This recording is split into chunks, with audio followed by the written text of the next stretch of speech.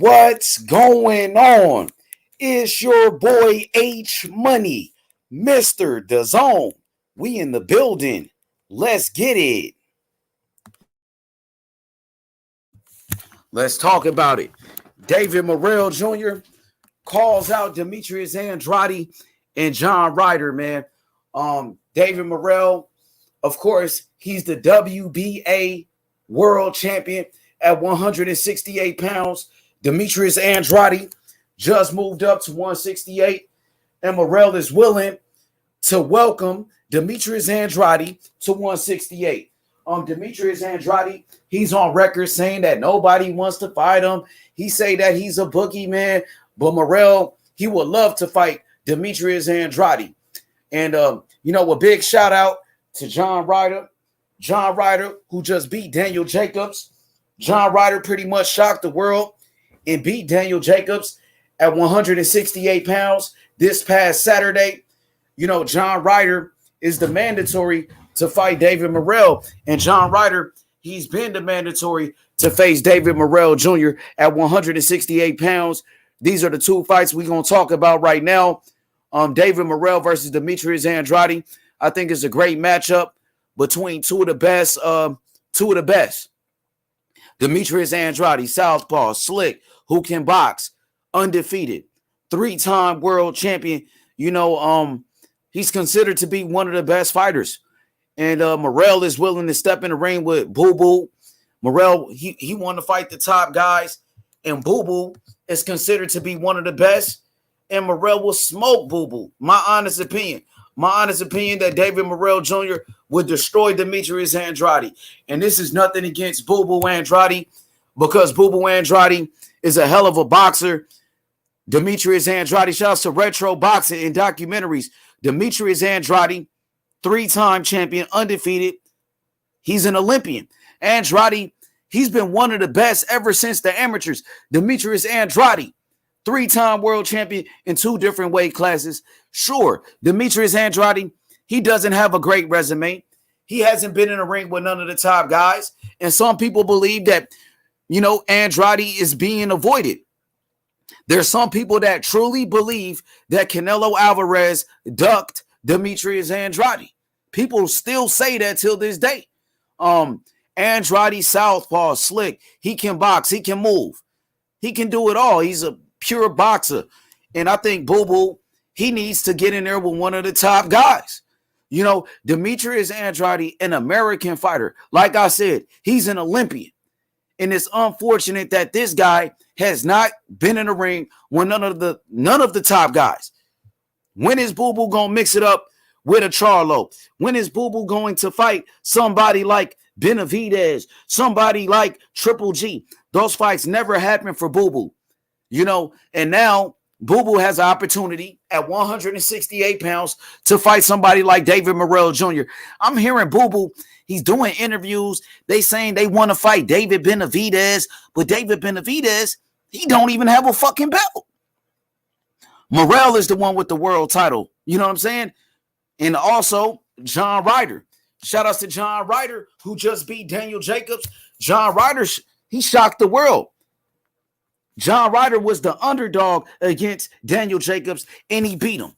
John Ryder is now the mandatory for the WBA world champion, David Morrell Jr. David Morrell is the WBA world champion. He has the strap. He got the belt. What up, Sly? What's good, Sly?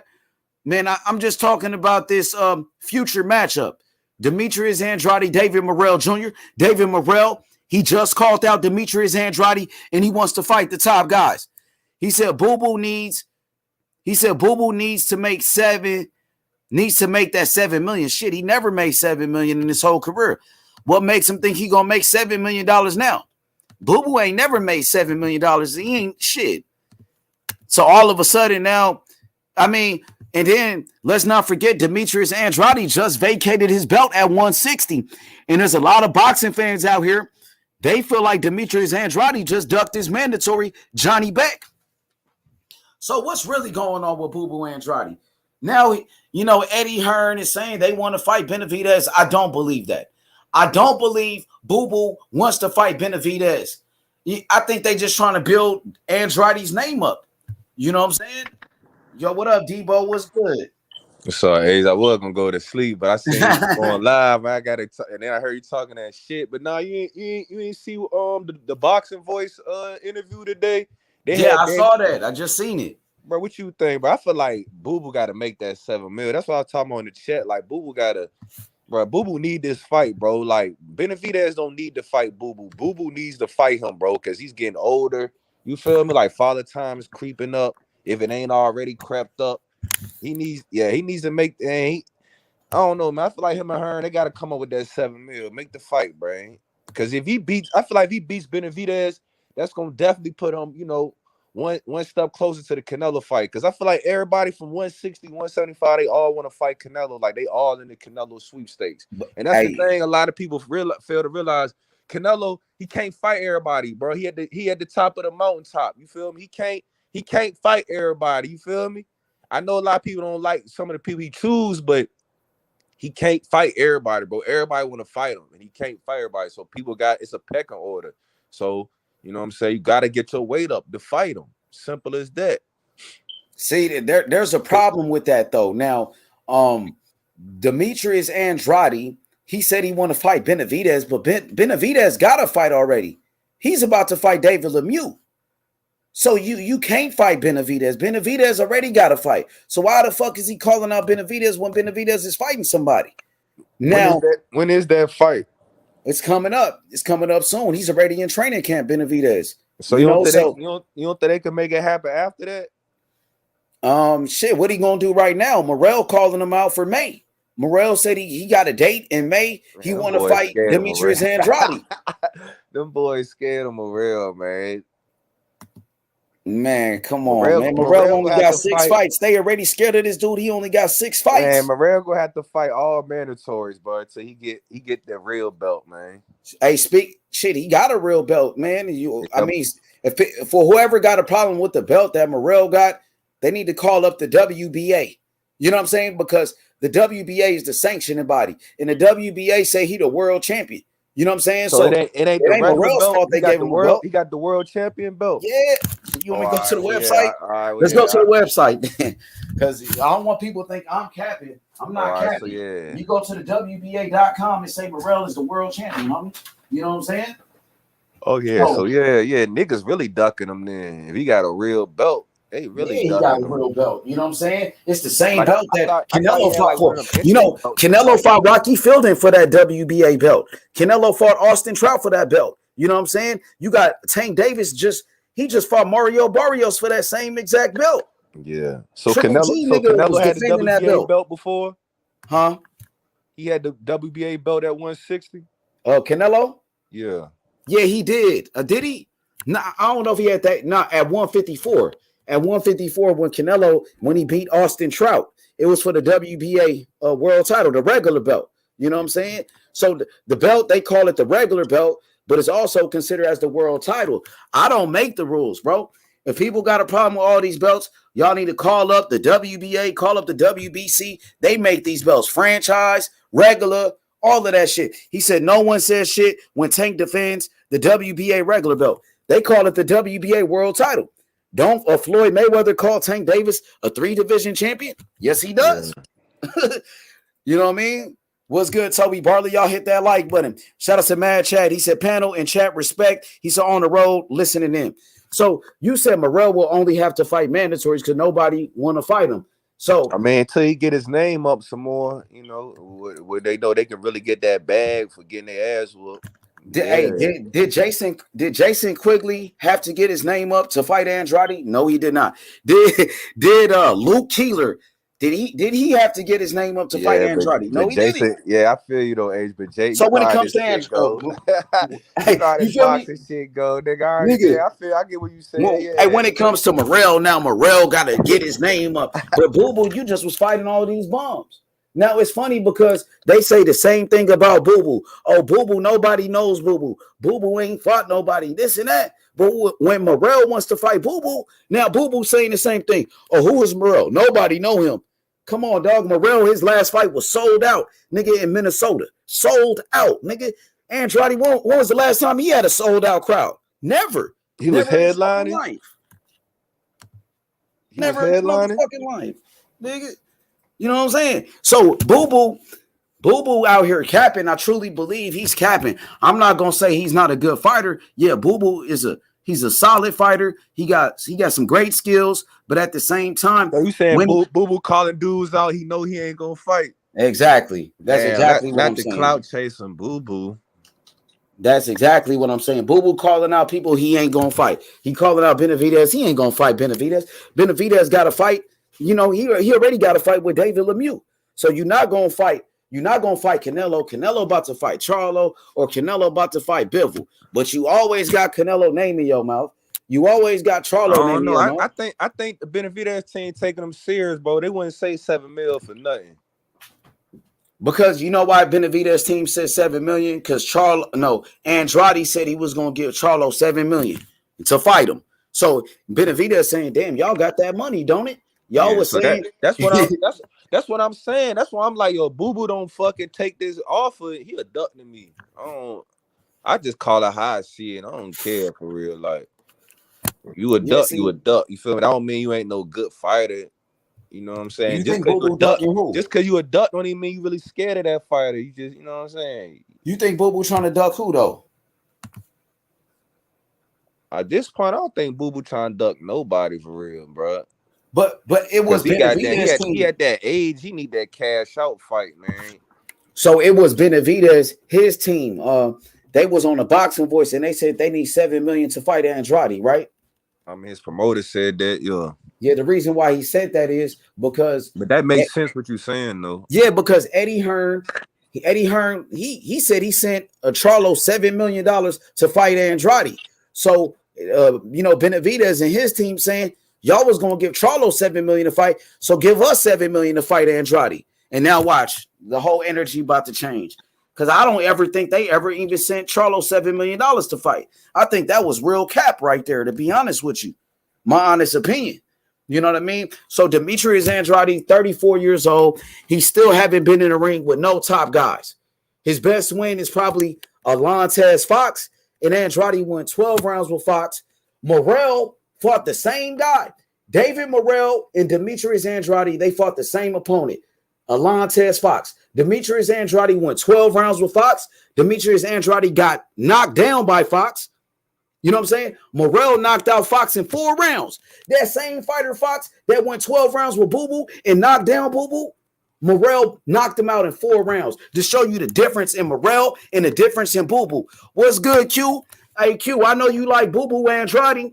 You know, David Morrell Jr. calling him out for a fight in May. Boo Boo, he always calling out fighters. He ain't going to fight, nigga. David Benavidez, he's about to fight David Lemieux. Why is Boo Boo and Eddie Hearn clout chasing Benavidez? Now, if he wants to fight somebody from the PBC, he could fight Morrell Jr., homie. Boo Boo Andrade always talking about fighting PBC fighters like Charlo. Now he calling out Benavidez. Shit, call out Morrell. He fights on the PBC. Morrell is the motherfucking champion. Morrell, he's available in May. This right here is an official call out to Demetrius Andrade in May to fight David Morrell Jr., homie. Don't fight no bums. Don't act like you want to fight Benavidez, but you're going to turn around and fight Zach Parker, a bum. Come on, man. Nigga, we going to call Boo Boo out, nigga. Boo Boo say he the baddest motherfucker at 168. Hell nah, nigga. Morrell knock his ass out, nigga. 168. Morrell the top dog, homie. You know, Canelo is the undisputed champion. I give him that. Canelo. But besides Canelo, Morrell right now is the top dog, homie. And fucking Boo Boo can get it, my nigga. That's what I'm gonna say. And now, I want to talk about the mandatory thing because you said if David Morrell, if he can't find any fights with like a Boo Boo or the other guys, the top names, you said he will have to fight mandatories. Well, his mandatory right now is John Ryder. John Ryder just beat Daniel Jacobs. Oh, yeah, I like now that. Ryder's his Mando. So shit, what's up with this fight, Morrell and John Ryder? What you think about that? I don't think Ryder makes it past the 6. For real? Yeah, I ain't gonna lie. You already know how I feel about Morrell, man. He one of them ones, man. Him and What Boots. you thought about that fight with Morrell? I can't wait to Boots. Him and Boots start getting the fights they should be getting, man. They gonna shock a lot of. Well, they ain't gonna shock some people. I mean, they gonna shock some people that don't know him. But you know, the real boxing enthusiasts, we already know what time it is with these two. It's time for some new flavor, man. Get these old niggas out the way, man. Fuck it, nigga. I'm an OG in the game. I want to see some new flavor, man. I feel like some of the niggas my age and shit, a little bit younger in the game, they holding this shit up, man. Let these new niggas get on ahead, take over, man. These niggas want to fight, man. Some of these niggas want to fight. For Did real. you see that fight between John Ryder and Daniel Jacobs? And what did you think about it? I didn't watch the full fight, but I caught some highlights, so I can't really make a full assessment on it.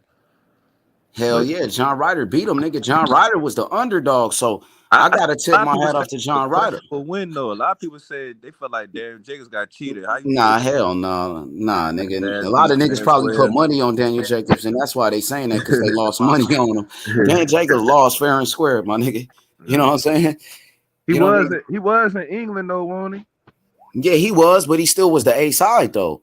Yeah. He was the A side. Daniel Jacobs is a much bigger name than John Ryder. But John Ryder now, he made a name for himself. Now, John Ryder is Morrell's mandatory. So, you know, what's up with that smoke? You know, if Morrell can't get Boo-Boo, if Boo-Boo gonna cap, you know what I'm saying? Boo-Boo just want to fight bums. What's next? We go after John Ryder, the mandatory. Man, I truly believe John Ryder got a bigger win on his record than Boo-Boo. John Ryder, I thought he beat Callum Smith. I thought he got robbed in that fight. Hey, nah, he do though. I ain't gonna lie. Daniel Jacobs is the biggest, bigger name than everybody on Boo Boo resume. That's what I'm saying. And Boo Boo could have fought Daniel Jacobs too. Now that we booked, like they, you know, they say they friends. They ain't gonna fight. Because one point in time, Daniel was a premier fucking digger at 160 and 168. Yeah, he was. Yeah. I wonder what happened to that. He was one of the top names. What happened to that though? Man, he faded away, man. He never got the fucking Charlo fight, man. He fades too, bro. That motherfucker, what's up, Ron? What I up, guess brother? he didn't take it serious because Daniel shouldn't have lost to no John Ryder, man. I don't think Daniel takes boxing serious no more, man. And then Jacobs has a tendency of fading, bro. You could see it every fight. Like Daniel going through the motions, man. Yeah, exactly. I already knew that outcome. I never thought Danny Jacobs was all of that to begin with. Like, yeah, he was. He's okay. He's a good fighter. I'm not saying he's a bum, but I never thought like he was, you know, the best. Yeah, I ain't never thought he was elite neither, but he still was, you know, like almost a gatekeeper. Yeah, he always did enough to stay relevant a little bit, you know what I mean? But not great. Hell yeah. But, you know, John Ryder beat him fair and square, Debo. Like, a lot of people was lying, bro. Like, that shit wasn't no fucking robbery. He beat that nigga. You know what I'm saying? Daniel Jacobs came in there. He ran out of gas. He ran out of gas. He got tired. And John Ryder landed the harder shots. John Ryder, he hurt Daniel Jacobs like 2 to 3 times in that fight. Wobbled the shit out of him, nigga. He had to hold on for dear life. So, you know, John Ryder definitely deserved the credit. You know, he won the fight. He was the underdog. He shocked the world. So now he's the mandatory for the champion, Morrell Jr. Let's make that shit happen. John Ryder, Morrell, Demetrius Andrade, Morrell. Prime time. There's a lot of boxing fans that they be capping for Demetrius Andrade. They act like people are ducking him when he's really the one that's avoiding fights. He just hey, nah, real talk though. I still ain't that's really. A lot of people forget he ducked that Jamel fight. That's why I feel like the Charlos don't want to get in the fight just because he do bad business. You know what I'm saying? That's what I'm saying. That's why I get so upset when people are like, well, why is Canelo ducking him? I think Canelo just is, what are you doing? Like, I don't need to, like, what? I'm on top of the pendulum. What are you talking about? You know what I'm saying? Canelo ain't fighting. I feel like Canelo ain't fighting Boo Boo because shit, nobody fucking knows Boo Boo outside of I mean that's what it is, bro. I mean, I don't think Canelo's like genuinely afraid of Boo Boo. Don't know boxing casual know anything about no fucking at all. Demetrius Andrade at all. I can go across the whole world and find a casual fan, and I say, do you know Demetrius Boo Boo Andrade? I mean, do you know Demetrius Boo Boo Andrade? They gonna be like, hell no. Hey, you wanna make it even harder? So do you know Boo Boo? They're gonna say what? But in retrospect, that's Boo Boo fault why niggas don't know him. Cause he been had chances to take the big fights and make more of a bigger name. So in actuality, it's all his fault for real. Like, hey nigga, people talk about how they said Ryan Garcia, he's the king of pulling out of fights. Well, Boo Boo, he pulled out of a fight the week of the fight with Charlo. And I ain't gonna say Boo Boo's not a good fighter. Boo Boo got skills. Boo Boo can box, but you know, if Boo Boo would have took that Charlo fight, say he would have beat Jermell Charlo, that would have been a good name on his resume. Good ass man, and he would have probably got the Canelo fight already. Yeah. And you know what the thing about Ryan is that he Canelo might just pull out of fights, but everybody and their mama knows about Ryan. Grandmas, little kids, everybody. You know what I'm saying? So it's a big High difference. school students, all of them. Everybody. Ryan Garcia. Yeah. Yeah, that's because that nigga know how to. He the king of social media, bro. He know how to Exactly, use that bro. shit. And then he fuck. If you notice, I mean, if you ever watched his social media handles, he fuck with all them social media influencers like Jake Paul. That shit helps. You feel me? Like it does, that's bro. what niggas got to do. Like a nigga like Bud, like if Bud is a fucking introvert, you know what I'm saying? But if he just was more, you know what I'm saying, just hang around more people per se, like you know what I'm saying, he would be more known. That's why I feel like Tank is known because he always hang around the rap stars. He hang around the hottest rappers. He always hang around Lil Baby. He always fucking around with Dirt. You know that's what it's I'm saying? about That shit nowadays, helps bro. Marketing. That's why I said Bob should have knew, man. Bob should have knew what type of dude Bud was and move accordingly. Like you know your fighter introvert, or you got an artist that's an introvert. That's where you gotta. All right, I need to put more money in my promo. Then you know what I'm saying. Bud even fights like an introvert. You know what I mean? But even his fights sometimes are like, what the fuck? You know what I'm saying? Like it's just who he is, bro. And that's what I try to tell people, man. But they're like, well, Ryan Garcia ain't shit. I'm like, well, Ryan Garcia's out here on TikTok and shit, and that's what you need to do these days, bro. I'm sorry. You know what I'm saying? Ryan Garcia, the TikTok. Yeah, it's true, bro. When 7-year-olds are like, I want to see Ryan Garcia, it's something else. You know what I mean? Hey, Prime, what you think about Ryan Garcia training with Joe Goopson? Joe Goose, that's good. That's good for him because he's gonna have more one-on-one time with a great trainer. You know what I mean? Opposed to being with Eddie Reynoso. I said that from the beginning. Reynoso is busy, bro. He doesn't have time to coddle nobody or be there one-on-one with them. You know what I mean? Except that's not his job, though. Right? That's not his job to fucking do that. Yeah, exactly, and that's what Ryan needs. I mean, Ryan needs that. Like he needs to be the Canelo in the gym type. You know what I mean? Bro, he wants to be over Canelo. Stop. Yeah, you know what I mean? He wants to be. I mean, you can't knock his goals though. Yeah, I can't knock. If Ryan want to be the best boxer ever, I'm all for it. Fuck it. A lot of people said Ryan couldn't deal with Canelo when Canelo criticized him. He couldn't deal with that. That's what people were saying. What y'all think about that? Any truth to it? That Ryan, it might be some truth. They said that shit bothered him when Canelo put him on blast. I think he won't say it because he just came up with a little 2-minute interview, or not interview, but 2-minute little thing on YouTube. I don't know if you guys seen it. And he was talking about it was like on a live or some shit. Yeah, and he was talking about it, and he just said, "No, there's no bad blood, there's no bad feelings. I just needed to go somewhere that had more time." So he said the same thing that I was saying, but who knows in his heart what he felt. Hey, they said T.O. replaced Ryan at Eddie Jones. That's what I've been hearing. Like, that's what I heard. T.O. trying to take Ryan's spot, go with Eddie Reynoso. What y'all think?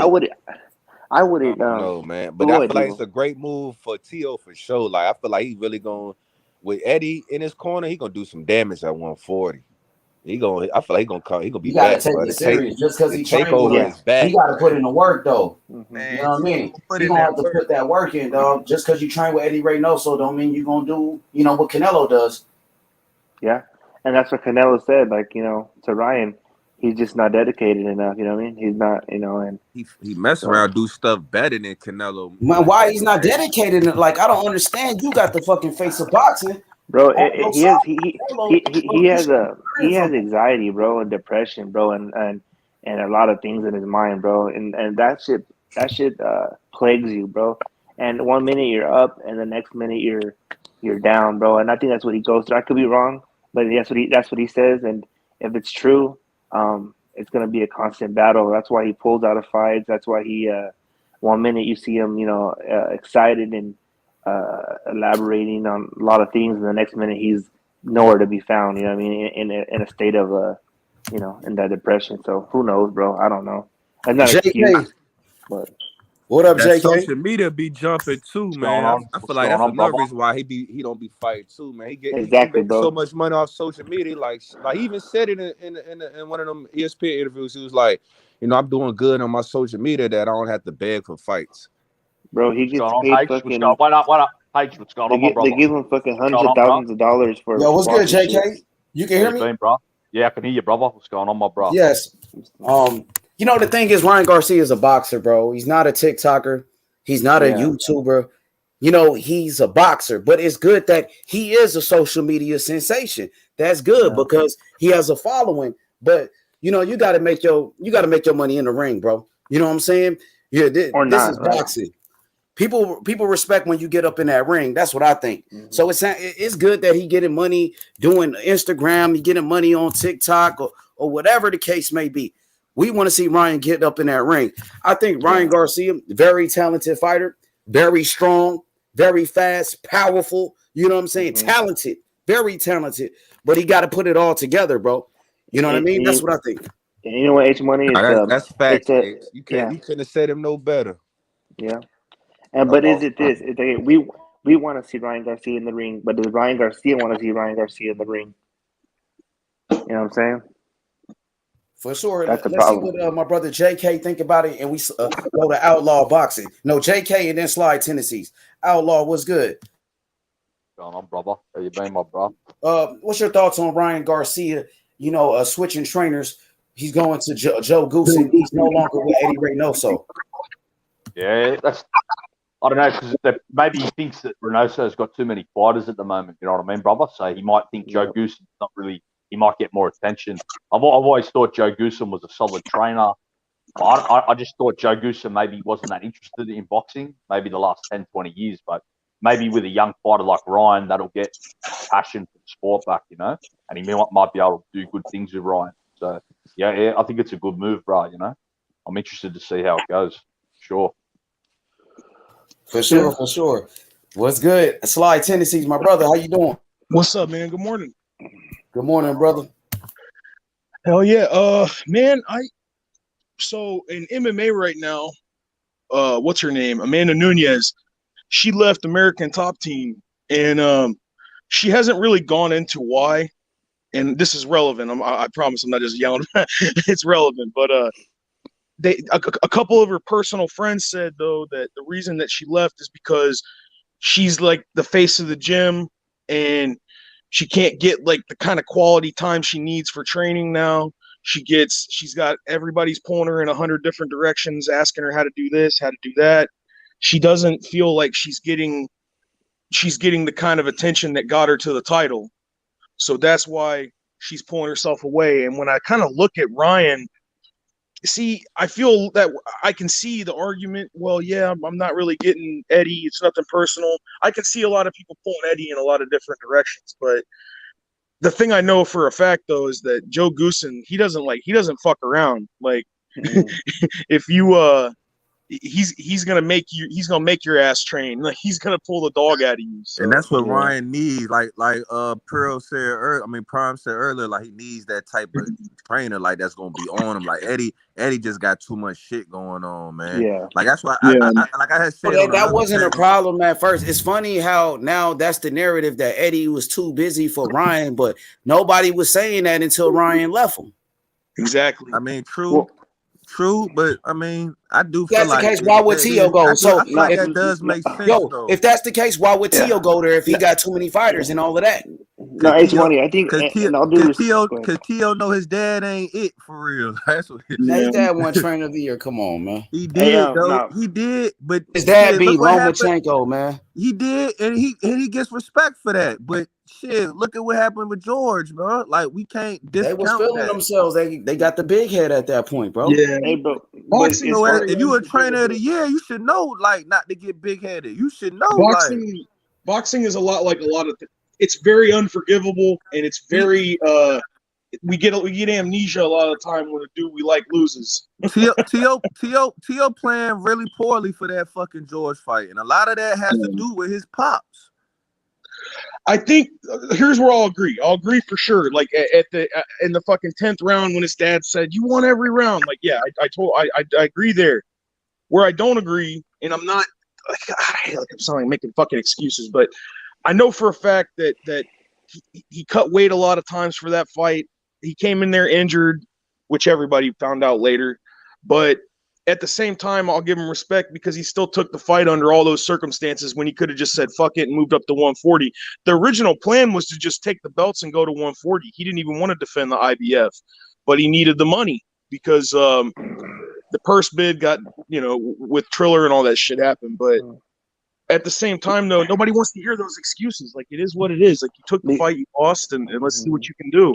But let's see what he can do if he goes with Eddie, man. I really think Eddie can really get that talent out of him. He can get him to let you have better footwork. Don't be going in there headhunting like that, man. You're the champ.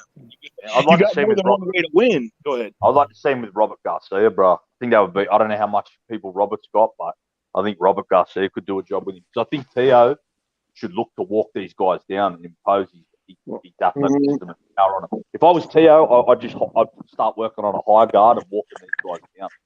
Yeah. Instead of you know what's great, bro? With that fucking the head movement too, though. Outlaw, he got to be elusive with it. He can't just be in his high guard and be stiff. Bro. You got to be elusive. Walk forward with the high guard and little head movements like Robert Garcia and Ryan Garcia. And who else to learn head movement from one of the best head movement guys in the game? Ryan. Yep. Ryan defense is trash, bro. Let's be Ryan's honest. defense sucks. Yeah, he do got some suspect defense. He be leaving his chin up and shit every time he throws.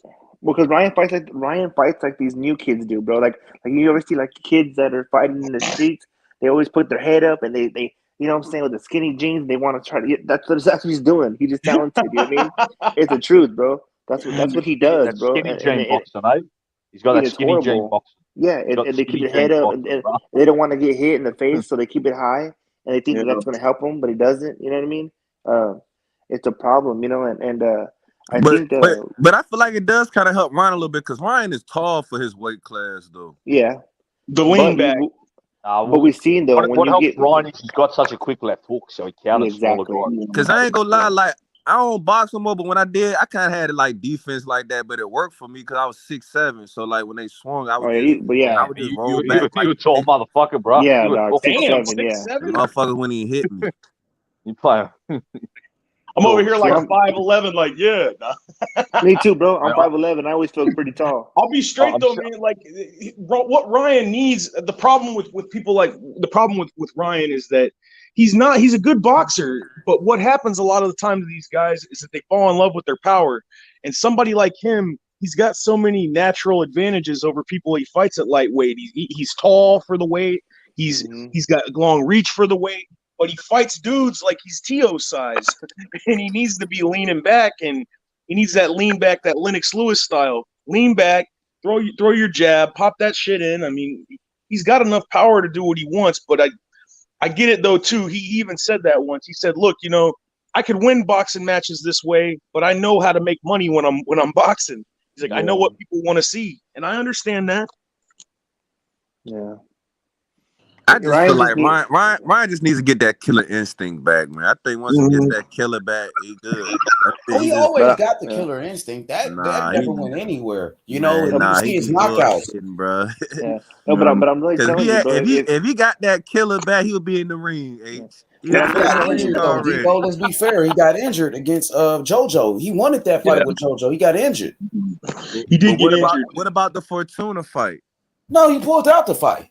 Yeah, he pulled out of that. That's what I'm saying. If he had, we know why he pulled out of the Haney if fight. That killer was up in him, he would have made that fight. Nah, I'm telling you, bro. Ryan know Fortuna ain't fucking with him, man. You know what it is, bro? Fortuna, dirty motherfucker, could make it a dirty fight. Headbutt you and all of that shit. But I really believe that he really battles, bro, with mental illness, bro. I think he really does, bro. So I'm telling you. So I think you don't think all them boxers battle with mental illness, getting hit in the head repeatedly, bro? No, but I'm saying now all of a sudden every fighter got mental illness because Ryan Garcia. But when he's online talking about he wants suicidal thoughts and shit, when bro, Tyson Fury had mental illness, nobody believed the dude. You know what I'm saying? People called him a crackhead and a junkie. Yeah. He's crazy. Ryan got it. Yeah, they're still calling him that. You have to understand that, like in the fighting game, man. Like, and it's no shade. Like I got fucking mental illness, man. I got anxiety and all kinds of shit from when I was in the man. But I grew up in the fucking hood. I got mental illness from getting shot at. So I'm a fucking kid. Well, no, I understand, but I so feel did I, you. bro. I feel you. No, I understand, but some people, but I'm telling you, bro, but some people go through it in a different way, bro. What he's talking about No, I know. suicidal That's what I'm thoughts. saying. I agree You know with you. But what I'm saying is that in the fighting game, it's not that people, it's not the people that know him don't feel that way. It's that the fans, like when they're paying their money, they don't want to hear that shit. They're like, oh I man, know it's ruthless. he's got Yeah, mental illness. He's I wiping his know. tears away with $100 bills. Well, But but then at the the same person time, if who's born at the knows same how to time keep at the same time he blows his whole noodle off, they're gonna be like, yeah. man, we gotta stop, attacking The these fighters pressure when to they say these perform has things. got to be absolutely insane for him, especially because not just with the boxing, but he puts himself out there in a way a lot of like famous boxers do, especially with this like TikTok shit, getting millions of views, and then he goes and fights. And imagine if he loses, like he's gonna fucking hate, he's gonna hate himself. I get it. And he might be I ain't gonna lie, bipolar too. Who knows? Ryan lose, he deleting all his social media ASAP. That's That shit why dumb. Muhammad Ali was the best to ever do it, Soon because as he would Ryan go into your lose, town. he deleting all the social media shit. Which That's why Muhammad Ali was the he best to should ever do do it. anyway. Which I feel like Why? would have What been made smart Ali the move, best because to that's ever what's do it, making him Sly? the money. What made Ali the best to ever do it is that win, lose, draw, he's gonna fight anybody and everybody. He's gonna come and fight you in your town. Like he would come into your city. Like when he fought, I'm trying to think of Henry Cooper. He went into fucking Henry Cooper City. Bro. He went another country. He would go into your country, talk shit to you, talk shit to all your media, and then go fight you and beat you, like and do it in front of millions of people. Like he was always getting booed, and he realized when he was younger that he would watch this famous wrestler that he hated, and then he realized that the reason that people were paying to see the wrestling match is because there was a bad guy. Gorgeous George. He realized that, man, these people were paying. He knew wrestling was a work, but he knew that people wanted to see George lose. So he said, I'm going to make that my boxing. I'm going to go in there and I'm going to talk shit. Like, look at the Sonny Liston shit. Imagine if he would have lost to Sonny Liston, you would have never heard from him again. That's what makes him the best, because even when he lost, I mean, look at the Kenny Norton shit. He was about to get the George Foreman fight, and he fights a dude that nobody's ever heard of. Kenny Norton made $300 in his last fight before he fought Ali, and he fucking beat Ali, and Ali fought him 2 more times. Like, the dude's Ken Norton was a motherfucking beast, though. He was a beast. All due respect, he was a Marine boxer in the Marines and shit. Nobody thought that he was going to do anything, and that was Ali, though. Shit, his he son was like, was man, even I a ain't beast. training for this dude, and he'd fucking go out there and lose, and then he'd go back and get the get back on you. I thought he beat Ali 2-1 at least. I don't know, man. It's hard to. We're gonna get. You know what it is too, though. Ali was there'll never be another Ali type, because he was more of an entity, right? He had a bunch of things in and outside the ring.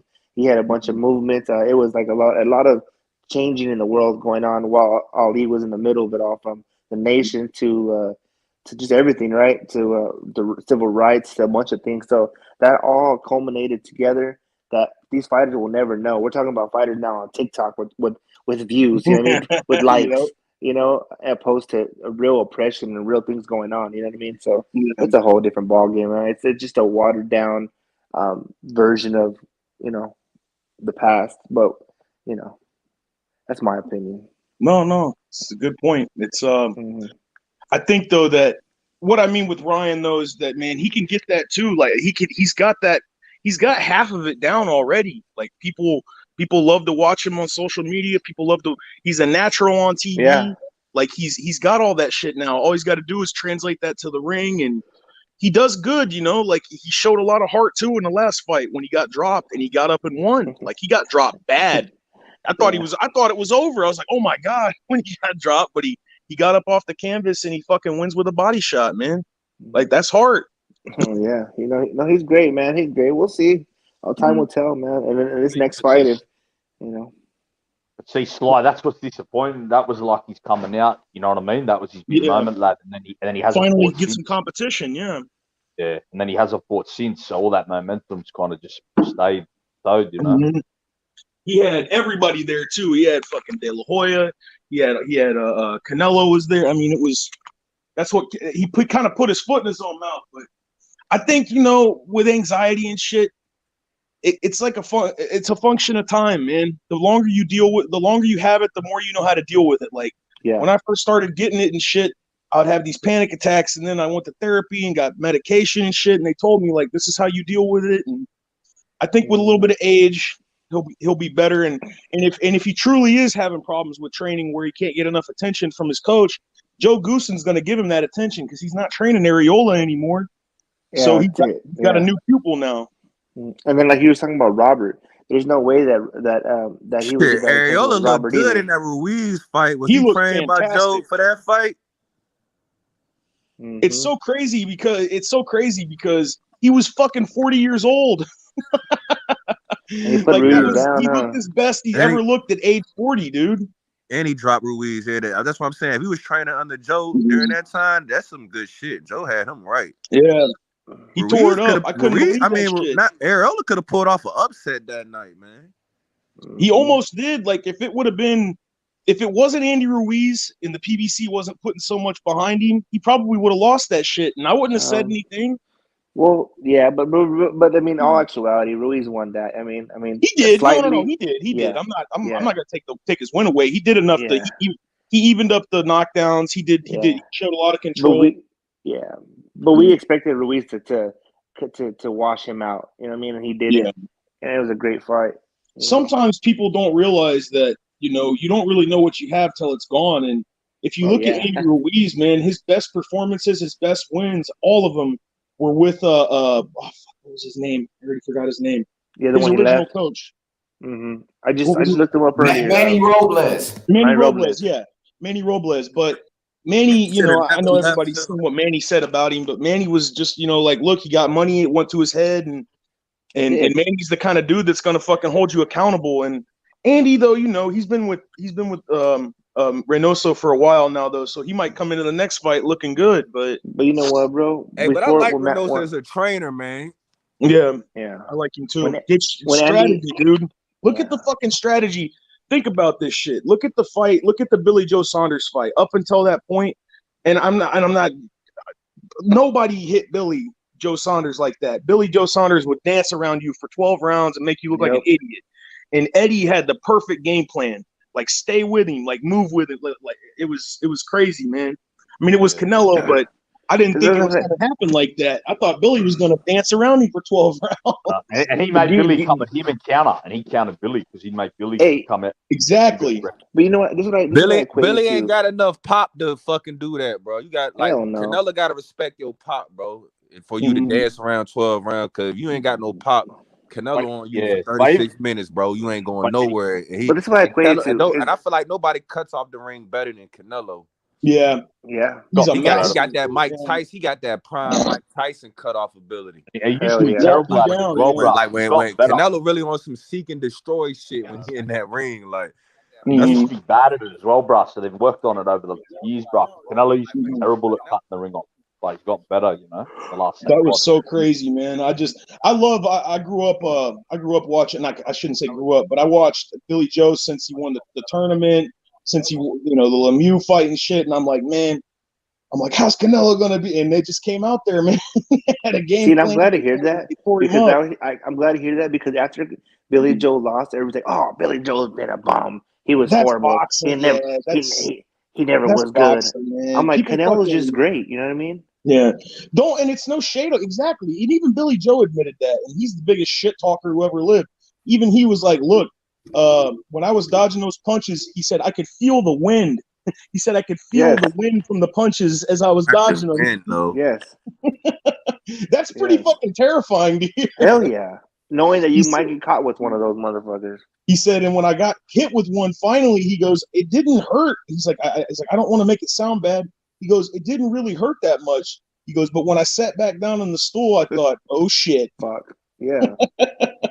Exactly. I mean, it is what it is, man. And you know what I always equate it to? Is Reynoso that good? Or is it or is it that Canelo just a super talent? It's like with I Tom think it's a Brady, right? combination of both. I think you know, because I feel like you don't get one without the other. Like you don't get Eddie without Canelo. You don't I'd get still lean more to without Eddie. Canelo. Like I'd lean more to Canelo though. It's a match made in heaven. Like, and if you know the history, they he started out with Canelo as a little kid. Like, you know what I'm saying? Like they really grew up together. Like that's a real success story, like a real good success story. Because I always thought about they said Eddie was like a fucking butcher or something in Mexico. Now look at him, motherfucker, stupid paid, multi-millionaire. You know what I'm saying? I swear to God, dude, it's one of the sports where you can have any kind of background. Like, I mean, not to sound like I'm not trying to sound like I'm hating, but what did Teofimo's dad do before he became a boxing? You know what I'm saying? Like, and he wrote the game plan to beat Lomachenko. Well, it's a poor man's sport, bro. This boxing was a poor man's sport to begin with. You know what I mean? So it was for the people who were the butchers, who were the janitors, who were picking. Look at Robert Garcia's dad. He was in the fields, bro. He would come to the gym with grape fucking stains all over his pants and clothes, bro. You know what I mean? So that you know what I mean? And then what happens is, the money eventually ends up corrupting all. You know what I mean? Yeah, exactly. Absolutely. You know what I'm saying? Especially to people who never had it, which is the minorities for the most part that are and it is what it is. You know what I mean? Or not even minorities, just anybody that don't have it. That's what a lot of people don't understand. Like I was talking to my sister about that because she's a big Teofimo fan, and she said, "How did he gets all this money and then he goes crazy?" I said, Sarah, you're talking about people that have never had money. Exactly. What do you expect them to do? Just put it all in escrow and then hope, like, come on, man. Like, you got to be smart. You got to know where it came from too. But I don't fault people for spending money they've never fucking had before. They don't know how to manage it. That's why a lot of the Cuban fighters, when they come to America, they they're not hungry anymore because they've never even been able to have any freedom. So that's why that's a good example. They don't really understand. Look at Andy Ruiz. Andy Ruiz he beat AJ and he went and bought himself a fucking mega mansion, jewelry, and was eating fucking 3,000 tacos every day, bro. So it's the truth. Well, Andy actually said something about that too. He said, "Look, it wasn't that." He said, "It wasn't that I didn't." He goes, "People don't understand, he's like, I've been training boxing since I was fucking 6 years old." Yes. Like, he's like, and you expect me to dump $10 million in my lap, and I'm just going to be a normal fucking person? I think he's always had discipline problems, though. Yeah. But you got to think too. Like he said, he finally reached a pinnacle, right, with the purse, and then he's never seen before, on top of the world. So it's like he felt like everything that he trained for, like I said, it came full circle. And then exactly not knowing you're not an accountant, you're a boxer. You don't know nothing about nothing. You know what I mean? He stepped the life, so he made it. He was crazy because he fucking pulled up. I remember he pulled up in the Phantom and shit. I was like, what the fuck? I even thought, like, damn, how much did he get paid for that fight? Fucking $300 million? What the fuck? He didn't get that much. He got 18% of the purse between him and AJ, but it being an AJ fight, it was good money. Who, Andy? He made at least $10 million. Y'all talking about Andy? Yeah. The first fight, I think he made 5, and then the second fight he got 15 in a rematch. I don't like to count niggas' pockets, but you said Andy made 5 as a the first one. Yeah, the first one. You got to understand though. The reason he only made 5 is because he took the fight on 2 weeks' notice. He said only. That's what I'm saying. Only he took the fight on what? Would you say 2 weeks' notice, and he made 5? Yep, and then he turned that 5 into 15 in a rematch. Yeah. Then he got and on top of that, that's what? Here's the other thing. When they asked him, I remember him in an interview, they said, "Why do you want to take an 18%?" Because he just came off of the Joseph Parker loss. He said, "Because if I win the belts, then I'm the A side." I heard before the bell. Salute. Yeah. What's up, brother? What's up? You know what's funny, yeah? Before that, the first AJ fight, he had never made over 1 million. He'd never made over 1 million. I think his highest purse was like 800 or 800,000. Yeah. So from 800,000 to 5 million is still crazy. Hell yeah. And now he only made 900.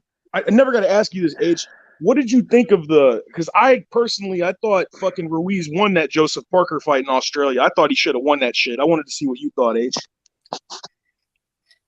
No, it was in New Zealand. It was in Parker's home. Sorry, New Zealand. My bad. Oh, yeah. No, I think Ruiz did win that fight, bro. And Joseph Parker, he's just Joseph Parker, bro. He don't have. I don't know. Frustrating, bro. Parker's got everything, lad. He's got quick feet. He's got power in both hands. He's got ring IQ, but he just ain't got that killer. He ain't got that bro, and he can't. And I even think he knows it, bro. And he's just kind of, he's good where he's at, and he gets his checks, and pretty much that's it, bro. Yeah, he looks like he's cashing out on it based on that last fight. They asked him for the Hrgovic fight, and he was like, "Hell no." Well, you know what? Yeah, no one wants to fight Hrgovic, man. Yeah, Hrgovic he's a problem. Scary. And also, there's no money in Hrgovic. Like, why would? And then Eddie Hearn gets these heavyweights. He's like, "Look, this is the next prospect," and they look like they're fucking just found him off the, I don't know where the fuck. It's like, what? I'm like, Eddie Hearn. Yeah, are you talking about Johnny Fisher? Yes, bro. I'm like, don't fucking piss on me and tell me it's raining, brother. Come on. Oh shit! You don't like Johnny Fisher?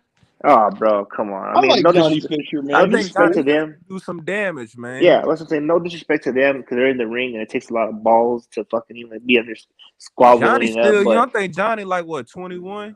22? Yeah. Who's Johnny Fisher? I never heard of him. And he got a crazy fan base already. Yeah.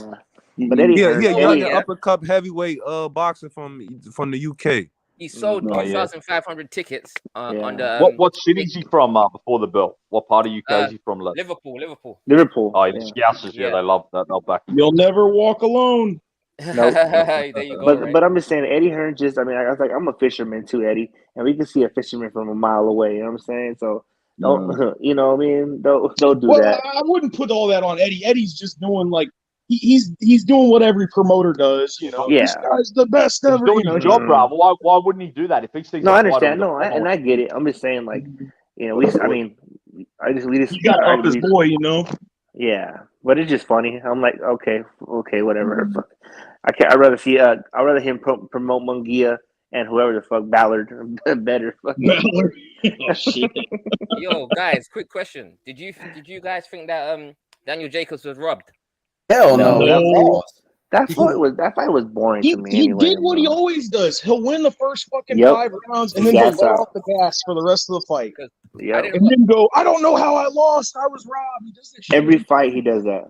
Okay, I didn't watch the whole. I watched the first 6 rounds. I gave the first round to John Ryder, and then rounds 2 to 6 to Daniel Jacobs. So I had Daniel Jacobs 5-1 up after the 6th round, but then I fell asleep, so I didn't see the later rounds.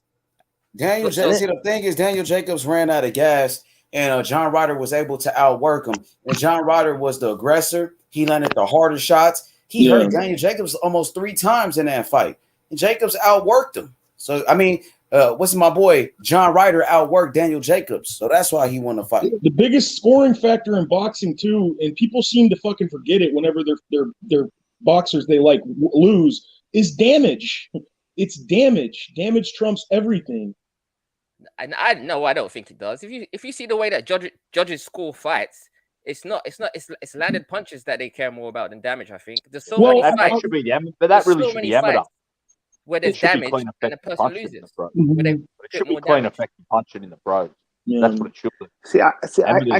I couldn't be a judge personally because I think I'm biased. I don't know how the judges are so like they're good. They must be good because if I see somebody the aggressor chasing the other person, doing damage, and the other person kind of just on the bike and maybe just pop shotting here and there, I wouldn't score it for them. But that's what I'm saying. You got to be real good. You know what? Yeah, I would score for the aggressor because that's who. Well, that's what California and Vegas judges are known for. They're known for favoring the aggressor. Yeah, maybe not all the time, but most of the time. But so many aggressive fighters, they miss so many shots, bro. I'll give you a perfect example, right? Who was Stephen Fulton versus Omar Figueroa? People were like, Omar Figueroa got robbed. No, he didn't get robbed. Do you know how many punches that guy missed? Yeah. That was really won that fight, bro. But I think it's landed punches in my opinion. And then I think and I hate using the word casual because I feel like I'm just a little bit above. I mean, I know a lot about boxing, I feel. But the casual fan is definitely going to see just somebody bullying forward, right? Yeah. And not see that he's missing punches, you know, especially when you're watching TV and you had a couple beers in you, know what I'm saying? You know what's a good way to score a fight? Watch it with the sound off. Oh yeah, turn that's the sound off. Watch it with no sound. My Muay Thai coach told me one time, because I hated, like, when I started doing Muay Thai and Jiu-Jitsu and shit, I freaking hated these, like, fucking beer gut, just bleed fans that are screaming, knock his teeth out. Like, I didn't like those people. But my Muay Thai coach, Jose, he told me straight up, he goes, look, dude, I understand why you feel that way, because you see something that they don't. He goes, but the problem is that this is prize fighting.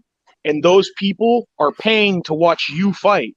He's like, so you have to remember that, like, nobody's going to pay for you if you're not going to be entertaining. And I said, I understand, but it's still it's the mob mentality. It's been happening since the day of the Romans, bro. They wanted to see some guts. They didn't want to see you just running around. You know, they paid to see fucking carnage. That's why you got to have so much respect for Mike Tyson, because Customato had the foresight to know, look, I'm going to make this dude a champion, but I'm also going to make his style something that everybody wants to see. And Emmanuel Stewart, in his last interview before he died, he was talking about that. He said, look, I knew that the reason I liked Mike Tyson so much is because win, lose, or draw, I knew I was going to see a bloodbath. Exactly.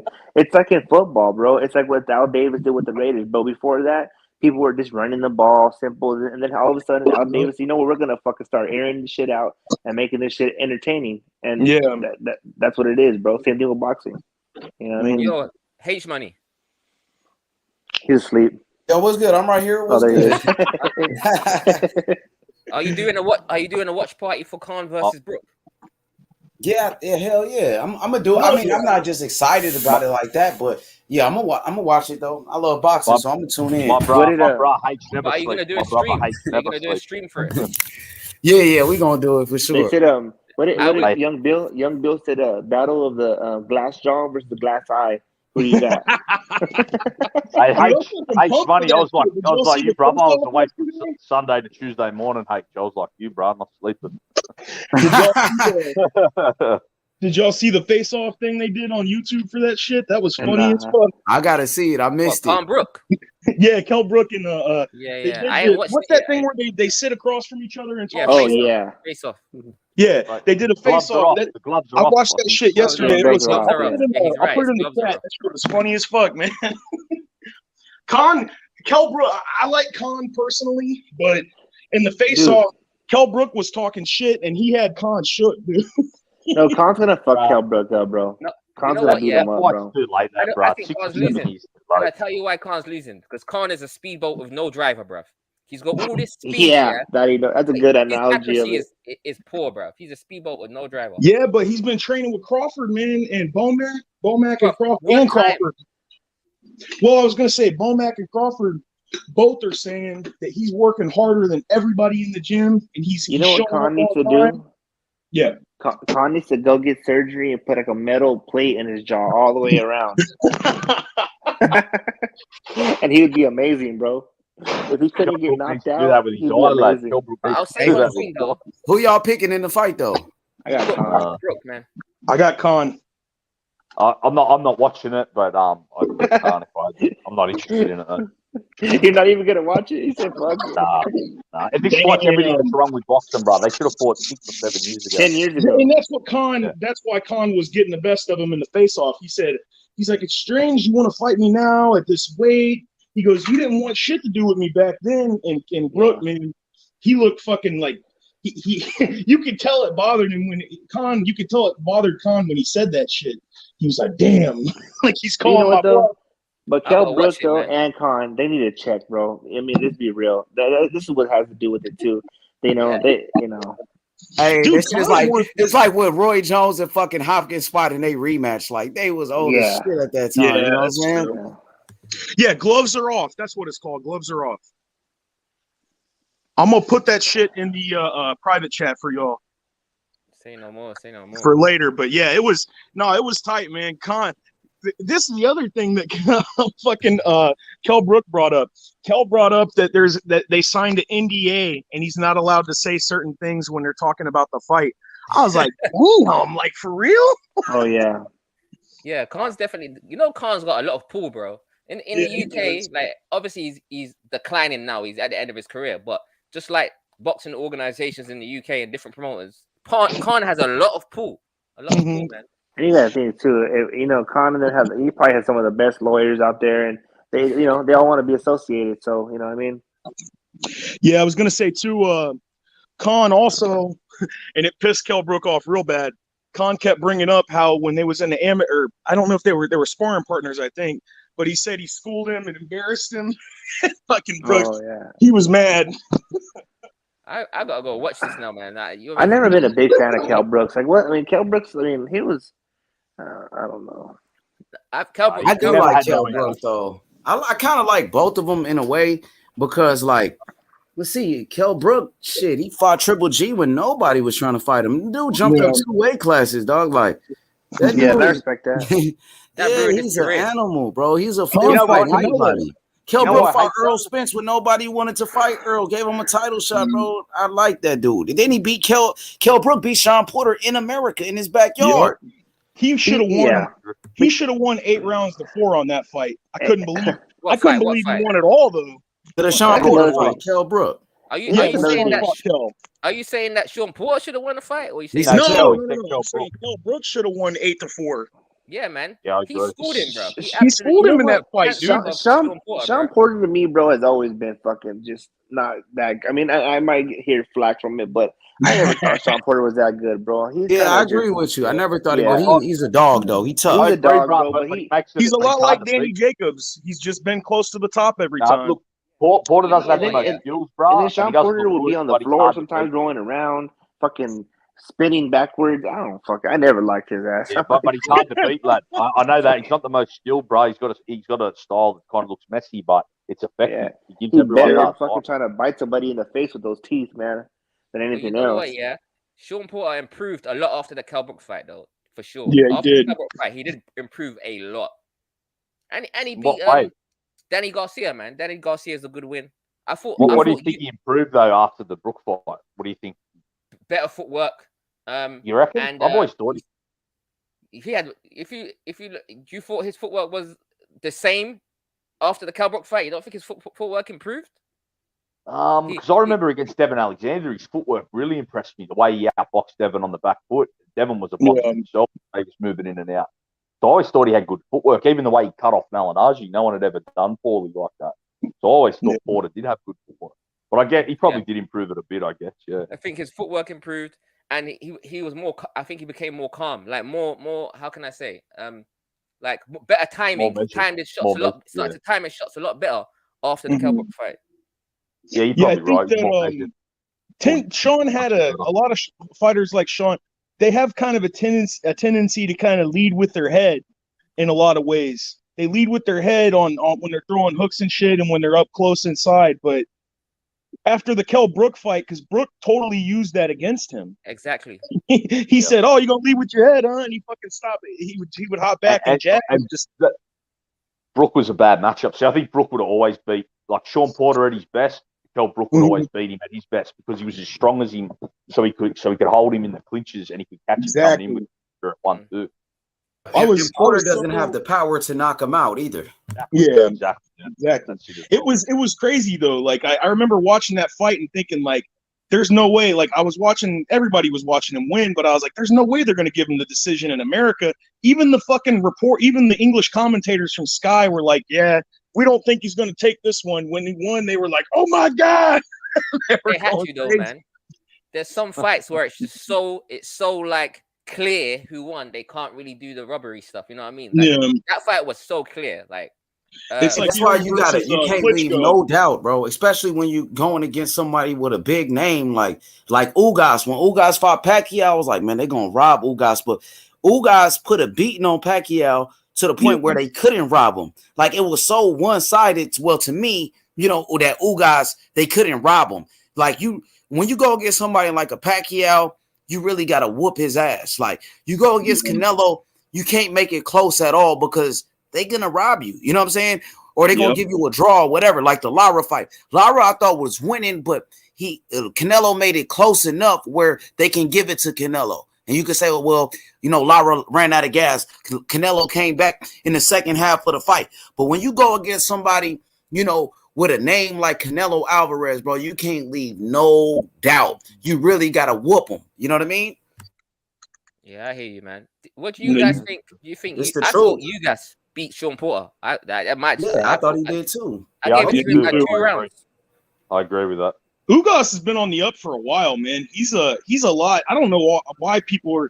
And look, I want to see Crawford versus Spence too. Don't get me wrong, but I don't know why people are writing off Ugas like he's going to get washed by Errol Spence, man. Errol Spence looked like shit in his last fight. You thought so? I thought he looked pretty good, though, Sly against Danny. I thought Earl won pretty easy. I thought he didn't look like Spence against the guy coming up 2 weight divisions. Yeah, but Danny Garcia was at welterweight for like at least 6 fights. Danny was and Danny was a big 140 pounder. Now I think Errol was good against Danny, bro. Mm-hmm. Like Errol looked a bit cautious early, but that was understandable. He's coming off a car accident. But after 2 or 3 rounds, I think Errol got to his normal self. I thought he looked good, lad. I'll tell you what, I did see Errol training, and he looked pretty good. And I mean, I know that's not necessarily a big indicator, but he did look pretty good. He looked good training. He didn't look like he had any ring rust or anything like that. But these are the kind of things you're never going to know until fight night happens. But Ugas, though, he's been on the up for a while, and he made Pacquiao he schooled Pacquiao. Yeah, granted, it was a 40-year-old Pacquiao, but still, man. He made Pacquiao walk into that jab so many times. It was quite hilarious. I was laughing, bro. Pacquiao couldn't avoid that jab, man. Pacquiao's a southpaw as well, bro. So he's got another south. That was good, he's got another southpaw here, but obviously much different style. But still, he beat a southpaw. So now he's got another one. Damn, yeah, that's gonna be a nice. I still think Errol will beat him, bro. I think Errol will still beat him. Mm-hmm. Yeah, I don't know. I'm torn because we fuck with a lot of Cuban amateur, a lot of Cuban professional and shit on here, but I don't know, man. Like Spence, if the Spence of old comes out, he's gonna have a field day. Like a lot of what anyone listening or on the panel, I'll bet 500 with you. Anyone that wants, I'll bet half. For real, you putting your money on Earl Spence? Yeah, I got Errol. I'll put 500 on him. Anyone want to say that with it? Damn, you got faith in your boy EJ, huh? Mm-hmm. It's closer than people think, man. Like I think it is too. I think it's a lot closer than that. I ain't putting 500 though. I'll tell you. Well, Earl Spence a beast though, bro. Like southpaw, solid jab, stiff, powerful jab, great body puncher. Earl Spence the truth, bro, for real. He is the truth. But no one beats Crawford. I'm telling you, no one beats Crawford. Crawford beats them all, bro. Yeah, I don't see anybody. Crawford's levels, Crawford. Man. Crawford's It sounds good, bro. Like I think a fight with Earl Spence is a 50-50 fight, to be honest with you, and I wouldn't be surprised if Earl Spence did beat him. And I'm going for Terrence Crawford, but I know how good Spence is. Yeah, obviously, it's no shade at Spence. It's just that, like the way, like Spence has beat a lot of the same guys, but the way Crawford beats him, it looks like they don't even belong in the ring with him. You think so? Yeah, man. I mean, look at what he did to, like, you can say, Kell Brook was weight drained. But Kell Brook that's like 4 years after Earl beat him, though. Yeah, that's true. I mean, I'm talking about like Porter. Well, yeah, I see. The Porter fight was close, though. Like, before the stoppage, this shit was like tit for tat. Yeah. I thought it was even. I don't think it was that close. Yeah, hell, bro, you tripping. Even fucking Terrence Crawford corner said he was losing. And he went out and knocked him out. Oh, well, yeah, I was going to say, Crawford has a tendency to let, like, that's kind of how he gets people's timing and stuff, though. I hate to say that, but he lets dudes hit him and shit. Like, it's kind of how he gets people's timing down. And then what did you have that scored, H, when at the stoppage? What did you have? I thought it was even or shit. I thought Crawford I thought Porter probably was up by one point. Maybe Porter up by 1 point or even. That's how I had it. Yeah, a lot of people had it. A lot of people had Porter ahead, and ESPN had him ahead too. I had Crawford by 1 point, but it was really competitive. There was a few rounds that could have gone either way. So yeah, it wasn't like he just was outclassing Sean Porter, until the knockout. Sean Porter was right there with him. Close fight. Once he got the timing, though, it was lights. I mean, it was over. Like, I couldn't believe. I just haven't seen somebody like, I don't know, man. There's just something about Crawford. Good. For sure, he's solid. He's a hell of a fighter. I think EJ is a great fighter too. That's why I want to see it. I think it's a 50-50 fight, and may the best man win. I will be going for Terrence Crawford, but I like Spence as well. I wouldn't be surprised if Spence beat him. At one point, Earl Spence was the favorite. Most people were picking Earl Spence to beat him, but then the car accident, then the fucking eye injury. Now a lot of people they're going with Crawford all of a sudden. You know. Imagine if Spence dusts off Ugas in 4 rounds. Imagine that would be insane. And then obviously if he does that, I'm not saying he will, but if he did do that, then obviously everyone's going to be rooting for Spence. Yeah, he'll be the favorite. Yeah. He'll be the favorite. Yeah. If he does that, he'll be the favorite against Crawford. Yeah, man. Absolutely. You don't think he's a favorite right now? I think it's 50-50. I'd say for the next sport. I think. Why do people think I'm crazy for saying this shit? If Crawford and Spence did get the fight, Spence is gonna be the A side. Like, why does everybody think that? Oh, like I can't remember. I think it was Taco, one of them dudes. You're full of shit. It's 50-50. I said, look, I understand that he was undisputed and all this shit, but he's got more belts than he has in the weight class. So of course, Spence is going to be the A side, right? Or am I? Why does and he sell more tickets too? Not just the belts. It is. Like, I'm not hating on him, but why does everybody want my shit for that? You're correct. I actually did a video on this, like freaking half an hour long, breaking it down. Right, I broke it down and I gave it to Errol Spence by 2 points to 1. Errol Spence sells more pay-per-views, and what else did I can't even remember what I said in the video, but I'll put it in the chat. But Errol Spence is the A side, no doubt, bro. No doubt. I'm a Crawford fan, but you gotta recognize that's what a lot of people, that's what gets so annoying about. Like, I understand Crawford feels like he's getting screwed and all this shit, but like, you don't, God, I hate it. You don't sell as many tickets as Errol, and you don't have as many belts in that weight class. But at the same time, I don't know. I think if you add all of, go on. Crawford, his argument will be he has more accolades. He's ranked higher on a pound for pound. He's a former undisputed. He's a 3-division champion. That's what Terrence Crawford fans are going to say. Mm-hmm. That's the only thing. If you look at everything else, Spence is the A side. If you add up all of Crawford's pay-per-view buys, right? That's 3 pay-per-view fights that he's had. One of Errol Spence's pay-per-view fights still trumps all of Crawford's pay-per-view fights. He's arguing. I heard somebody on what's his name's channel saying that but Crawford has more viewers, and I'm like, look, man. No, he doesn't. I'm talking about on his ESPN when he got he did the free fights. Mm-hmm. I'm like, look, even if he had more viewers, nobody's paying to see that. They're watching it for free. So I don't know. It is what it is. EJ can still sell in the PBC, and that's what they're having a lot of problems with in the PBC right now. They're doing pay-per-views for fucking shop-worn fighters and shit. They're doing Ortiz versus they're doing this is a PBC event they can actually make money with. Isn't Terrence Crawford still having the problems with Bob Arum? He's still going through that. Yeah, that shit's still going down. They're still I don't know. There's so many things that are said, but I think what it boils down to is with Crawford, people were bringing up the racism shit. What it really boils down to is just the money. Crawford's going up there in age, and he's trying to make more. He didn't get something that he was supposed to get in his contract, but I think Bob will get out of it because of COVID. That's what a lot of these promoters are using now to, well, look, we can only give him this much money if there's a crowd, and there couldn't be a crowd, so it is what it is.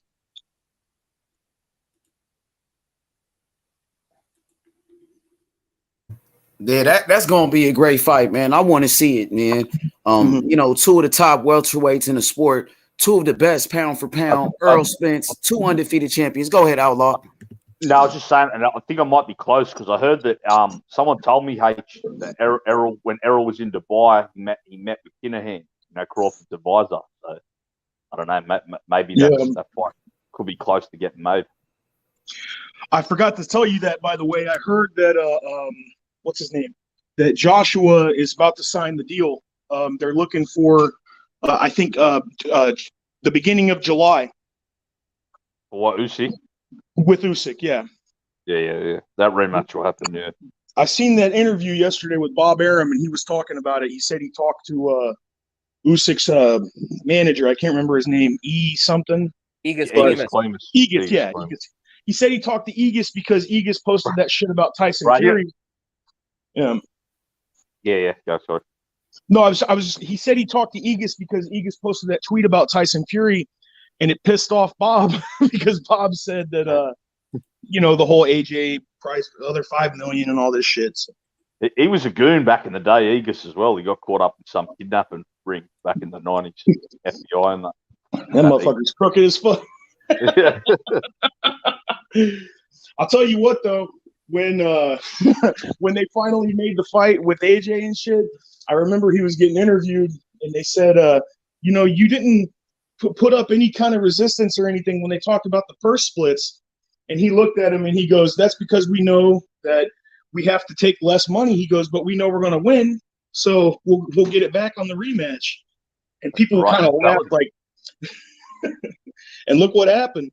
Believe in yourself. That's exactly. Dang, my boy Ruben says EJ beats Bud easy. Damn, I don't know if it's easy. I don't know if he could beat him. I don't know if it's gonna be easy though. Not easy. I love Ruben. Ruben's my man, but come on, Ruben. I'll tell you though, man, Crawford's gonna have to figure out how to handle error on the inside, though. I think. Yeah. Errol's much bigger than him too. Crawford is underrated on the inside. People going like he can't fight on the inside. When he has to, he does. Yeah. I'm not saying Spence is a better inside fighter for sure. Spence is better inside, but Crawford is not bad. Spence has got that consistent body attack. Like no matter what, even if he's losing, he doesn't stop hitting you in the liver. He'll keep that shit coming all night long. He's going to have to do better than he did against Porter as well. I don't think Holden will work against Errol. Yeah. EJ, too, like, I'll be honest, man. I thought if it wasn't for the knockdown, that late knockdown, Spence versus Porter, you could have, in my opinion, it could have went either way without the knockdown. But with the knockdown, you got to give it to Spence. I agree. I agree with that. I agree with that. But see, I think Crawford had a better style to deal with Porter because he could do more, whereas Spence just goes back and forward, like fights in straight lines, whereas Crawford's a bit more versatile. So I think he just had a bit of a better style to deal with Porter. I really felt like Spence wanted to prove something in that fight. Like, look, I can hang with these dudes. Like, I ain't fucking scared to go toe to toe. Not that he was getting challenged for that, but it didn't make a lot of sense. Like he just kept going blow for blow with the dude. Normally he doesn't. He's a lot more technical than that. Like in the Brook fight where he just fucking he waited until and Brook had him on his heels for a minute there. Like he was doing a really good job until he got clipped. If you watch round 8, in round 8 he really wobbled Sean Porter. Looked like Sean Porter might have been knocked out. Yeah, I think it was round 8. Tell Brook, man. People were writing him off because of the eye shit, but when he looked, he's been more active than Khan. Yeah. I don't know though, man. I like Amir Khan growing up when I was a kid and shit. I loved watching Amir. I remember when he fought Maris Bradis. I shouldn't even say this shit. I cried like a bitch when he lost her. You mean Bradis Prescott? Bradis Prescott. Marius Bradis. Marius Bradis. This motherfucker's a WBC champ trying to fight Jake Paul. The fuck out of here. That's a moron, man. And Bradis is a really good fighter, bro. Money talks. Oh, H, are you here, bro? I heard Bradis is fighting Jai. That lad you like, H. Damn. H mustn't be here. This lad H like Jai. I heard he's fighting. But didn't Bradis get a fucking tattoo of Jake Paul or some shit? Bro. Yes, he got he's it. Actually, Bradis though. Oh, was fake? It might have been fake. It might have been. I hope it's fake, man. I'd never get a tattoo. I mean, I want the money too, but damn, like it's still embarrassing that, bro. Like Bradis is a really good fighter. He's a really good fighter as well, bro. He's elite. Bradis is a beast. He would fuck up Makabu. Talking of cruiserweights, Lawrence Okole's fighting in 2 weeks on the 27th of February. I think Okole would beat Bradis at this stage, though. Yeah, Cole's good, man. He's fighting in 2 weeks on the 27th of February. He's fighting Michael Cieslak, and that's not an easy fight. Michael Cieslak's says like a beast. Yeah. He's tough, man. I think Okole is the best at the moment for cruiserweight, though. If Okole knocks out Cieslak in like 5 rounds, I'm pitting him number 1 in the division. Here's a question. Okay, since you're from the UK, maybe so. Bob, they're going to do the Beterbiev and Joe Smith. Yeah, and Joe Smith. Even though I can't remember who the WBO mandatory is. Anthony Yard. Yes, yeah, that's what I meant to say. So they're able to do the unification bout, and Yard gets to fight the winner. Yeah, that's what they. So basically, they're looking for Yard to fight the winner in September or October. Yeah, that's fire. We got some great fights, bro. I'm fucking pumped for that shit, man. I'm a big fan of I was a big fan of Lyndon Arthur, and I was when he came back. I don't know what happened there. I mean, other than Yard, I think.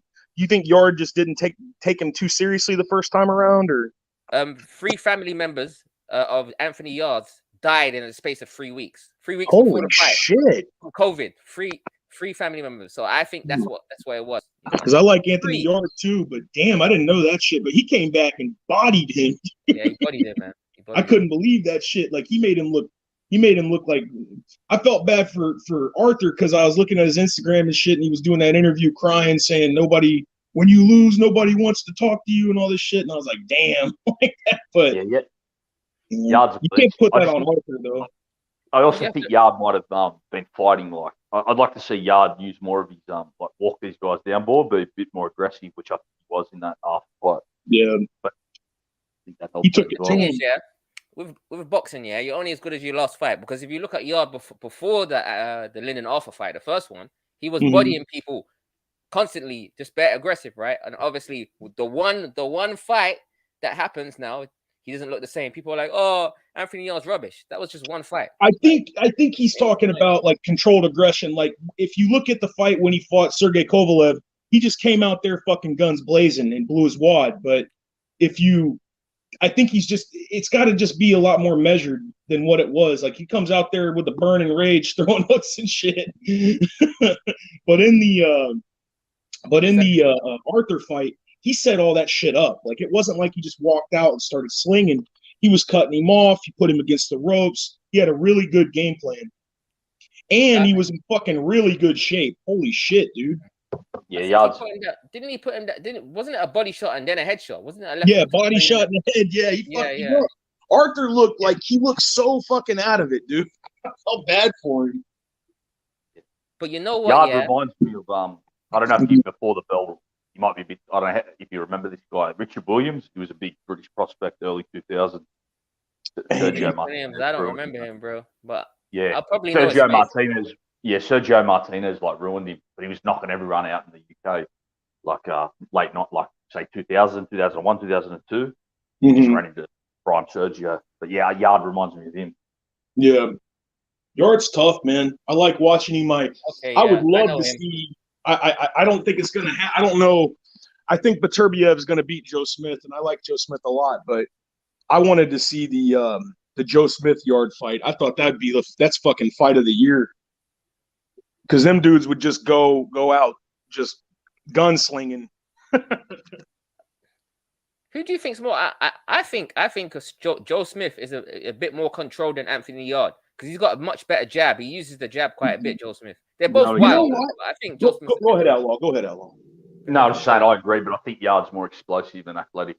So. I just think that. So the reason that he is more controlled, but the reason that I think that it would be closer than you think is because if you look at when you look at the way Dimitri Bivol beat Joe Smith, like he was able to beat him with just with the basics, like hanging on the outside, jab, jab, jab, pulling him off, jab. I mean, he was able to beat him with straight boxing.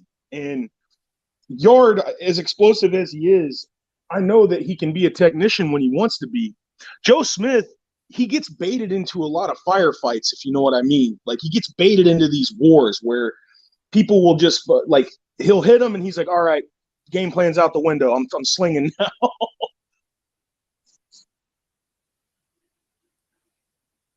Yeah, I agree with that. The only time I've seen Joe Smith really, I think, fight to his potential measured was that Alvarez, against the leader Alvarez. Yeah, later Alvarez. That was the best Joe Smith we've seen. He was fantastic. I think he knew that the only way he was going to really, I don't want to say outwar him, but he knew, like, I got the skills to beat this guy. Why do I need to go to war with the guy?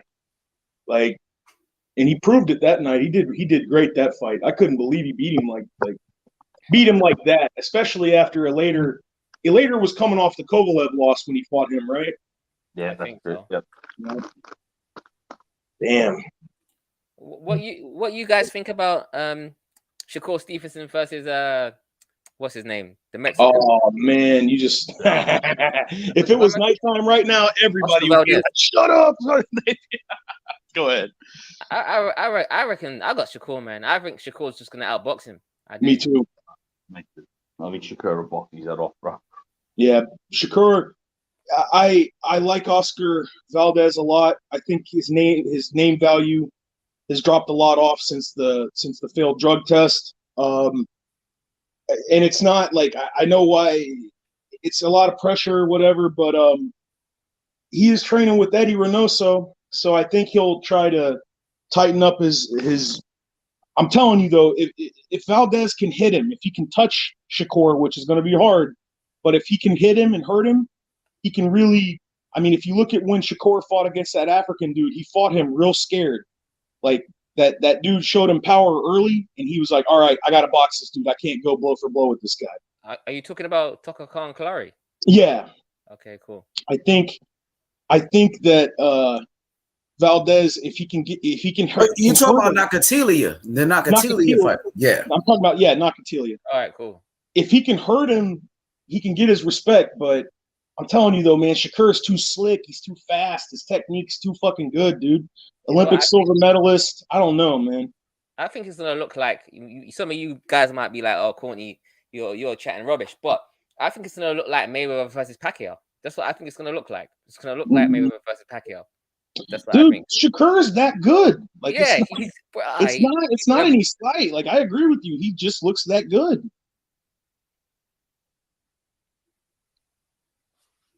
And I knew he was gonna beat Heron, but bro, he made Heron look like a proper amateur, bro. Exactly. Heron's not a bad fighter, bro. He's pretty decent, bro. He's I give him overall 7 out of 10 overall. You know. He made Heron look whack, bro. He made Heron look like why is this dude fighting? It looked like a pro versus an amateur. That's why, to be honest, bro, I think you'll beat Valdez better than Mayweather, because at least Pacquiao stunned Mayweather a few times and it was like 8-4-9. Well, I think he'll beat Valdez 11-1. Like, I think he'll shut him out almost. To me, that Brazilian schooled Valdez. That Brazilian would be the Brazilian boxer. Yeah, Robson Conseil. He looks good. He would do better versus Shakur than Valdez. Do you guys think? Who do you think won that fight, Conseil or I thought Conseil won the fight. Yeah, I thought Robson won too, man. I gotta watch it. I ain't watched that one. But there's a lot of cooking in that fight. yeah. Everyone, not one person I spoke. Yeah, he was definitely outboxing Oscar Valdez in there.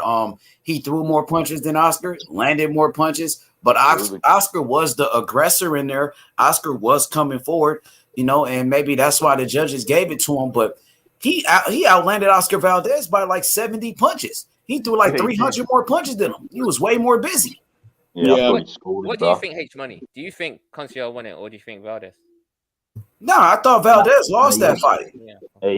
Look, the thing is, he didn't just beat his ass to the point where it was like, Valdez did land some hard shots. He was, the aggressor in there, but that's what I was saying earlier. When you go against a fighter like Oscar Valdez, who they trying to build up to become a superstar, you really got to go in there and beat his ass. That's the only way you're going to beat him is if you completely dominate this dude and whip his ass. If not, they can't rob you. This is boxing. Yeah. Like they robbed Robson. Robson got robbed like his fucking name. Yeah. Hey, H, I was saying, bro, you know that lad you like, Jai? Jai, right? Jay? Yeah, he's fighting Bradis, bro. I heard. Someone told me today, bro. He's fighting Swear to God. Yeah, that's what someone told me. He was talking about that earlier, yeah. Let's go. I'm going with the Australian brother, man. I'm going with the Southpaw. That dude is tough. He's big, 6'3". And from what I was hearing, I heard that Bradis was avoiding that dude. He really didn't want that fight, to be honest. That's what I heard, bro. Yeah, I heard they're going to fight April. I'll send you the story, H, as well, because then I went and Googled it when I got home and I saw a story on boxing. I think it was boxing scene or something, bro.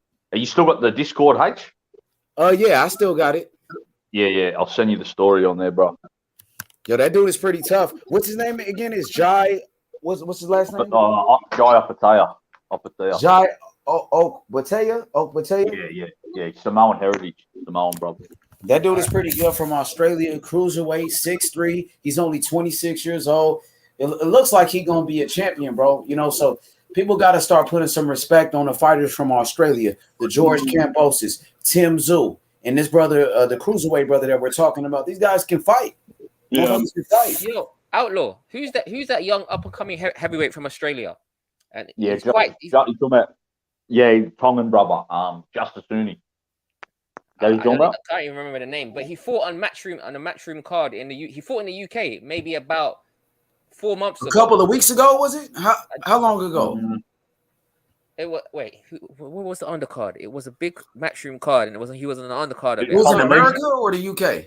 I thought it was the UK, but it might have been America. It was the undercard of a big fight on Matchroom. And I remember Eddie Hearn kept talking about this Australian dude, and he knocked out the guy in 2 rounds. But he looks really good. He's Polynesian brother. Would that be him? No, the name doesn't ring a bell. I think I know who you're talking about. I think it was in America, really if I'm not mistaken. He's like 6'7". He's like 6'7". Oh, yeah. I've never seen him fight. I never heard of. I don't know much about that lad, bro. But I know who you're talking about. But yeah, I've never really seen him.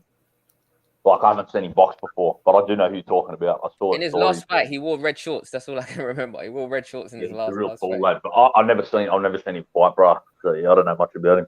There's good news coming out of Australia about him, though.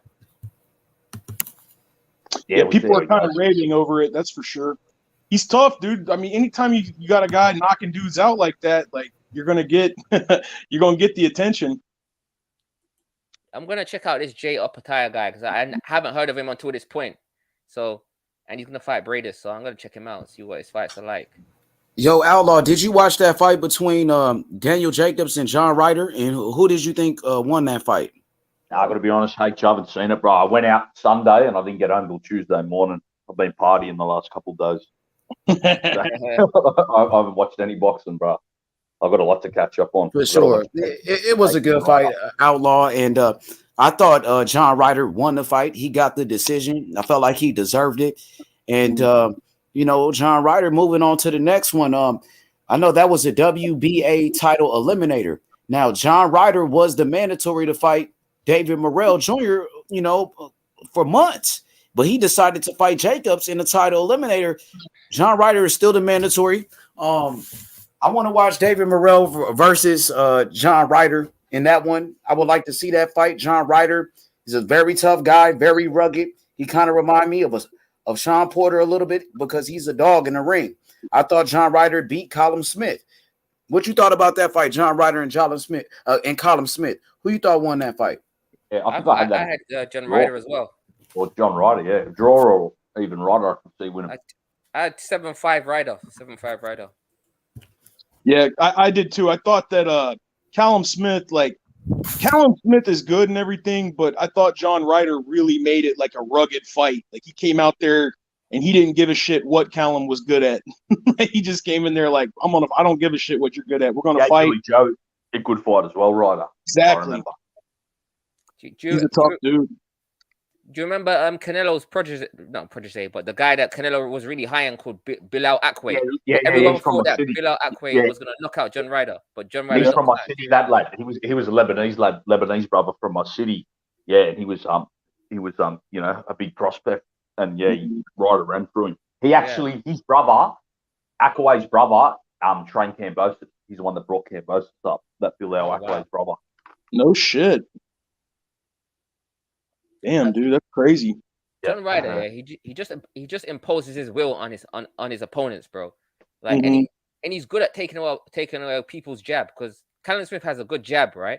And he didn't allow Callum Smith to use his jab. His head movement and his cutting off the ring didn't really allow Callum Smith to use his jab. What do you think's going to happen with Callum Smith now that he lost the Joe fight? Oh no, but Callum Smith moved up in weight and he beat a decent fighter at 175 pounds and he knocked him out brutally recently. Shit! No, I know what you're talking about. I'm talking.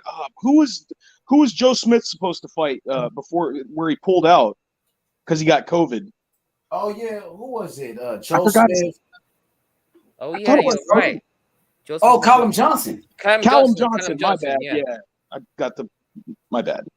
I think Callum Johnson could beat Joe Smith. I 50-50 fight, man. 50-50. Yeah, Callum Johnson's good. Yeah, he's underrated. Mm-hmm. He gets a lot of I know he got COVID. I hope he gets better and everything. I wish him and Yard fought, bro. I still hope to see that. Man. Now that would be a fucking fight. Yeah. Callum Johnson put down Bitterbiev.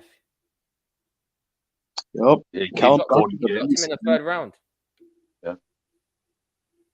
Yeah, Bitterbiev, man. He has this style where he'll just eat whatever you give him. He'll just keep coming forward. Like go ahead. Yeah, and like it seems that he can get hurt early, but it seems like once he gets hurt and gets past 4 or 5 rounds, he can't hurt him after that. Like he gets stronger as the fight goes on. It's like a part of his strategy to just take damage, and if you can do it, do it. Like I don't think he'll last. He'll last for a long, long time in boxing, but doing that kind of style. But he's a tough dude, man. He'll just eat whatever you got and then walk your ass down. You know, he dropped Usyk in the amateurs. Yep, dropped Usyk in the amateurs. He's a tough dude, man. Who dropped Usyk in the amateurs? Beterbiev.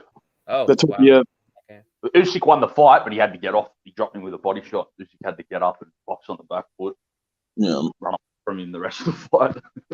Yeah, jeez, Usyk, man, he's a tough dude, man. I don't know. Like I like Fury a lot. That's going to be a hell of a fight. But if that fight never happens, I don't see anybody even coming close to beating Usyk. Yeah, me neither, man. Dude, like the way he was, like if you really look at the Joshua fight and look at he used all of Joshua's habits against him. Like one of the things Joshua does, he does this thing where he pulls your lead hand down, and every time he would do that, he does it to measure. Every time he would do that, Usyk would grab that lead hand when he would do it, and right when he grabbed that hand, Joshua would pull his hand down, and Usyk would throw that fucking straight right down the pipe. I mean, it's a small thing that a lot of people don't see, but that's something that's like he used. Like that's like next level intelligence, like to know to do that. Like I gotta show H that video. I gotta send that shit to you. I think Wiley's uploaded it, but he does it all the time. If you look at the who did he fight at cruiserweight? That brute, bro. How am I forgetting his name? I know, not Bellew. I know who you're talking about. That brute guy, man. He's European, man. Yeah, European guy. Belgium. I can't remember his fucking name, but yeah, I know who you're talking about. He's a big bully dude. Yeah. He fought Murat Gassiev, right? Gassiev, yes. And Murat Gassiev, he's reliant on his right hand, right? So was his right hand? I think it's right hand. So yeah, Usyk moved to the left for the whole fight. He didn't stop moving to the left. For the whole fight, he moved to the left. Or I think it might be his left hand that he's relying on. But he kept moving to the left, and he never, not once, maybe for like 5% of the time, he would move to the right. But because he knew that Gassiev was so reliant on his power hand, he kept moving to the left the whole fight. And if you look at all his other fights, Usyk, obviously, he moves to the right or the left when he needs to. But in that fight, he only kept moving to the left. Like, he's very smart, Usyk. He did not deviate from the game plan, exactly. Yeah, and that's something that a lot of boxers, like, I think it's got a lot to do with the amateur set that he has. But he just knew not to, like, he was like, if I do this, I know. He's real smart, man. He's real smart. And the Joshua shit, everybody thought he was only hitting Joshua, like, he was real calculated. Like, I'm only going to hit him when I know I can get the shot clean on him. Like, he made it look fantastic, dude. I love watching Usyk fight. Look at the Bellew fight, dude. Bellew was winning that fight. Yeah, Bellew was winning the fight. He was winning, and then fucking Usyk just turned it. I mean, I've never seen Bellew get knocked out like that since Adonis Stevenson. It was even worse, I think. Yeah, it was worse, yeah, because he got up from the Adonis fucking knockout. But see, in that fight, I think Usyk knew he had to stop Bellew. Like, that's what I think his game plan was. So I think he was just giving him so much, like he gassed him out. That was because you could tell Bellew was done by like 6 rounds. He was getting tired. Like he might have been winning rounds, but Usyk was winning the strategy of the fight. He was firing Bellew out by making him have to adjust so much and giving him so many different looks. Yeah. Hold on here. I'm about to pull this shit up. There it is. Yeah, Usyk's lead hand chest manipulation was too advanced for Joshua. Hold on. Play this shit, H. I'm gonna send it to you right now in the private chat. It's only about a 20-second video, but it's a pretty it's real interesting, like how he uses all these little tricks. He's got all these little bitty. Okay, I just sent it, H. Okay, so you want me to play it on the screen? Yeah, I think you can. There's no sound. It's only about 18 seconds long. I think it's 31 seconds. My bad. Of in the fight. Boxing. Yeah. I don't know if we could play because it's the zone, right? I think. Cool. Let me make sure. No, it's not the zone. It's some other channel. The channel. It's the zone, but he put a lot of filters and stuff on it, and there's nothing on it that says the zone, and there's no sound. But you can watch it first before you do it. It's 31 seconds long. You don't think it give us a copyright or anything? I don't think so, bro. I've been making these videos. I've got so much highlights on my channel. The way that the person's done the video, it won't copyright. Let me watch it first. Let me see. Yeah. I know the zone. They be kind of like They don't like just being cautious because he got a strike from the Tim Zoo shit. The zone are the worst, man. The zone's I know the zone. They don't play that shit with their footage. But let me click on it and take a look at it. Yeah. Let's see. But yeah, Usyk, man, he dominated Anthony Joshua in there, man. He made it look so easy, dog. Like, I was like, God damn, it was like a pro versus an amateur in there, dog. It was embarrassing, to be honest with you. Joshua got the natural size advantage, he got the power.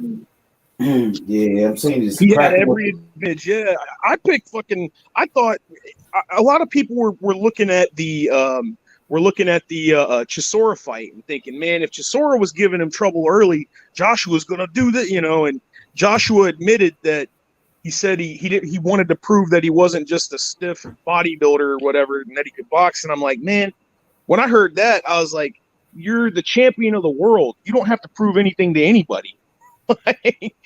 Like, do what works. Do what you know works. Check this shit out, though.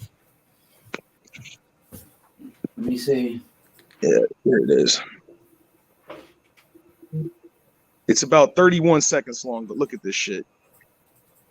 Yeah, the lead hand chest manipulation. Now watch. He'll put the hand up. See how Joshua pulls out? Now watch this. Bam! Right over every time. He did that to him like 8 times in that fight, too.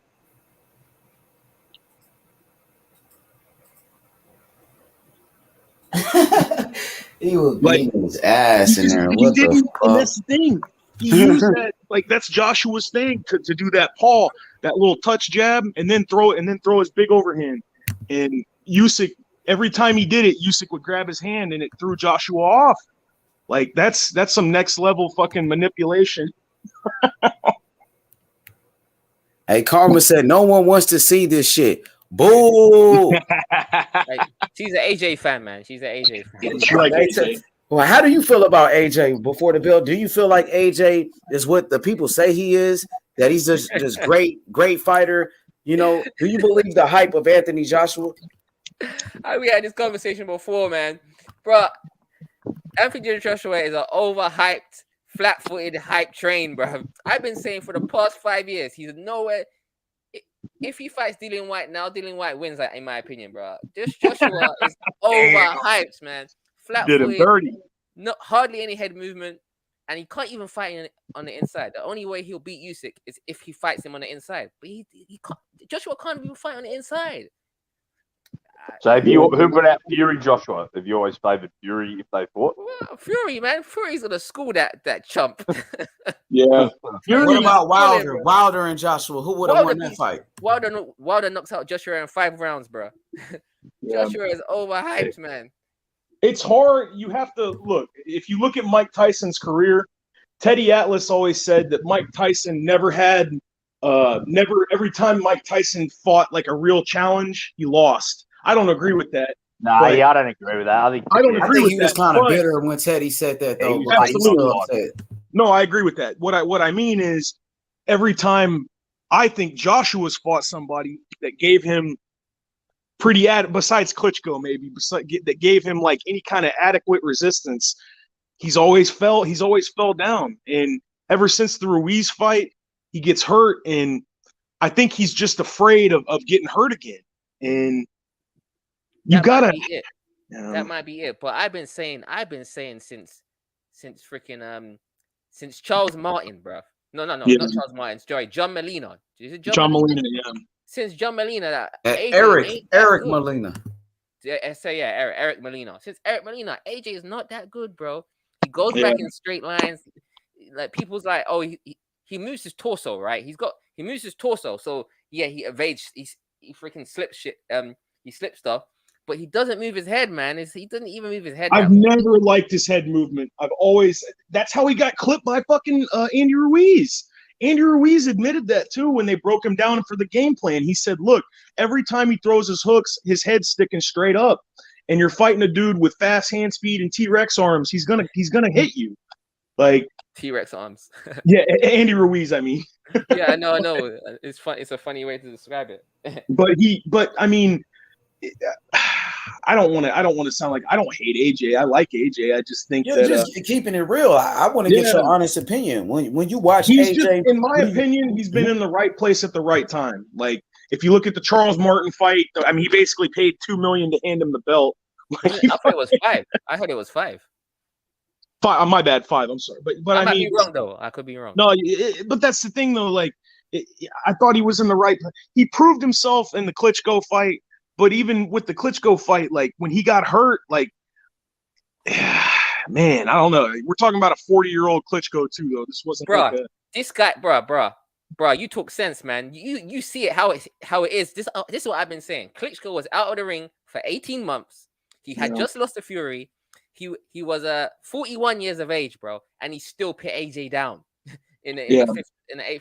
Bruh, that Klitschko fight, it was a good fight to watch, but it wasn't this great performance that everyone says. It wasn't. He took a lot of fucking unnecessary. Like, look, I'll give Joshua, he's a fucking Olympic gold medalist, but he took a lot of unnecessary damage. He was biting on everything Klitschko threw, like every feint Klitschko threw, he was biting on it, and I just think that.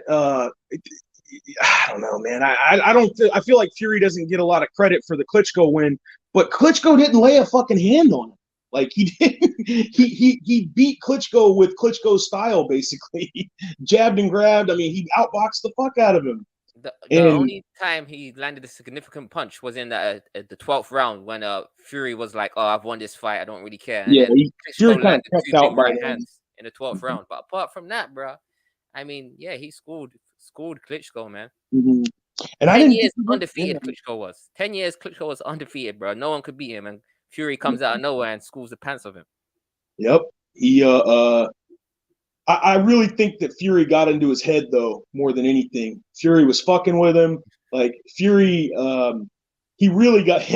If you look at BDA, did a really good breakdown of the mental games Fury was playing, and but at the same time, it was skill that beat him too. Like he Emmanuel Stewart admitted that he picked. It was before he died, obviously, but he said that he felt Fury was going to be the next champion, and he was never going to get beat by anybody. But nah, man, I like Joshua. I just think that plus the stuff with the trainer and stuff like that. I mean, I don't know, man. I'll give Joshua this. Like, he definitely takes chances. He fights his mandatories. I just think that, I've always contended that he's overhyped and Karma's gonna hate my guts, but it is what it is. You talk sense, bro. You talk sense, bro. And you said, I was on this stream probably about 2 months ago, and I had my camera on, right? And people was coming at me. I think H Money was sleeping. People was coming at me like, "Oh, you don't know what you're talking about." Oh, Anthony Joshua. I was like, dudes, watch him properly, man. Watch him properly. You've gotta watch like if you're a boxing fan, I don't know how anybody, like, the kind of shit that they attack Fury for, the kind of shit that they attack Wilder for, they don't keep the same energy with AJ because they like him, and he is likable. Like, he's likable, he's fun to watch, he's, you know, he looks good for the camera, but there's things that people that fight see, and that's why Fury says what he says about him. He's not trying to like just shit on the guy blatantly. He's just like, look, man, he sees something in him that nobody else does. And people that watch this sport and people that know this sport, they see it too. Like Wilder, you know, look, there ain't nobody that shit on Wilder harder than me or H. But if you ask me to put money on Wilder versus AJ, I'm putting money on Wilder because I know, especially now, because of the Ruiz fight and getting rocked like that, I know for a fact that if Wilder hits him, Wilder ain't gonna he ain't gonna get up from that hit. It's not gonna happen. He ain't, man. He's got more ways to win than Wilder, but that's the thing. Wilder only needs to get his hand on you one time. And people, I said this before, that people underestimate Wilder's jab. Wilder actually has a pretty decent jab, and people were always like, you know, Wilder can't box, but he has actually got a good jab, and he uses it to find a range. He'll keep it out there, blind you with his jab, and throw the right hand over the top. This is what he did to Luis Ortiz in the second fight. Look at the Kolnacki fight. He knocked him out moving away. Yeah, he knocked him out moving away. I mean, I'm not saying that Wilder, like, skill for skill, is more skillful than Joshua. I think Joshua's a little bit more skillful, but Wilder has way more skill than people give him credit for, bro. Yeah. Well, and you have to understand that Wilder, people don't give him credit in that he's able to. He didn't. It's not that he didn't have the skill. He didn't think he needed it because he was knocking everybody out with what he had. Like, I mean, he got bronze in the Olympics with the skill set that he had, which wasn't that much. So imagine if he did have skill and he did dedicate himself in training and did road work and all that shit, he would probably be, you know, who knows. But the problem with Wilder, though, is that everybody kind of turned against him when he started making all these excuses in the Fury fight. That's when people were like, nah, I ain't feeling this dude no more. A lot of people weren't. And he's still doing that shit. I was going to ask H about that. I think he's saving that for later. But that whole podcast he was on talking about Byron Scott. The podcast with Byron Scott, the basketball player. Yeah, the Byron Scott shit. I saw that shit. I watched it. I watched it on Sunday. I didn't want to. I don't know why. Like, even though he lost the last fight he had, he should have walked out of there with his chin held up because he did good. He made a good account of himself, and he capped his career off the right way. Like, win, lose, or draw, he looked good. He knocked him down. He won rounds. And he's still in there fucking, I don't like what the sport of boxing did to me. I'm like, dude, the WBC protected your ass for fucking 5 years. They let you fight bums. Sorry, but bums. All of his mandatories were bums, period. His best mandatory was a fucking 40-year-old Ortiz, man. Then you cherry pick a washed Fury coming off a 4-year layoff at 400 pounds, losing all this weight. You cherry pick him, and I thought he lost the first fight, in my opinion. I don't think anybody disagrees with me there. And, you know, I don't know, man. Like, they protected him for so long. See, the people, a lot of the PBC guys and LDBC dudes, they hate the WBC for making a belt for Canelo, for doing the franchise belt, but they don't say anything about what the WBC did for Wilder. Like, they protected him. I tell you a really crappy defense, bro. Gerald Washington. What a crappy defense. Yeah. They give Gerald Washington the title shot, bro. That was a joke. Malik Scott. Come on. Like, that was a fucking fixed fight. What do you think about when he won the title against Romain Stavern the first time? That wasn't actually a bad win, you know. I think it wasn't. Like, that was a tough fight for Wilder because that was still when Romain still had a little bit left in the tank. Like, he wasn't just going to hand him his fucking belt. He was like, I'm going to make you fight for that shit. And I thought Wilder, he showed a lot of heart in that fight. Hell yeah. Getting jabbed up. Like, it was a tough fight. Shit, Wilder is a warrior. Like, we can never take that away from Wilder. The dude, I think he fought Chris Arreola with a broken hand and a torn bicep and still was able to knock him out. And then that first Romain Stavern fight, he was injured in that one too. Yep. He was boxing using a jab. You know what I'm saying? That's the most skill. That was actually, if you look at that fight, the first Bermain Savant fight, that it was really quite skillful from Deontay Wilder, man. Yeah, he did a great job. Circling away from Savant. Obviously, Savant does have slightly flat feet, but still, it was a good performance. I'll always, like, if Wilder says some stupid shit, I'll call him on it. But at the same time, I'll never say that he's a coward and all. Fuck no, dude. That Fury fight, that fourth fight, like, you could tell after round 4 that Wilder was done. And he fucking hung around there for a long ass time, man. He took a beating and he was like, fuck it. I'm going to go out the way I want to go out. And you got to respect that, man. Did you guys hear that 3 weeks before the fight, Tyson Fury's baby died, bro? Died in a hospital. But his baby did die? Yeah, he died. But his baby survived. No, they revived it. They revived it. So it died. He flatlined 3 times. Yeah, flatlined three times. But they obviously was able to make his baby survive. And he's still training. He said he only had 3 weeks training for the fight.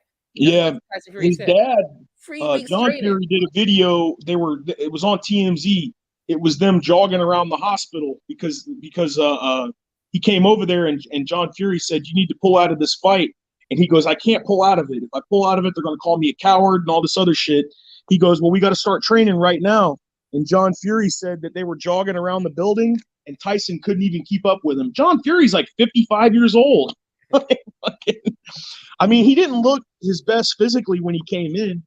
He looked he didn't look good, but he was able to. That's the thing, though, man. Fury's a fucking fighter. Like, he's a real fighter.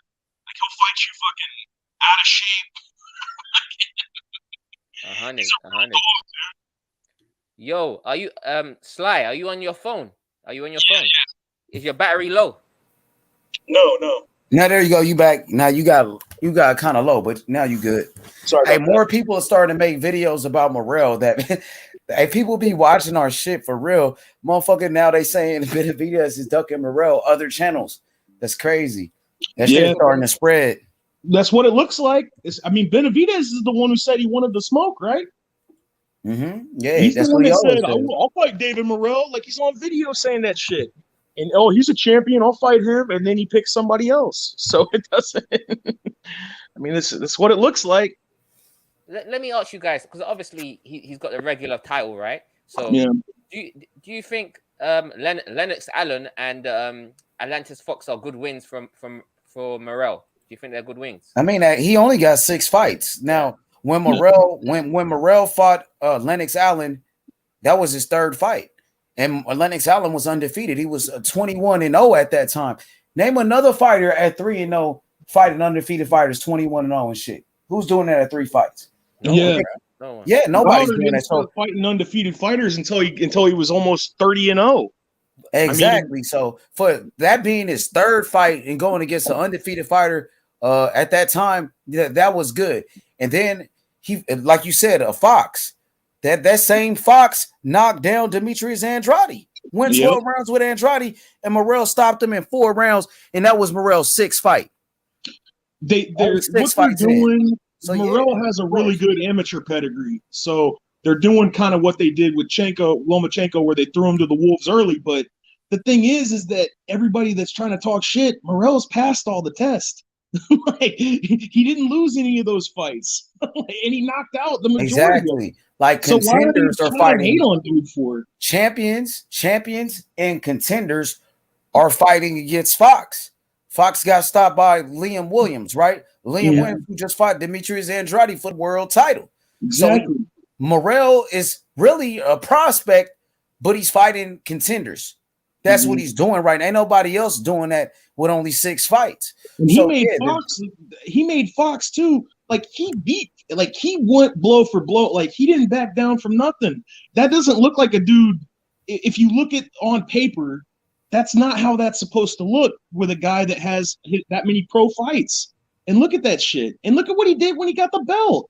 He fucking he almost killed that guy. Yeah, Cazares, that's another fighter you should mention. Cazares was undefeated. He just beat Julio Cesar Chavez Jr. And on top of that, Cazares beat Canelo in the amateurs. And Morrell knocked him out in one round. He was undefeated. It's crazy that people can, like I said, man, people have these really short memories when it comes to boxers that they like. The second that you're fighting the guy they like, then he's no good. He's not. Look at his amateur. Like, get out of here, dude. Morrell, the dude's proven himself. He's fought in like even the Fox matchup. That wasn't a benefit to his style of fighting. Like, Fox is an inside dude, and fucking Morrell is more of an outside, knock your ass out kind of fighter. And Morrell hung with him, and he looked good, man. Like, it is what it is. When they don't want to fight somebody, they're gonna make up a bunch of bullshit. He's not ready yet. Fuck out of here. So exactly. See Morrell fight next. Apart from John Ryder, Demetrius Andrade, bro. Like, look at Andrade's. Go ahead, Sly. No, I was just gonna say he's the champ. He should be fighting the mandatory, or he should be fighting.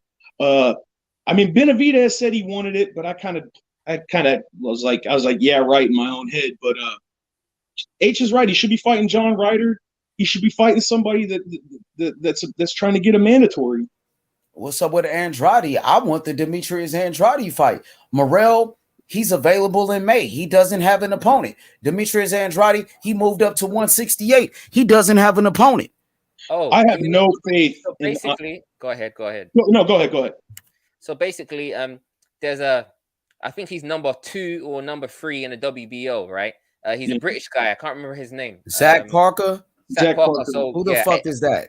So I'm not saying that he's the greatest, but Frank Rowan basically he's doing his magic like he always does. So Frank Rowan's trying to make because obviously the WBO rules. If you move up in a weight class, you get to fight the champion. So basically, what Frank Rowan is doing is he's trying to make Andrade versus Zach Parker final eliminator to face Canelo for the WBO. So that's why Andrade isn't really talking about the other fighters. Because why is Andrade talking about fighting David Benavidez? Yeah, exactly. Andrade has spoke about that. Andrade, Eddie Hearn, his promoter, whoever. Andrade and his team, they said something about Benavidez. Why is Andrade and his promoter talking about other fighters if they're gonna fight Zach Parker in the title eliminator? And why would you fight in the title eliminator when you could just go straight for the champion, who's Morrell? Yeah, exactly. Yeah. I agree. And Morrell is PBC, just like Charlo. Wasn't Eddie Hearn saying they want Demetrius Andrade to fight Charlo? Isn't Eddie Hearn talking about he want Andrade to fight Benavidez? All of these PBC guys. But when it comes to Morrell, now all of a sudden it's a problem because he's with PBC. But it's not a problem when you want to talk about fighting Charlo and fucking Benavidez. But when it's Morrell, it's always a fucking issue. It's funny because it reminds me a lot of when Teofimo fought against George and Eddie Hearn was doing the interviews up in the fight and calling Teofimo the undisputed champion. Remember that shit? And when they asked him, he said, look, if he was fighting for me, I would call him undisputed too. He's going to say whatever he can to benefit his dude. It ain't about fucking what's right, because what's right is that whether people want to, it's a regular champ or whatever. It's funny, though. It's like I said earlier, man. Everybody's a champion until they got to fight somebody they like. Like, everybody calls fucking Tank Davis a 3-division champ. Well, guess what? One of his belts is a WBA regular, but he's a champ, but Morrell's not. Yeah, 2 of his belts, matter of fact. I mean, come on, man. You can't fucking keep the same 2. energy. And 135 and 140. Yes, yeah. And when fucking Canelo fought against Eddie Hearn's fighter, Rocky Fielding, for that same regular belt, they said it was a world title fight. They counted it as a world title. Eddie Hearn promoted it as a world title fight. I told you H a while ago, man. I don't have no fucking faith in Andrade. He's gotten out of so many fights where it was his opportunity to make money. He got out of the fucking Korobov fight. He got out of the Sergey Deverenchenko fight. He got out of so many fucking the Charlo fight. I can go down the fucking list. And now people are, he's being avoided. Every time he's got an opportunity to step up to the plate and up his competition, he pulled out. Facts. Now, what do you think about Sampson, the promoter of David Benavidez, saying that They, you know what I mean? They want $7 million to fight Andrade. Benavidez and his team said they want $7 million to fight Andrade. What's your thoughts on that? They don't want to fight him. What, who wants $7 million to fight Andrade? Benavidez. His team said they want $7 million to fight Boo Boo. They don't want to fight because nobody's going to pay on anyone fighting Andrade that much money. Yeah, they're not even possible. But remember, Andrade said they was going to give Charlo $7 million. Him and Eddie Hearn. Remember that? Yeah, right. Yeah, you saw how that turned out. So you didn't believe that at all when they were saying they was going to give Charlo $7 million to fight Boo Boo. Of course not. Eddie Hearn spins a lot. Eddie Hearn is very good at spinning the narrative. He's very good at spinning the narrative, bro. Eddie Hearn is very, very good at spinning. But I thought people had problems with guys that spinning narratives out here. But why when Eddie Hearn does it, it's okay, and people just ride around with it like it's fucking law, like it's the law. Look at the Haney shit. Look at how quick that whole narrative changed from Kambosos ducking Haney to now somehow the guy that's fucking paying for the fight is ducking Kambosos. Because that's the thing, man. It's just like the Joshua shit. Because Eddie Hearn's there, everybody has to believe everything he's saying, and he fucking bullshits all the time. Exactly. So if Eddie Hearn, Demetrius Andrade, they gotta pay Benavidez $7 million to fight Andrade.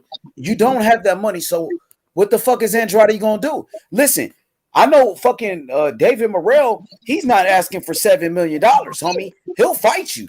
Yeah, and he got a fucking belt. So why don't keep the same energy with Morrell, who fights on the PBC? The same thing as Benavidez. Why Andrade won't fight fucking Morrell, but he wants to fight Benavidez? Whose school said that shit? And she goes, he's not worthy of a Demetrius Andrade fight. I'm like, who the fuck is Andrade fought? Who he said is not fucking worthy. He's saying David Morrell's not. Oh, and come on, True School. Come on, BT. Jason Quigley's worthy. Stop it. Jason Quigley's worthy then. Luke Keeler is worth it. Luke Keeler, Liam Williams, they're worthy. But he made a video talking about it. I tell you exactly what's gonna happen, bro. I tell you what's gonna happen. I'm not saying this should happen, but this is what will happen. He's gonna fight Sat Parker. He's gonna beat Sat Parker, and then he's gonna he's gonna push for, hey, I want Canelo. I want Canelo. That's exactly what Andres is gonna do, bro. The same shit he's been doing. I don't blame him though, because you know what? Go and get your Canelo payday, bro. I don't blame him. Canelo not gonna fight him. Canelo done told the dude to his face in front of the whole world, "You're a horrible fighter, and you would never get the fight." And he's still fucking going after this dude. He said, "You're not." He said, "You don't fight nobody." Is what he's, and he's right. Like he told, man. He's gonna beat Seth Parker, and then Canelo's gonna have to drop his WBO title. So I don't think Canelo will drop the WBO. Gonna be moving up in weight anyway. He about to go fight against a fucking Bivol. He doesn't give a fuck. He been dropping belts. Shit, he dropped his WBC before when fucking Triple G was the mandatory. Dropped it, and he fought Triple G when he wanted to. He did the same thing with Charlo. He vacated his WBC belt, got a franchise. Canelo don't give a fuck about those belts. Yeah, I'm telling you, H. I really think Canelo's going to sign. I really think Canelo's going to wind up fighting Charlo, man. I'm telling you. I'll tell you why. And if I'm off base, tell me. But why? It's $80 million to fight Triple G and Bivol. It's 80. Yeah, and Bivol. Think about this though. He's going to get almost 50 to fight against Charlo. Why on earth would he take less? Yeah, right? He's gonna take almost more than half to fight one guy, and he's not locked under a contract, because if he signs that 2-fight deal with DAZN, they're gonna milk every fucking thing they can out of that fight. And he just dealt with the PBC with Caleb Plant, and he said that Al Heyman gave me everything I wanted. We did great business. It was cool. Like, I got in and out, which is what he wanted to do. He doesn't want to get locked down with anybody. I'm telling you, man. I really think he's gonna pick Charlo. I think he's going to do that. Well, okay, so if he's going to fight Charlo, that means what the hell is Andrade going to do? Fight Zach Parker? Like I said, why would Demetrius Andrade fight Zach Parker when he could fight David Morrell Jr., who's a fucking champion? That's what I want to know. You rather go fight in a title eliminator than go fight for the actual world title? That sounds like some ducking going on. Now, if you want to fight Benavidez and Benavidez is asking for $7 million, you're not going to fight Benavidez. Keep the same energy with Morrell, who's a champion in your fucking weight class. Morrell would fight for fucking less than a quarter of that money. Exactly. Give Morrell, you don't even got to give him $1 million. Morrell just want to knock your ass out. He not even talking about money. And Morrell would knock out Boo Boo. That's funny because Morrell was in that thing. He was saying, like, I know all the money's going to come later. I just got to keep knocking these dudes out. And you know, when a guy fights like that, nobody wants no smoke with him. But it's going to get to the point where they're going to have to fight him because if you keep – that's the thing that killed me about Andrade. You know, he keeps saying, oh, I'll just keep beating these guys and eventually I'll get my shot. Yeah, but the dudes you're beating are nobodies, man. Who are they? Never heard of these guys. None of them. Never. I didn't even know who the fuck Quigley was. Yeah, who the fuck is Scott? Jason Quigley. Who is that guy? Who is Luke Keeler? Who is all these bums that he's fighting? So it's okay for you to fight those bums, but when you get called out by a fucking champion, Morrell, you don't want no smoke. Because you say nobody knows Morrell. Nobody knew who the fuck Jason Quigley was. Nobody know who none of your fucking opponents are. But you got a problem with fighting Morrell. Andrade is the same guy that avoided a Cuban fighter before Landy Lara. And he said Lara was boring. That's what he said about Lara. Yeah, that's ridiculous, dude. Lara's boring. Canelo fought him. Like, just off of that fact alone, you're going to make money in the fight. But then, he's a former Canelo opponent, and he took Canelo to the fucking decision. And a lot of people thought that, that Lara beat Canelo. And guess what? You're telling me you can't make money with that dude? Sounds like something else is the problem. Exactly. I thought Andrade was being avoided. I thought nobody wants to fight Andrade. Well, David Morrell wants to fight you in May, and David Morrell is a fucking champion who's a main event fighter. Morrell last fight was sold out. It was sold out in fucking Minnesota. Over 1 million people watched his last fucking fight. So what you gonna do? Knockout Ned real quick. I was gonna tell you the court case for Charlo is at the end of March, but this isn't like a lot of the court cases happening, like him going to jail and shit. It's being overblown. Like this was for something that happened last year. This wasn't like he was in a domestic violence assault or some shit like that. So I think they can find a way to get around it. Go ahead. Sorry about that, Ace. I was just correct. Yeah, it's all good. I'm starting to see the bullshit coming from Demetrius Andrade and Eddie Hearn. They pushing some narrative like they really want to fight against David Benavidez, but David Benavidez already got a fight with David Lemieux. So you can't even fight Benavidez because Benavidez got a fight already, but you acting like you want to make a fight with him. I looked that shit up too, H. I don't see a fight date for Lemieux and Benavidez. I know they're supposed to fight, but there's no fight date. There's nothing like locked in stone yet. I don't think that fight's gonna happen. You know, so I don't know. I don't understand. Like, what the fuck does he's coming up from middleweight, like, and he's not. Yeah, he's a former champion and shit, but Benavidez is a former champion too. Like you need to build your resume with fucking David Lemieux. The dude's sorry, but he's washed. Like, yeah, he's washed, but they're gonna say it's a title eliminator, and the WBC ordered the fight. So that's what they're gonna say. Just like after all this time, fucking Keith Thurman is the silver champion now after beating Barrios. Fuck, that's crazy, bro. And he hasn't fought like in 3 years. Yeah. Well, yeah, when WBC he is pulling Pacquiao, fucking right? magic tricks out of their ass. Go ahead, sorry. No, I was just saying that he lost to Pacquiao, innit? Was that 2019? 2019, right? Yeah, 2019. Like, that shit happened a while ago.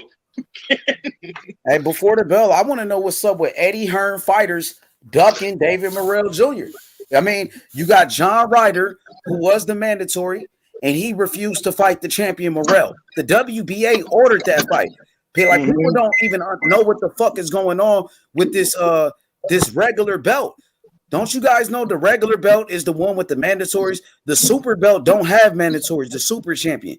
So Morrell was ordered to fight John Ryder months ago, and they wanted that fight. But instead, John Ryder, he refused, and he decided to fight Daniel Jacobs in another WBA title eliminator. Okay, So now the fight to make is David Morrell Jr. versus John Ryder, because John Ryder is his mandatory. Mandatories should fight the fucking champions. They should. I agree, bro. But it's just, again, it's just how can I say it? It's just these fighters want money. These fighters don't want to have to fight someone like Morrell, who's not going to be an easy fight, and you get no money to fight him. So that's, but you get a shot at a world title. What about the legacy and becoming a champion?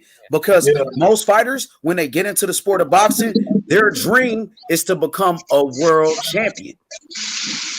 Exactly. Well, but and that's the thing. Remember, these fighters now, they've won world titles. They're getting older now, so they're thinking, okay, I can fight Morrell, and I'll get another world title, but I'm gonna make no money from fighting Morrell. I'm not saying this is correct, but this is what's happening. I'm gonna make no money from fighting Morrell, and it's gonna be a damn tough fight for me. I might as well just avoid him if I can. Yeah, prove that he's just a regular champion. Well, then why are you having so much trouble saying yes? I understand why. I don't say that. I don't think they should be doing what they're doing, but I understand fully why they're not fighting Morrell. Hey, but Sly, if it's just a regular belt, if it's not important, why did Canelo fight 2 times for the regular belt? Why is Tank Davis, fighting for regular belts? He fought for 2 of them already. Canelo's the fucking face of boxing. Exactly. That's the thing. Like, that's what I mean. If it's someone they like, they'll find any fucking excuse to he's being avoided and all that. Like, get out of here, dude.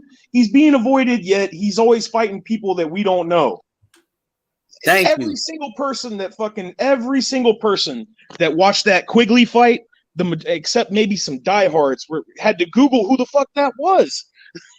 I don't know this dude. Dude was a bum. The dude was a fucking bum that he fought Jason Quigley. You know what I'm saying? But you're okay with fighting Jason Quigley. And let's not forget to mention how Demetrius Andrade just vacated his belt, and avoided a fight with Johnny Beck. So this guy is known for ducking fights, bro. He's known for pulling out of fights. Wasn't he supposed to fight the European dude? Yes, the European dude from Kazakhstan. His name is Johnny Beck. Ali. Yeah. What happened to that fight? Johnny Beck is on the up too. That's a scary dude. So that's the thing, Andrade. That's your opportunity. You're fighting a tough dude. People are gonna want to see that shit. No, you look good knocking out freaking flies, man. That shit is crazy. I mean, let's be real before the bell. Why wouldn't Demetrius Andrade take this fight with David Morrell Jr.? That's a better fight than Zach Parker. At least people know who Morrell is. I mean, he should take it, but he's not going to. He's not going to, but he wants to act like he wants to fight Benavidez. Well, again, that's Eddie Hunt. That's Eddie Hunt spinning the narrative, bro. That shit is lame. I think people are starting to catch on to Eddie Hearn and his bullshit, though. To be honest with you. Hold on, Von Dutch is saying. Von Dutch is saying Andrade doesn't have the luxury to pick and choose his fights. He defended his title 5 times. When he beats Morrell, everyone's going to say, "Who's Morrell?" Andrade don't fight no one. Look at those 5 people that he beat. Was every single one of those dudes ranked number 1 as a mandatory? No. Get out of here, dude. This is crazy, dude. This is crazy. They said when he beats Morrell, everyone is going to say, "Who's Morrell?" So it was okay when he beat Jason Quigley. It was okay when he fought Luke Keeler. It was okay. But Morrell is a real fucking threat that people know. Morrell is a hell of a fighter. You just look at Morrell's amateur record. 130 wins, only 2 losses, bro. Became champion. His last fight got 1 million views. 1 million. They said it was over 2 million watched that fight on Fox. Views. Let me ask this Von Dutch dude a question. You can reply in the comments, man. What was Jason Quigley ranked in the WBO when he fought against Andrade? And then tell me that he doesn't pick and choose his fights. He wasn't even fucking ranked, Jason Quigley. Shit. Get the fuck out of here, man. He wasn't even ranked, bro. But y'all don't say who those guys are. You know what I mean? You'll say, "Oh, nobody wants to fight him. That's why he's fighting Jason Quigley and Luke Keeler and all these bums." That's what you're saying. But when you get a real fucking fighter like Morrell who's calling you out, when you get a mandatory who's a real threat like Johnny Beck, you drop your belt. So don't tell me nobody wants to fight Andrade. Andrade ever look. I said it earlier. I'll say it again.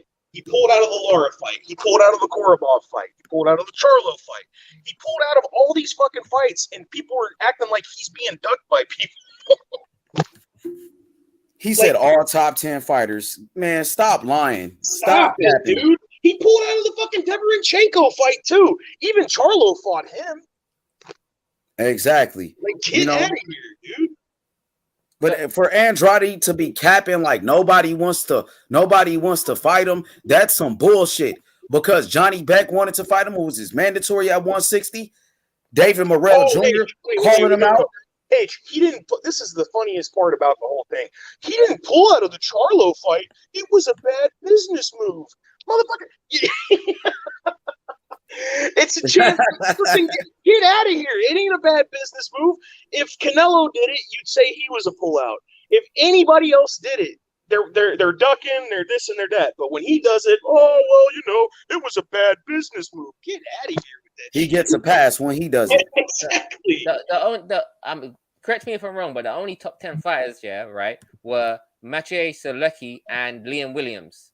Those two. Yeah, I'm pretty sure that's But Quigley wasn't. I think Quigley was in the 15, between 11 and 15, right?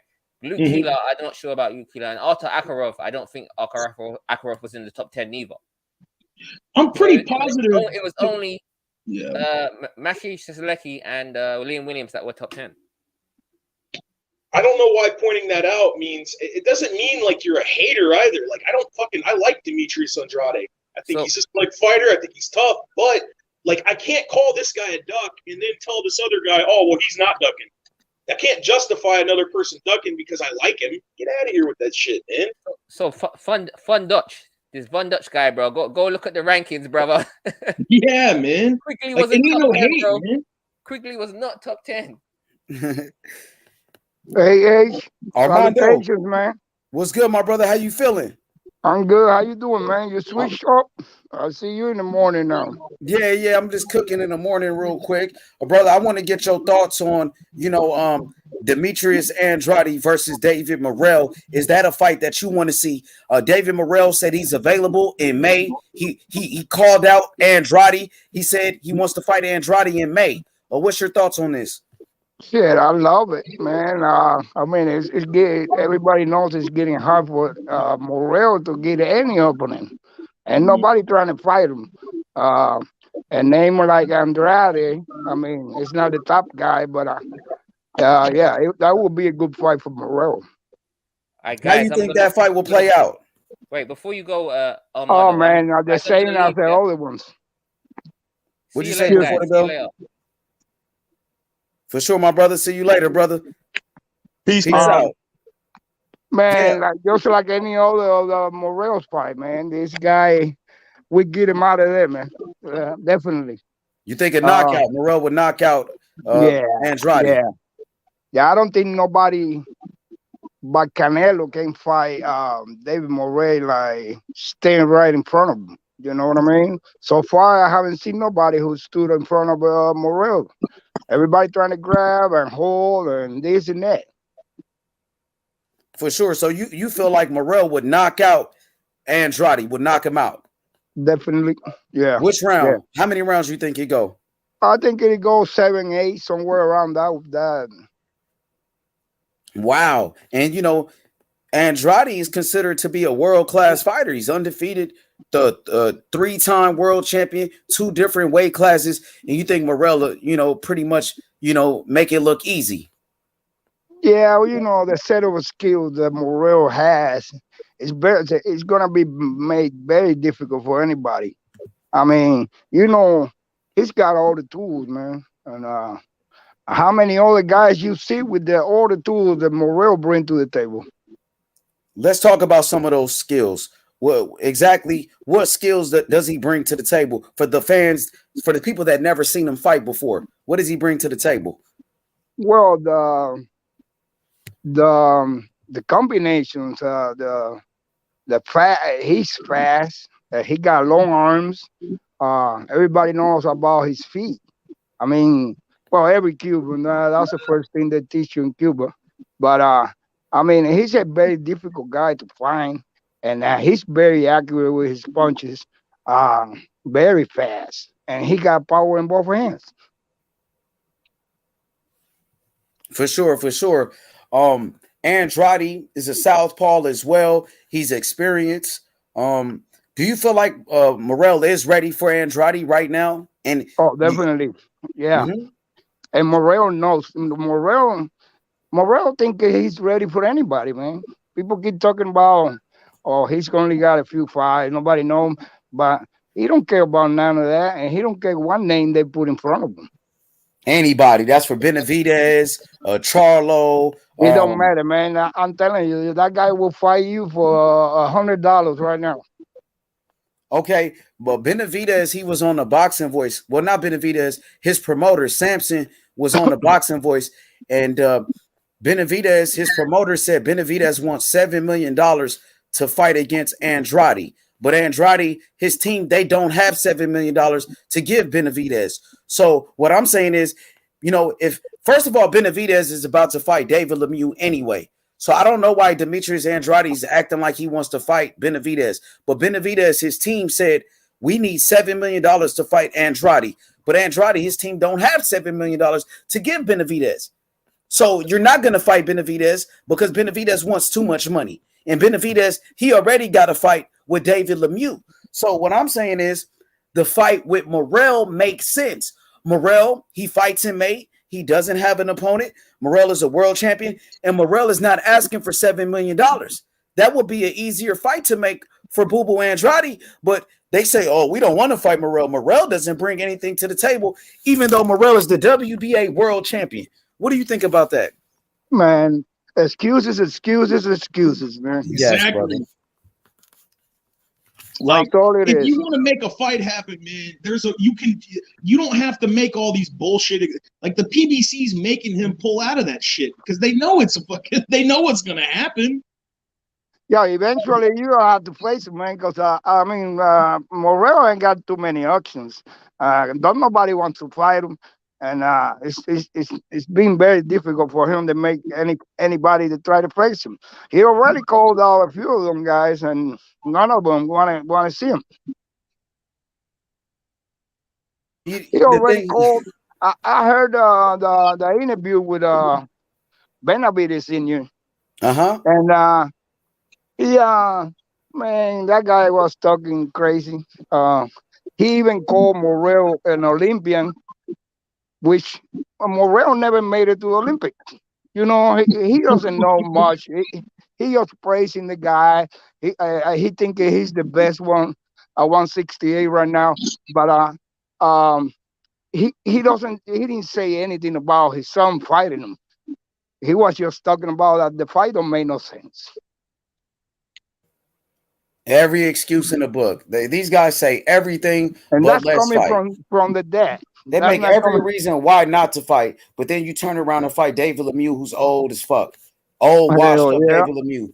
You gotta, you know what I mean? This shit don't make no sense. Demetrius Andrade said nobody wants to fight him, but David Morrell is calling him out to a fight in May. Morrell will fight you next. Yeah, he called everybody, man. That shit is bullshit, bro. You know what I'm saying? Canelo ducking me, H. That shit is getting old, bro. They still talking about that. Look at this comment right here by Von Dutch. This is crazy. He said, okay, couldn't find Jason Quigley's ranking, but Canelo wanted to fight him. And it goes always back to Canelo. It does. He's Dude, not the fact that you can't find Jason Quigley's ranking proves our point. Now he says Canelo wants to fight him. So, first of all, Canelo didn't even fight the dude. I don't know why you keep bringing Canelo's name in with Andrade. So it's okay for Andrade. It's okay for Andrade to fight a bum like Jason Quigley, who wasn't even ranked, because you're making up something that Canelo wanted to fight him. So that's why Andrade wanted to fight him. Get the fuck out of here. Yeah, and this isn't like Jason Quigley was a last minute replacement. They picked him months before the fight happened. And you saw what Andrade did to him. He fucking broke his jaw. I mean, come on, man. It's obvious. I mean, he didn't put up any resistance at all. Look at this shit. Canelo wants to. He said Canelo wants to fight Zach Parker. That's another lie. They just delusional, man. They're just making up shit now. I'm about to roast these guys. because y'all go around out here kissing Demetrius Andrade's ass, and he hasn't fucking fought nobody, and he's 34 years old. And every time somebody does challenge him, like Lara, when Lara wanted to fight his ass, he ducked out that fight. Like he's on tape doing the shit. Oh, they don't bring nothing to the table. Dude, what do you bring to the table? He doesn't even have a fucking belt at 168, but he think Canelo's supposed to jump and fight him, and you're not even a big name in the sport. Yeah, somebody. Yeah, go ahead, bro, because I'm really gonna. No, it drives me up a fucking wall. I don't understand why, and it's not even like we're coming from a spot where we think Canelo is the best and all this other, like where we kiss Canelo's ass. It's not. You got to call a fucking spade here. It is what it is. If the dude says everybody's ducking him, everybody's ducking me, nobody wants to fight me, yet you won't every single time a big fight happens. Like and look. When we say big fights, we're talking about dudes that have losses. We're not talking about champion people with belts and all that other shit. He's not even fighting them. So why would I think anybody's ducking him if he's not even fighting people that have losses? Sergey Deverenchenko had losses when he challenged him, and he pulled out of that. Oh no. Yeah, this shit is crazy, bro. These guys, they go around and say that Demetrius Andrade is a boogeyman. Nobody wants to fight him, but David Morrell Jr. is calling him out to a fight in May, and you guys won't accept the challenge. On top of that, here's the other thing. Let's say they have a fight. Let's say let's say that not Benavidez. Let's say Andrade fights Morrell. If Andrade wins, because he's the WBA regular, that makes him the automatic mandatory, doesn't it? For Canelo, that put him in line to fight Canelo. There you go. So what do they have to lose? Yep. This works for you. You know what they have to lose, though. These guys really don't want to fight, man. But they swear to God that everybody's ducking them, but you guys are really the ones that's ducking. So we don't want to hear shit about is ducking, though, man. These people are crazy, man. Dude goes to he's offering to go to your city with your judges. Everything's against him. He's offering to make less money. Everything. They give everything on a silver platter. Oh, he's scared. He don't want it. This nigga Demetrius Andrade's ducking. He's ducking Morrell Jr., bro. These guys that say everything but let's fight, bro. What Morrell got to do to get a fucking fight with one of these guys, bro? He's going after the so-called boogeyman, the so-called most feared dudes in the division, David Benavidez. We can't get Benavidez. Okay, we go after Demetrius Andrade. Andrade, you just moved up to 168. You in the same weight class as Morrell Jr. Morrell looking at you like food. Accept the fucking challenge, boo-boo. Stop fighting bums, bro. And take a real fucking challenge. You got a champion that's calling you out in your weight class, but instead you want to fight Benavidez, and Benavidez got a fight already. You don't even really want to fight Benavidez. You just using Benavidez's name to stay relevant. You know what I'm saying? Because we know Benavidez about to fight David Lemieux. Why not call out Andrade, who's a motherfucking champion, who's available, who will fight you? And on top of that, Morrell, he's not asking for $7 million to fight, bro. That's an easier fight to make. What's up with that? Nah, they don't want that smoke. I don't agree with that IBFP prick on anything, but I will give him the one thing that he's always gotten right is that Andrade is a clout chaser. He's right, though. He is. Like, he always talks about, I'll fight this guy, I'll fight that guy. But when the rubber meets the road, I can't take that fight. I can't do that right now. Get out of here with that shit. Go ahead. And I recommend that they don't fight him, bro, because talking like that, your confidence level against Morrell will be so low that you're not going into the fight 100% to win. You're just going to survive or something, you know. But you're showing a mentality that you don't want to fight this guy. And if you eventually fight him, your confidence is not going to be 100%. You're going to be the underdog on your own mind, on your own brain. You're putting yourself out. Yeah, exactly. Like, you can't go in with that mentality. Like, I don't understand that. Like, this is the age of boxing where we call the people that want the smoke cowards, and we call the cowards the champions. The fuck out of here. Yeah, I don't know what's in the future for Morrell, but I see nobody.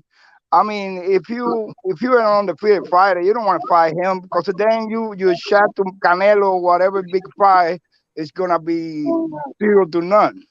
Mm-hmm.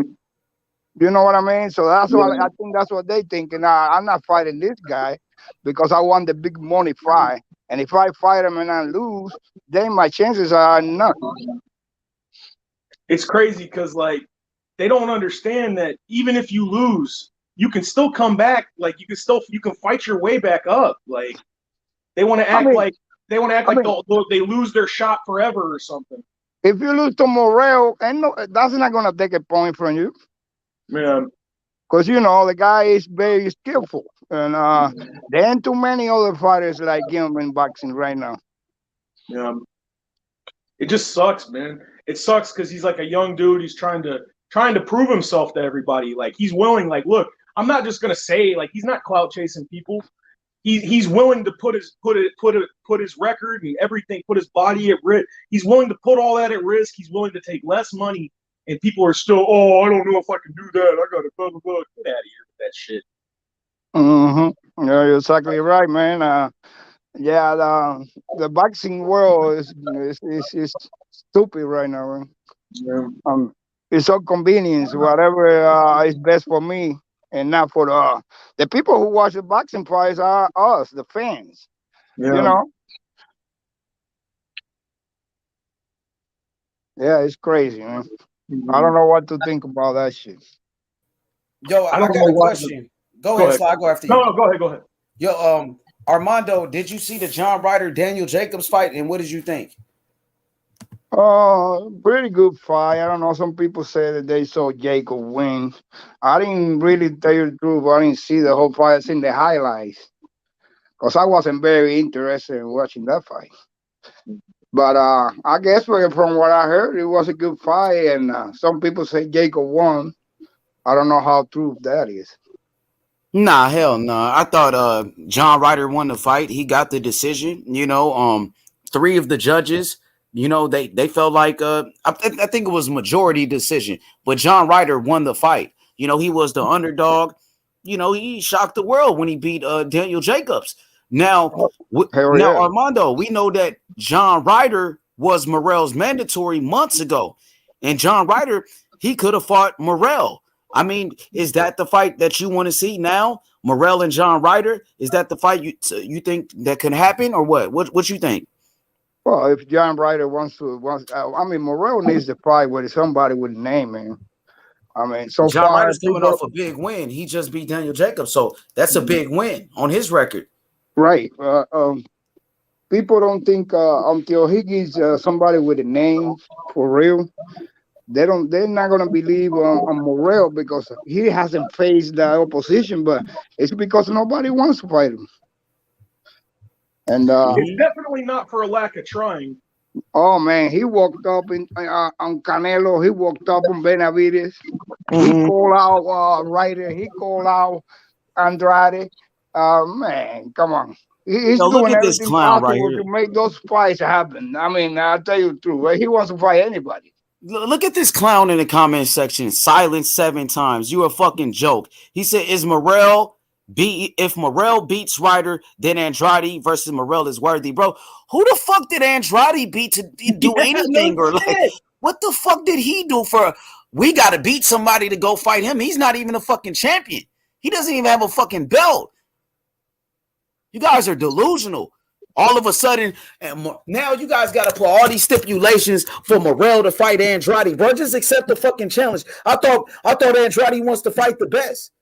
Okay? Morrell is a fucking champion. Just take the fight. Why Morrell got to do this and that just to get to Andrade? Andrade can't find a fight. Why Andrade just don't fight him? It's a fucking world title on the line, bro. Andrade is a fucking nobody anyway. If you want to be technical, nobody even know who the fuck he is. Numbers don't lie.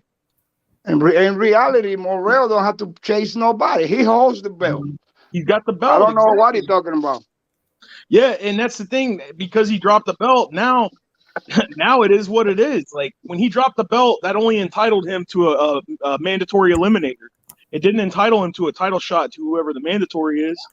So exactly. He's gotta earn it. Let me just say this real quick, because who the fuck did Andrade even beat anyway, bro? This motherfucker acting like Andrade got a great resume, like Andrade's fighting champion after champion. Andrade ain't doing shit. You know what I mean? He ain't doing nothing, bro. Who the fuck is Andrade gonna fight? Well, Andrade's gonna retire and he ain't fucking fought nobody. Morrell would be the best name on Andrade's resume right now. Right now. Right now. Morrell will be the best name on fucking Demetrius Andrade's resume, bro. This is just more DAZN cooking, where they let Andrade is the most avoided fight ever. Next fight against Jason Quigley. You know, I mean, this is what they do to him. They build him up like he's being avoided. They let him fight against bums. Every time he gets a fight with a guy that's ranked or decent, he always finds a way to wiggle his way out of it. But he's being avoided by everybody. And now they're trying to fight that. What's that dude they're trying to fight so they can get the Benavidez fight? Zach Parker. Yeah, they're trying to fight. They know if they fight Zach Parker, which honestly, Zach Parker is a tough dude. He's got a good power punch, but his style is tailor made for Andrade, dude. He likes it when dudes come swinging at him because they can't hit him. Yeah, yo, he's not trying to fight somebody who poses a threat. Yo, Sly, who did Jason Quigley beat to get a fucking Andrade fight? Jason, they didn't say, Jason Quigley got to go beat this guy to get Andrade. Y'all didn't say that. Or Luke Keeler got to go fight somebody to get Andrade. No, Andrade fought these guys, and he was happy doing it. There was no issue, but when a real threat comes, now, okay, this guy got to go do this first. But Scott Quigley didn't have to do shit. Neither did Luke Keeler and the rest of those bums and Sulecki. Shane Mosley Jr. He had to beat Shane. So that's all he had to do was beat Shane Mosley Jr. to get a fucking fight with Boo Boo. Shane Mosley Jr., Fernando Martin, Abraham Cordero. Come on, dude. That shit is some bullshit. Now, get out of here with that. So he has to beat them dudes and he gets a shot, but David Morrell hasn't fought enough people. Dude, a guy who's undefeated. Lomachenko's first fight was against Orlando fucking Salido. I don't know. Yeah, hey, Sly, is crazy though, man. When you really think about this shit, these guys really don't want no fucking smoke. Morrell only got 6 fights. If Morrell is green, if he's not ready, why not just fight him and take his belt? Get the world title. Exactly, man. It don't make no sense whatsoever. They think we're stupid. We're little kids in kindergarten. That shit makes 0 sense. I mean, and they're all saying the same shit. I mean, it doesn't make any sense at all. Lomachenko was fighting big names with 3 fights, 4 fights. Exactly. It's incredible because this is the only one of the only channels that's pointing out that on everybody else, Andrade is being done. But when the second that you say, wait a minute, he pulled out of this fight, this, oh no, he didn't pull out of those fights. Like, get out of here. We got to call it how we see it, man. I can't call this dude a duck and then say, oh, this guy's not ducking because I like him. Get the fuck out of here. Everybody gave Canelo shit for taking the franchise title. Everybody did. But here's the funny part about that. They said, oh, he took the franchise title to avoid Charlo.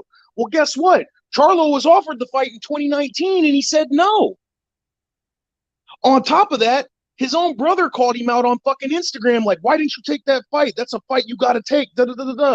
He called him out for that shit, but they don't say that. You see, you can't push a narrative when you're trying to defend the person that you like. Oh, he avoided, but yeah, he didn't accept the fight in 2019, but that's not ducking. You see, it's really sad. It's really fucking sad.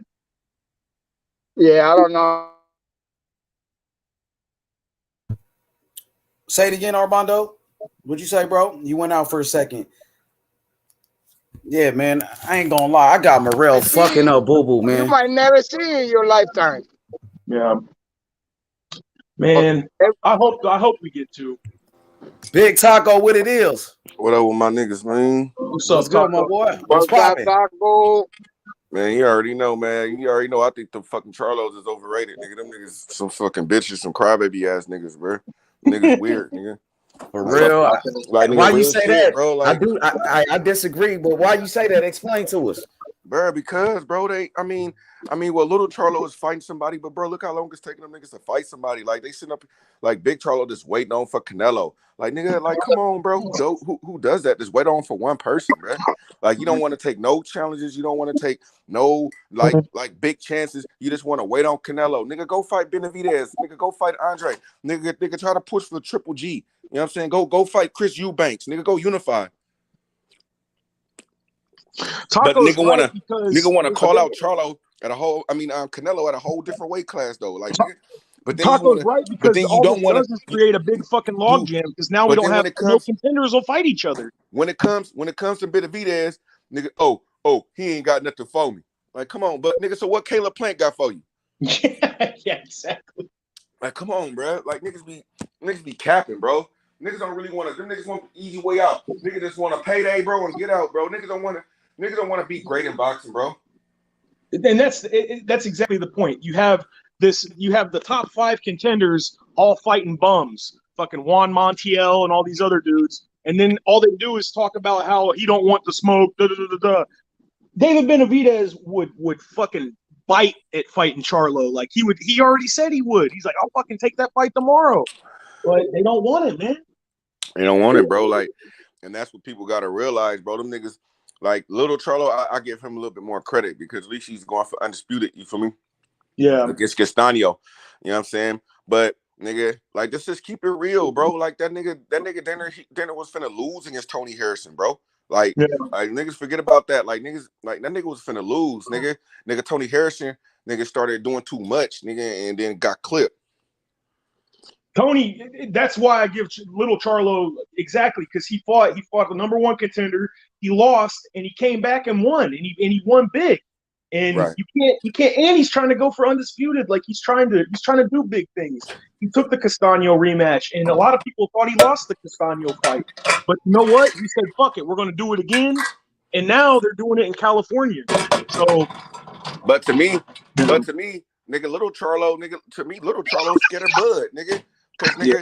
Because nigga, my thing is, nigga, Bud said he gonna move up, nigga. Oh, nigga, leave me alone and shit. Nigga, what you mean leave you alone, nigga? I bet you, nigga, if that was some easy work trying to move up, nigga, I bet you would take it. If it was some Keith Thurman, some Danny Garcia, nigga, some Sean Porter, nigga, you would be jumping on that shit. Big Taco, you gotta put respect on my boy Big Charlo name, man. Man, that nigga ain't doing shit. That nigga ain't doing shit, bro. Nah, you gotta put respect on little Charlo name, bro. Come on, now. Man, I'm just keeping it real, bro. I ain't lying. Nah, you kind of capping. I'm capping, bro. Nah, you can't say he's scared of fucking Bud. I mean, nah. Who, little Charlo? Yeah, little Charlo. Nah, bro, what? Man, look. Okay, let me ask you this question. Let me ask you this, bro. Let me ask you this. Nigga. Hey, can y'all hear me? Yeah. Oh, okay. Hey, if that was any other welterweight, nigga, that's not Bud, bro. He would have a wholly different energy, bro. Let's just keep it real. Yeah. I ain't gonna lie. I'm gonna keep it a buck. I haven't heard Charlo talk about nobody as far as, especially if we talking about since the Castaño fight. I haven't heard him address nobody other than fucking shit. He ain't even addressed Castaño. Yeah. So he's just straight smoke. You know what I mean? He giving me another undisputed. You know what I mean? On regular TV, we getting that shit for free. He taking the smoke. So So when it come to Bud, only thing about Bud was when he had the draw. You know, Bud went on Twitter, tagged him, and said that's why you ain't pound for pound. You know what I mean? That right there, he didn't respond. He ain't say a goddamn thing. But that's it. You know what I mean? He going back and he shit. The nigga about to fight for undisputed. I ain't gonna lie. It really ain't shit I can say about him, especially like Taco, real talk. If we talking just straight boxing, we ain't talking about how you feel about another nigga fighting this person. We just talking about in the sport of boxing. Lil Charlo in the sport of boxing, that's everything we want. That's everything we want, bro. Nah. Real talk. Hey, you know, that's why I said the only thing with Little Charlo to me was, nigga, I just felt like he should have been a little bit more aggressive with Bud. Like, other than that, I didn't say nothing about Little Charlo. Main thing is Big Charlo. That nigga ain't the one that ain't doing shit. Yeah. He gave Little Charlo his dab dog for being undisputed and taking the Castano, and we're fighting Tony Harrison and shit. Hey, how you would feel if he beat Castano? After he beat Castano, he like he like, yeah, I fight Bud. If EJ don't want to fight him, I'll fight him. You know, how you gonna feel about that? What you say? I would love that shit. You hear me? Hey, you hear me? Not to be long. Let me say this. Like, you feel me? You know what I'm saying? I mean, Young Bill was asking people a question. You feel me? Like, nigga, like, can Bud run the table? Nigga, with Boots or Virgil Ortiz and fucking Earl Spence. Nigga, why the fuck he can't, bro? Nigga, Boots and Ortiz, nigga, still wet behind the ears, nigga, breath smelling like Similac, bro. Like, nigga, why he, nigga, and then he get niggas out of there. So, nigga, when you knocking niggas out, bro, you taking less punishment. Then the niggas talking about, oh, he don't move the way, he don't move. Nigga, what you mean, nigga? He was moving on Sean Porter. That nigga was styling on that nigga, bro. Yeah, he was. Like, nigga, if a nigga ain't got to use his feet, if a nigga Porter ain't got on his ass, Taco. It wasn't just easy though. No, who said it was easy? Earl Spence fought Porter. It wasn't easy, but niggas giving him.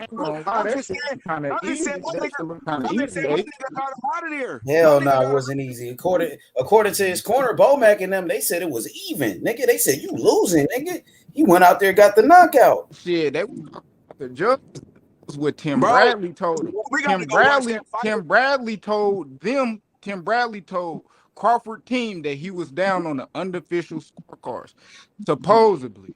Yeah, so if he whooping his ass like that, they wouldn't be talking like that. That's all I'm saying. I ain't gonna lie, that nigga didn't win a round after the 6th, and it was a tie. I don't know about that. It was a tie in the 6th. Yeah, that was I disagree, Q. Sean Porter was on his ass, though. It was a close fight, Q. What round did Sean win after the 6th? It was a close fight, Q. A lot of people had watch that fight, bro, because he got his ass beat. Bro, I think y'all thinking about Sean Porter aggressiveness. You feel me? You know what I'm saying? But it's not like he was landing hella punches. Like, you feel me? He was out, Taco. He was landing a bunch of punches, Taco. And Crawford was hesitating. That's why I think Earl Spence would get Crawford a tough ass fight, especially the way Crawford be starting off slow, like he did against Gamboa, like he did against Mean Machine and Sean. Earl Spence can't handle movement. That's what the Porter fight taught you. That's what the Porter nigga Porter was turning his ass, working his ass on that feet work. He didn't have a straightaway target. If you go back and look at EJ opponents, most of them niggas stay right in front of that nigga, bro.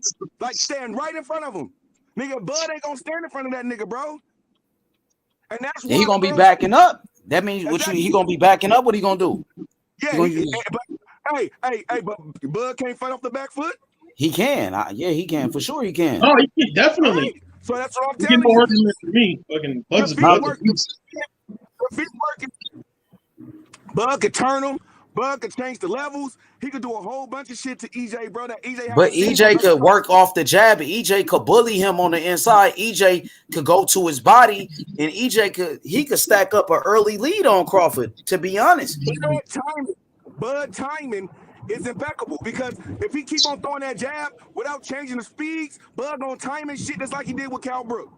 This ain't Cal Brook. You going against a whole different animal in Spence Jr. Yeah, Spence Jr. destroyed Kel. This is his first fight in 2 years too, though. You gotta remember that. Not about a year. It's only been about a year. He fought Danny. 2 years. Ugas is about to beat him. No, he ain't. I like Ugas. I'm an Ugas fan. You know, come on, remember man. Too what Conor McGregor said, and it's a relevant point when it comes to Bud Crawford. Precision beats timing, and timing beats speed.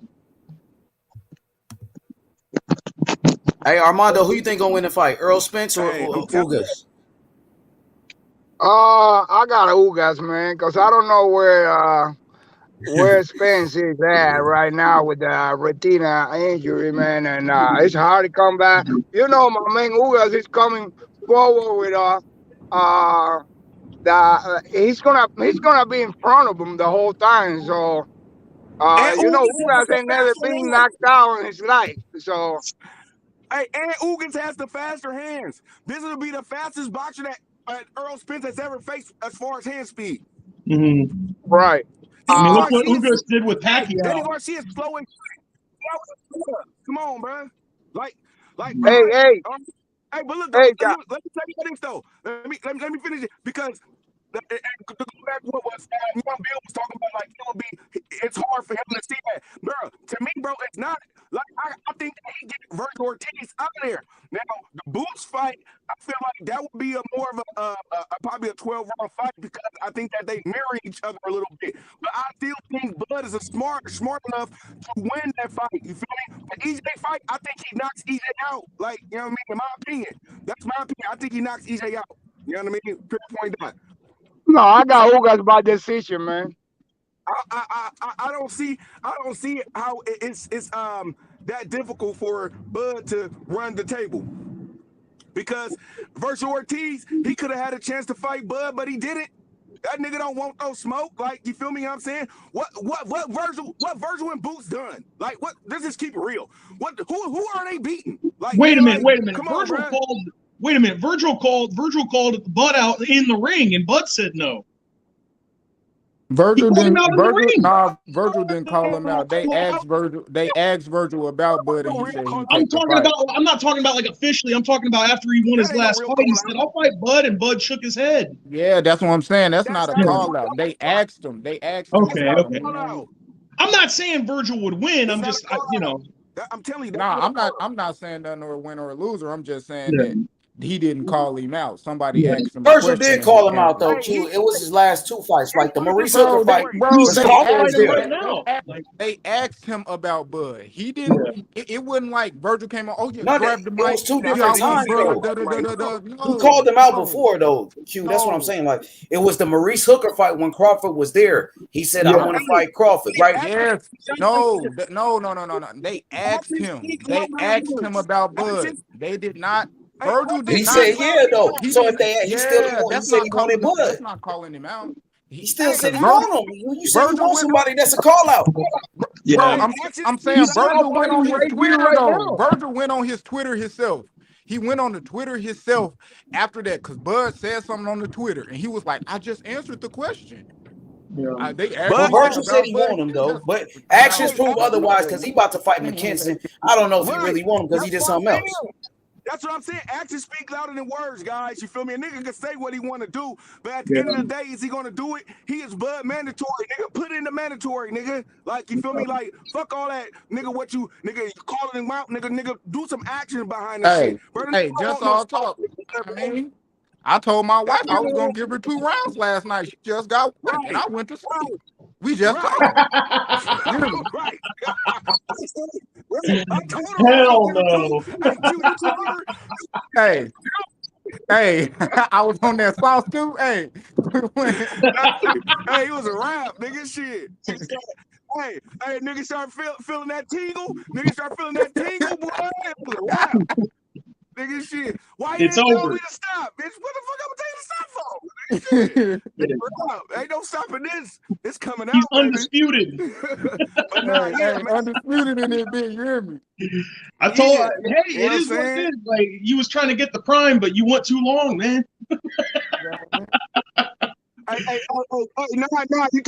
You was too wet tonight, man. For some reason, it felt different. Hey, it was crazy. That drink. Think about this. Look, I wanted to ask. Let's get some reactions to this. So, do you think Sean Porter was hating on Boots, or do you think Sean Porter was just calling it how he saw it? I think he was hating. My honest opinion, I thought he was hating. He wasn't lying. I think he worded it wrong. Yeah.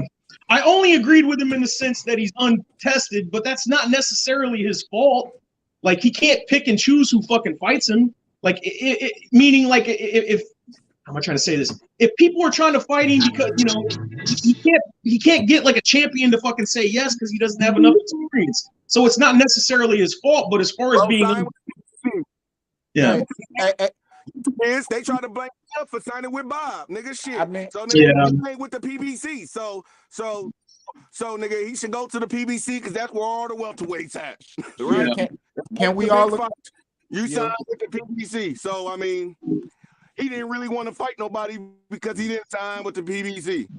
Well, can we all agree overhyped and overrated are two different things? Yes, absolutely. Okay, so Sean Porter wasn't lying. But Sean Porter, he just was saying how good Boots was. Boots is so good. I would never fight him. Was pissed because he said, "You just told me how fucking good I was. Now you're telling me exactly." That's why I think he was hating, Sly. That's why I think he was hating. But he because I'm hearing that shit from everybody, but I'm like, look, man, he's got a point, but at the same time, it doesn't look good when you just praise the guy. Boots is overhyped. He's not overrated. Mm-hmm. He is what he is. He's one of the coldest, but he is overhyped because we haven't got to see a lot of things. We're going off the imagination of what we already seen. Oh, we seen him do that. We can only assume that he this cold in boxing. We can only assume that he's just so powerful. And then what we gotta realize too, that's not overrated. The 147 is top heavy, bro. Like exactly. Like other than the top, like the top 5 or the top 3. Well, let's just say Bud, EJ, and Ugas.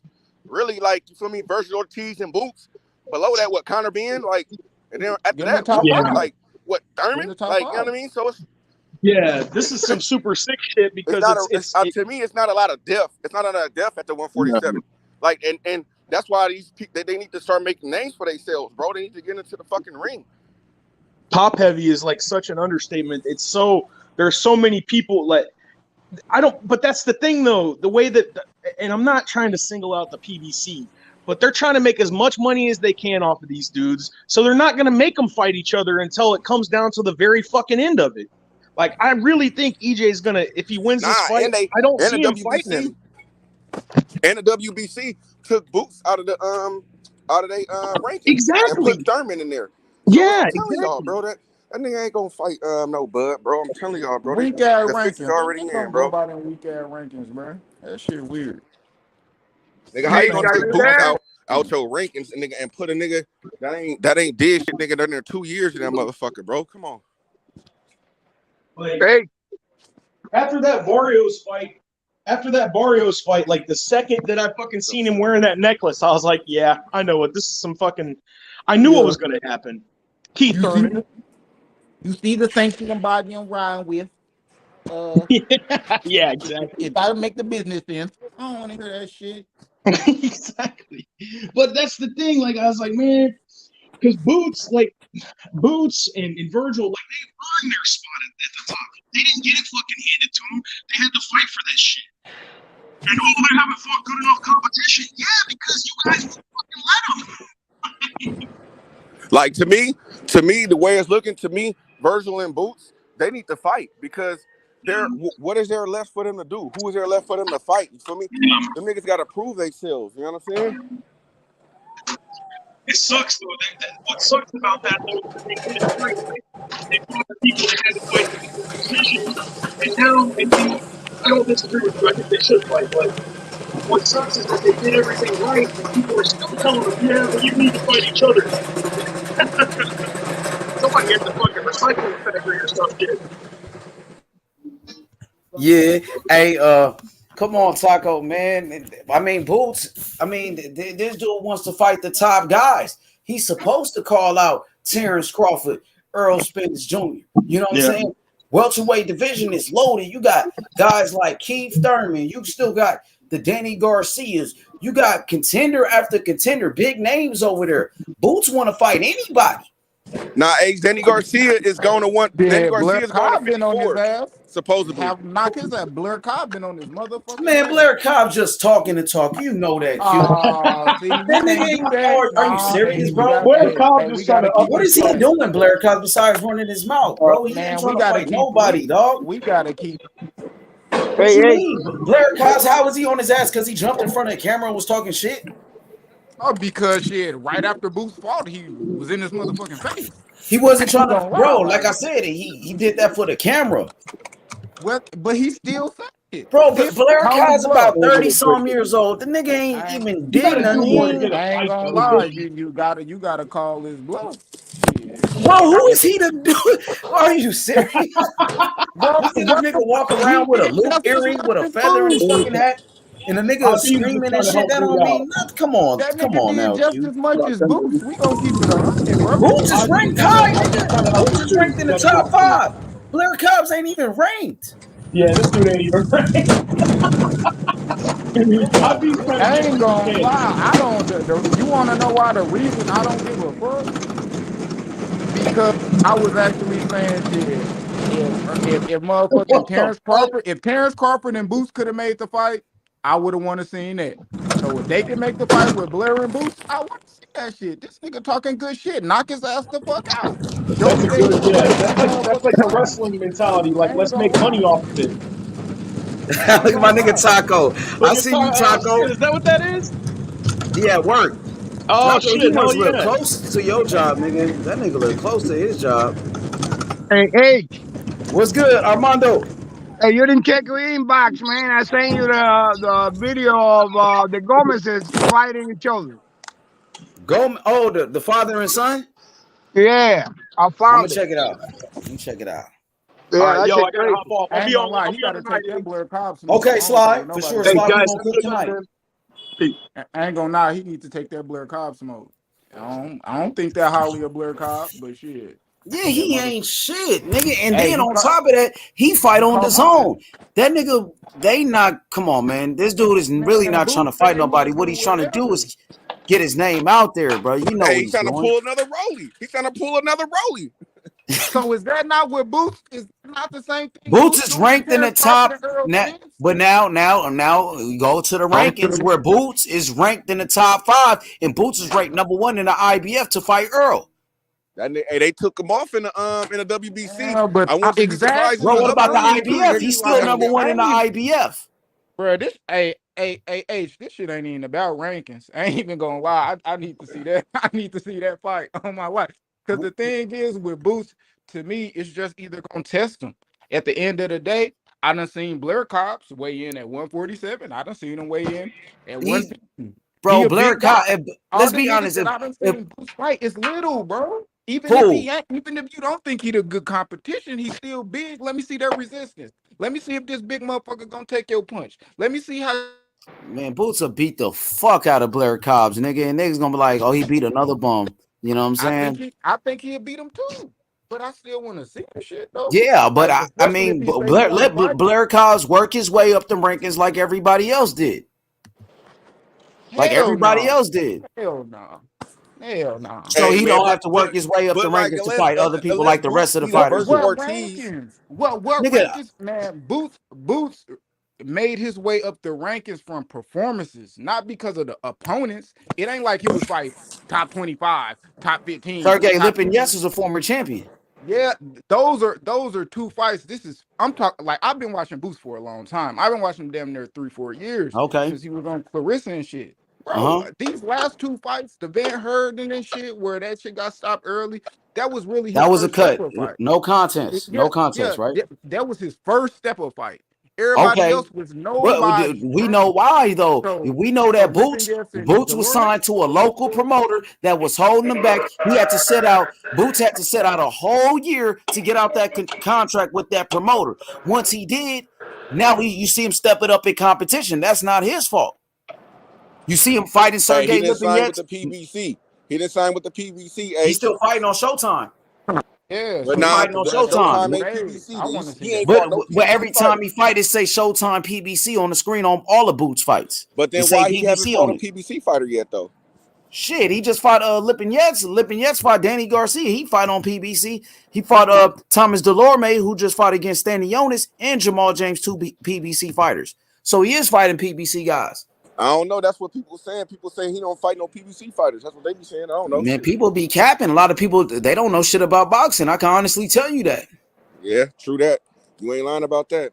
Yeah, but Taco, like Boots is right there, man. I don't think Boots is overhyped, overrated. I feel like Boots, he getting his just due. You know, the same thing when Terrence Crawford was coming up. Oh, this Terrence Crawford is the beast. He just beat the dude in the UK. What's his name? Ricky Burns. That Ricky was a Burns. Then he champion though. knocked out Gamboa. You hear me? So yeah, Crawford was building up just like Spence. Spence knocked out Adrian Broner in sparring. But Spence see, gave Floyd Mayweather a black eye. it's a little bit different, H, because I think that because Bud came from a lower weight classes, so he had those, you know, to move up. You know what I mean? In weight classes, I think is this Boots? I'm not too familiar with Boots like that as far as his early days. Is this his first weight class, 147? Yep. So yeah, see, so he still got room to grow. See, so he got 147, 154, 160. You feel me? So I think that he might have a more longer, longer like career. He could probably start fighting those big fights maybe in the next a year or two. You know what I'm saying? To me, I told y'all how I feel about Boots. I thought he should have moved up. Like, you feel me? I thought he should have moved up because I think that it's probably more competition and more of an easier route to become a champion. Welterweight is where it's at. But then your boy Bud Crawford right there. Y'all say Bud Crawford the best. He want to test himself against the best. Bud Crawford's supposed to be the number one pound for pound. Who? So why would he leave that smoke? And he already ranked in the top 5. Oh, why would he leave because that? I'm just saying because the way the EJ fight and the Bud fight is being prolonged. We don't even know. So let's just say, for example, if EJ do lose, you know they're gonna have a rematch. Like, nigga, right now they trying to put Keith Thurman in front of they trying to promote that Keith Thurman fight before Bud. So, man, EJ not losing, bro. Y'all gonna be like, what the fuck? After I like Blue guys too. You know, I fuck with my Cubans out there, but I think Earl gonna win. You know what I mean? I got you. I got Ugas, bro. Look at this is Blair Cobbs right here, man. Y'all niggas, are you niggas serious? Man, y'all niggas capping, man. This nigga right here, I know y'all ain't talking about this goofy ass nigga right here, man. Yes, I want to see that fade. I want to see y'all that niggas tripping. Yes, I want to see that. Look at this nigga, all right, Taco. Look at his record. He 30. First of all, look at this. He 32 years old. He 32. He only got 15 fights. Grown this nigga man ain't shit. He is a southpaw though, 5'10" and a half southpaw. He do talk a good game. Like that nigga is like a Rolly type of dude, like Taco said. But look at his record. Who he beat? Brad Solomon. All right, Brad Solomon. He already was knocked out by my boy Virgil Ortiz. Before that, Samuel Cote. Come on, man. Carlos Ortiz Cervantes. He beat Estevan. Come on, man. When Boots beat him, y'all gonna say Boots beat another nobody, dog. Bro, that's all I'm saying. Bro, okay, so what has this nigga done? No, I want to ask Kush a question. Kush in the comment section. Kush said Blair Cobbs might give him some good work, H. Here we go. Blair Cobbs might test him, H. Who has Blair Cobbs beat or done whatever he's done for us to think that Blair Cobbs will test this nigga? Just Blair as Cobbs much as Castillo Clayton. Just as much as Castillo Clayton. Castillo Clayton. Castillo Clayton had a close fight with Sergey Lipinets, and Lipinets was a former champion. Yep. Yeah, and that's cool. I like that. But the reason why I want them to fight is because of their weight. None of that other shit really matter. Boots fighting little niggas. Let me see you fight Boots is fighting little niggas. Come on, Q. Come on, stop it, dog.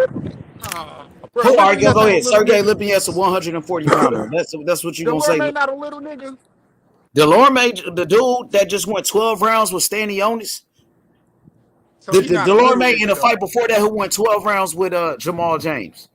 Man, the Delorme that I seen fighting fucking Bud at 140, yeah, he a little nigga. He wasn't that little when he just went 12 rounds with Stanionis. Who is Stanionis? Stanionis is about to fight. Stanionis about to fight Ugas. Stanionis is undefeated. He's a contender, Stanionis, brother. Man, bro. This dude is a bum, nigga. This guy right here, but I'm telling you, Blair Cobbs is a fucking bum. Honestly. And the reason, and he can be that, but the reason why I want to fight is to see what that boy do against a motherfucker, a grown man that weigh 147 pounds. Naturally. Real facts. That's why I want to see it. I want to see where Boots at. Boots still got more to show me. I'm not sold. He been sold me. I been know we got skill, but now since everybody on to him, everybody got him skyrocketing him through the roof. Let me see you against somebody big now. Let me see the punch resistance against a motherfucker like Castillo Clayton, who buff as fuck. I done seen weigh in at 150 pounds. Let me see your way to fight Blair Cobb, a big motherfucker. Man, Castillo Clayton buff as shit. Real talk. He gonna get smoked. All the muscles don't mean nothing. Look at Tyson Fury. That nigga ain't buffed. That nigga whoop ass though. Yeah, ain't about who got the most muscles. And that's why I'm banking on him being big and weight resistance. You know, I want to see that. A little nigga, I expect you to do that to him. You steamrolling these guys. I want to see you go against somebody with, you know what I mean, that I think don't oppose some resistance. And if you do that, because I don't got him losing to him. So Castillo Clayton, that guy, he fought against Sergey Lipinets, but Sergey Lipinets beat him.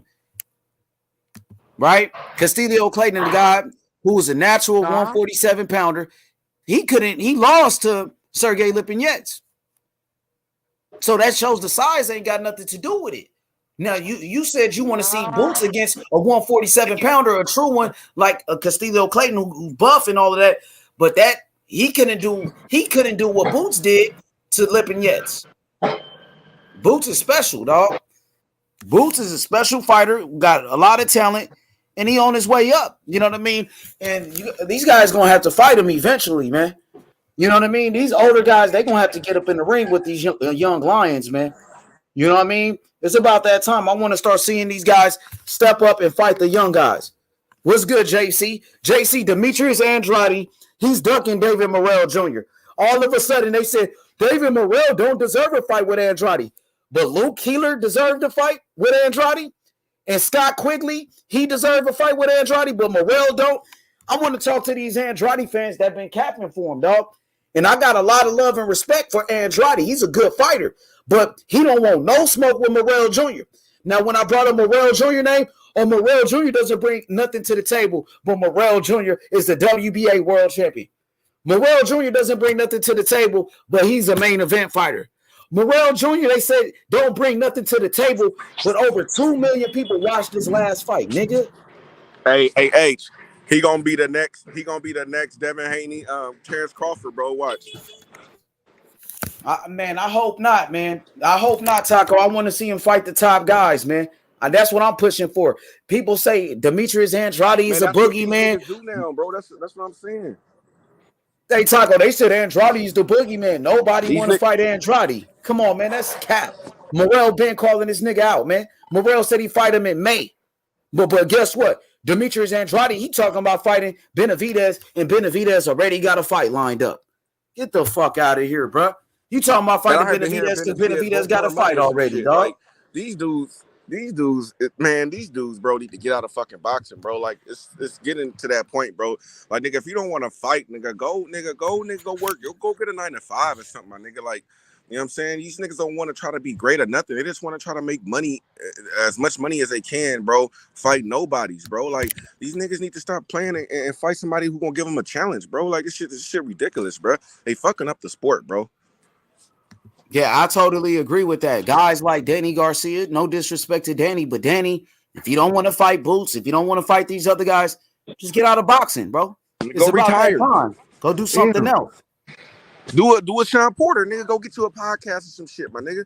Like, cause these niggas on some whole shit, bro. These niggas don't want to fight nobody. All they do is want easy touches, and they want to get paid. Like, come on, bro. Like, nigga, dare to be great, nigga. And then if you can't fight one of the top guys, nigga, fuck it, go fight 3 times, nigga. Go fight 3 times, nigga. 3 bombs, nigga, or whatever, nigga. Like, just fight who you can fight. Stay active, nigga. Don't just sit on the fucking shelf and don't fight nobody.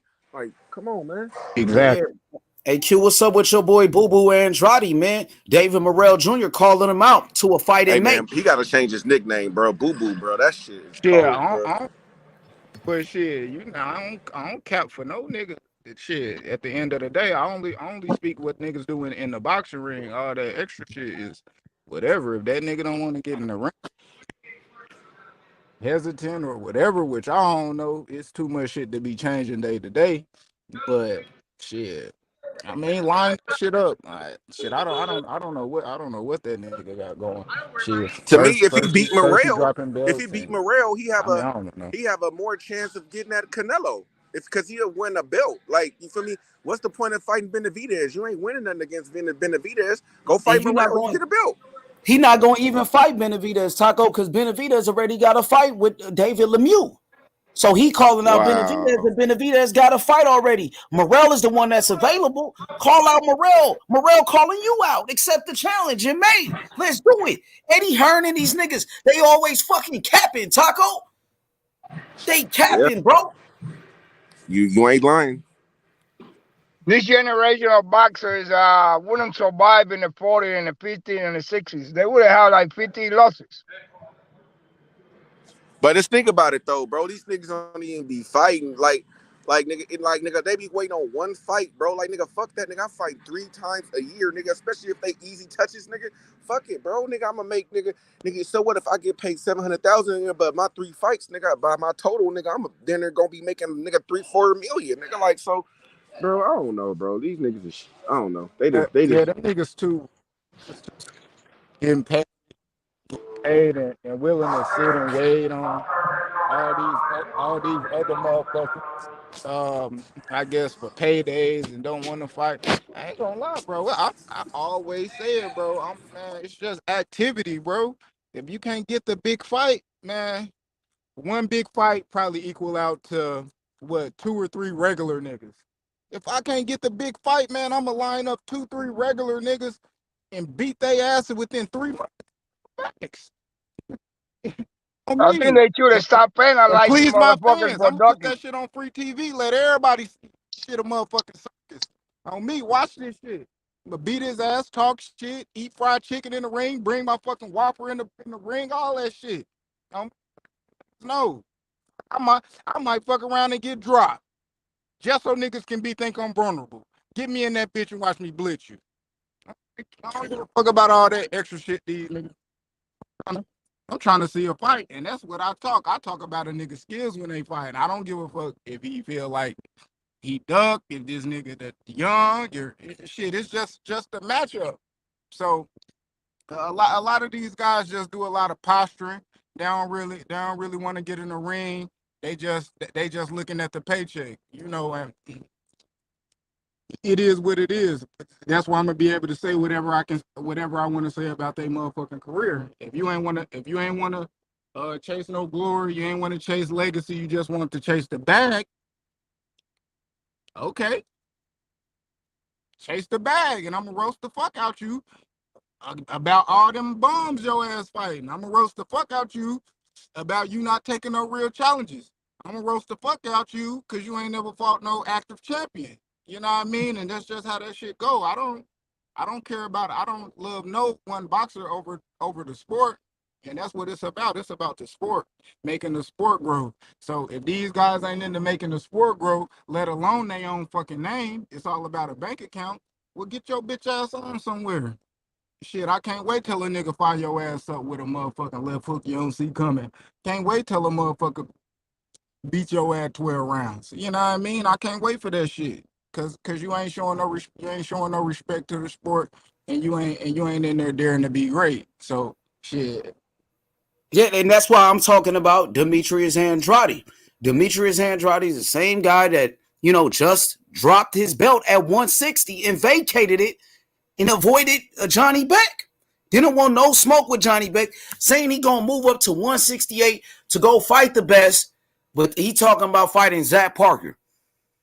You really want to fight Zach Parker, to be honest, but you calling out David Benavidez. Why would you call out David Benavidez, and David Benavidez got a fight already lined up? He's already booked. Hey, go ahead. They always do that, man. It's not one. Watch when a fighter coming up. I guarantee you're gonna see a fighter in his weight class. If they got some type of beef calling his name, you just attaching your name to his promotion. Got a fight coming up, people gonna be talking about him and his fight, so you're gonna bring him up. Yes. Same shit Charlo did about Triple G. Same thing. These niggas do the same shit. The same thing that Demetrius Andrade does with 160 niggas. The same thing that Demetrius Andrade does with Canelo. The same thing that Demetrius Andrade did with Charlo. Now he's doing it with Benavidez, but he won't call out Morrell Jr. I guarantee you that's somebody he won't call out, dog. He don't want no smoke, nigga. That nigga, Demetrius Andrade, he ducked Lara years ago, bro. Another Cuban fighter. He don't want no smoke. And guess what Andrade said about Lara? Oh, Lara's a boring fighter. Nobody knows Lara. But Demetrius Andrade get mad when they say the same shit about him. Now they saying the same shit about you. Come on now, bro. David Morrell Jr. called you out. David Morrell Jr. called out Demetrius Andrade to a fight in May. We need answers, bro. And guess what? He got all this energy for Canelo, and Canelo said he don't even want to fight you. Canelo said you was a horrible fighter, and he would never fight you. Now keep that same energy with Morrell Jr., who's a champion in your weight class. They ducking him, bro. Demetrius Andrade's ducking David Morrell Jr., bro. He's ducking him, bro. Hey, they stop penalizing motherfuckers for ducking, man. I give you a year. You ain't gonna fight for a year because you've been ducking everybody. They should have a penalty for that shit. Man, Boo Boo is a fucking duck, but he go around and call everybody else a duck. Come on now, bro. I'm telling you, Morrell would knock out Demetrius Andrade. I promise you that. Listen, they got common opponents. Q, Demetrius Andrade fought Fox, and guess what? He went 12 rounds with Fox, and Demetrius Andrade got knocked down by Fox. And guess what? Morrell, that same Fox that knocked down Andrade, the same Fox that went 12 rounds with Boo Boo, Morrell knocked him out in 4 rounds, and Morrell only had 6 fights. Facts. These are facts. They got common opponents. They fought the same guy. Morrell knocked that guy out in 4 rounds. Boo Boo went 12 rounds with him and got knocked down in the process. You tell me who was more impressive against Fox. Who had the better performance against Fox? These niggas don't want no smoke. Boo Boo Andrade, his fan base, stay terrified of David Morrell Jr., bro. They terrified. He don't want no smoke. Boo Boo does all that talking, but he don't want no fucking smoke, bro. Yeah, Morrell, he got some shit. Like he probably stuck in a hard place. He just looking for a motherfucker to get in the ring. I forgot Ronnie Shields said something about he didn't want him to fight somebody. Ronnie Shields I think he wanna get him. I don't know, get him in there pretty much with a. Yeah, but Ronnie, I want to know who he talking about because Morrell ready for anybody. And now Ronnie Shields, shout out to Ronnie Shields, but he just started training him. He ain't the promoter, he ain't the manager. He don't pick who Morrell fight. He just got down with the team. Yeah, I have to ask young Billy. Who he said, but it was pretty much because it's gonna be his. I think was his first time training him for a fight, so he want to just see how we work with what they train. I guess what he teach him or coach him, and see how good he take that into the next fight, and then they'll work on it from there. Morrell ready for anybody. He ready for anybody. So you know. So far, Morrell look impressive, man. Against any competition, he got that one Gabronsky. He put a big down on that motherfucker, and you can tell he's very superior to most of them guys on the 168. Don't nobody want to see somebody who coming straight for you in the first round. Ain't no starting, ain't nothing. He trying to get you out of there from the second you step on that ring. And that's what everybody's seeing, and that's why they avoiding the shit out of him. I don't know what the future holds for Morrell, because for what I see, he is not going to get a big fight unless something on the table real big for somebody that trying to damage his career. Because I know Morrell, I don't see him losing anytime soon, man. So you guys could say, Morrell could fight a Benavidez? Morrell definitely. I got Morrell knocking out Benavidez. He's gonna he got money on it too. Benavidez, Benavidez and his team said they need more time. They said, we need 5 more fights before we fight him. And then in another interview, they said we'll fight him next. Which one is it? Once you don't want to fight him, one day you want to fight him. It's like the energy is not the same, because when it came to Benavidez fighting Charlo, he wanted Charlo so bad. He talked all that shit about Charlo. Because he said, Charlo called them out first. That's why he responded to Charlo. Well, Morrell called you out first. Now keep that same fucking energy.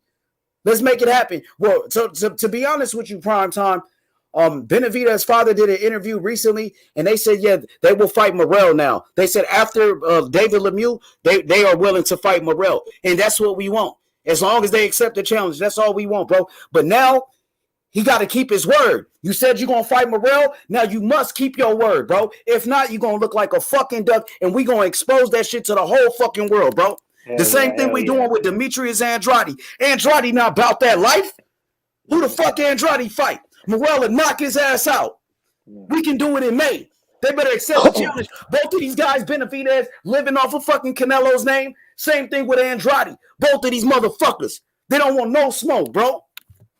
And that's why I fuck with you so heavy, bro, because that's all I try to tell people. I'm not saying that they're afraid to fight Canelo or Canelo's afraid to fight. All I'm saying is that they need to fight each other because Canelo, let's face it, he's the top of the shit right now. And he's basically what he's saying is you guys fight each other and then they have no chance, but they have no, then Canelo has nothing to say after that. You know what I mean? Like, you know what I'm saying? So you're 100% right. 100% right. That's real shit. Goddamn. Yeah, let's make it happen. Andrade swears up and down that nobody wants to fight him, but Morrell said he'll fight him. So that's cap. That's cap. You know, Andrade just had a mandatory at 160, and he ducked him. He vacated his belt. He said he's moving up to 168 for Canelo, and Canelo already said he's never going to fight you. He wants to go to Canelo. He wants to go to Canelo, get beat up, and get a bag. That's pretty much what he's fucking positioning for. Bro, his whole life is like revolved with Canelo. Like, you know what I mean? If it wasn't for Canelo, what the fuck would Andrade do? Would anybody even talk about this dude? You know what I'm saying? Now you speak the truth. He's a good fighter too, my dude. Like, I ain't gonna sit here and cap and act like he's not good. That motherfucker is good. You know what I'm saying? I want to see him in there with some of the top dogs. If you can't get Canelo, and Morrell said, "What's up? Bring it." Morrell said he fight him in May. Most of them motherfuckers, he walked up to Canelo, like, "What's up?" And Canelo looks really small for Morrell, really, really small. Canelo's pretty small for everybody, bro, in the division, bro. Canelo's a little guy, bro. He's not that big. That's what I'm saying. That's why sometimes you got to see the greatness in him. That he's fucking the small dude, bro. And they're talking about him going up to 200 pounds and even fighting fucking Macaboo, whatever. He'll wash him out. But fighting some of the guys he's fighting right now. Canelo's really, you know, he's not that big, bro. You gotta think. I'm 6 foot 240, bro. Canelo's 5'7", bro. I mean 100 and whatever the fuck he is, bro. I mean that's, you know what I'm saying? That's crazy. All I'm saying is all these guys won't survive in the era of Joe Louis, Marvin Hagler. But them guys will fight each other, the best against the best all the time, 3-4 times a year. None of these guys would have survived in that era. They would have been something else, a cook or a mechanic. They would have quit that boxing. My man Kid Chocolate won 55 in a row. For sure, man. Right. Kid Chocolate won 55 in a row. Julio Cesar Chavez won 85 before he even got a loss.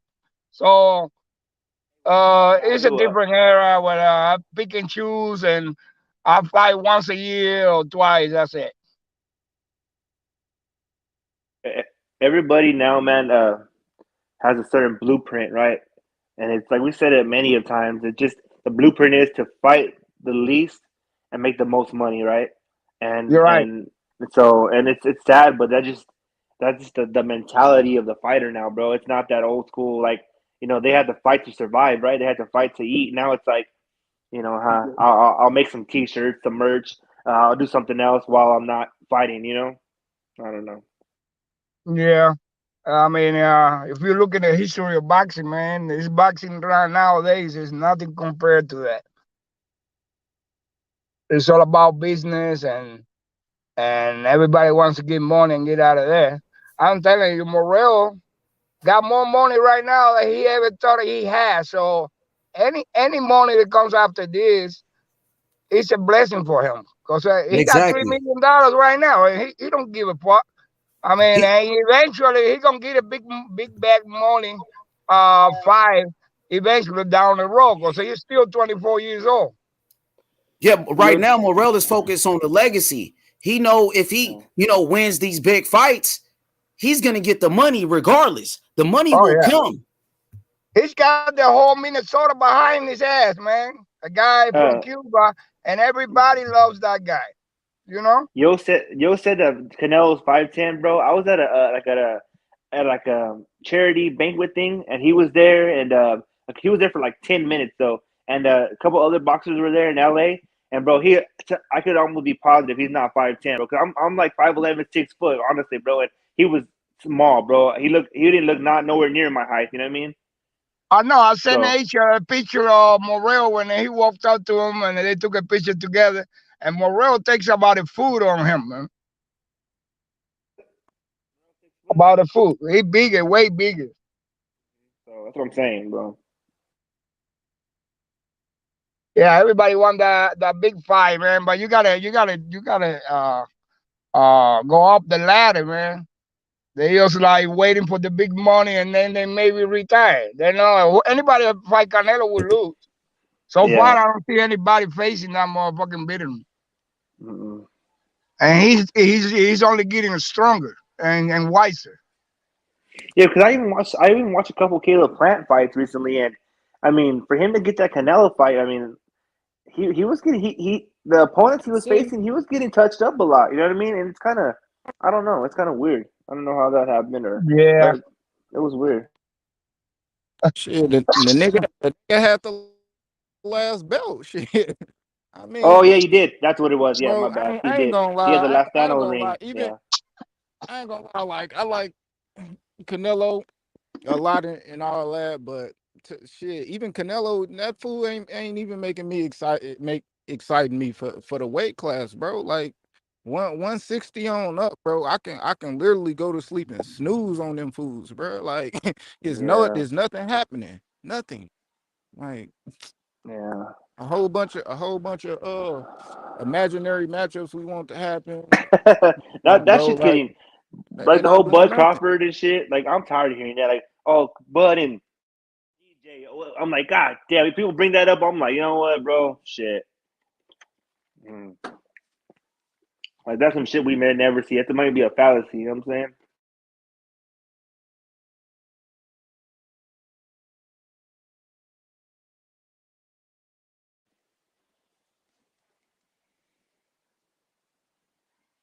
Hey, Prime, what about Devin Haney and Cambosis? You sick of that shit too? Yeah, that's another one, bro. And then I think that they just need to go fight other opponents, bro. And like even like, and then I think that, yeah, I don't know, bro. I don't even know if that would be a stylistically a good fight, or I would rather see, honestly, bro. I'd rather see Ryan and fucking Cambosis fight each other, bro. Personally, uh, that's just me. But I do want to see Devin Haney. He deserves it, bro. I mean, Devin Haney, he's a great fighter. Is he exciting to me? Not really. Does he lack power? Yes, and I like those are things I like in a fighter. But I'm saying I'm just one fan. You know what I'm saying? But I don't think it's gonna happen. They play too much. They're going back and forth, and it's gonna happen. It's gonna happen later, bro. Campos might even lose the belt before he even fights Haney. You know what I mean? But why Man, would you rather see the Cambosis. Ryan Garcia fight, knowing that Ryan Garcia, he hasn't fought in over a year. Yeah, He hasn't really been doing shit. yeah. But what makes It, you want to see the Ryan fight more than Devin Haney? It to me it's just more exciting, but I feel like even though Ryan hasn't fought over a year, I would rather Ryan fighting right now that is I call it maybe like a tune-up fight, warm-up fight against this guy. But I heard he's pretty good too. The guy's fighting, I heard he's decent, and his record's decent. You know what I mean? So He's or young. good, yeah, his record's good or whatever. But Stop the I just cap. isn't he like 32-1 or some shit Who, like that? Emmanuel Tago? Yeah, isn't he like fucking like 32-1 or 32 and? I mean, I ain't gonna. Hey, Q, you feel like he's capping right now? Man, hell yeah, bro. I ain't gonna lie. Anytime somebody announce somebody they fight and I never heard of them, off yeah, top I go watch two fights. yeah. Two fights off rip. I'm gonna go watch it. Hell no. Man, He was trash. Okay, Ryan gonna spark this guy. yeah, of course. Ryan gonna spark him. Cambosis about to fight. He gonna find the mandatory within them rankings. He gonna try to get a sure win in Australia, and then him and Ryan gonna fight. Yeah, it's a That's bigger the shit that's payday, gonna bro. happen unless Devin win the sweepstakes. You know what I mean? The belts are for sale. Yep. If he can't get them for the right price, he just gonna fight a mandatory and Yeah. then line somebody up after that. I'm telling you, this shit.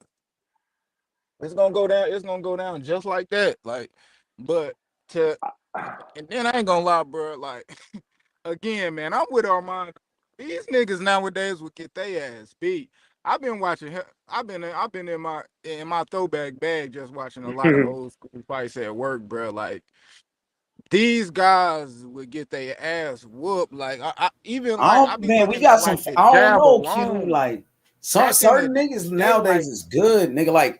Like Fury at heavyweight. Fury be a problem for a lot of motherfuckers, man. How big he is and skilled he is, and then you got fighters like shit, nigga. Terrence Crawford, I think, could give a lot of people problems. Earl Spence, I think, will beat a lot of them guys back then. You know what I'm saying? Like, who else? I think Canelo will get a lot of them. Canelo, Yeah, I ain't gonna lie. I'm not like it's a few of them I'm not talking about because they got like a who certain and give us those style. names. The ones you mentioned, the top pound for pound, like like the top pound for pounds, like Terrence Crawford, people who have reigned on pound for pound, reigning champions for a while, years. You know what I mean? The Nonito Donairs, Terrence Crawfords, Canelos. I think Usyk might be cool back then. You know what I mean? Fury. Who else? You know, it's certain fighters, but when I go back and watch, you know, these old school fighters, bro, like some shit that just stand out that these guys don't have, bro, is a jab. If you go watch an older fight, early 80s, late 80s, early 90s, whatever, bro, the jab immaculate. Like these guys shooting that bitch crazy. Like it ain't shit they can do. They gonna throw that motherfucking jab. Whoop, whoop, whoop, crispy. Marvin Hagler and fucking Don Curry, Marlon Starling.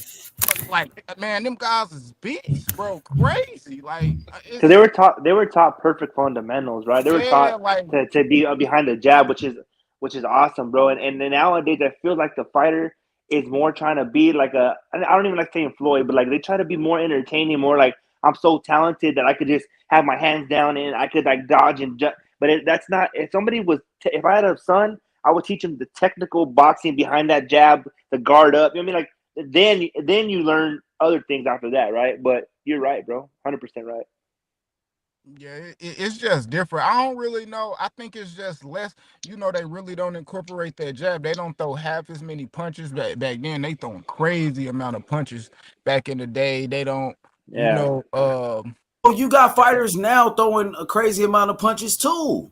Yeah, but that's usually in the lower weight. That's usually in the lower weight classes. Yeah, I mean, Masayo, man. Masayo, I mean like, can throw punches.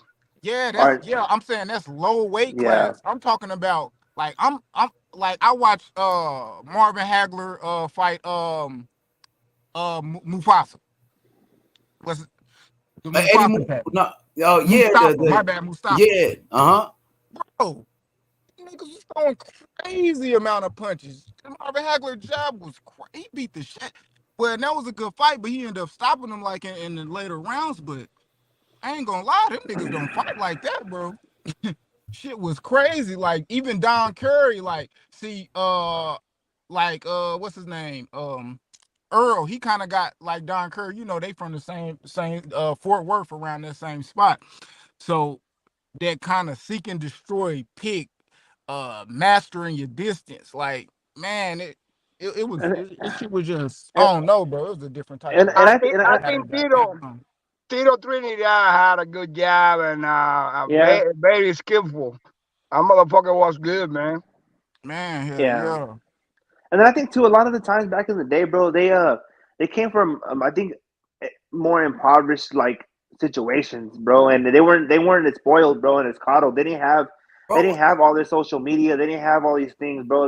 When they boxed, bro, back in the day, it was more because they had nothing to turn to for the most part, right? So they were just they had to survive, you had to bro. listen on the radio. You didn't even have a TV back then. When I first, at least in my country, we listened to many fights on the radio because we didn't have a TV yet. Mm-hmm. You know, TV came around the 50s in the United States, so there's many fights that got pictured. Like I watch all them fights, man. I go all the way back to Jack Johnson, the great Jack Johnson. Jack Johnson, That motherfucker dominated everybody, and they were fighting like 6, 7, 9 times a year. 13 minute rounds. And back then, Armando, they had their unlimited rounds. Motherfucker will fight 45 rounds and shit. Little gloves. Man. I read a book of the one fight that these guys went 120 rounds, man.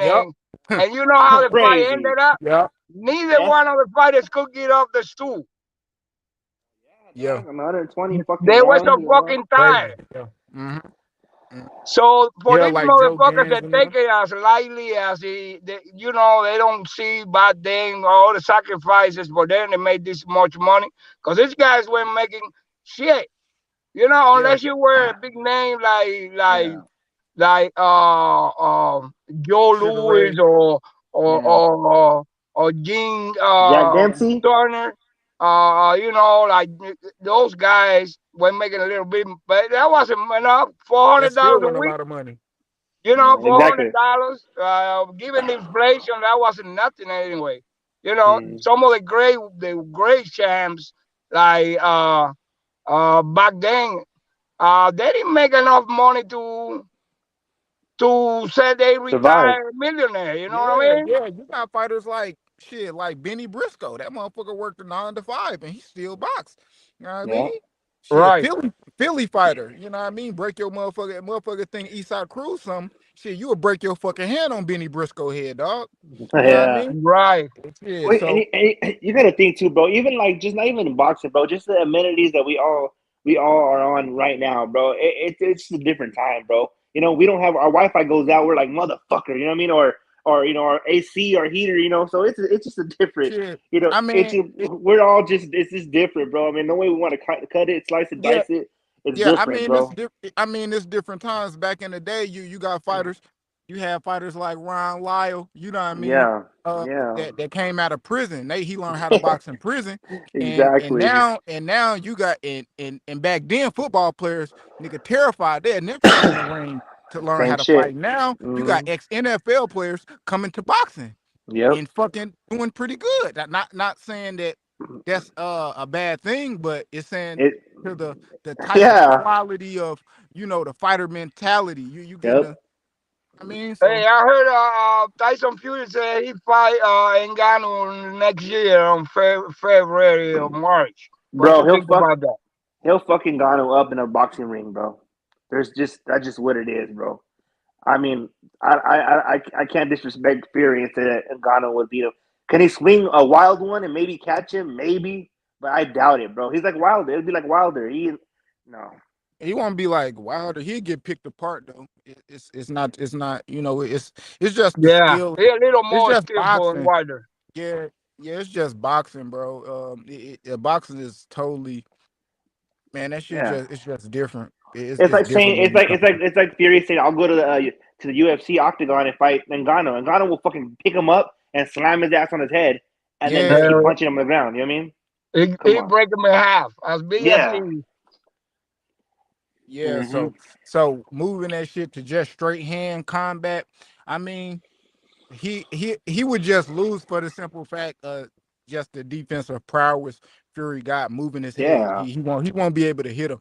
UFC fighters that they usually only good with the the 1-2, Yeah. yeah, sevens, eights, the uppercuts and certain things like that, but nothing too, you It's know, crazy. that they ain't really deep with them hands and a lot of different combinations and things like that. Hmm. Yeah, Conor McGregor was pretty good, man. Boxing. I mean, he He had a he was style all right, of his bro. own. He could Uh, pinpoint and hit you a lot of yeah. times, man. He You know had a who'd be great fight with you, Diaz. Those two were great fights. you know who'd be good at boxing is Nate Diaz. I think Nate Diaz would do Oh, they really were good at boxers boxing. before they were Yeah. UFC fighters. They were Hmm. street fighters, man. They from the Yeah. Yeah, streets. I Yeah. They, mean, And it's a couple fighters. They got that they are more of a boxing background. yeah. They got hands, but they just limited. Yeah. Joel Romero, he was Oh, a he's a gold medalist on wrestling. He's a good. That he's a motherfucker strong as a concrete column. I that swear to God, that everybody that motherfucker's an fought against animal. him, they broke their shit. They beat him, but when they kicked him, Adesanya broke his ankle.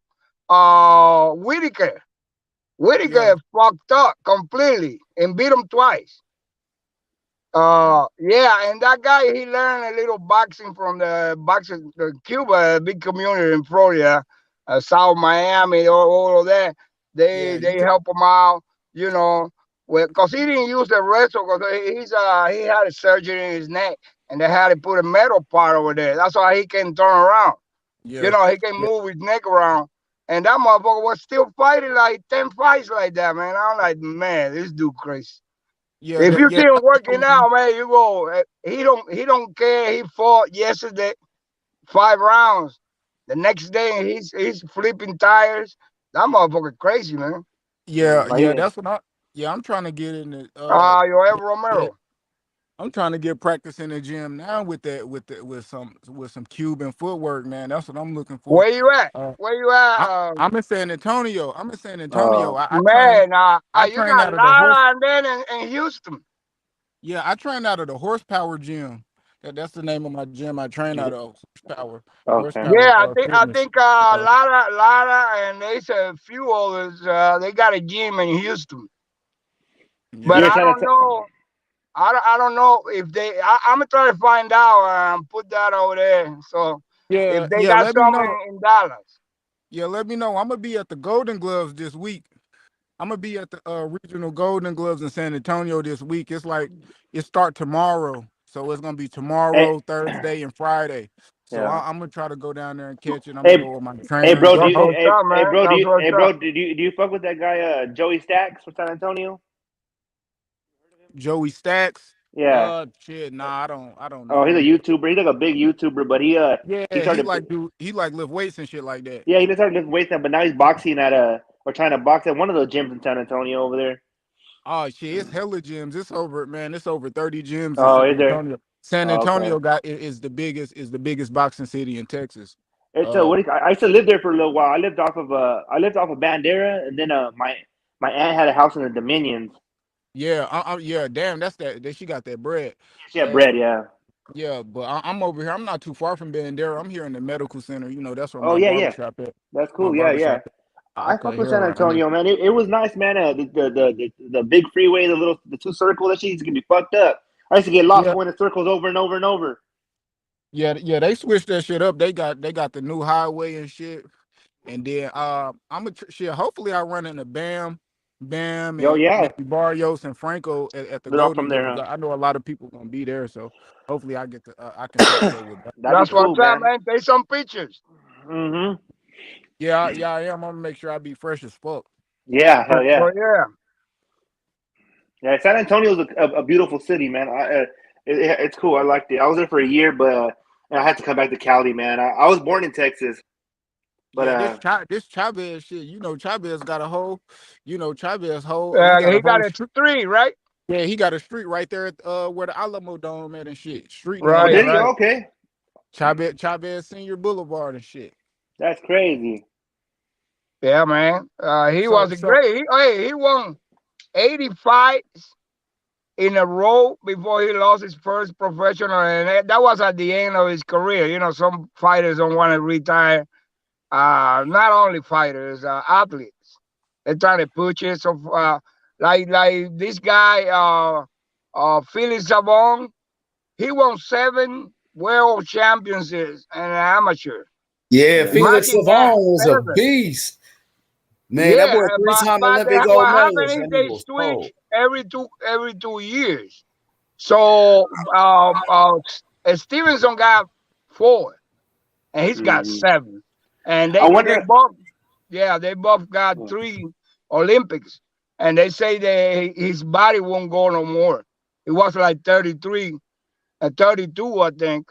And the heavyweights they don't last that long, especially in amateurs when you fight 400 times in your lifetime.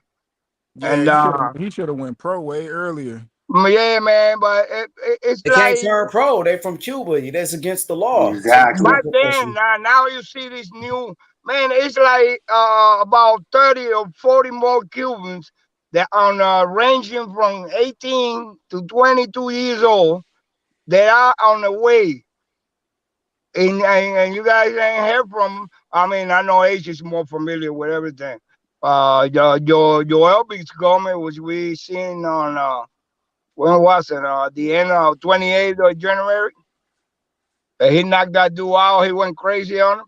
And that was his first fight Well, him and Morrell are the two top prospects. But behind those, there is a wave of Cuban, man. There, once they start getting known, it probably take 2-3 years. They start fighting big names and moving up because they all came from Mexico. It's hard for to get out of my country, man. And these new guys, some of them guys are not the top guys that ever fought in Cuba. And that was something a promoter from Mexico concentrated on. And people who had the basics, but they don't have the amateur style. So they never fought. They were never big guys, but they were raised in Mexico for a couple years. And now these are fighters that coming up. They're not like Rigondo. A lot of sometimes look like that. They're coming forward. They got the Mexican style merged into the Cuban style. So great fights, man. That's why Florida is pushing. They already have two main cars over there down there, and there's more coming.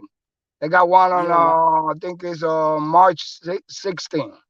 Yeah, like Gamboa. Gamboa, he had like that Cuban. Oh yeah, now that you say Gamboa, man, there's a guy who everybody say he's the next Gamboa. His name is Anthony Martinez. Oh, I'm scared of him. Up. Huh? I'm scared of him. Yo, does Gamboa got a brother? No. Because there's another guy named Gamboa. From Cuba. He's still fighting in Cuba, but he's fighting professionally. He's the first guy ever that is living. No, it's two guys. They living in Cuba, but they fight professional outside the country. Yeah, there's another guy. His name is Gamboa. I don't know if that's his brother. Rigon. You know what I'm talking about? He fight out there in, I think, Dubai.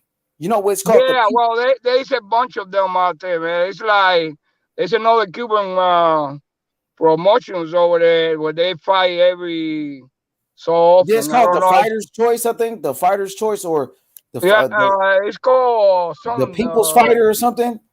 Yeah, somebody. Pretty good fights, but most of these Cubans they end the fights in 1 or 2 rounds, and it probably doesn't look like great fights, but that's all they got over there, man. And to make the jump over here, you got to start moving up. And some of them go to fight in Germany or England or even Russia. You know what I mean? Like they were great professional champions from Cuba. Juan Carlos Gomez, he never made it to the United States, but he defended his title 6 times and won every single one of them. They were great fighters and never made it over here. They were professionals. Look it up, Juan Carlos Gomez. That was a great fighter. Yeah. Well, 6 times, you don't defend your title 6 times and never lose once, no matter where you at. Oh, he retired undefeated? Oh, no. I don't think that he retired undefeated. He just didn't lose a title fight. Okay. Juan Carlos Gomez. Juan Carlos Gomez. And there's another one. Had him, huh? Huh? He was with Luis de Cubas? I doubt it. He was in Germany, so he was under somebody else's promotion. Like I said, it's not known here. Like Solis fought Klitschko brother. He was one of the best heavyweights. Juan Carlos Gomez, he was a heavyweight. Yeah, Juan Carlos Gomez was a heavyweight. Oh, he fought against Klitschko. Right. I think I did see him. Yeah, but they said no, Juan Carlos something. Because I've seen a show in Spanish. They were talking about the best fighters in Cuba. And the top 5, it's crazy to put 5 best guys from Cuba, especially those who made it to the pro and those who never made it. But I know Stevenson came up like number 2 because Mantequilla Nápoles did what nobody did when he came over here. He dominated in boxing. He was a great box, beautiful with the straight jab, known for his defense. I don't remember his record, but Mantequilla Nápoles was like they put him at the top, you know. And Angel Espinosa, who was Angel Espinosa was like Roy Jones Jr. 2.0 with a lot of power. You remember Espinosa? Yeah, that's Morrell's favorite fighter. Right. He was a beast. He was a beast. Southpaw. He had tremendous power, great boxing skills. Beautiful boxing, beautiful. Absolutely. So we have David Morrell's manager in the comment section. My brother Mar, what's good, brother? He said, salute. Mar, salud, my brother. Talk to him. Go ahead, brother. Hey, ¿cómo estamos, brother? ¿Qué pasa con Morrell? ¿Cuándo me lo vamos a traer para acá? Absolutely. I was talking about David Morrell Jr., versus Demetrius Andrade. Demetrius Andrade, he's moving up to 168 pounds, and he said he wants to fight the best. Well, David Morrell Jr., he's available in May. David Morrell Jr., he calls out Demetrius Andrade to a fight in May. Demetrius Andrade, he needs an opponent. David Morrell Jr. is available. David Morrell Jr., the WBA world champion. Let's make it happen. Demetrius Andrade, he's saying he wants to fight David Benavidez. Well, David Benavidez, his promoter, Samson, he said he wants $7 million to fight Andrade. Well, Morrell, he's not asking for $7 million. Morrell will fight Andrade, bro. Benavidez said he wants $7 million. Nobody's going to give Benavidez $7 million to fight Andrade. Morrell, he's not asking for $7 million. Morrell will fight this guy for anything, bro. Morrell wants to fight the top guys. If Demetrius Andrade, if he wants to fight, Morrell is available in May. Let's make it happen. What you think about that, brothers? You didn't drop it off. Drop it off. Okay, Mar. Morrell's manager, he said Morrell is ready for anyone. You hear that? Morrell is ready for anybody. So, Q, you hear that, right, Q? This is the manager, Q. He said Morrell ready for anybody. You hear me, Q? Oh, Lord. He can't hear me. But, yeah.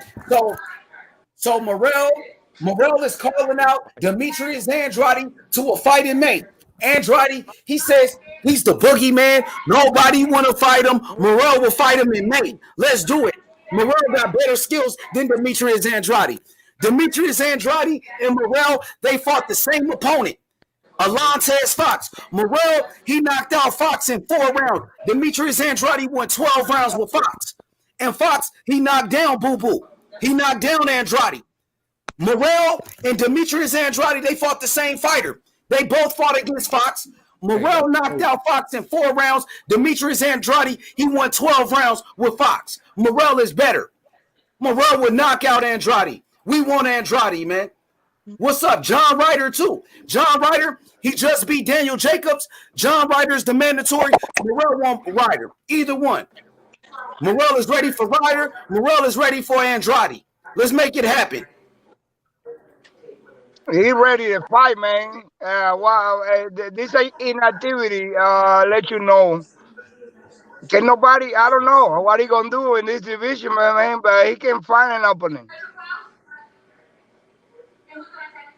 Exactly. Morrell wants to fight the best. Morrell, he called out Benavidez. Benavidez, he got a fight against David Lemieux. Okay, so Morrell can't fight Benavidez right now.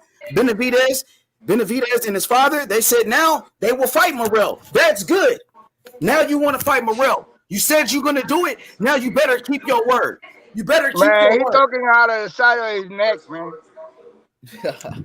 I've seen the interview. I mean, he didn't sound believable to me, and I didn't like it. And I seen the comments of people, and they were like, "This is too crazy, man." I mean, he called Morrell an Olympian.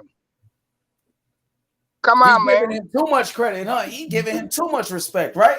Morrell never made it to an Olympic Games. You know, he don't do his homework, and that don't make no goddamn sense. For sure. So we got somebody in the comment section. Steve, he said, I like Morrell versus Berlanga right now. Berlanga has a fight. Berlanga, he's about to fight Steve Rose. So Morrell, he's available. Morrell, he has a fight coming up in May. He needs an opponent. We said Benavidez's name. We said Jesse Hart's name. We said John Ryder's name. And now we're saying Demetrius Andrade. We want anybody, man. Yeah.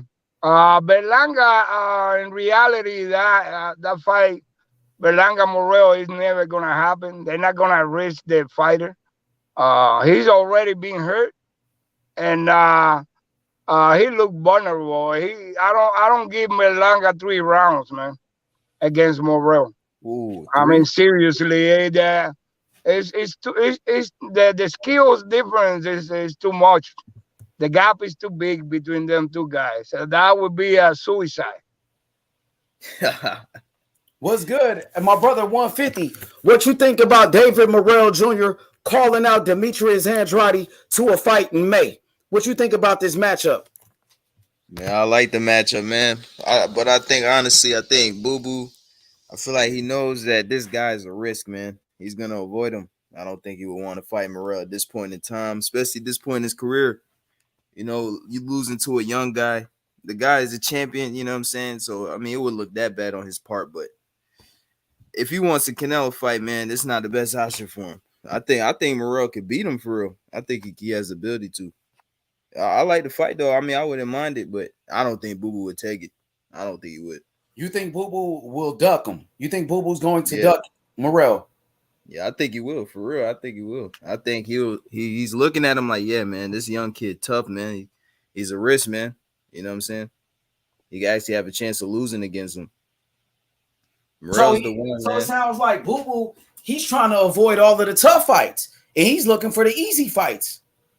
Yeah, man, or he's looking for that fucking payday, but I don't think he's gonna get that shit, man. I don't think he's gonna get a Canelo fight, honestly. But I thought Boo Boo, he wants to fight the best. I thought Boo Boo, he wants the legacy. Morrell is a world champion. He got the WBA world title. Why not, Boo Boo challenge Morrell for that belt? And if Morrell is not ready, they say Morrell only got 6 fights. Why not just take his belt if he's not ready? That's a fight that people want to see. I want to see a skill versus skill. Southpaw versus Southpaw. Demetrius Andrade versus David Morrell Jr. Boo Boo, he say nobody want to fight him. Well, Morrell is calling him out. So why is Demetrius Andrade calling out David Benavidez, and David Benavidez already got a fight with David Lemieux? You calling out Benavidez, he got a fight already. Why not call out Morrell, the one who's available, who's a champion?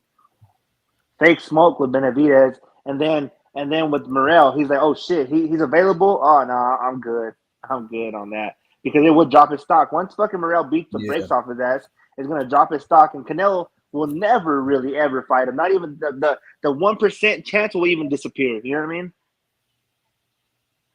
So. He's gonna wait his whole career trying to fight Canelo.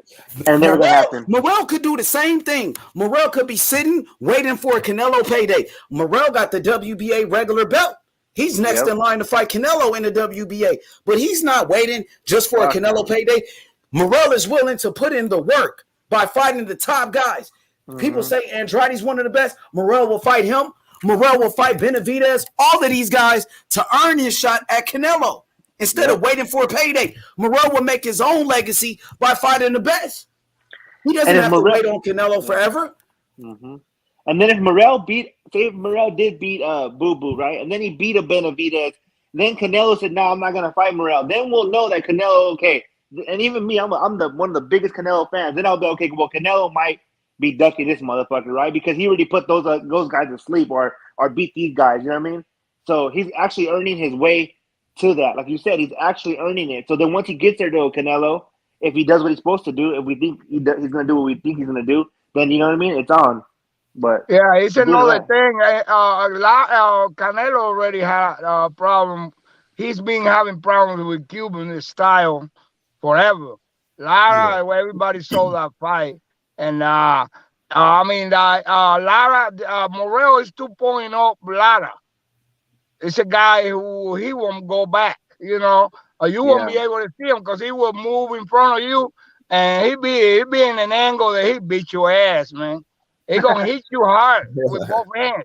So Benavidez is, hey, I think Benavidez is it's gonna be like a target practice, cause he don't got the movement of the body. He gonna try to throw punches and he gonna get beat to the point, and that's what Benavidez ain't even really. And the people around him are telling him, man, you shouldn't fight this guy. You know what I mean? If you lose, it's really, really bad. And if he wins, yeah, he get the jump. He get the jump. He being everybody's, you know, and crosshair. And now Morrell is very skillful, man, and he's only a kid. Remember that. Hey, Von Dutch, H Money's not yelling, bro. That's just how he talks all the time. What are you talking about? Oh yeah, you see that comment? I see it. Yeah, it's class H Money. Yo, Steve. No, he said it as a joke. He said it as a joke. Oh, okay. I thought he was like H Money. That's what I'm talking about right here. That's what I'm talking about. He said for Andre, it's high risk, low reward right now against Morrell. That's what I think it is, man. You know, if he really wants a Canelo fight, I don't think that's the best option right now. No, I agree with you 100%. That's some bullshit. This comment right here is some bullshit, Steve. Andrade is high risk, low reward right now against Morrell. How is that? The other way around. The other way around. No, he said heart is good for Andrade. It's high risk, low reward right now against Morrell. So he's saying if Andrade fights Morrell, it's high risk, low reward. Is that what he's saying? Yeah. I think that makes sense though. It's high risk. It's high risk for Andre. Not for Morrell. But I'm not an low reward because they're gonna bring a lot of money with that Morrell fight. has the belt already. Morrell has the belt and he's the younger fighter. Nah, it's high risk for Andre. He's the older fighter now. You know what I'm saying? That's what he's saying, bro. He said Andre is high risk, low reward right now against Morrell. So so he's saying that Andrade against Morrell is high risk for himself. For Andrade, Morrell will fuck Andrade up, man. Yeah, that's what I'm saying. Yeah, so for Andrade, it's a high risk. High risk, yes. For Andre, it's a high risk for him. But the reward, what if he beats Morrell? Then he becomes then he becomes a 3-division champion. Yeah, he becomes a 3-division champion. So the reward is good too because you become a world champion. Yeah, and then that would be the best win on Andrade's resume because I think. Yeah, go ahead. I think they're talking about. I think everybody always speaks about monetary gain, right? So I think that but you broke it down perfect right now. He'll get a belt, and then his his monies will go to a different level. Now he'll be respected even more. Well, the respect he wants. Yeah, I totally disagree with that. Let me stop you right there. I seen a comment over here. The guy saying, the Morrell need to even had Canelo on his mind. He needed to earn his shot and show him the truth. I mean, I'll tell you one thing. Morrell went straight to him and talked to him. You know what I mean? And he told him, from his point of view, Canelo know that fight is no good. That's a 0% happening ever. And maybe in 3 years, when Canelo maybe lost one fight, and he wants another fight with money, when Morrell is the greatest on the 168. So that's not even going to happen. Canelo and him talk. And he went and talked to Benavidez. He's not doing all that promotion. He's going straight to the motherfucker and telling him, what's up, man? This can't happen, or talk to my manager. But I'm telling you, that Canelo and Morrell. How many fights does Morrell have right now? Ever happening. You said how many what? How many fights does Morrell have? How many fights? He got 6.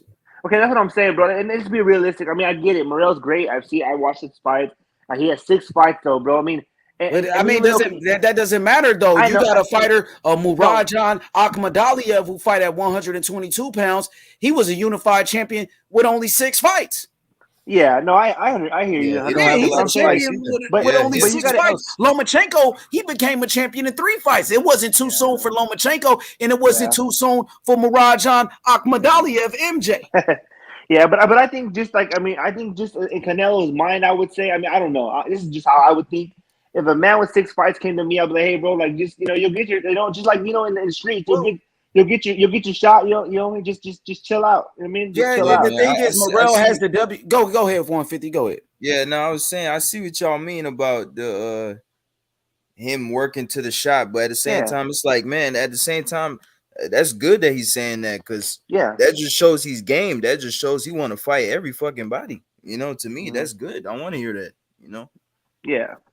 I don't care how many fights he got. That's good, because look, just like H Money said, Loma, he got a title shot literally in the second fight. He didn't win, but he got it again the third fight, and he beat Gay Russell. Mirajan has 2 belts, and he only has like 8 fights, man.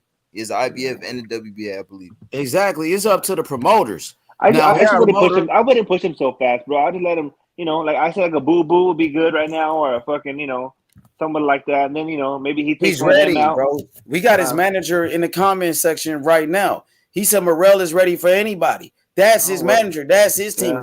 They believe in their fighter. They know that he's ready.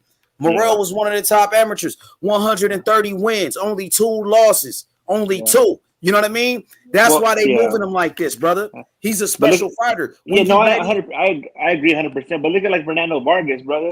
He was a beast, man. He was a fucking division champ. He was fucking all these things, and they kind of pushed him too fast, and then he started getting. I'm not saying Morrell is gonna. I'm just saying he's not Fernando Vargas. Morrell he's a different fighter. Now Fernando Vargas, he had damn near 20 fights when he fought Tito Trinidad. Fernando Vargas, his first title shot was against Yuri Boy Campos from Mexico, who had over 100 fucking wins. He was ready. He was ready for Campos, and he beat Yuri Boy Campos. Yeah, that's so true. He just went in there against a better man that night, and Felix Trinidad, and Trinidad beat him and knocked him out. But like I said, MJ, unified champion in only 8 fights. Nobody's saying, he's not ready. He's a unified champion. Morrell is a champion. He got a belt. He's ready. Yeah, he's ready right now. And if his team saying he's ready, I was like, I'm just an observer, right? And if his team he's ready right now for the top guys. But of course, Morrell wants to fight Canelo. Morrell got the WBA belt. He's under Canelo, so he could, the WBA could order a fight between those two. So, he knew what he got himself into when he took that belt, that he's a champion now, and he got mandatories, and he's willing to fight anybody. So he's not just hung up, I want to fight Canelo. Of course he want to fight Canelo. Of course he want to fight the best. But he's willing to, earn his shot at Canelo by fighting Demetrius Andrade, David Benavidez, and those guys. But those guys, they not trying to fight each other. Morrell is the only one trying to do it. Hell yeah. That's a warrior. So he's trying to earn his shot. He listened to what you're saying.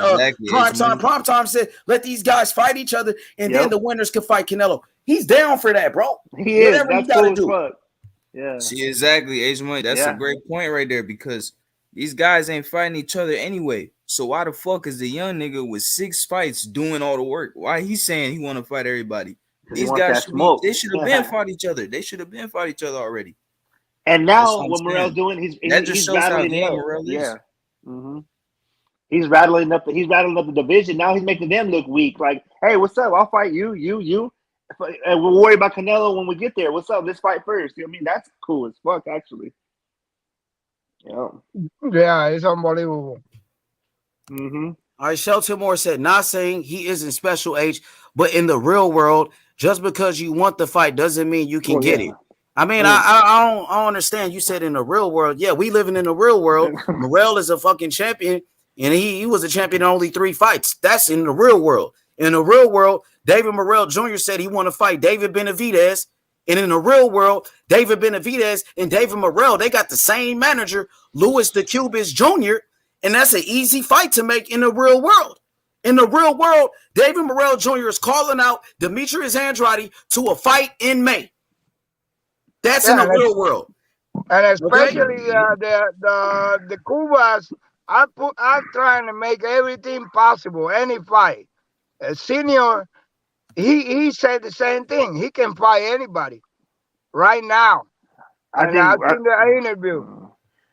But what I think he's trying to say is that like in the real world we could call out like anybody from like a fighter with one fight could say, hey, I want to fight Canelo, right, or whatever.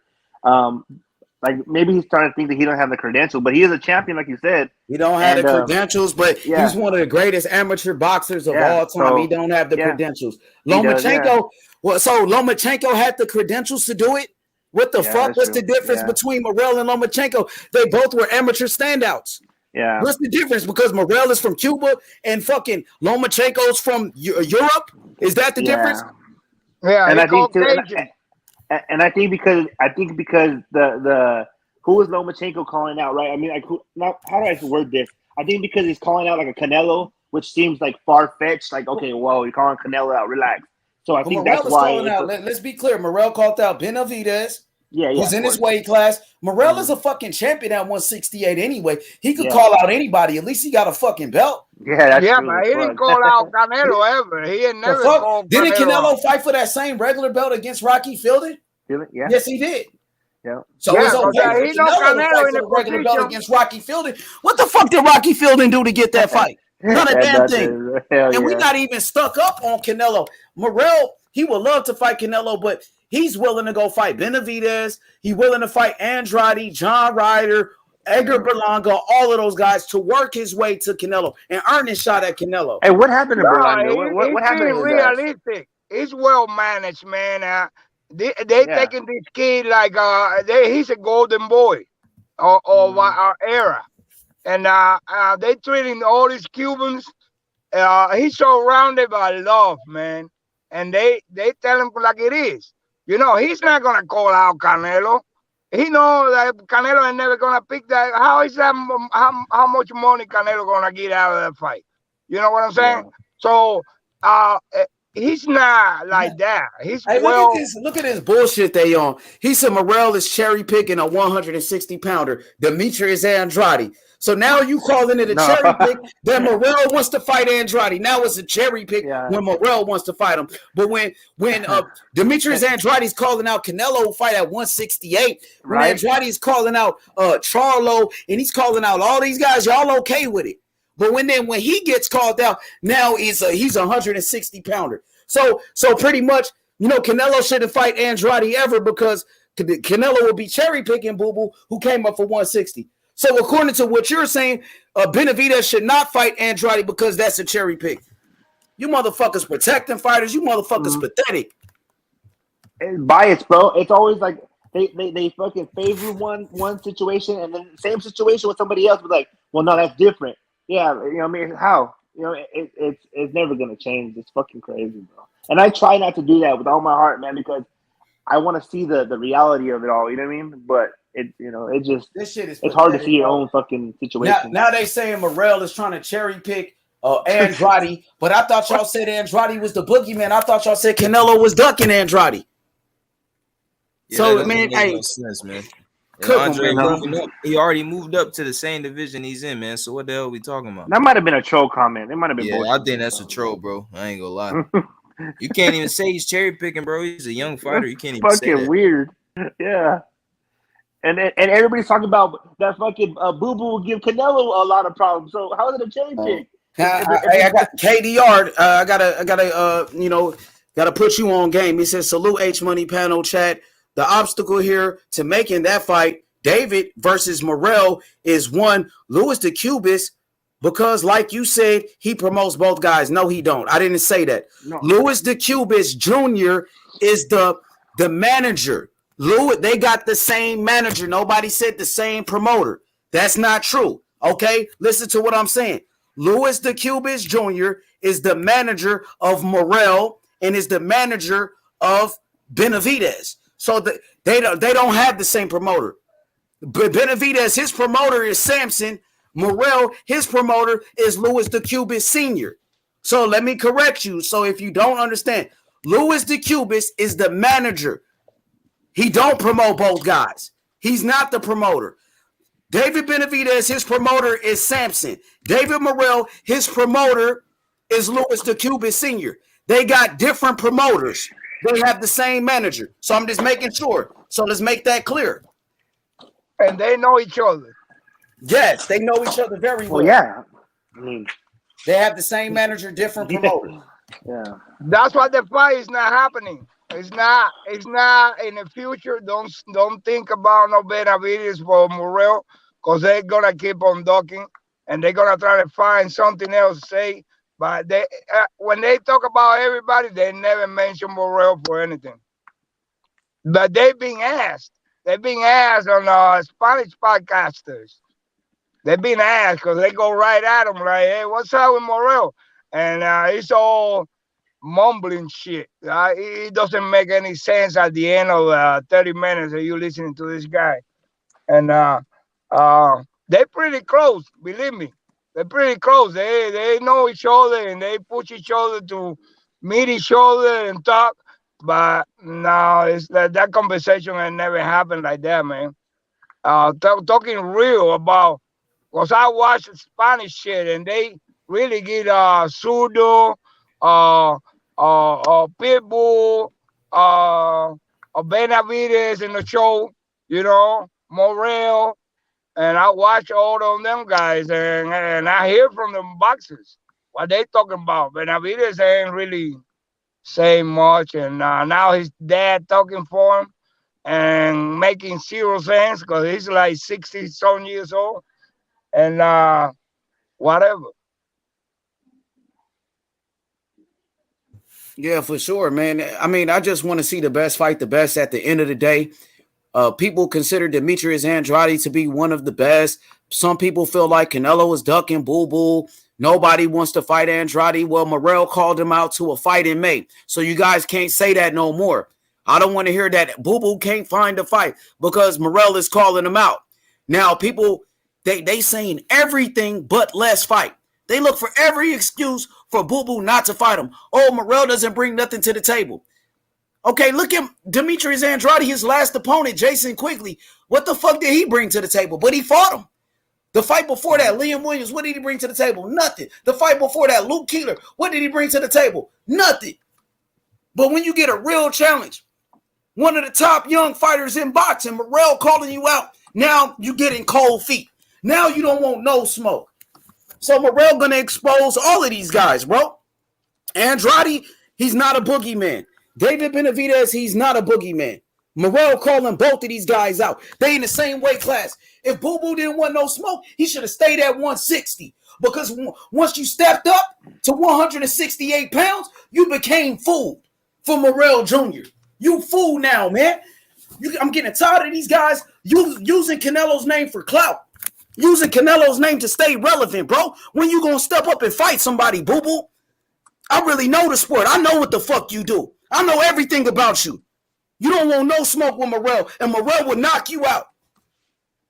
Fuck out of here. Hell yeah. I think the same shit.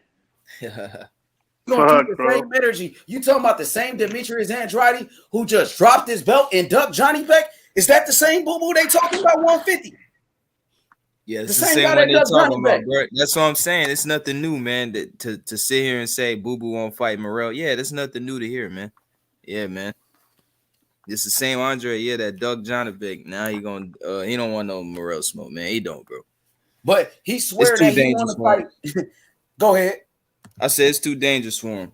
You go ahead. You can go ahead with what you're saying. It's some bullshit going on, bro. Step up and take the fucking fight. Who else you gonna fight? Boo, Zach Parker? Who the fuck is that, bro? Nobody knows fucking Zach Parker here in America, bro. We want to see you step up and fight somebody else. We want to see you step up and fight one of the top guys at 168 pounds. And David Morrell Jr., he's one of the top dogs. If not, he is the top dog, bro, coming up in the game. And Benavides got to fight with David Lemieux. Why is Demetrius Andrade trying to call out Benavides, and Benavides got to fight already? You know Benavides about to fight fucking David Lemieux, but you calling him out like you trying to fight him. The guy that's available is Morrell. You won't call him out. Now, Eddie Hearn and Demetrius Andrade, they always calling out the PBC fighters. You're calling out Charlo. You called out Benavides, but you won't call out Morrell. I wonder why. I wonder why. Because Morrell is available. Because Morrell is a real fucking threat. Morrell got the WBA world title, homie. We got the motherfucking belt. Now take the fucking challenge, bro. Or get out the sport. Point blank, period. I'm getting sick of these guys, man. They don't want to fucking fight nobody, bro. Demetrius Andrade, 34 years old. He still ain't fucking fought a champion. This is your opportunity to fight your first champion, boo-boo. But he don't want no smoke. And the people that support boo-boo, they're looking for every excuse in the game not to fight Morrell. Morrell don't bring nothing to the table, but Jason Quigley does. And listen, 150, Morrell and boo-boo, they fought the same opponent before, Alantez Fox. Morrell, he knocked out Fox in 4 rounds. Demetrius Andrade won 12 rounds with Fox, and Demetrius Andrade got knocked down by Fox. Morrell destroyed him in 4 rounds. Last fight, right? The dude, his last fight. Yeah, I seen the highlights and shit. Yeah, he destroyed that dude. Crazy, dog. All these motherfuckers do is sit here and duck and cap for their favorite fighters, bro. Demetrius Andrade ain't never beat a fucking champion in his whole career. He 34 years old. Yeah, I agree. Demetrius Andrade's a good boxer. He has tremendous skills. But so does Morrell. Morrell is bigger, stronger, and faster than Boo Boo. Morrell will crush his ass.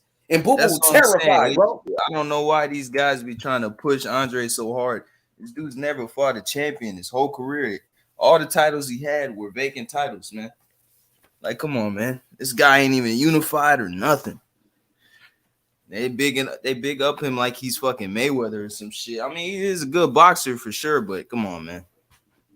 Come on, man. He hasn't done anything, though. He hasn't done anything to prove how good he is. This is a great opportunity for him to prove it against somebody like Morrell. You just ran away from Johnny Beck.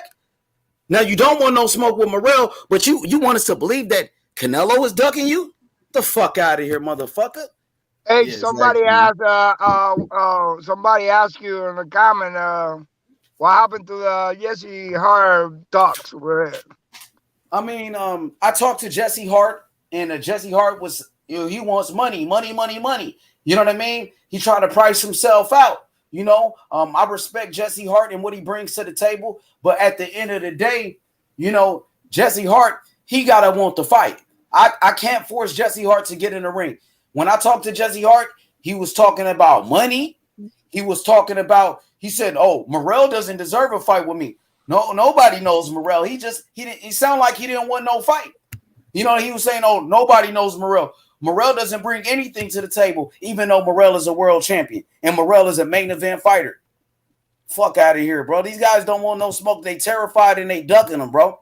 These guys, they've been avoiding Cuban fighters for years out here. People, a lot of these guys, they don't want to get in the ring with another Cuban, bro. No. Definitely not, man. Canelo would never get in the ring with Lara with 50 years old.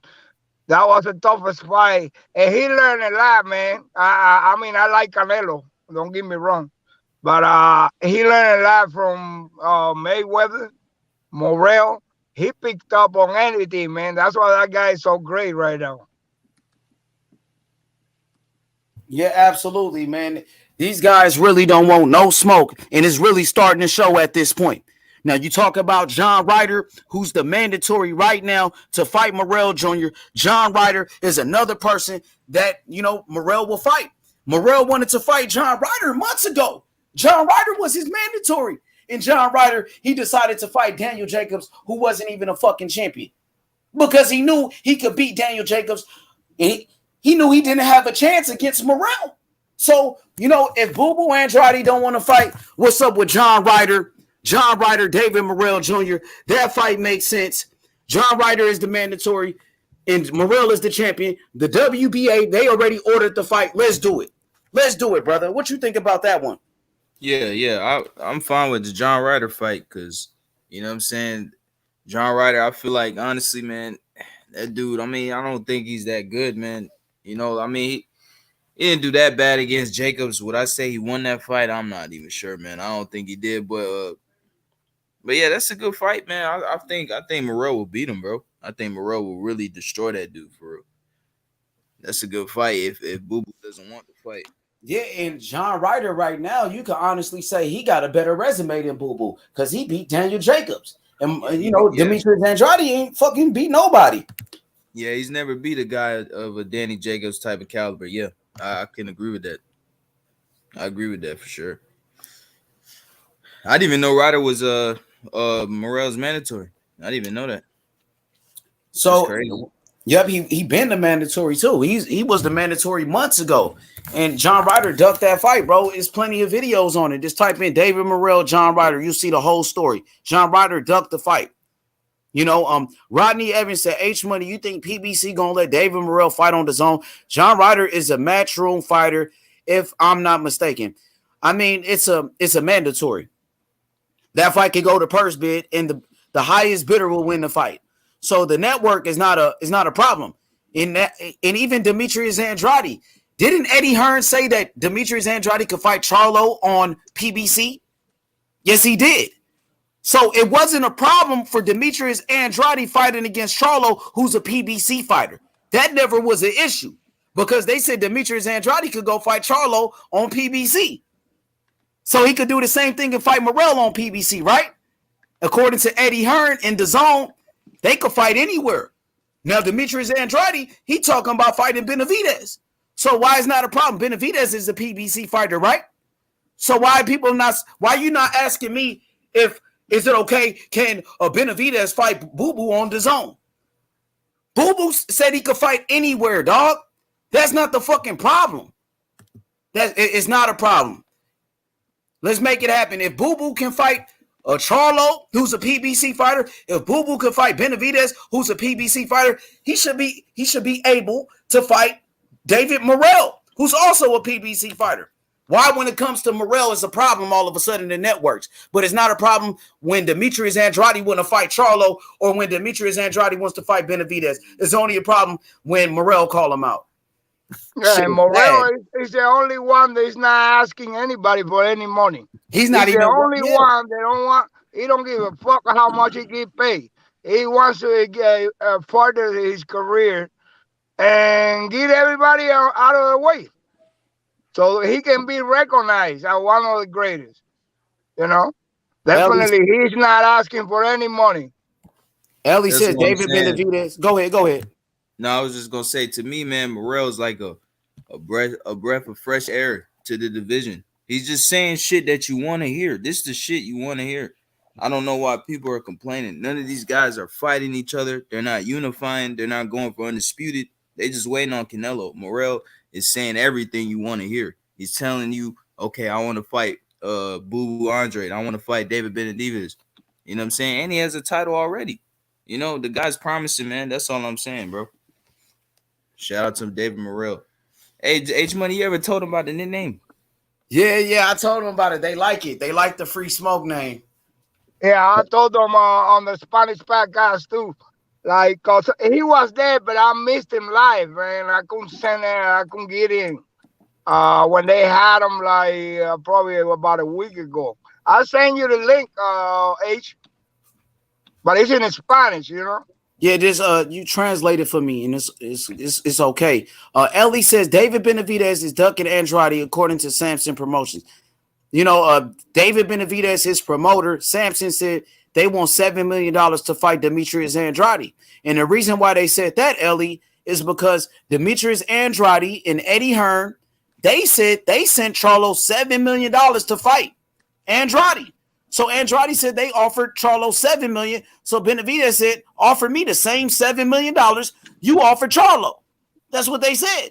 So let's see if they're going to offer the $7 million. Or was the $7 million even real that they said they sent Charlo? Or was that all cap from Eddie Hearn and Andrade? What you think? What you think, Fifth? All right, well, say it again, Ace. Because remember, Eddie Hearn and Demetrius Andrade said they sent Charlo a $7 million offer. Remember that? Yeah, I remember that, yeah. So Benavidez is now saying, Benavidez and his team, they're saying, give us $7 million. Because y'all offered Charlo $7 million, and we will fight you. The same amount y'all gave Charlo, give it to us, we will fight you. And now they saying Benavidez is ducking because he asked for $7 million. But didn't Charlo say didn't Andrade say he gave Charlo $7 million? Come on, man. Let's make that make sense. Yeah, that makes no sense to me, man. that feels like I feel like when guys ask for a bunch of money, man, that's the easiest way to get out of a fight, man. You know what I'm saying? Because they want to put stipulations and they want to put certain conditions to make a fight happen, man. You know what I'm saying? Like that I feel like that's unfair. I feel like that's some bullshit. You know what I'm saying, David? If you really want to fight Morrell, go ahead and fight him right now, man. Fuck all the money and all that shit, man. This guy, David, he doesn't even have a title at the moment. He lost both of the titles he had previously. You know what I'm saying? And he's fighting David Lemieux mix, man. Like we know he's gonna beat that guy, man. Let's have an exciting, fun fight that's gonna be back and forth. You know what I'm saying? Some good shit, man. Not no fucking Lemieux. I want to see David versus Morrell. That's a good fight, bro. For sure. Shout out to my boy, the Cuban guy. He says Morrell wants to fight with everyone, even with the difficult Benavidez. And he only got 6 fights. And he's ready to fight the top guys. He's ready for Benavidez. He's ready for Canelo. He's ready for Billy Joe Saunders, John Ryder, everybody. You know? And that's what it's all about. Morrell has the skills. He has the power. He has the speed. He has everything, bro. He's tough. Nobody wants to fight him. They ducking him. He only got 6 fights. Just imagine as Morrell gets older. He's only 23 years old. He gets older, gets more experience.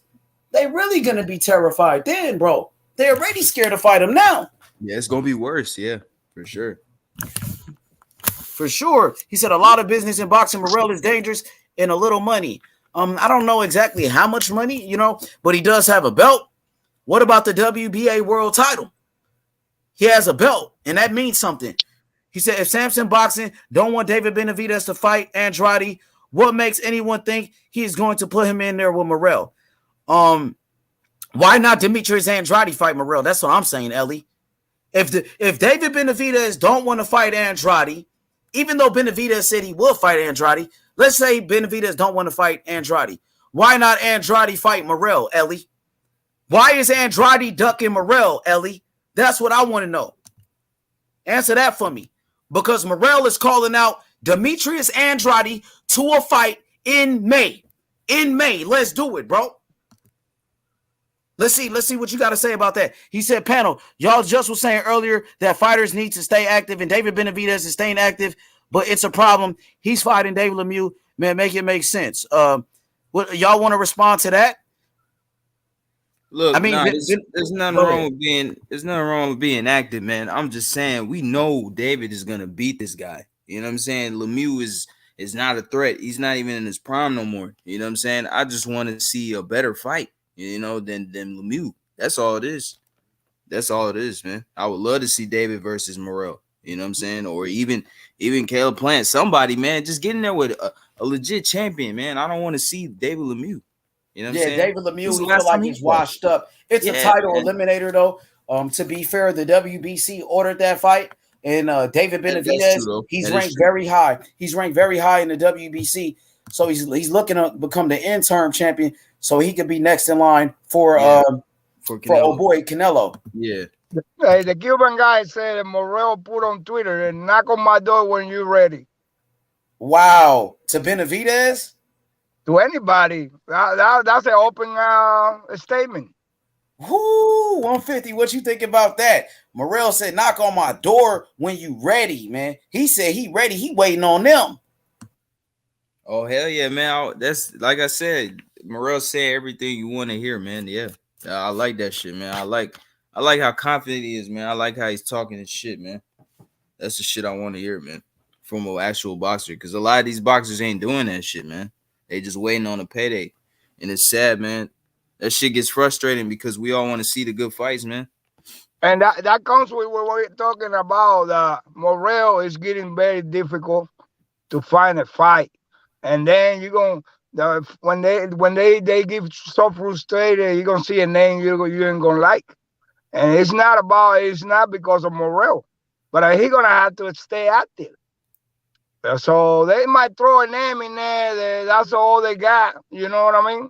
Yeah, that's but true. Are they looking for the big fight? Yeah, I could see that. I could definitely see them throwing them some names that we don't know because guys don't want to fight them. Yeah, I could see it. And that's frustrating for everybody, man. That don't make no sense. Or Lomachenko got everything he wanted. And the only thing he didn't want was Salido. Salido was a tough rat. the Climb, man. That motherfucker. You know, and he fought Yuriorkis Gamboa, and Gamboa beat the shit out of him. Yeah.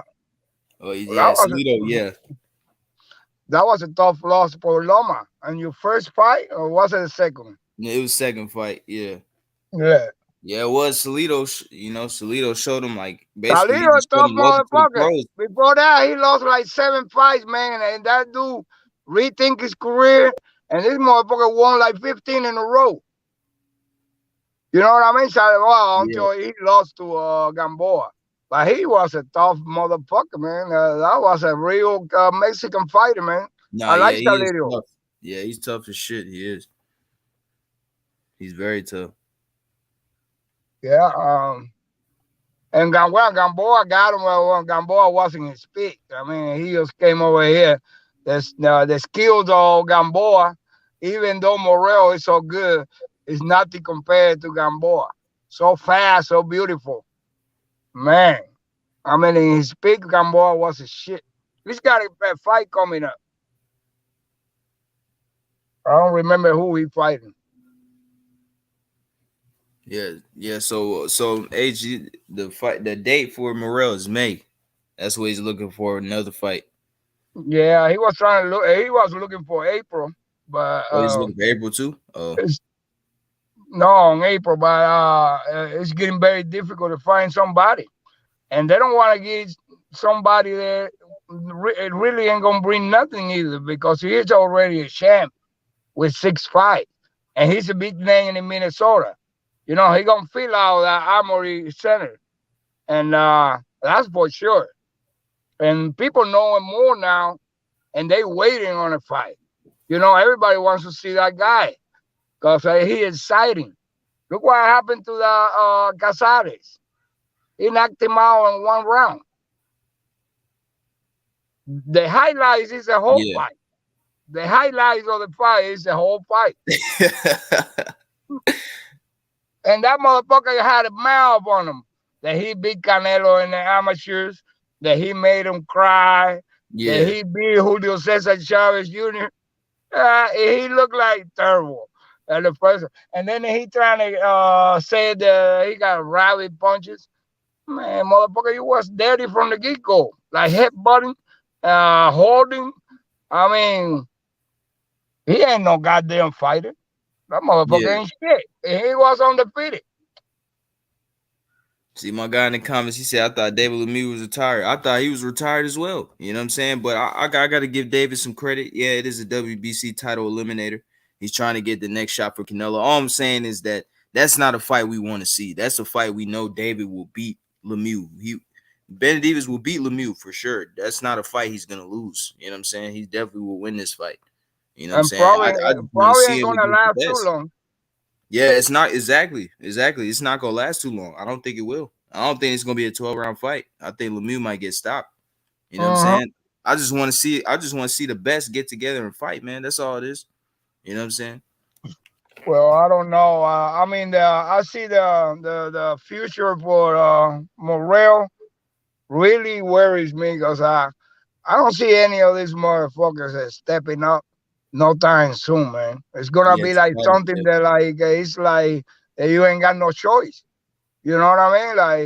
Like the media might contribute to that. Like get into the Twitters of this motherfucker and tell them, man, what the problem is. You know what I mean? Come on, we want to see this fight. Everybody gonna pay. Put it on pay-per-view. Yeah. And I know the Morrell has a strong fan base, man. The guy young, you know, good looking, great fighter. He's got a whole state behind him. And then 2 states go. Florida, they love them too. Yeah, I didn't know that. Oh man, he's got the whole Minnesota behind him. The Luis de Cuba took him out of Miami because Miami is just like little Cuba. You know what I mean? So over there, you're gonna have the influence of your friends and this and that, and you're not gonna be concentrated And some of the big names in boxing, the Cubans recently came to this country, like Gamboa. They went, they went partying like a motherfucker. This guy is not doing none of that. He's waiting. He don't even got a girlfriend. You know what I mean? It's like they protecting him. They making him a big star like he is. He's gonna be great. He's gonna be a big name coming up in years. Yeah, man. Yeah, for sure. I could definitely see it. Yeah, because people are already riding for him right now. You know what I'm saying? Yeah. I'm not the biggest fan of Morrell, but I like him though. I like what he brings to the table. He's a champion already. He's young. You know what I'm For me, saying? And he talks a lot. He's got a good game. He's talking a lot of shit. I like it, man. Yeah, and he really is not the kind of guy that they're gonna get there and start talking shit about people. Yeah, he's very respectful, and he's gonna. The only thing he's gonna ask you, "What's up, man? You want to fight?" But they're not doing. Then that's good. I want to hear that. Yeah, man. Hell yeah. Yeah, because I know that he walked up on Benavides. He walked up to Canelo. Canelo just told him, "No, man. Come on. He's on another level. The kind of money that Canelo brings to the table is not. And besides, it's a dangerous fight, and nobody's gonna do that. I mean, really, I don't know what all the names you can throw in the mix, man. But right now, I don't know what's going on. But I don't even think he got a fight yet. Yeah. I know Luis de Cubas is pushing hard, and he talked to everybody. The same thing that they saying about the he ready for anybody. Imagine the promoters what they doing. They calling everybody, and nobody's Jesse Hart. Like you don't even talk about Jesse Hart yet, no more, because that was a rumor that was happening like about 2 weeks ago, and you don't hear anything else about that. So Jesse Hart don't even want no smoke. Yeah, you don't want to fight him. Yeah. No. Yeah, man. Yeah, I know a lot of these older champions that been in the game longer, like for a lot. This is nothing new, man. It's in other divisions too, not even just Morrell. You know what I'm saying? There's always that. I know I'm just speaking. I'm just talking like all the young champions, all these young guys, man, they know they're a risk, man. They know these kids are dangerous and they're in their game and they come to win. You know what I'm saying? So even that's why they Ryan look at me like, Ryan Garcia is dangerous. Yeah, he is. Yeah, he is for sure. Very dangerous, man. Because he got skills like a motherfucker. Yeah, it looked good. We don't know how much skills he really got because we haven't seen him in there with some of the top guys. But Ryan, he looks like a good fighter, though. He looks like he's a very good fighter. But we got to see him in there with the rest of the guys. I like him, mate. I like him. I mean, you like him? Besides all that other shit, I can see, man. He's got some boxing skills. Not those are the kind of skills Golden Boy had. Tito Trinidad. You know what I mean? Like you don't see those fighters too often. But they can punch real fast and they like nice combinations and they throw combinations all the time. Yeah, but I understand where you're coming from, man. Yeah, he's got to be proven. Yeah, but he is good though. I agree, he's good. I seen him in his last fight. He did get knocked down by Luke Campbell, dropped him. Yeah. But he got back up and he won by knockout. I think Ryan has a lot of talent. He has a lot of potential. But I still, I want to see Ryan, get back in the ring. He hasn't fought in a very long time. I want to see what he looks like in his next fight. But I do agree, Ryan is a very talented fighter. Yeah, he's very skillful, man. He reminds me of Golden Boy. Oscar De La Hoya? Hell yeah. You remind me of hell yeah, man. I've been saying that for a long time. He remind me of I'm thinking like, yo, this is his fucking son right here. Like they look exactly the same. They don't fight exactly the same, but they have some skills is similar. Yeah, there's still some similarities in their game. They don't fight exactly the same, but yeah, man. I just saw Go ahead. Tito Go ahead, wasn't kind of like that. Tito Trinidad, man, he one of my favorite fighters ever. And when he fought De La Hoya, man, I was with Tito. I mean, I hated De La Hoya any motherfucking way. Hey, what you think? What you think about Ryan going to Joe Goosen again, leaving the Reynoso camp? I was surprised that happened. Oh yeah, I seen that shit, man. And they saying Teofimo going to the Reynoso camp now. That's what yeah, I heard that too. Yeah, I'm hearing that too. Yeah, that's crazy, bro. That shit crazy. What you think about it, H though? What you think about going to man? Tio To be going honest, to Reynoso. If Tio goes to Reynoso as well, they're trying to bring the relay, man. They want to keep it on top, and not the Canelo, you know, because it's no doubt that Teofimo, man. That last fight, I don't know, but that motherfucker Cambosos surprised the hell out of me. That motherfucker was throwing some fast ass combination. And I mean, he caught him in his ego, Teofimo ego. He thought, oh, this is going to be an easy fight. And you can never judge the book by the cover. Facts. That's true. I'm thinking Ryan Garcia leaving Eddie Reynoso. I don't like the fact that he left Eddie Reynoso, to be honest with you. You know, Eddie Reynoso is considered to be one of the best trainers in boxing right now. You know, and learning from Canelo Alvarez, being in the same gym with Canelo, learning from Canelo. That man, he had it good, Ryan Garcia. But I don't like the fact that he left them. But I do think Joe Goosen is a very good trainer. I honestly feel like Joe Goosen, one of the best trainers, in the history of boxing, to be honest. He's been around for a very long time. He's one of the most experienced trainers we got in the sport. Man, Joe Goosen, he trained Michael Nunn, bro. You know how many years ago? That was in the 80s. Joe Goosen, he trained Yoel Casamayor from Cuba. He trained fighters like Diego Corrales.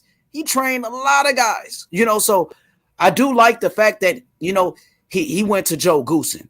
Because if he would have went to anybody else who wasn't qualified, I would have been disappointed. But the fact that he picked Joe Goosen, I give him credit for going to Joe. Teofimo Lopez going with Eddie Reynoso, I think that's a good idea. It can only help him. Go ahead. Yeah, I agree with that. They're trying to refocus because Teofimo was like that ego got him. You know what I mean? Like that was too big of a win over Loma for him, and his dad destroyed him mentally. He's a drunk. He even went to the fight drunk. So you know what I mean? Like you don't need those kind of people. If you want to, yeah, that motherfucker was drunk at the fight. You didn't know that? I see somebody made a video said he was drunk because after the fight, like he was taking pictures. Man, you're not serious about your son can get killed on the ring, man. What kind of shit is that? I mean, what is you using your son just only for the money or whatever? Your own convenience? That shit don't make no fucking sense. That's not serious. I don't know how Teofimo allow that shit to happen. Because I would tell my dad, man, get the fuck out of here, man. Shit. He could have got killed on that motherfucking ring. And he was almost killed. He went to the hospital. Yeah, man. I seen an interview with Tio. I seen him talking about it on Fight Hub. You know what I'm saying? He looks a little more humble. He looks more calm now. You know what I'm saying? Yeah, well, hey, good for him, man. I mean, somebody opened his eyes, or he got mad at the end of the day. But I don't think that's. I mean, he could have avoided that loss. That's what I'm saying. Yeah, I think he could have. Yeah, for sure. I think. The guy surprised you, but you way better than Cambosos. I mean, in my own opinion, man, I think Teofimo is one of the most excited fighters out there, man. I mean, he might not be in the top 10, but he's out there. You know? Yeah. That was a serious loss he took to Cambosos, man, and now Tio look like he going through mental problems. So you gotta blame your dad for not taking anything serious. You my dad. we grow as a human beings. We grow up, and you pick shit from your parents. You know what I mean? And especially he's that close to you. He train you and he prepare you for a fight. And he's a moving part of everything that happened in your career. And you're gonna come drunk. So imagine how many times you been drunk on a sparring day or on training day. High on motherfucking cocaine, whatever the fuck. They live in the large life. They were even offering money out of the pocket to fight. I don't remember who. Oh, we give you 11 million and shit like that. And man, and now look, his career is on a pothole. You know, he's stuck in a pothole right now. He got to prove himself. Wow. Yeah, I mean, I agree with you, brother. Like, his father really didn't take Kambosos serious at all. You know, his father used to come to this channel. He used to come here. We used to interview his dad, everything, Armando. And his dad did not take. Yeah. You remember you was on the panel? Yeah, I was on the panel. I asked him because I was like, you was getting on. You tried to get on his ass. I remember. You was fed up with him. I think you wanted that Loma rematch. That's why you was pissed off. Yeah, I did. Because he said it himself. He told Tio. He said that, yeah, man, I'm gonna convince my son to get the to fight Loma again and shit like that. I was like, all right, man. That's why I want to hear it. So that's why I asked him, man. He told me some fuck Loma. I'm like, all right, man. It is what it is, man. If you don't want to fight him, you don't want to fight him. We can't force him. Yeah, somebody on the comment section said, I believe if Lopez wasn't injured, he would have lost. He had a tear in his esophagus, and his doctor said he could have died. Yeah, I mean, if that's the case, if he was injured, Ed Perez, he should have never took the fight, Ed Perez. That's all I'm saying. Teofimo Lopez, during the fight week, during the week of the fight, he said, I'm injured, but I'm not going to tell you what my injury is. He knew he was injured, but he still wanted to fight like that. So that's his problem, bro. He should have never got in the ring like that if he was injured. We can't blame it on the injury, man. No, we can't do that, man. Yeah, but I hate when people do that shit, bro. We gotta give Kambosos some credit, man. Go ahead. Don't get me wrong. Injured, to me, Kambosos was, I mean, he surprised the hell out of me. I mean, this motherfucker got a skill, though. Coming from Australia, man, come on. He's good. But you know what I don't like, though? If you're hurt, bro, just keep that shit to yourself, because you know what? It starts sounding like you're trying to make an excuse. Hurt. You know what I mean? It's like okay, well, I'm gonna tell people I'm hurt. So if I win, I look like a hero. If I lose, I'm okay, right? The double-edged sword. I don't like that shit. Personally, I just stay quiet. Hey, and what's our historian? How you doing, my friend? What's up? What's happening? Not much, man. I'm glad to hear you boys. Oh, man, likewise, man. Where's Hebrew at? I need Hebrew and Method on the panel.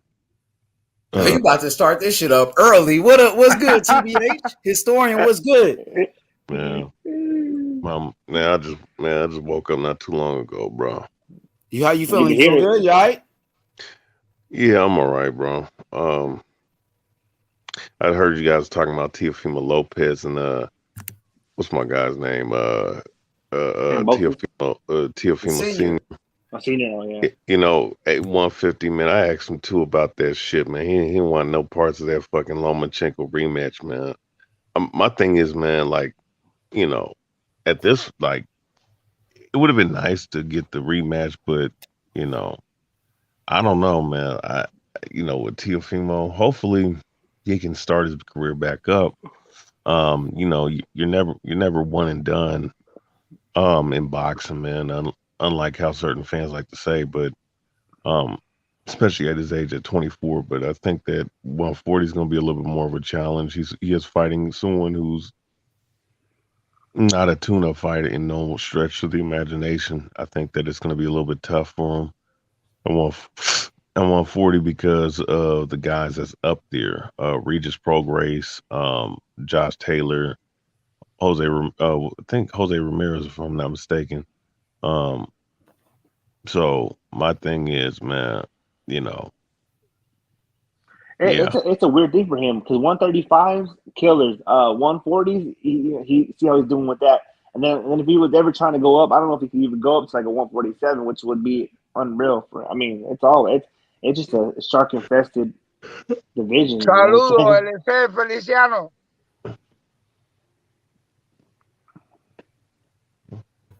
Hey, boxing historian, breaking news. David Morrell Jr. calls out Demetrius Andrade to a fight in May. What's your thoughts on this potential showdown?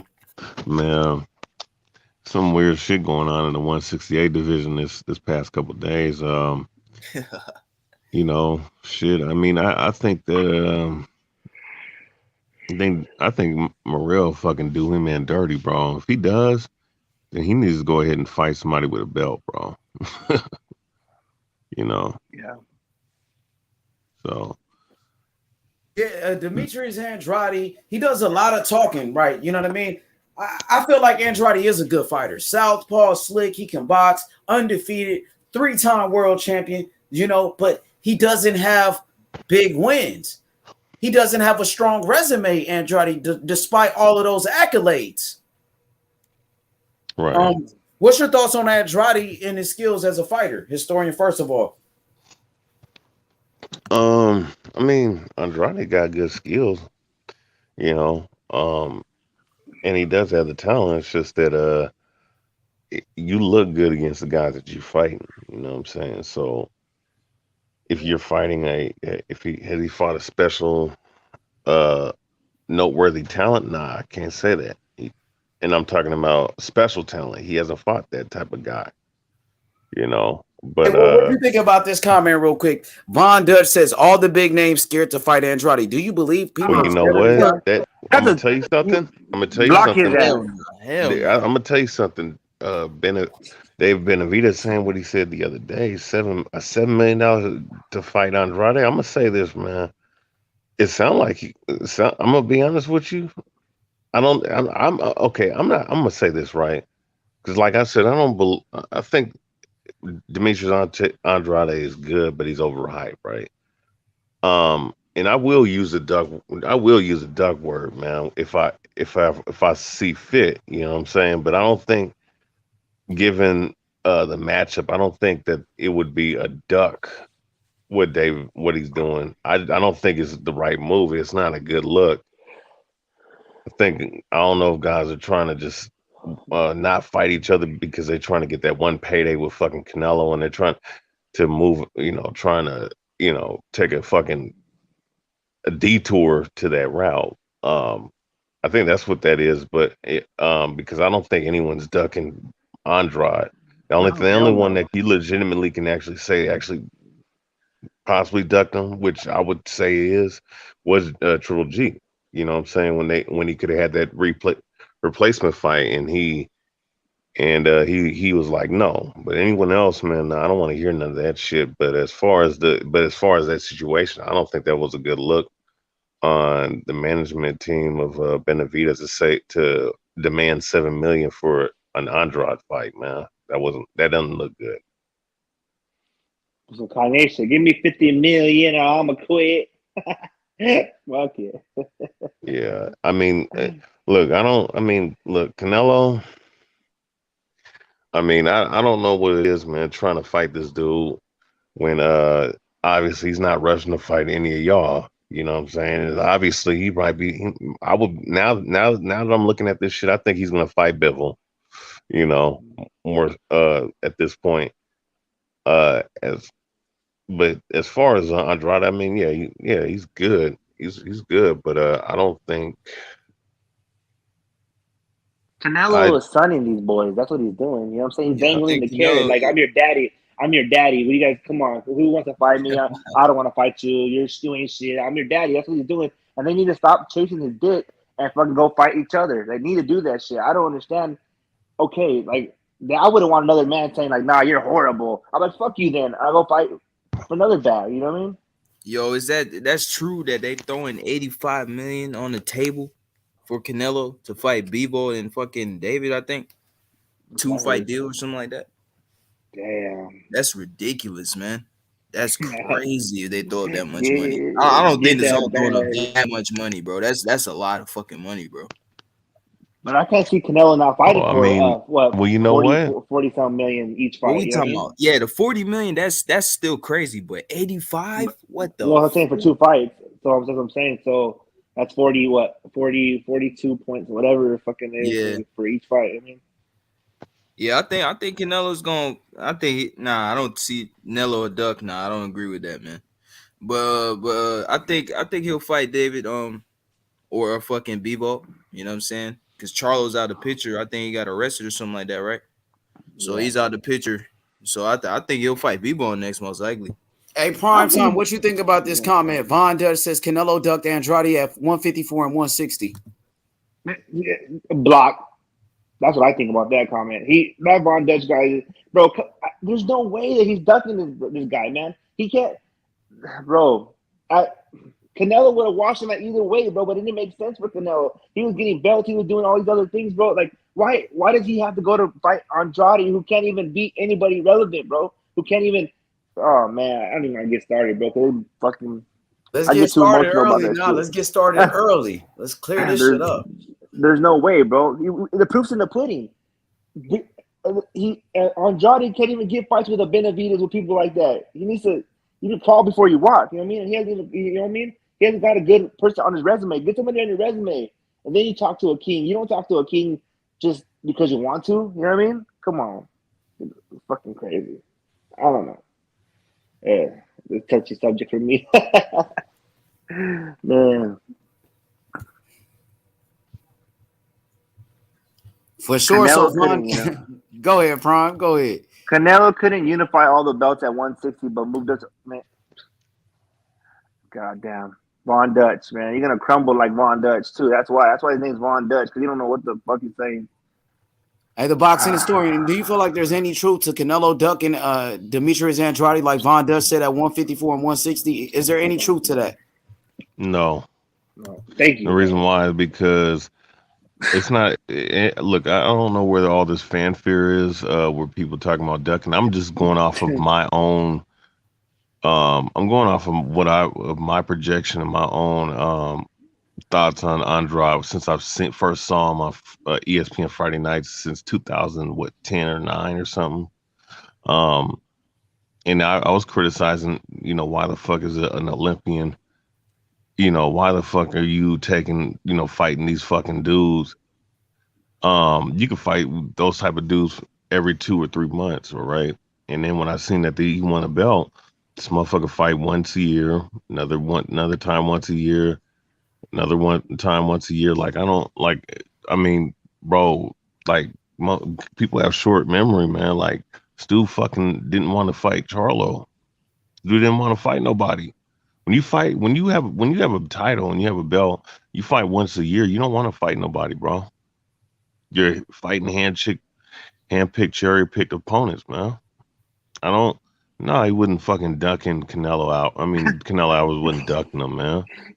And then Detroit says he didn't fight no top opponents. Oh, fuck.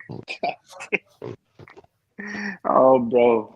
Anyway, but you know what, though? Just like I love Canelo, people hate Canelo, too, bro. So you got to have the good with the bad, right? Yeah, you're going to get all those comments, stupid comments, but Canelo ain't never ducked anybody. He fought Mayweather. He fought any motherfucker. He fought Cotto. He fought, and then he unified. I mean, he fought and he took the belts from the people who were champions, regardless if they were bums or they weren't bums. They were fucking champions. Billy Joe Saunders. I mean, he wasn't champion, but he fucking was a formidable opponent. Fucking Caleb Plant, formidable opponent. Talking about he's gonna beat Canelo. Everybody that fought him, for the most part, people were saying he's gonna lose or they see something in him and beating Canelo, bro. And he's fucking Thanos their ass and took all the fucking belts, bro. Come on, I don't. No, that's not. Hey, man, Canelo, I have for anybody. I really didn't like him at first, but now I like him. He became a different fighter. He learned from all his mistakes, and he's got like 50 fights. Come on, man. Canelo is a truth right now. And when we talk about boxes and opening, you got to leave Canelo out of the questions. Everybody want to fight him just because they want money, not because they want to fight him for a real fight. You know? Exactly. Detroit says that was Mayweather's easiest fight too. That was easiest That's what fight. I don't Mayweather know, say, but I bro. don't think so. That's not his easiest fight, bro. That was come on, bro. He's had way easier fights than that. Nah, that's some bullshit, man. You ain't gonna listen to kind of Mayweather. Come on, man. Mayweather is crazy, and he's jealous right now. He's very jealous of Canelo because he's making the kind of money that he could be making. Yep. Yeah, hell yeah. I wouldn't be surprised if fucking Mayweather tried to come back, bro. People say I'm crazy, but I wouldn't be surprised if he's like, fuck it, let's run it back, Canelo. I mean, I don't know. He don't want to lose know. that one fight, man. He don't want to be 50-1. Come on. Yeah, exactly. Yeah. Nah, you don't even think for that. You don't even think for a fucking couple $100 million he would do that shit. He ain't doing it. He got money, man. This guy invested on New York. He's with a real estate. You see that shit? He got they money, make it like Mayweather about to fight in Dubai. Mayweather about to fight a fucking exhibition in fucking Dubai. He gonna get paid millions. Tank Davis. Mayweather got Tank Davis, who make millions of dollars.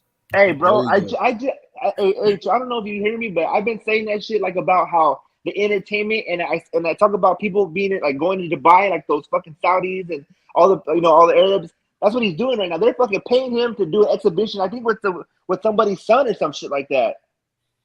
You know what I mean? Saudi, fucking Arab, fucking multi-billionaire, bro. That shit is crazy, bro. If I had the money like that, that's the shit I'd be doing. I'd be having everybody fight with each other. Shit. Yo, what y'all think about this comment? Ellie Feliciano, he says Canelo is a duck. What's y'all thoughts? He's not a troll either. He's not a troll. You know? Nah, he's not a troll. Nah, I mean that's his opinion, man. I don't think Canelo's a duck. You know what I'm saying? Canelo, he's the best guy in boxing right now. You know, the pound king, as everyone likes to call him. I think Usyk pound number one, but still, Canelo, you know, he's got all the money. He's calling all the shots. You know what I'm saying? I don't think he's a duck, man. He could do whatever the fuck he wants, man. You know what I'm saying? He got boxing on the string right now.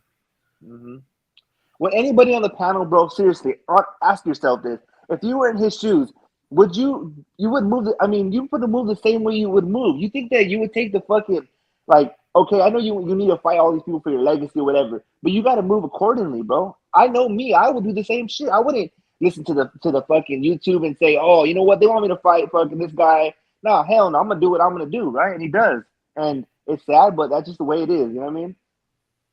I don't think he's a duck, though, man. I mean, it seems like Canelo's willing to fight. You know what I'm saying? All these guys that people are saying Canelo's ducking, he's willing to fight these guys, I believe. I think he will fight Charlo or David Benavidez, you know? I think he'll fight any of these guys. You know, the money just has to be right. Canelo is looking for big money fights. That's what he's looking for. I think he will fight those guys. I think he will. Just like anybody, if I had his talent, I'd be doing the same shit. I mean, there's a road, right? There's multiple roads to get to the same the outcome, right? And you got to take the road that's best for you, best fitted. And it might not be what us fans want, but hey, bro, I mean, that's what he's doing, and he's not ducking nobody. It's just it's chess, not checkers. You know what I mean? I think if you are as good as Canelo is right now, you won't give a fuck who they put in front of you. They can put a gorilla. I mean, that guy is so good that I take him on almost every fight, man. That motherfucker is like, he's tough. And he ain't never been knocked out. He's a tough motherfucker. And when he start hitting you, he wear you out. By the round thing, your liver, your ribs, your stomach, it's like on fire. Come on, man. Canelo will get you out of there. It don't matter what name you got or who are you. Right now, ain't nobody on top of the division like that guy is. He's a superstar. You know? Ed Perez, if you're saying that I have lack of boxing knowledge, that's not the truth, brother. I'm speaking the facts. I'm speaking a spade, bro. I don't know why people have to get caught up in the politics of it all. Just see for what it is, bro. And I said I don't know every fucking thing, but I do know what's the truth, what's in front of you. You know what I mean? And then we don't even truly know because we don't know what those motherfuckers are thinking. You know what I mean? So it's all perspective, right? Right. Yeah. So.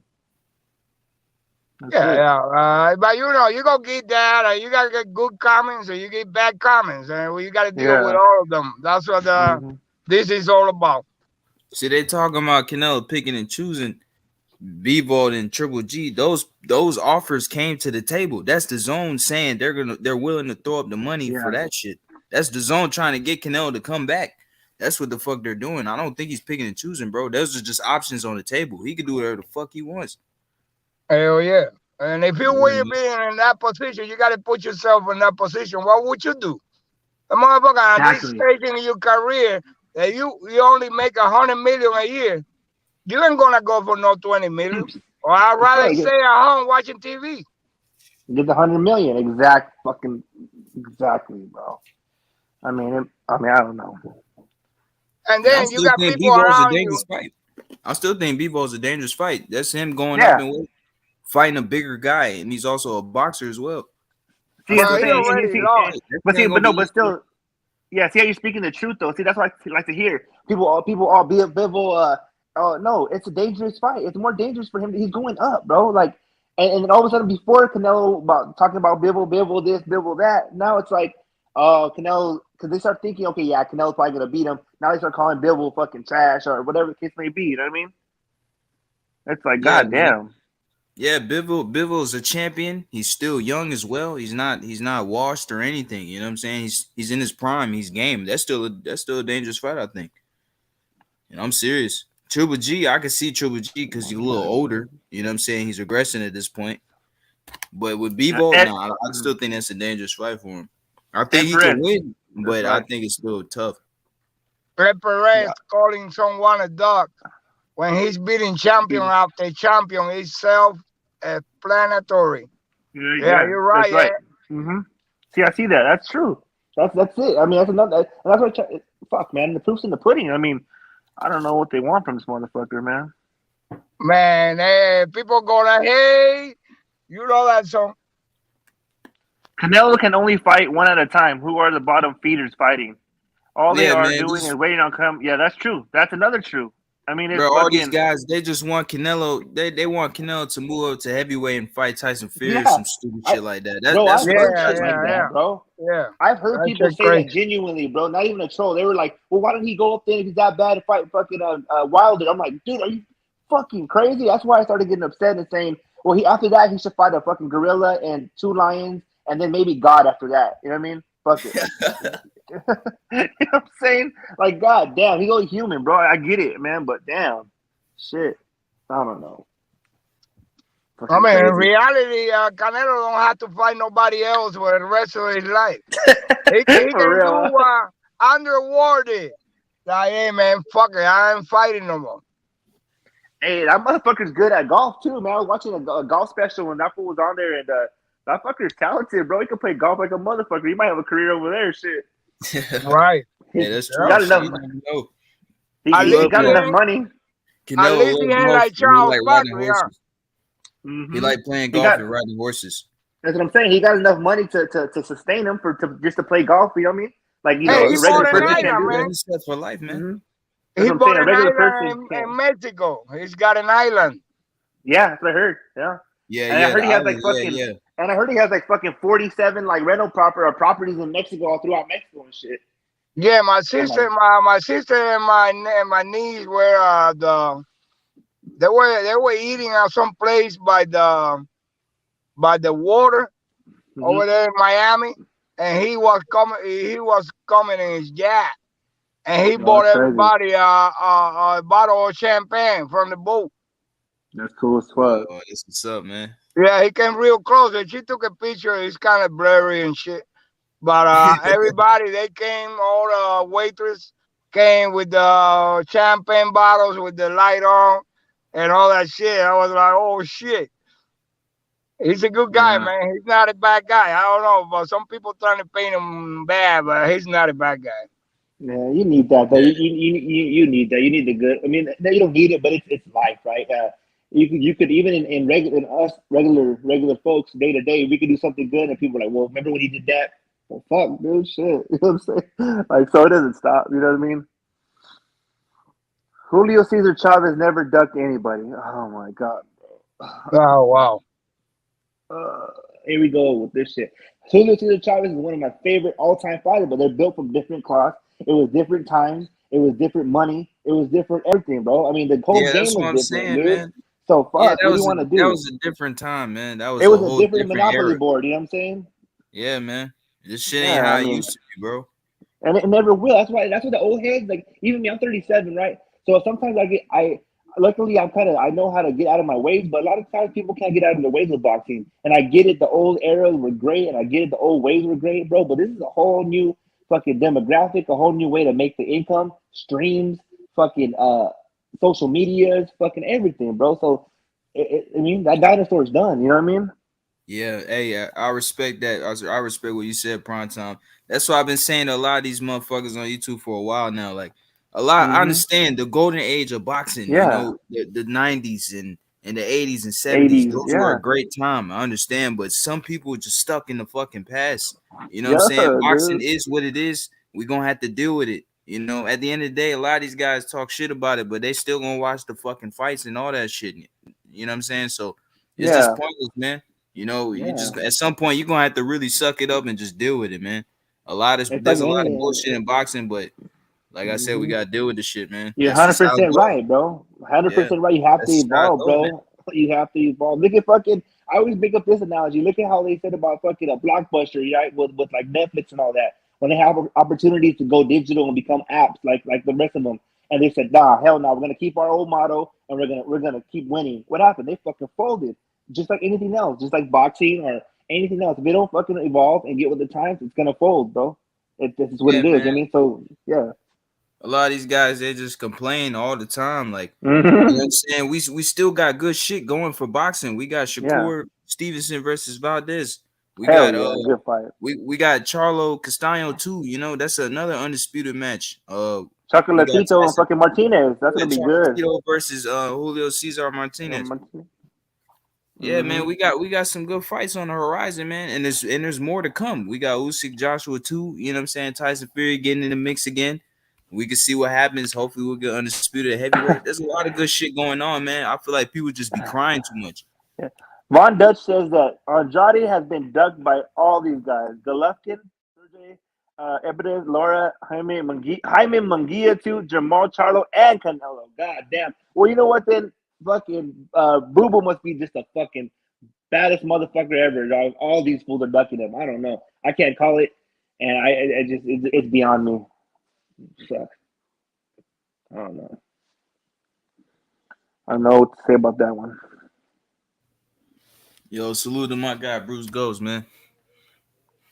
Salute my brother H Money. Yep. Salute, Bruce, what's good? Bruce, what's good?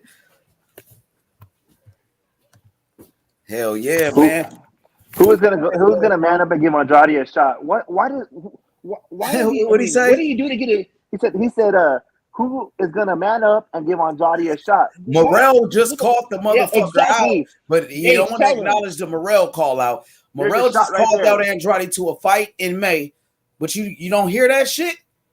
Morrell will give him a fucking shot. Morrell is a goddamn champion, but he don't want that smoke though. So just ignore the Morrell call out. Yeah, that's some pussy shit. And then go fight Jack Parker, a fucking bum. Go ahead. H Money, that was different. We tried to choke me in Smoke's backyard. Oh, that was different though. Same shit. Yeah, bro. That Guys calling Boo Boo out, man. Morrell's calling him out. Johnny Beck wanted to smoke. What happened to that? Beck called him out. Exactly. Johnny Beck said that would be his easiest fight of his career, and Boo Boo dropped the fucking title, man. Drop the title. That's just dropping your shit. Like I'm fucking title, out of here, boy. Now he's moving up in weight. There's more guys that want to smoke with him. He still don't want this smoke, man. It's the same tune every time with Boo Boo, man. That's why I was telling motherfuckers when he move up, I don't even think he's gonna get a Canelo fight. I think it's gonna be the same shit over and over again, man. Ron Dutch put Jaime Munguia, Jamal Charlo, and Canelo duck. God damn. I can't stand that fucking comment, bro. I'm sorry, man. No disrespect to him as a person, but that comment is just fucking ignorance is bliss, I guess, man. Fuck it. Shit. Oh no, bro. Fuck. Shit. Anyway, I can't wait to see some good fights coming up, though. I definitely want to see that. For me, Chocolatito and Martinez is gonna be a fucking a war. They're gonna beat the dog shit out of each other. Yeah, I can't wait for that one. It's gonna be high volume punches just straight to the fucking head, man. It's gonna be crazy. Yeah, it's gonna be a good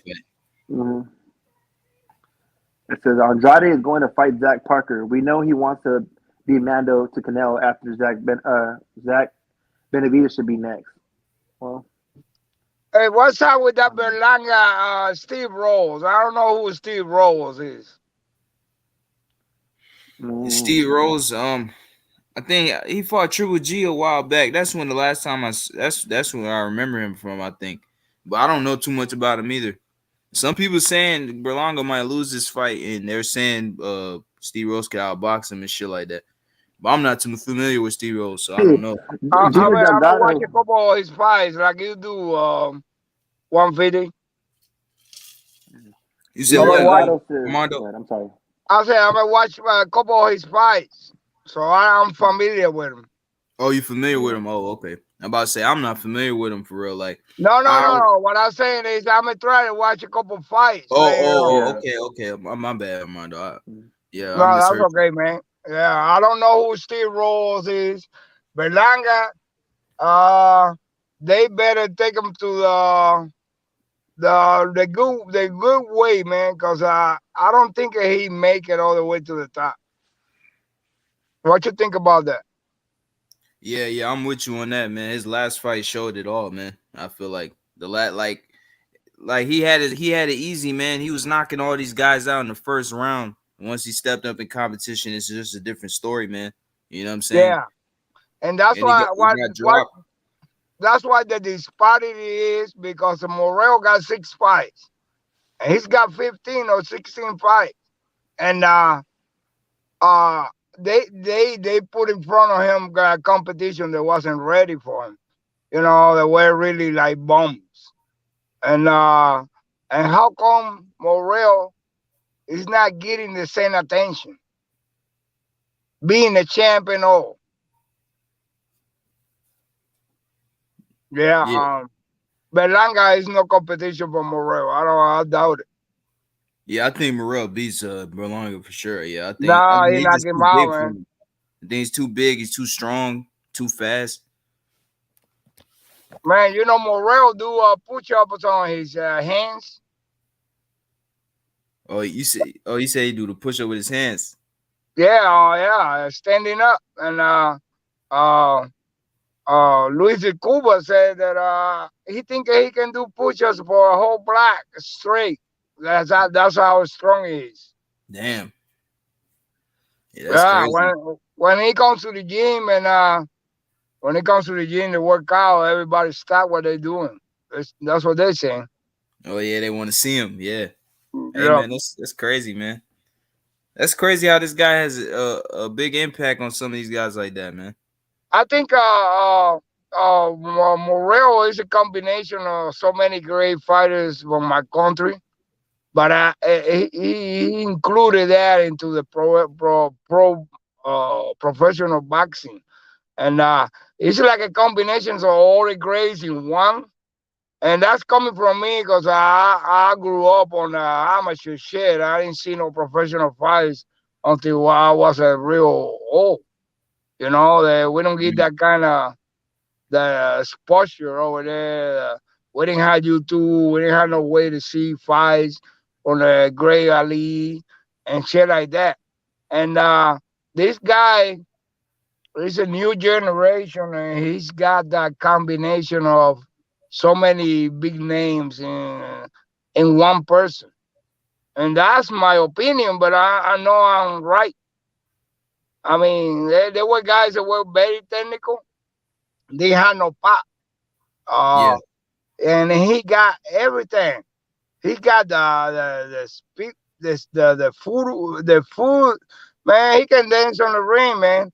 And being that strong and that tall and with that long reach, yeah, that's what I see. I see all the grades in one guy, and that's a once in a lifetime thing that you ever see. That's what I'm saying. And then honey, Ronnie Chio in your corner, man. Come on, man. Ronnie Chio is a legend. Yeah, hell yeah, he's a legend. Yeah, very good trainer. He goes way back. Let me address this comment. Jerome, He says, didn't Eddie Hearn try to make the Morrell fight for John Ryder a while back, but the PBC knocked it back? Nah, that's not true. David Morrell wanted to fight John Ryder. The WBA ordered that fight. John Ryder was his mandatory. That fight could have went to purse bid, but John Ryder, he wanted to fight Daniel Jacobs. So let's stop pushing false narratives talking about PBC this and PBC that, bro. That's some bullshit.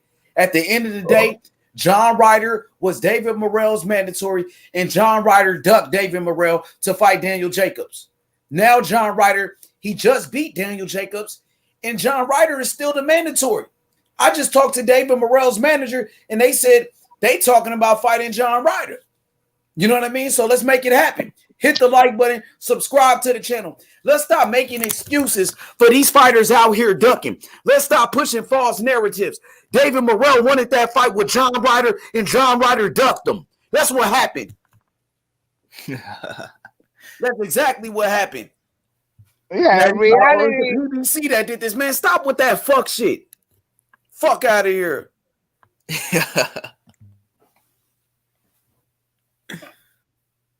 Eddie Hearn fighters is ducking Morrell. Demetrius Andrade, he's ducking Morrell. Morrell just called out Andrade to a fight in May, and Andrade still ain't responded. I wonder why. It ain't the PBC fault, nigga. That's Eddie Hearn fault. What about that, nigga?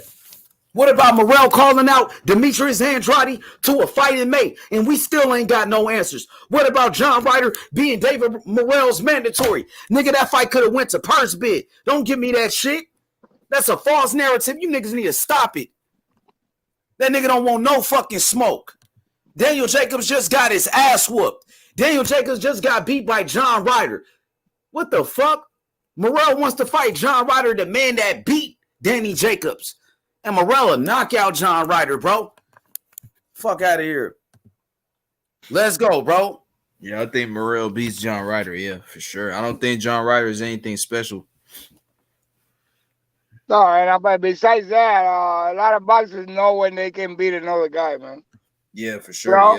Yeah, you know exactly. You cannot beat him. So if the money ain't right, you're not gonna take that risk. You're gonna go down and you're gonna be down. Then your name is not gonna be heard no more. You're gonna be fighting bombs like you always been. Yeah, definitely. Yeah, I think it's sad, but right now I don't see a potential fight for Morrell, man. That you might say, I want to watch this fight. Maybe you want to watch it because you want to watch Morrell, but it's going to be disappointing. Ain't none of these fighters calling out David Morrell. No, the whole 168 pounds, they don't want no smoke with this kid, you know? Yeah, they that shit. He's so good. That's haunting him, for real. That's haunting him right now. And I know Luis de Cubas is doing a good job he already trying to reach everybody he could. So I don't know what other name you can throw over there in the mix. This man said he 34. He been ducked his whole career. Morrell ain't ducking him. Morrell calling him out to a fight in May. Why not take that fight?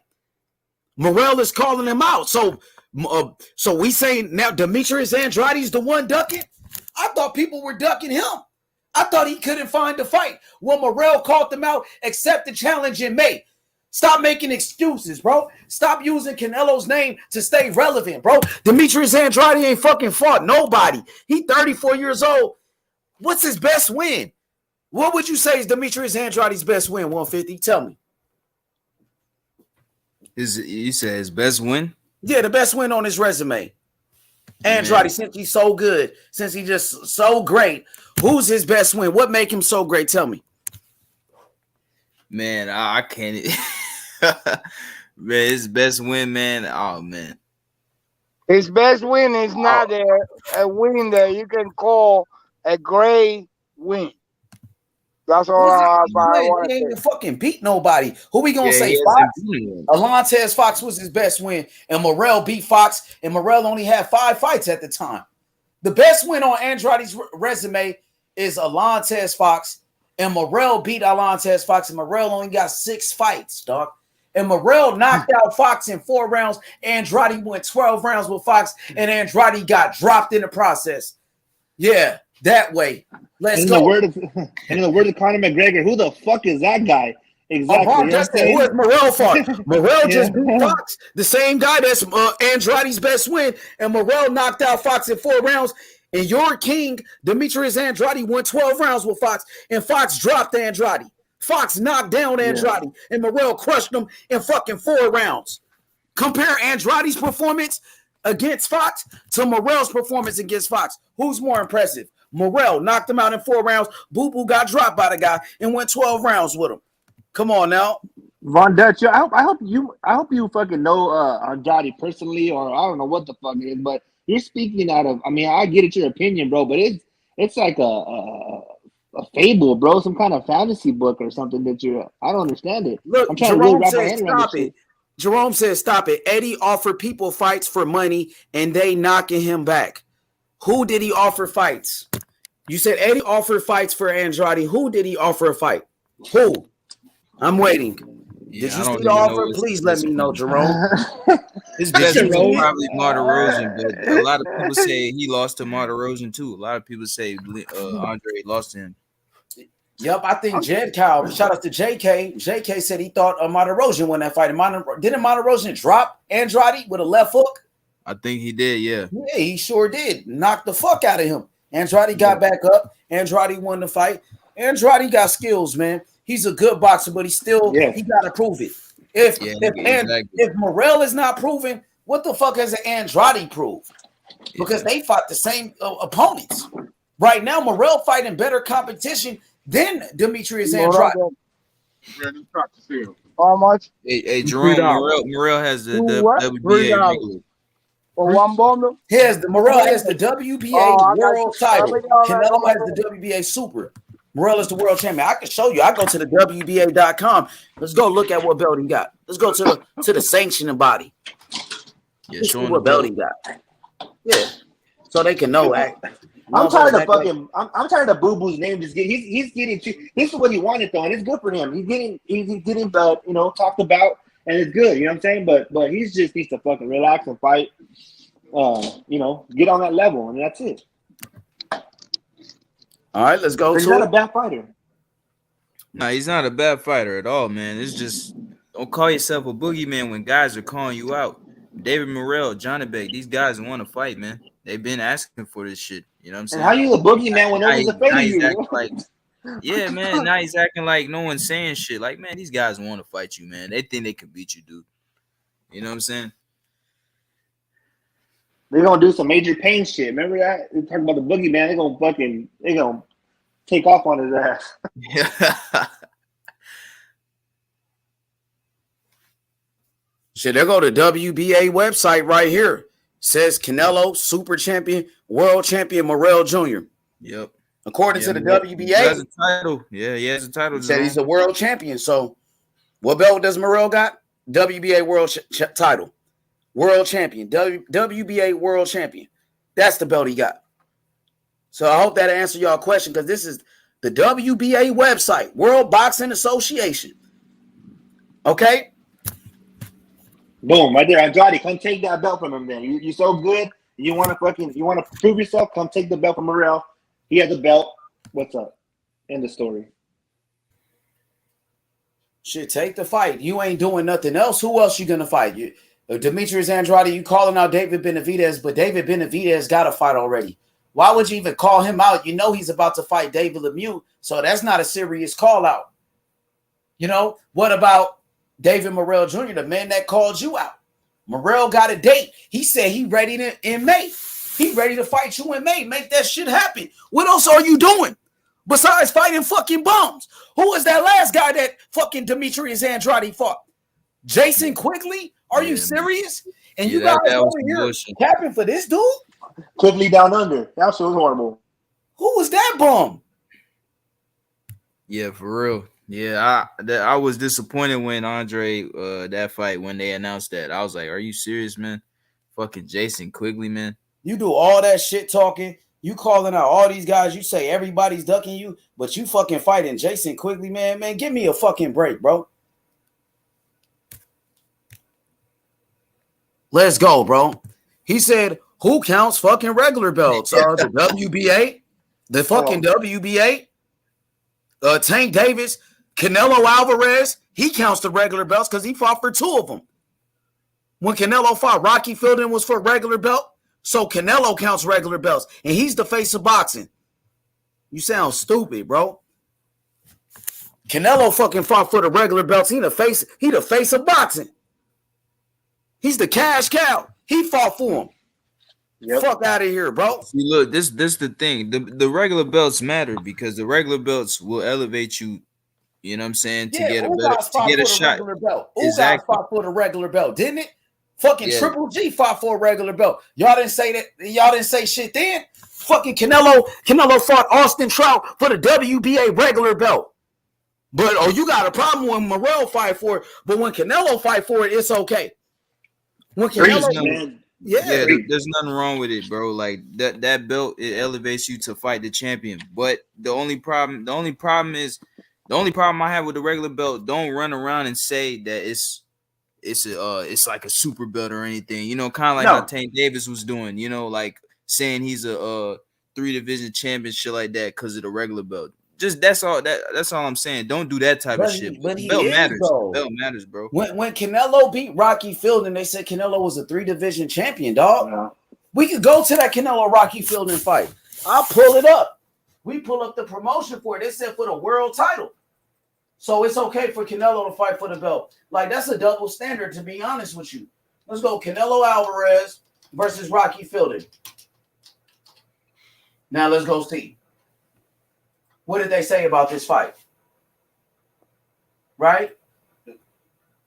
Let's get to it. It's a super world title fight. And that's on DAZN. Let me go to this shit.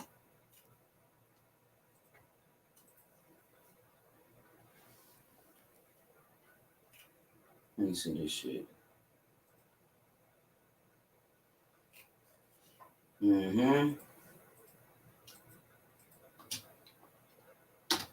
Y'all count the motherfuckers count the regular belt when Canelo got it, but when somebody else got it, it's no longer a real belt. It's only a real belt when Canelo fight for it.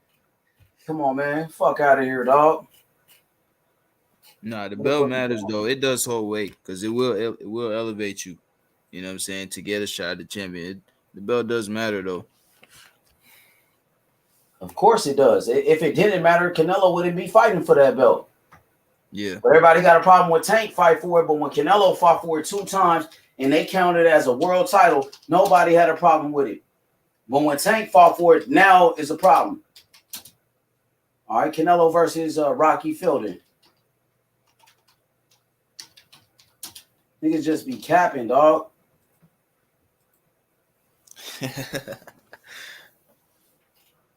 Shit was considered a fucking world title fight. Niggas is crazy out here, bro. Motherfuckers is picking and choosing, bro. Just be consistent. Keep it 100. Don't lie to the fucking fans, bro. We know what the fuck is going on. Here it go right here. Now let me pull up. This is DAZN. Called this shit a motherfucking world title fight. World title fight. What's good, EA? My boy EA Loop. What's good? Coco the Don. Yeah, Boo-Boo out here ducking. They want us to believe that Boo-Boo is the boogeyman, but Boo-Boo ain't fucking fought nobody. They want me to believe that Boo-Boo is the boogeyman, but Boo-Boo ducking Morrell Jr. They want me to believe that Boo-Boo is a boogeyman, but Boo-Boo just ducked his fucking mandatory Johnny Beck. But I never seen a boogeyman. I never seen a boogeyman scared of somebody. You know what I'm saying? It was the other way around. Okay, here we go right here. This is on DAZN. Canelo versus Rocky Fielding. Zoom in, zoom. What does that say? WBA super middleweight title. Consider that a fucking title fight. And what belt did Rocky Fielding have? The fucking regular belt. But Canelo fought Rocky Fielding for it, and they counted this fight as a world title fight. Okay. Okay, then. So it's okay for Canelo to fight for the belt. It's okay for Canelo to call it a world title, but they got a problem with Tank do it. And when Morrell's considered a world title, be mad at Canelo. He the face of boxing. He fought for it first. You know, the same thing with fucking Triple G. Triple G was defending that a regular belt plenty of time, and it counted for his title defenses. That was one of the belts he was defending. Oh, this is Triple G got 20 title defenses at middleweight. What belt was he defending? The fucking regular belt? Oh yeah. Oh no. Hey, that's Callum Smith. H Money. Oh, that's Callum Smith. Yeah, that's Callum Smith. Yeah, it was the same thing with Rocky Fielding, though. That nigga looked like Rocky Fielding. No, though. He did. He did. That nigga looked like Rocky Fielding like a motherfucker. It did, though. They do look alike. They really do. I thought this was the Callum Smith joint right here. Oh, that was the same dude. So let's go to it, man. Back to the Rocky Fielding fight. Let me. Nah, they do look alike because I did the same thing in the past. I remember I was talking about Canelo versus Callum Smith, and I was saying, Callum Smith got dropped, but he never got dropped in a fight. That was Rocky Fielding. I confused the two. They do look alike. Even Kovalev, bro. Even Kovalev. They all kind of look like the fucking. They all kind of mesh into one type shit.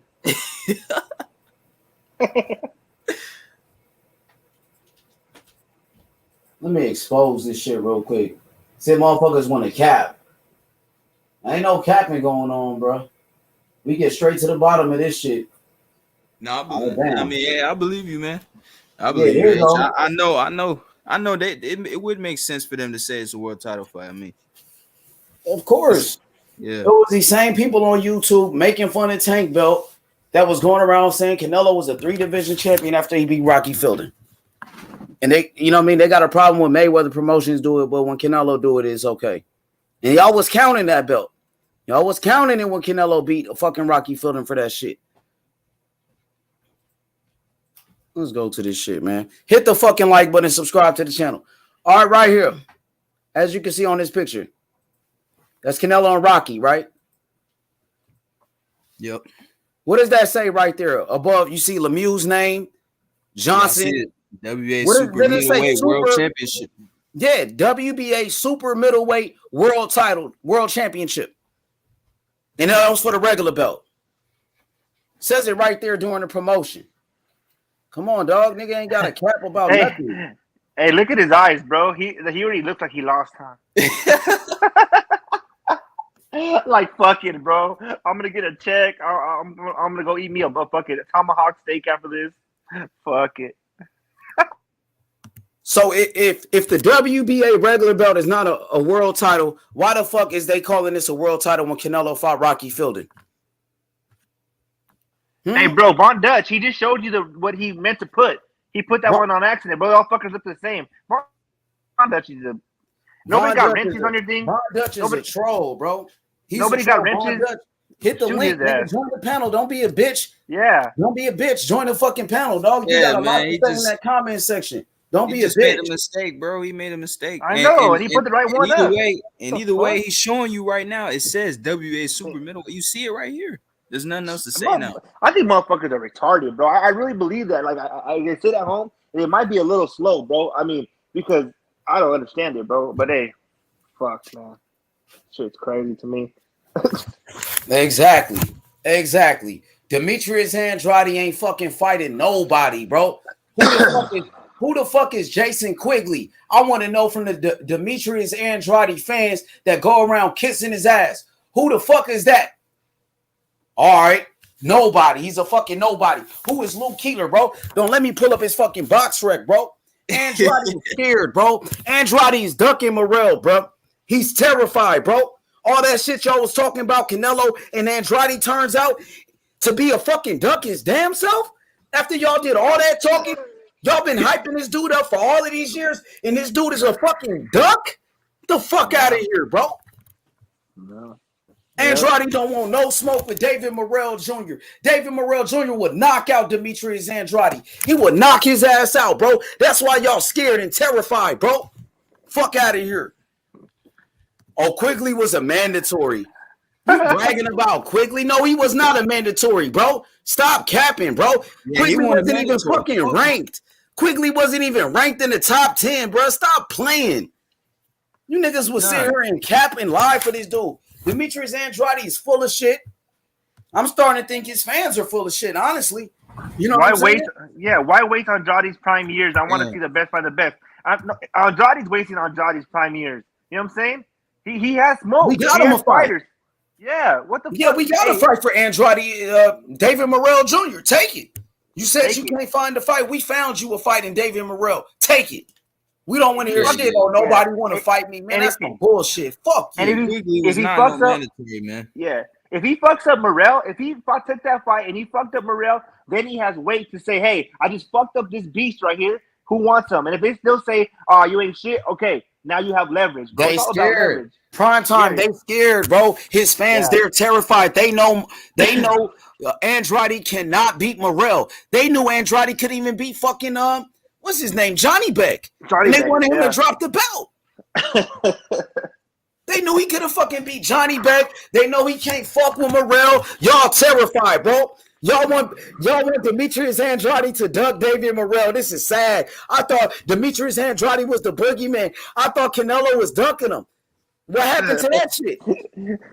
Y'all not confident. Y'all not so confident in Boo Boo anymore, huh? What happened? Called y'all fucking bluff. All y'all motherfuckers happened for Demetrius Andrade. The fuck out of here, bro. Andrade ain't nothing like that, dog. He ain't even built like that. David, look at that. David Morrell Jr. is not ready, bro. He only has 6 fights. Yeah, 6 fights, bro. He's a champion. Did you not hear what H Money explained earlier, bro? And I even understood that too. He's a champion, David bro. Morrell Jr. If he's not ready, why Demetrius Andrade just don't fight him and take his belt if he's not ready? If he's not ready, why he just don't accept the challenge and beat him? Bro, you can't say that when you got guys in boxing that are holding titles in 3 fights, 2 fights. You know what I'm saying?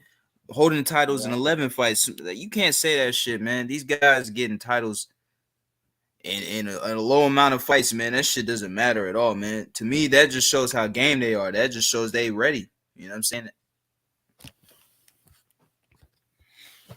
Mm-hmm. You know what, though? Shout out to my brother, Junior Delgado. He said, H, can you ask Armundo if Morrell fighting Cazares for a rematch because Mario talking shit about Morrell in this channel? You talking about Mario Cazares, the same guy that Morrell knocked out in 1 round. Morrell already knocked him out in the first round. Why would he rematch a guy that he knocked out in the first round that was so easy? You know what I mean? Shit, Cazares don't want no smoke. Morrell already knocked him out. He almost broke his neck. He put that motherfucker in a motherfucking neck brace after that fucking knockout, bro. That shit was devastating. Mario Cazares, man. It's a beast mode warrior. Ass, bro. Andrade knows Benavidez is the toughest fight at 168. That's a Mexican fan base for Andrade if he beats it. See, that's another thing too. Man, bro, he beating fucking Benavidez, and then you think that if he beats Benavidez, let's be real. You think the whole fan base is gonna go to Andrade? Andrade's still gonna be fucking Andrade, bro. I don't get it. I just don't fucking understand. But I don't know where they come up with this shit. But hey, it's all opinion, man. At this point, these guys, all they can do is lie for Demetrius Andrade. Demetrius Andrade hasn't done anything for these people to talk like this. You know, best win on his resume, Alantez Fox, and Morrell beat Alantez Fox, and Morrell only got fucking 6 fights. Morrell got Andrade's best win on his resume in 6 fights. Come on, Demetrius Andrade is 34 years old. He ain't did shit but collect vacant belts. Fucking Demetrius Andrade, he hasn't even beat another champion, bro. And you guys will sit here and cap and lie for this dude. And sit here and lie like the dude is really, really all of that. I know. That's crazy, bro. I want to see him step it up in competition. When is Andrade going to fight another killer? When is it going to happen? All he does is call out everybody and turn around and fight bums. That's all he do. Andrade's the only person in boxing that does that, bro. Yeah. It's fucking ridiculous, bro. I wouldn't mind seeing Munguia and fucking Andrade. I don't know what the logistics are behind that, or if Munguia wants to or not. But seeing that Andrade beat Munguia, that's a formidable opponent, right? And I mean, and I think that would be a hard fight for him. It'd be better than anything on his resume, but he moved up. He's no longer at one. Yeah. So he can't fight Munguia no more because Munguia is at 160. Go ahead, Phil. Yeah, I was about to say, the Munguia fight, that's out of the picture now since he's moved up. Yeah, that for was sure. a crazy move, bro. I think that's still. I wanted to see that fight. I think that was a good. These guys are so terrified. These Demetrius Andrade fanboys are so terrified that David Morrell Jr. is calling them out. You guys are terrified. Y'all don't want David Morrell to ruin that Canelo payday, huh? You know Morrell is gonna beat Andrade, and there's no more Canelo payday, right? That's what it is. Yeah, the Don, you already know what time it is. The Don, he said Morrell looking high risk, low reward, but the man got a belt. Facts. You know what I'm saying? It's a high reward because you become a world champion. Now, most fighters, when they get into the sport of boxing, their dream is to become a world champion. You know what I mean? You could fight Morrell to become a world champion. If not, just shut the fuck up, boo-boo. Stop calling out all of these guys and fighting bums. You really don't want no smoke. You really don't want those type of fights. And Demetrius Andrade in the past, he already ducked the Cuban fighter in Arislandi Lara because Lara was calling him out. And Demetrius Andrade said, oh, nobody knows Lara. He said Lara was a boring fighter. The same shit that y'all complaining about. Y'all got mad when people called Andrade a boring fighter. But Andrade was calling fucking Lara a boring fighter when Lara wanted to smoke with him. But y'all don't say shit about that. Now y'all upset because people, they calling Andrade boring. Come on, man, keep the same energy, bro. David Morrell Jr. would knock the fuck out of Andrade, bro. Knock his fucking dreadlocks off, bro. That's what he'll do to him. Knock his fucking dreads off, homie. You're talking all of this bullshit, bro. Like Andrade really about that life. If Andrade about that life, accept that challenge from Morrell Jr. Let's do it. Yeah, that's crazy that Andre said that Lara's born. I remember this is a while back, man. It was on Mad Chad channel. Mad Chad has Andre's dad's number. So we talked to his dad and we asked him like, yo, would you fight Lara and shit? And he was telling us like, yeah, man, we been asked for Lara. Lara was a name we been asked for. That's another guy we want, this and that. But Andre don't want to fight that guy, man. He never did. You know what I'm saying? So, and it's just the same tune. Like I'm saying, it's the same tune every time. Johnny Beck come in the picture, he don't want to fight him. Morrell come in the picture, he don't want to fight him. He's just waiting for Canelo. He's waiting for a payday. It's the same shit, bro.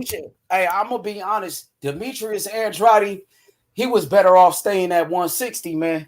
Because when you came up to 168, you made a terrible mistake. Because David Morrell Jr., he wants to knock you out, you know? So, I mean, around this time, Demetrius Andrade got to put up or shut up, man.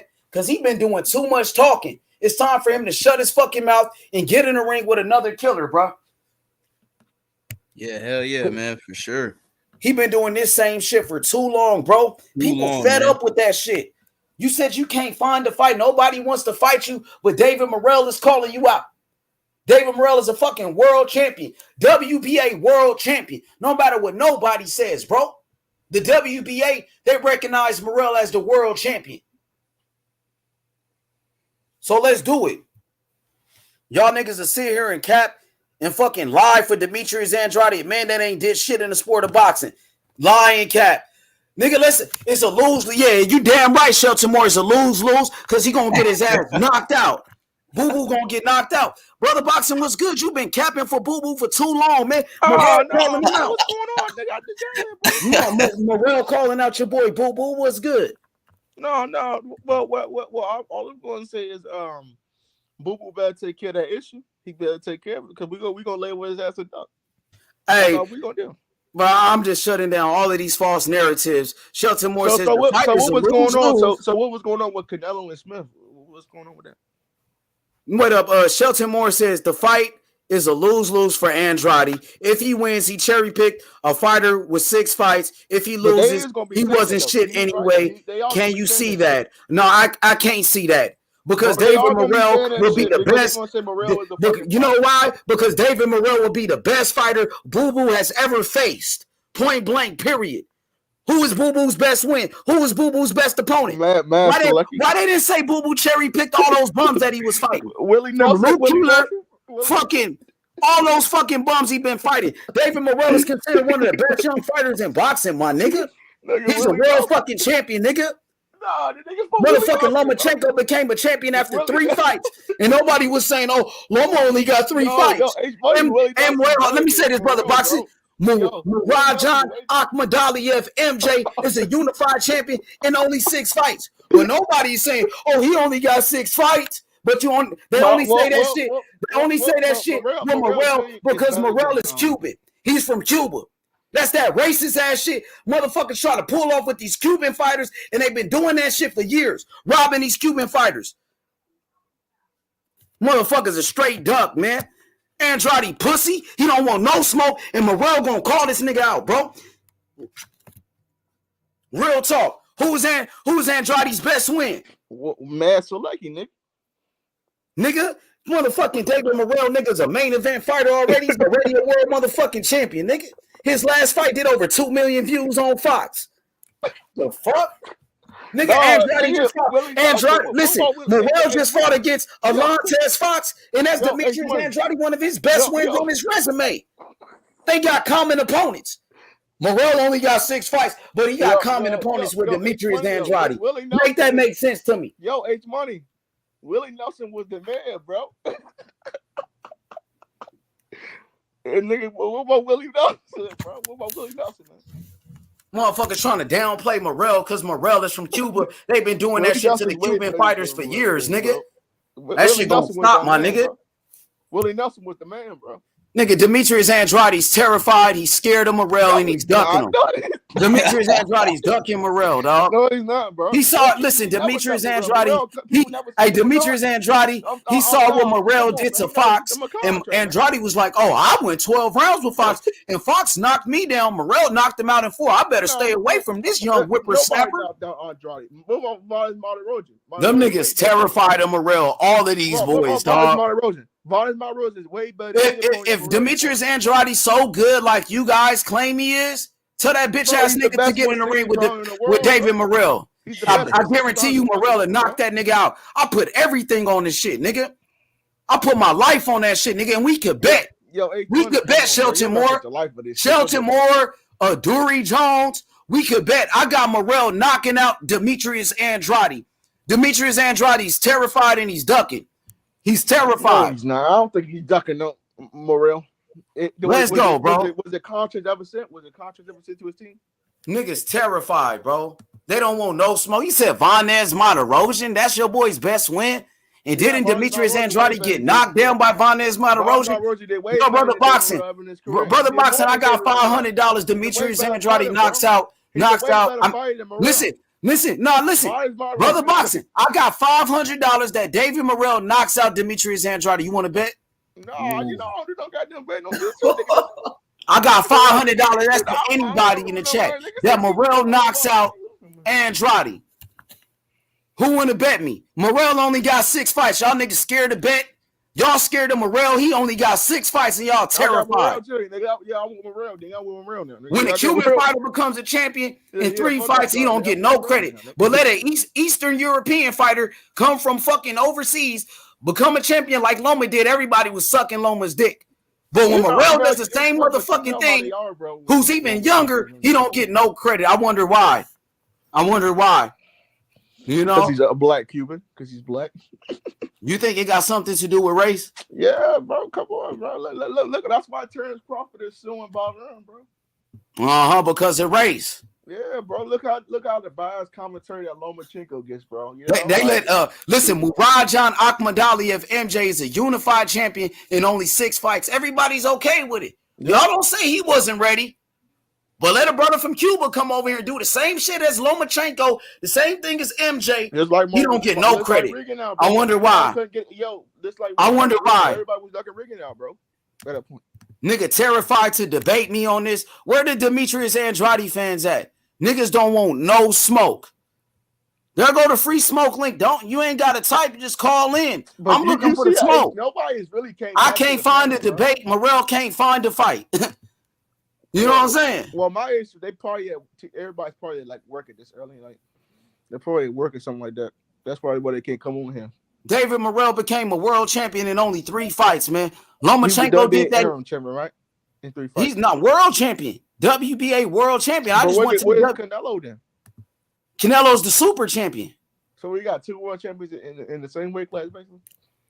Canelo's the WBA super champion. David Morrell is the WBA world champion. Come on, let me get on here, bro. What are you doing, man? Niggas don't want no smoke with Morrell Jr. And motherfucker, y'all been going around this whole time saying Canelo ducking Andrade and Andrade ducking Morrell.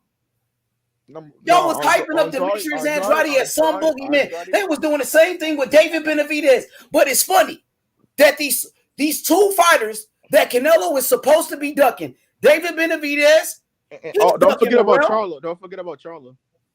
Yeah. Another guy that they say Canelo's ducking, Demetrius Andrade, he don't want no smoke with Morrell. But y'all want me to believe that Canelo's ducking Andrade and Andrade's ducking Morrell in real life. That shit don't make no sense, nigga. David Morrell Jr., he called out Demetrius Andrade to a fight in May. Let's make it happen, nigga. Free smoke, bitch. I thought he was fighting the other dude. These punk ass bitches out here, nigga, protecting fighters. I got Andrade. Too bad Andrade ducking a fight. Too bad Andrade only fight bums. Too bad. Andrade don't want to test himself against nobody, bro. He fought Piggly Quigley, man, who just knocked out Shane Mosley. It's always smoke, but that's weird. Andrade a capper. Go ahead, 150.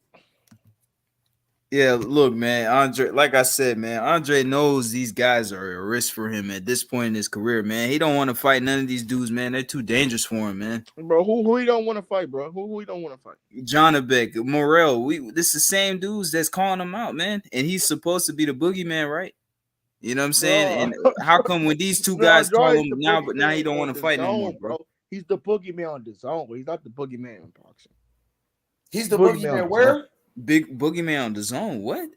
Yeah, he's the boogeyman on the zone. He's the boogeyman on the zone, nigga. Yeah. What the fuck? That's who he is. He's the boogeyman on the zone boxing, nigga. On Dad's boxing. Who's ducking him then on the zone boxing? Who's ducking him? Yeah, who's ducking him on the zone?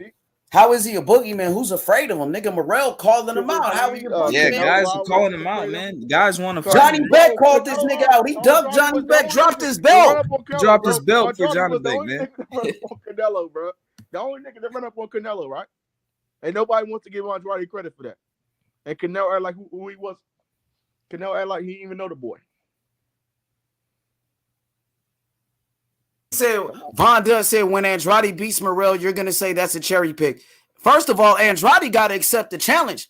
How the fuck is he? How is he going to? People are going to say that's a cherry pick. Yeah, how is he going to beat Morrell when he's ducking Morrell? He won't fight him. He's terrified, bro. Tell Andrade to grow some fucking nuts and let his nuts hang and accept that motherfucking challenge and stop being a bitch. That's what you need to do. like for real, bro. Like Andrade needs to sit this fight because he has no more fights. That like he's almost 34 years old. You know. I'm telling you, David Morrell Jr. would knock the fuck out of Andrade, bro. He would knock him out, bro. Andrade is terrified, and so is his fans. His fans, y'all running out of excuses. Get on the panel, bro. Because you talking so much from the chat. Get on the panel, my nigga. Who you talking about? Method? Yeah, I know that's Method. Method, join the panel. Method, where you at, man? Method, you ain't got no smoke. Yeah. I know that's Method. John Ryder need a fight. I just talked to him. I just got off the phone with Morrell manager. They said they ready for John Ryder. Matter of fact, John Ryder was the mandatory months ago. John Ryder been his mandatory for almost a fucking year. And John Ryder ducked Morrell to go fight Danny Jacobs, who doesn't even have a fucking belt. What kind of shit is that? Danny Jacobs just got his ass whooped. You talking about Danny Jacobs that just lost to John Ryder? Danny Jacobs fucking washed. Morrell would knock the fuck out of Danny Jacobs.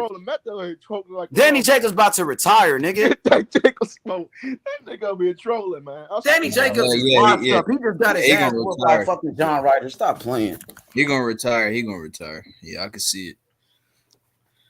Talking about he want to be a Hall of Famer and shit like that. Jacobs talking about he's a Hall of Famer and shit like that. Jacobs is already ready to go. He's ready to go, man. Morrell would knock out Danny Jacobs. Danny Jacobs already been knocked out before. He was knocked out by Dimitri P-Rog years ago. Put that nigga to sleep. Yeah, he knocked him out 5th round. Yeah, I remember that shit. Yeah, bro, the man had cancer though, bro. Shit. They always been hyping up Danny. Yeah, they said he had cancer. They did say he had cancer. I mean, but come on, like, right? We can't justify that. Yeah, he beat cancer though. He came back. Congratulations. I tip my hat off to him. But at the same time, he don't want no fucking smoke. Ain't none of these guys want no smoke, man. Well, why would they take a risk with Morrell? Because Morrell got a world title, bro. That's what he got a belt. Bro, nobody cares about Morrell's belt, bro. Nobody cares about his belt. No. But that same belt, Canelo fought for that same belt before. But nobody cares about it because Morrell got it. But Canelo fought for that same belt. I know that's method. They gotta be method, bro. Hey, method, man. Demetrius Andrade, he's a bitch. He's dunking David Morrell, bro. Y'all stop clapping for this nigga, man. Andrade's pussy. David Morrell, he let David Morrell call him a pussy. You let David Morrell call you a bitch, and you still don't want to fight this nigga? God damn, what Morrell got to do? Did he say it in English or Spanish? I don't know if Andrew can speak Spanish. Shit, he said as long as he said it. Bro, why you acting so stupid, bro? Like, for real, why you acting so dumb, nigga? Hey, because I think Morrell got a whole bunch of fights he can make right now. How old is he? 23. Shit, 24 now. 24, I think. 24. Okay. Yeah, he's 24. Shit. Demetrius Andrade don't want no smoke. Just say he don't want no smoke. 34 years old. Just say y'all don't want no smoke from Morrell. That's all you got to do. He got to get on that champ time. Then he got to start trying to find guys, put them dudes on. He got to start starching guys, man. Like, no. He just knocked out fucking Fox, and Fox won 12 rounds with Andrade. Yeah, but Andrade. He just knocked out Fox, and Fox won 12 rounds with Andrade. Right, but Andrade at 160. Even if he's moving up, Morrell should be focusing on all them 168 cats. Like, I mean, Morrell been called out Benavidez. Benavidez about to fight David Lemieux. So he ain't gonna be sitting here waiting for anybody. He want the best available. Now Demetrius Andrade, he just moved up to 168, and Morrell want to welcome Andrade to the weight class. He want to welcome Andrade to 168 with open arms. There for him to fight, bro. They terrified, man. To just say they ducking him and they don't want no smoke. Because Morrell done called out Benavidez. Benavidez ducked the smoke. Benavidez said he won't fight Morrell in 5 more fights before he fight Morrell. Now they want to change their tune. Now they said they will fight Morrell after Lemieux. Which one is it? First you said you need 5 more fights. Then you said you want to fight. Now you got a guy like Demetrius Andrade who just moved up to 168 and he's being called out by another champion and Morrell, and he don't want no smoke. Which one is it? Morrell got a belt. Morrell is a main event fighter. Shit. Demetrius Andrade just fought Jason Quigley, who worked at a fucking corner store. A fucking bum who worked at a local gas station. He fought him. But it's okay when Demetrius Andrade fight bums like Jason Quigley. That's okay. That's what you telling me? It's okay when Demetrius Andrade fight bums like Liam Williams. Huh? And he fight bums like Luke Keeler, but he don't want to step in the ring with Morrell, who's a world champion. He got they only ain't got Morrell on the Ring magazine shit, buddy. It don't matter. He's a fucking world champion. He got the same belt as Tank. What belt does Tank got? What I'm saying, he need to fight Richards. Parker, nah, he needs to fight. He needs to fight Benavidez, the guy that y'all saying is so good, the one that y'all say is the best. That's who he wants to fight. I'm saying at 168, right? At 168, yeah, at 168, he can fight Benavidez. They on the same network. Shit, Andre fighting Zach Parker, right? Shit, Why is he fighting Zach Parker for? Who the fuck is that? The WBO #1. Well, shit, Morrell. I don't give a fuck about that. That nigga ain't no fucking champion. Morrell got a world title. And shit, you got Caleb Plant right there. Caleb Plant in the WBA. He ain't gonna fight Caleb Plant, bro. Caleb Plant just got knocked out by Canelo. You got Anthony. He just got knocked out by Canelo, man.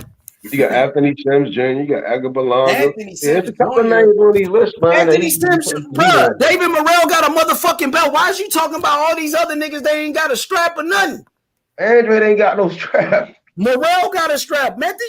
That's what I'm saying. Morrell need to be just like knocking out dude, man. He's young, right? So he can damn near fight. He can damn near fight 5 fights this year, right? What I'm saying is He can knock out the number 1, the number 2, the number 3, the number 4, the number 5, right? All in 1 year, bro. Yeah, Benavidez, right? Benavidez. That's the WB. That's the WBC. I'm saying it don't matter, bro. Nigga ain't worried. Benavidez ain't no WBC champion. You act like Benavidez is a WBC champion or something. He not. But Morrell, I'm saying Morrell is the champion, right? He need to be giving these guys shots. You see what I'm saying? He calling them out. He's trying to give them a shot at the world title. He's calling out guys that's in the WBC. They not ready to jump out. WBC? What you mean? He's not a WBC champion. He's right, but I'm saying in the WBC. That don't mean he got to go to WBC route. He could go to WBA route and fight Morrell for that belt. He ain't got to go to the WBC method. That's his decision. Benavidez is not ranked in the WBA. Well, he can still fight Morrell. I don't see it. He can fight Morrell.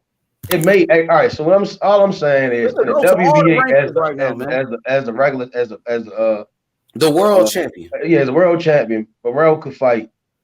He could fight Benavidez. Ain't shit, right? But I'm saying he could fight Benavidez. He could fight Demetrius Andrade. They're not just going. All right, so we being realistic. But I'm saying, I'm being real. Why he can't fight against Demetrius Andrade? Hey, you got Rocky Filton over there. Beat Rocky Filton there. Bro, get the fuck out of here, man. See, I'm saying it, he shared a opponent with Canelo. Y'all really don't want the best to fight the best, man. That's not what I'm saying, man. I'm saying what I'm saying is he got 6 fights, right? It's not like he down in them little weight classes. He gonna have to put his name out there by putting dudes on Instagram memes. So you didn't see his fight with Cazares. I guess you didn't see his fight with Cazares. So I guess you didn't see this fight with Cazares when he knocked him out in the first round. I don't remember the guy. Yeah, you gotta go do your research. He knocked out Cazares in 1 round, Method. I just think he needed, you got Anthony Durrell sitting around. Anthony Durrell, who's retired, bro. And you got why you, bro? We calling. Listen, David Morrell calling out Demetrius Andrade. He calling out John Ryder, and he calling out David Benavidez.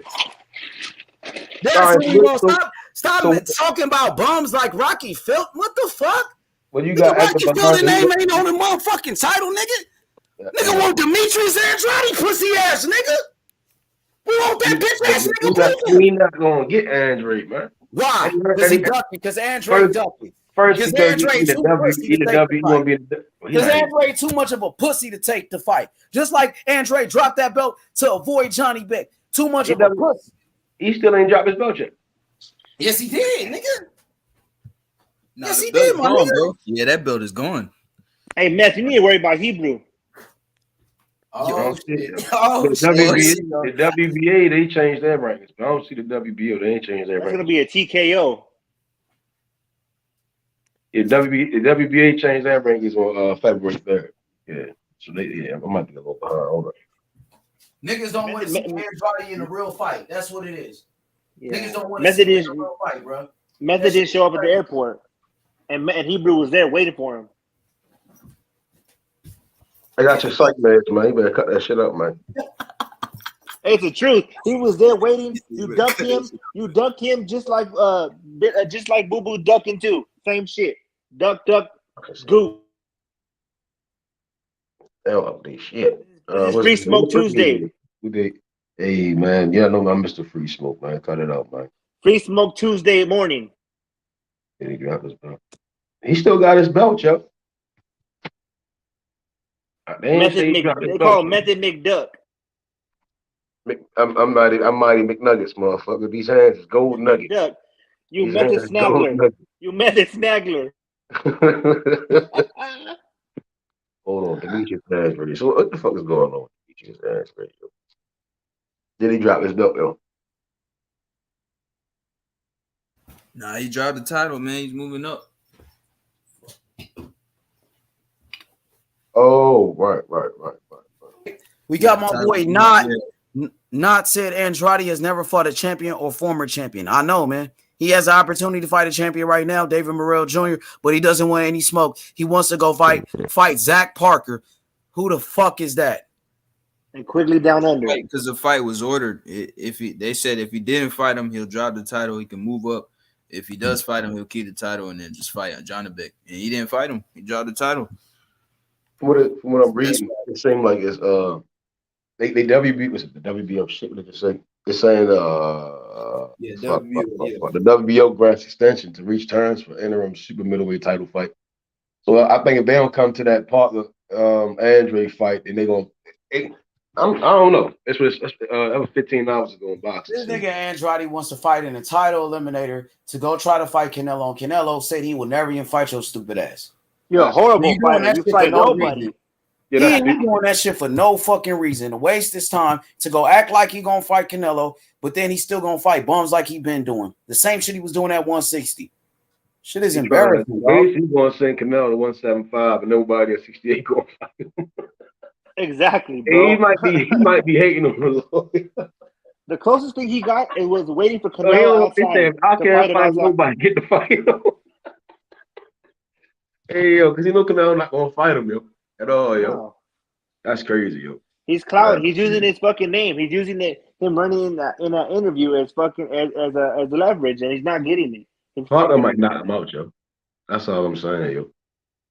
Parker 22-0, 16 knockouts. Andrade is 31-0, 19 knockouts. I think Parker might knock his ass out. If Parker knocked him out, man, and Boo Boo need to go to obscurity. Go fucking do something else. So be a trainer or some shit. No, he gonna be a party promoter. Andrade like a party promoter. For real. That motherfucker H could pop a blood vessel with his head. But I agree with H though, man. I get like that sometimes too, man. I bet like the last couple of days I've been getting like that because damn, bro, some of the shit that said is just unrealistic. It's like, is this real? I mean, so we all entitled to our own opinion, but then you gotta have some kind of legitimacy in that opinion a little bit at least. I mean, don't be like just don't be ignorant. But then, like I said, ignorance is bliss. So I guess you know what I mean. Ignorance, man. That's just stupid. I just think with Morrell, he's 6-0, and going forward with his career, man, he just keep knocking dudes out. Shit, and then somebody gonna be like, "Damn, my God." Morrell is knocking people out, nigga. Do you watch his fight shit? He just knocked out Fox. He just knocked out. He just knocked out Alontes Fox, who went 12 rounds with Andrade. In the fight before that, he knocked out an undefeated Mario Cazares, who just beat Chavez Jr., who beat Canelo in the amateurs. Knocked him out in 1 round. Yeah, I mean, but nobody. What else he got to do? He is winning by knockout. He's been knocking niggas out. He only good as your last fight. I'm saying if he knocking off, he just won by knockout in his last fight. He got beat. He just got to keep knocking. The same guy that won 12 rounds with Boo Boo. His value in boxing. You get what I'm saying? Like them dudes ain't really hopping there. If niggas just don't want to fight, just say niggas don't want to fight, man. All this extra shit he got to do. He got to knock this dude out in this round. Shit, he is winning by knockout, nigga. You gotta get paid, man. That's all I'm saying. The young man got to get paid. He ain't come from Cuba for nothing. Yeah, I'm saying you saying he got to knock people out. That's what he's doing. He is knocking people out. Right. And then six fights, 6 knockouts, man. That's Dutch Oven. What do you think about? The Dutch Oven. You sound crazy. You trying to match me up. Andrade taught Canelo how to speak English, and you hate on Andrade crazy. Dutch Oven, you're out of control, bro. You fucking. That shit funny. Yeah, that shit funny because the first time niggas really heard Canelo speak was when him and Andrade was going back and forth. And that shit was funny. You fight nobody. You're horrible, man. I'll fuck you up right now, motherfucker. And that shit is stupid. I mean, that fight should have been happened though, because they got that bad blood. It's not bad blood. It's only bad blood on Boo Boo's part. Canelo don't give a fuck. What the hell? Bad blood. It's like fucking like a Jay-Z or somebody fucking, and somebody tries to come and battle him. Like, come on, get out of my face, dude. What the fuck? I don't need you. You know what I'm saying? Yeah, there's a couple of guys out there. They send a hot diss and shit. Won't respond. Shit. but come on, rarely though, bro. It's like on the radar. Like you gotta be. I mean, come on. I mean, in the future, he exchanged the words of future shit. But Boo Boo can't even beat. Boo Boo can't even beat people in his own shit, bro. He needs to. like I said, fight Morrell, fight somebody else, like fight a Benavidez, and then fucking He not win. fight Morrell, man. He gonna duck Morrell. He not gonna fight Morrell. Turn the fight down that quick, nigga. Now, if I was that shit is duck. I'd fight Morrell. You hear this shit, Khaled? I'd fight that motherfucker. You hear this shit, Khaled? Demetrius Andrade ducking Morrell, bro. Morrell called them out to a fight in May, and Andrade turned it down that quick. That quick, bro. Wait, Andrade ducked? I thought the Benavidez outpriced himself. I don't know about the Benavidez thing, but what I do know is Morrell called out Demetrius Andrade to a fight in May. Oh, Morrell. Okay. Yeah, David Morrell Jr. wants to fight Demetrius Andrade in May. Man, it's a whole duck circle going on, man, because he's ducking Morrell, and Benavidez is saying he wants $7 million to fight Andrade. That shit's funny. A whole bunch of shit, nigga. Andrade said he was gonna give $7 million to Charlo to fight. So if you're gonna give Charlo $7 million to fight Andrade, why you can't give Benavidez $7 million? And guess what? Morrell want to fight Andrade. He not asking for $7 million, nigga. Nigga, he don't even give a fuck about the money. He just want to knock his ass out. Who's this guy right here? That's tight. Grow Zero. Hola, ¿cómo están? Yo, what's good? That might be one of the Cuban brothers. One of the brothers from Hola, Cuba. what's up? That's cool. I like to see that like randomly. That's cool as fuck. Hey, Hola, I learned this the other day. Buenos dias means good morning, yo. Buenos dias. Buenos dias means good morning. Buenos noches means good night. Good night. I feel like your son speaks better Spanish than me, yo. That shit trips me Bro, out. I failed Spanish, man. That shit is kind of hard. Hey, look, Von Dutch said no one's gonna fight Morrell. He said how no one fights Andrade and no one fights Crawford. Well, Morrell wants to fight Andrade, so you can't compare Morrell to Andrade because Morrell wants to fight Andrade. That means people want Andrade. You know? Hey man, tell Morrell. Von Dutch, you need to cam up. Von Dutch, cam up, bro.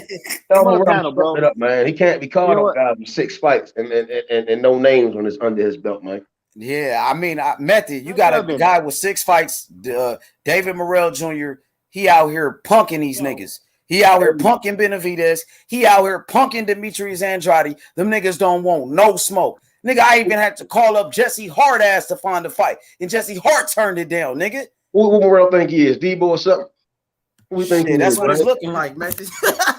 Go come around, chains get tough. That's what it's looking like out here, man. Hey, kind of stupid. He said chains getting tough.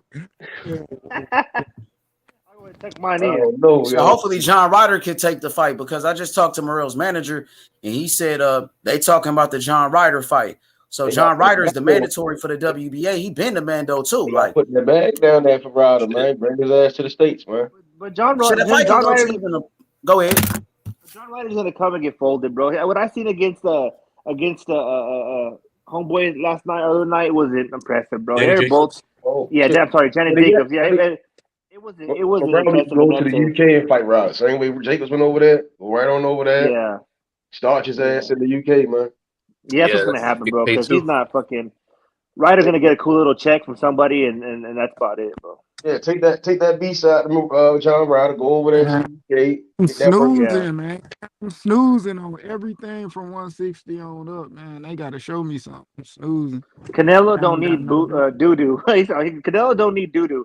He already has his own legacy. Doo-doo needs to them also. He better stop acting like a bitch and fight Morrell or Benavidez. Just make the fucking fight already. No bullshit. Well, that's all I'm saying, Junior. Tell Boo-Boo, stop being a bitch and fight Morrell, bro. Stop being a bitch. Thank you. And he called him doo-doo, not even boo-boo. Called him doo-doo.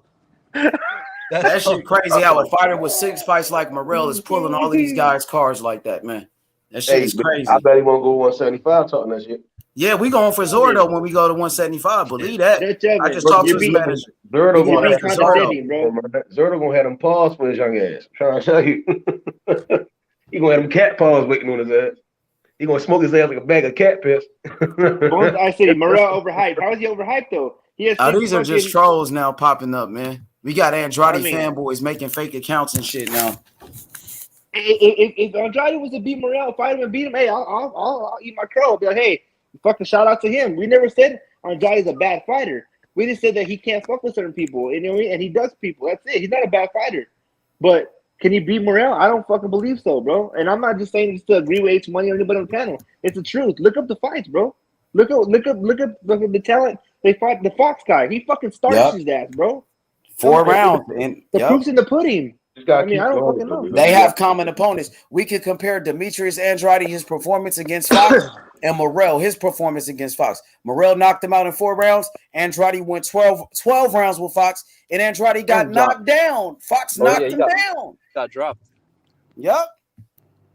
I think for Morrell, John Ryder is the way to go. Coming off a win, he was putting some hands. I still haven't seen the fight. And he's the mandatory. That does make sense, Method. It makes sense. Ryder was just more. He was going to be more active against Jacobs. And shit, I mean, he came out that win. Shit, that's the fight. That's the way to go. I think that's the way to go. Or you just go down the list, and then you. But Jacobs always do that. Hey, Jacobs always does good for 4 or 5 rounds, and then it fucking lets off the gas. I don't know what the fuck happened. You see, I started checking off all the boxes. Oh, this guy, okay, he don't want to fight. Now this guy, oh, he want to fight, knock him out. Next guy, oh, he want to fight, knock him out. And then you just like better be if damn near motherfucker just keep knocking everybody the fuck out, and then it's gonna speak. You gonna have motherfuckers. They gonna go online. Who got the most knockouts? You gonna have YouTube. Who has the most knockouts? You gonna see You gonna see David Morrell. You see what I'm saying? Like shit. That's what you gotta get known for something. Exactly, bro. You're saying being known for ducking, it sounds good, but it can't be proven all the time. You know what I'm saying? So you gotta be known for something that make the fans want to get out their seats, come sit there, get out the living room watching the fights. Want to come see this motherfucker, see how he knocking guys out. You see what I'm saying? And that's what I'm saying. Like, we just keep knocking guys out. Shit, that's how when I started getting back up heavyweights. Shit, it's like who was the best heavyweight? It was Sean Luis Ortiz. He was knocking guys out. Yeah, Wilder. Shit, that's when David Hayden was still boxing. Shit, but that's some shit that gotta happen. He's gotta keep knocking guys and then out. They talk about Liam Williams. Man, fuck Liam Williams. Oh my god, bro. I can't. Sometimes Liam Williams. He looked like shit against Chris Eubanks. Yeah, exactly, bro. He was falling off. He was putting blitz. He was in Who won that fight, Method? Eubanks. He was just for real. He was falling all over the place. What I'm saying, bro, goddamn. Yeah, I'm sleep on that shit, man. I'm waiting for Berlanga, man. Berlanga ready to step it up, man. They said Berlanga been training with Mickey Bay. What y'all think about that? Yeah, Berlanga might step his shit up. I mean, I've been seeing Berlanga. Ruben was tapping his motherfucking. Did Berlanga and Munguia fight or no? Nah, Berlanga fight at 168. Okay, what's he? Okay, yeah. When he was in Saudi Arabia and shit, I saw Berlanga. They was like everywhere but when Berlanga went. Who has Berlanga lost to? He studied. Berlanga out there studying though. Berlanga and Morrell need to line that shit up. That'd be a good one. Berlanga don't want that shit, man. They ain't gonna put Berlanga in there with that boy. That's man. Gonna be crazy. Who has he lost to? Who? Is he undefeated or he lost already? No, Berlanga, nah, he's undefeated. Okay. Yeah, some people thought he lost his last fight. I thought he won though. He won. You know what I mean? They was trying to say he lost his last fight, but he won. Oh, that's what I was hearing. Okay. Yeah, he got a lot of haters, man. He got a lot of fucking haters. That motherfucker right there, boy. Triple G not fighting nobody, man. If he don't get that Canelo fight, he gonna hang it all up. Man. That's all. Yeah, he about to get that Canelo fight. It look like if Canelo takes that DAZN off of, he needs to get that fight and go back to wherever he's from and just live cool. That's it. Got one big bag and ride off into the sunset. You know what I'm saying? I ain't gonna lie, shit. He better not, cause that ain't gonna be enough to be the best. I'm gonna keep it a hundo. I ain't gonna lie, I'm keeping it a hundo. Undone. If he beat Triple G one more time and retire, I'll still be able to name three greater Mexican fighters. Oh yeah, no. I'm talking about Triple G going out.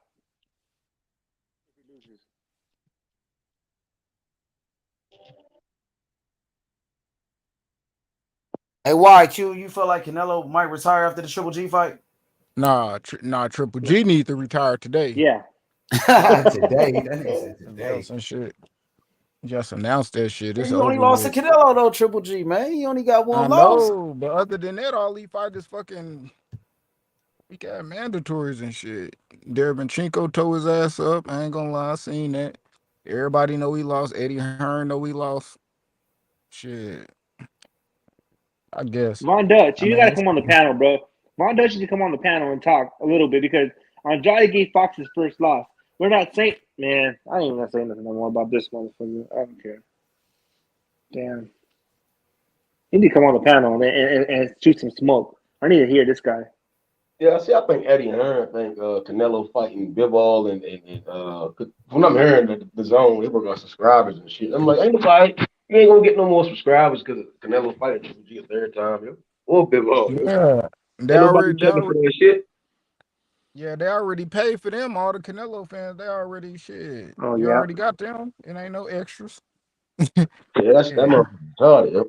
Hey, I'm gonna be honest with you, bro. Canelo can fight anybody, bro, and us Canelo fans are gonna get it, bro. Let's be real. I'm gonna be real, bro. And I speak for the majority of Canelo fans that are real Canelo fans. He can fight fucking whoever, bro, and they're gonna come out and they're gonna support, and it's gonna be a show, bro. And that's just the way it is right now. If we really want that thrill, like these motherfuckers, I enjoy a good shit talking at a press conference and very intense waiting, you know. But all that friendly shit and no, I'm not too keen with that. You know, I don't really like when guys be at press conferences and yes, you know, I'm just gonna go up there and I'm gonna do what I gotta do. Like motherfucker, talk your shit, like shit.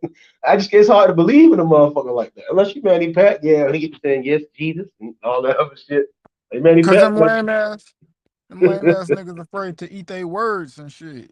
They don't want to be seen by saying I'm gonna knock this person out and then they get their ass dropped. They get their ass knocked out. But nigga, that's the game. Nigga, talk your shit. You ain't even confident. Nigga, shit. Get out there and knock this nigga the fuck out or shit. At least believe it shit. You gotta speak that shit into existence. God damn it, shit like Cambosis. Shit. I'm taking their my belts. You know what I mean? You gotta speak that shit into existence, bro. Yeah, these cats are bugging up. These niggas giving too much respect. Yeah, and I just can't see no Triple G Bivol. I just can't see how they gonna talk shit. I just think it don't say. I mean, the seats. I think people gonna watch, but it ain't gonna be like no mega. Again, I've been saying this shit. Canelo needs a nemesis, bro. Like he legit needs a nemesis. Triple G wasn't no damn nemesis. He was just Triple G. That's what they were trying to say, Method.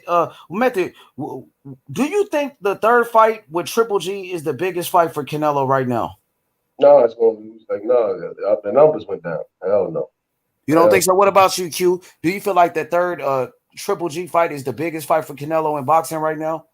Nah, it's Benavidez or Charlo or maybe one of the champions at 175. But You think Charlo is a Benavidez, bigger fight than a third Canelo? I mean, than a third Triple G fight at this time? Because you remember both of those Triple G fights did 1 million pay-per-view buys. Both of them. Yeah, I think so. Because I think a lot of the mystique about the shit is the unknown. You know, everything is unknown. The outcome of the fight, the how much money it can make. I think a lot of those things. I think that's what kind of make the fight a little bit more. Shit might have a little bit more of that, bigger presence. I don't know. The Triple G fight might be maybe because they could put it as possibly one of Triple G last hurrahs, but I don't know. I mean, shit, they was fighting on HBO. Now they both on the zone. It's been like 3-4 years since they fought. I personally, I don't know. Like, I probably watch that shit on Facebook or some shit. I'm not paying any. You think that shit is over with pretty much that Triple G shit? Yeah, they try to say, oh, it's pay-per-view. I'm not buying that shit. I done seen it twice, and if they're gonna have a trilogy, they should have had that shit. What about it's gonna be on the Zone? The Zone don't have pay-per-views. They talking about pay-per-views. They want to kill the pay-per-view model, now they want to go to pay-per-views. And I'm like, shit. Bro, how is it gonna be pay-per-view? The Zone shit. I already got the Zone. I already got the app, so shit. Yeah. I paid for the year, so how the fuck they gonna recharge me for another fight when I already paid for this shit? That shit supposed to come with my motherfucking my yearly thing. And nigga Age Boy saying, "That's the shit." Yo, for real. Hey, yo, the whole bag came out you real quick. See, that's what I'm saying. Like, if I'm paying for the shit, then how the fuck are you gonna tell me I'm a damn pay-per-view? Like, nah, that's bad business, yo.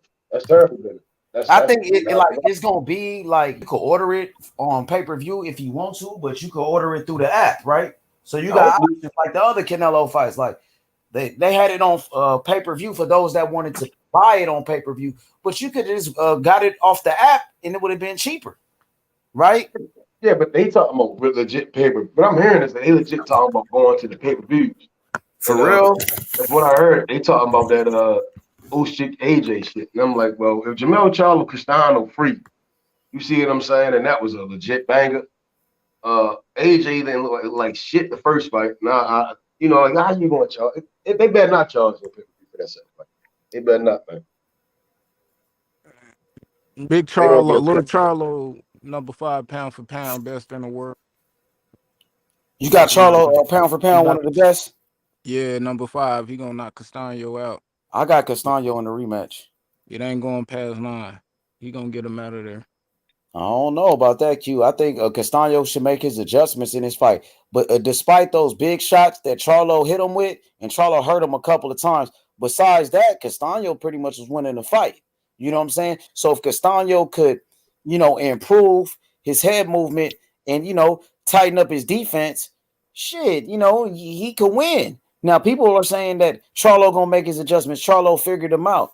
But we know Castano, he going to make his adjustments as well. Most people thought Castano won that first fight, and I think Castano is the better fighter all around. I think he got better skills than Charlo, and I think Castano going to pull it off. But, if you got Charlo, shit, I respect it. And you said knockout by Charlo. Yeah, knockout. Shit, he did hurt him, but he couldn't drop him, though. He hurt him a couple of times, but he wasn't able to put him down. Castano recovered, and Castano was putting the pressure on Charlo. Yeah, he was able to make him respect him. They stood toe to toe. It was a lot of back and forth action. Shit, that first fight, that shit was a classic, man. Shit, the sequel gonna be I think that shit gonna be bigger fireworks. I think Charlo might be able to edge him because shit, he left a lot in that ring as far as things he probably felt he could have took advantage of. I think Brian Castano maybe have too, but with Castano, I don't think he has versatile with his boxing style. He pretty much just I think he is he already showed it. I don't think he could have put more heart out there in the ring, man. He showed a ton of heart in that ring.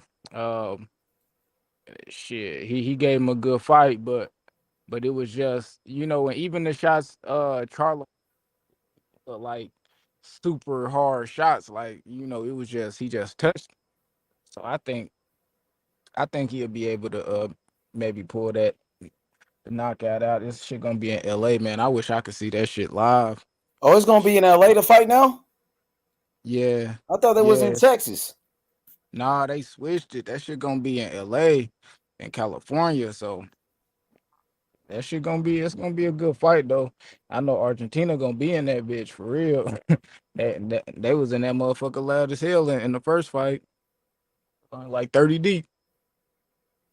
Damn, Samson just put out a post roasting Eddie Hearn. Samson boxing.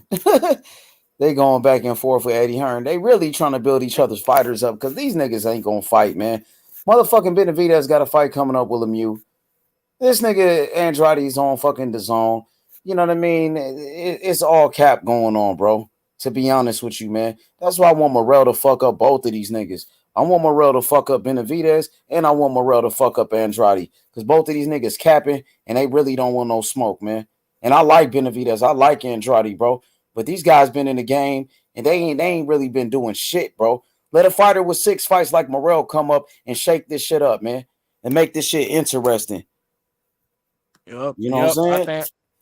Yep, that's what I want. That's what we need. We need somebody to come through, shake this shit up. I think it's just, bro, that's why I be saying, like, I don't know. Just the 160 and up weight classes, they just like they at a they at a standstill. They don't plateaued out. They not doing absolutely shit. You know, minus Canelo. Canelo, he did what he did. Now it's like, man, shit. I gotta see these niggas mix it up, getting a halfway decent fight. They super inactive. You know, they fight once, twice. You know, Shit. maybe. Yo, Q, that's what Morrell is trying to do. He's trying to do exactly what you just said. Mix it up with the rest of these guys. But ain't nobody trying to fight him. It takes two to tango. I think his problem is because he may have that regular title. Come on, bro. So it ain't a problem. It ain't a problem. I ain't gonna. Come on, man. It ain't a problem when Canelo fight for the regular belt. It ain't a problem when Tank Davis fight for more than one regular belt. It's not a problem when Triple G was defending that regular belt for years on HBO. And they counted that as his title defenses. When he was defending the regular belt, they said, oh, he has some of the most title defenses of all time. But when Morrell got the belt, all of a sudden it's a problem. But when Canelo do it, everybody suck his dick. No, the reason I'm saying that is because but don't he get mandatory? He fought Austin Trout for the regular belt, and Canelo fought Rocky Fielding for the regular belt. He has mandatory. Nah, Rocky Fielding nigga had the regular belt, nigga.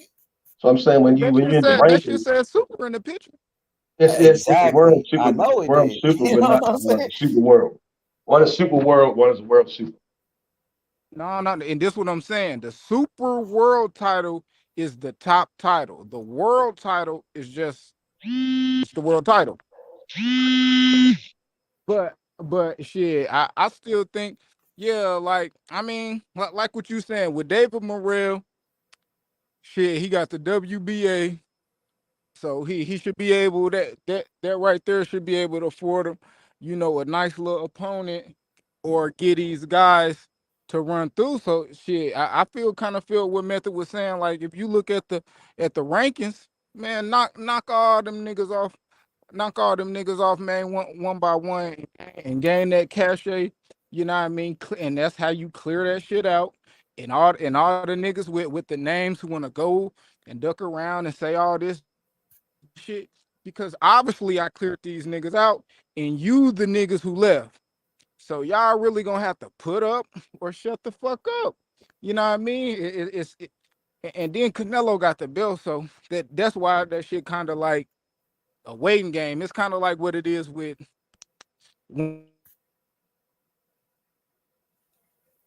Yeah, I know Canelo got the belts, but eventually Canelo gonna vacate those belts anyway.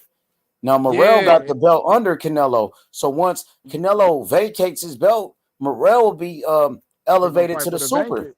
He'll be elevated to the super champion, just like Ugas was elevated to super champion when Manny Pacquiao was the champion in recess. Because Ugas, he had the world title at first. He had the regular belt, but once Manny Pacquiao was put in champion in recess, Morrell was elevated to the. I mean, what's his name? Ugas was elevated to the super champion.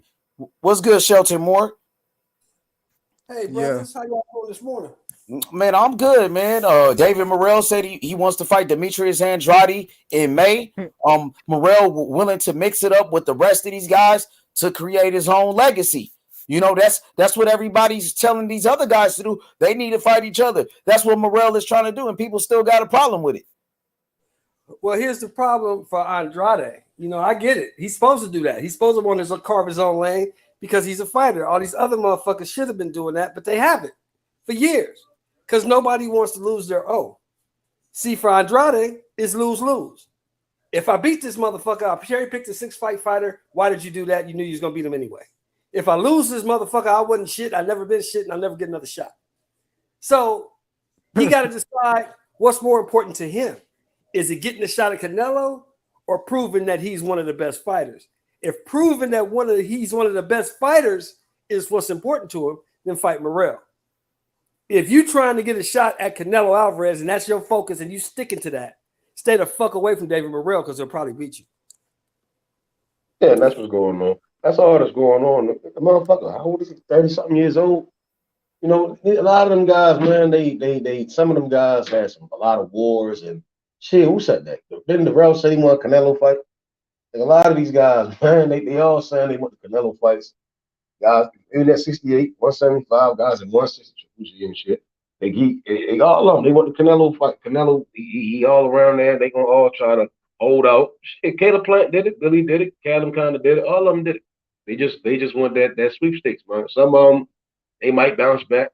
You know, shit. They might try to keep boxing, but I don't see it. You know that Danny Jacobs is one of them. You know, shit. He fought Canelo and that was it. Same with Triple G. He ain't fought since 2020. You know, so I don't see it. People talking shit about Jacobs. Jacobs got $35 million in the bank. Jacobs got $8 million for that bullshit fight Saturday. So what do you expect from a dude like that? You said Jacobs got how much on Saturday? He made $8 million for that fight. You said $8 million. $8 million. That was his last fight. That nigga ate money mouth wide open. Like, that was his last fight on that bullshit contract, Q. That was it. His last payment.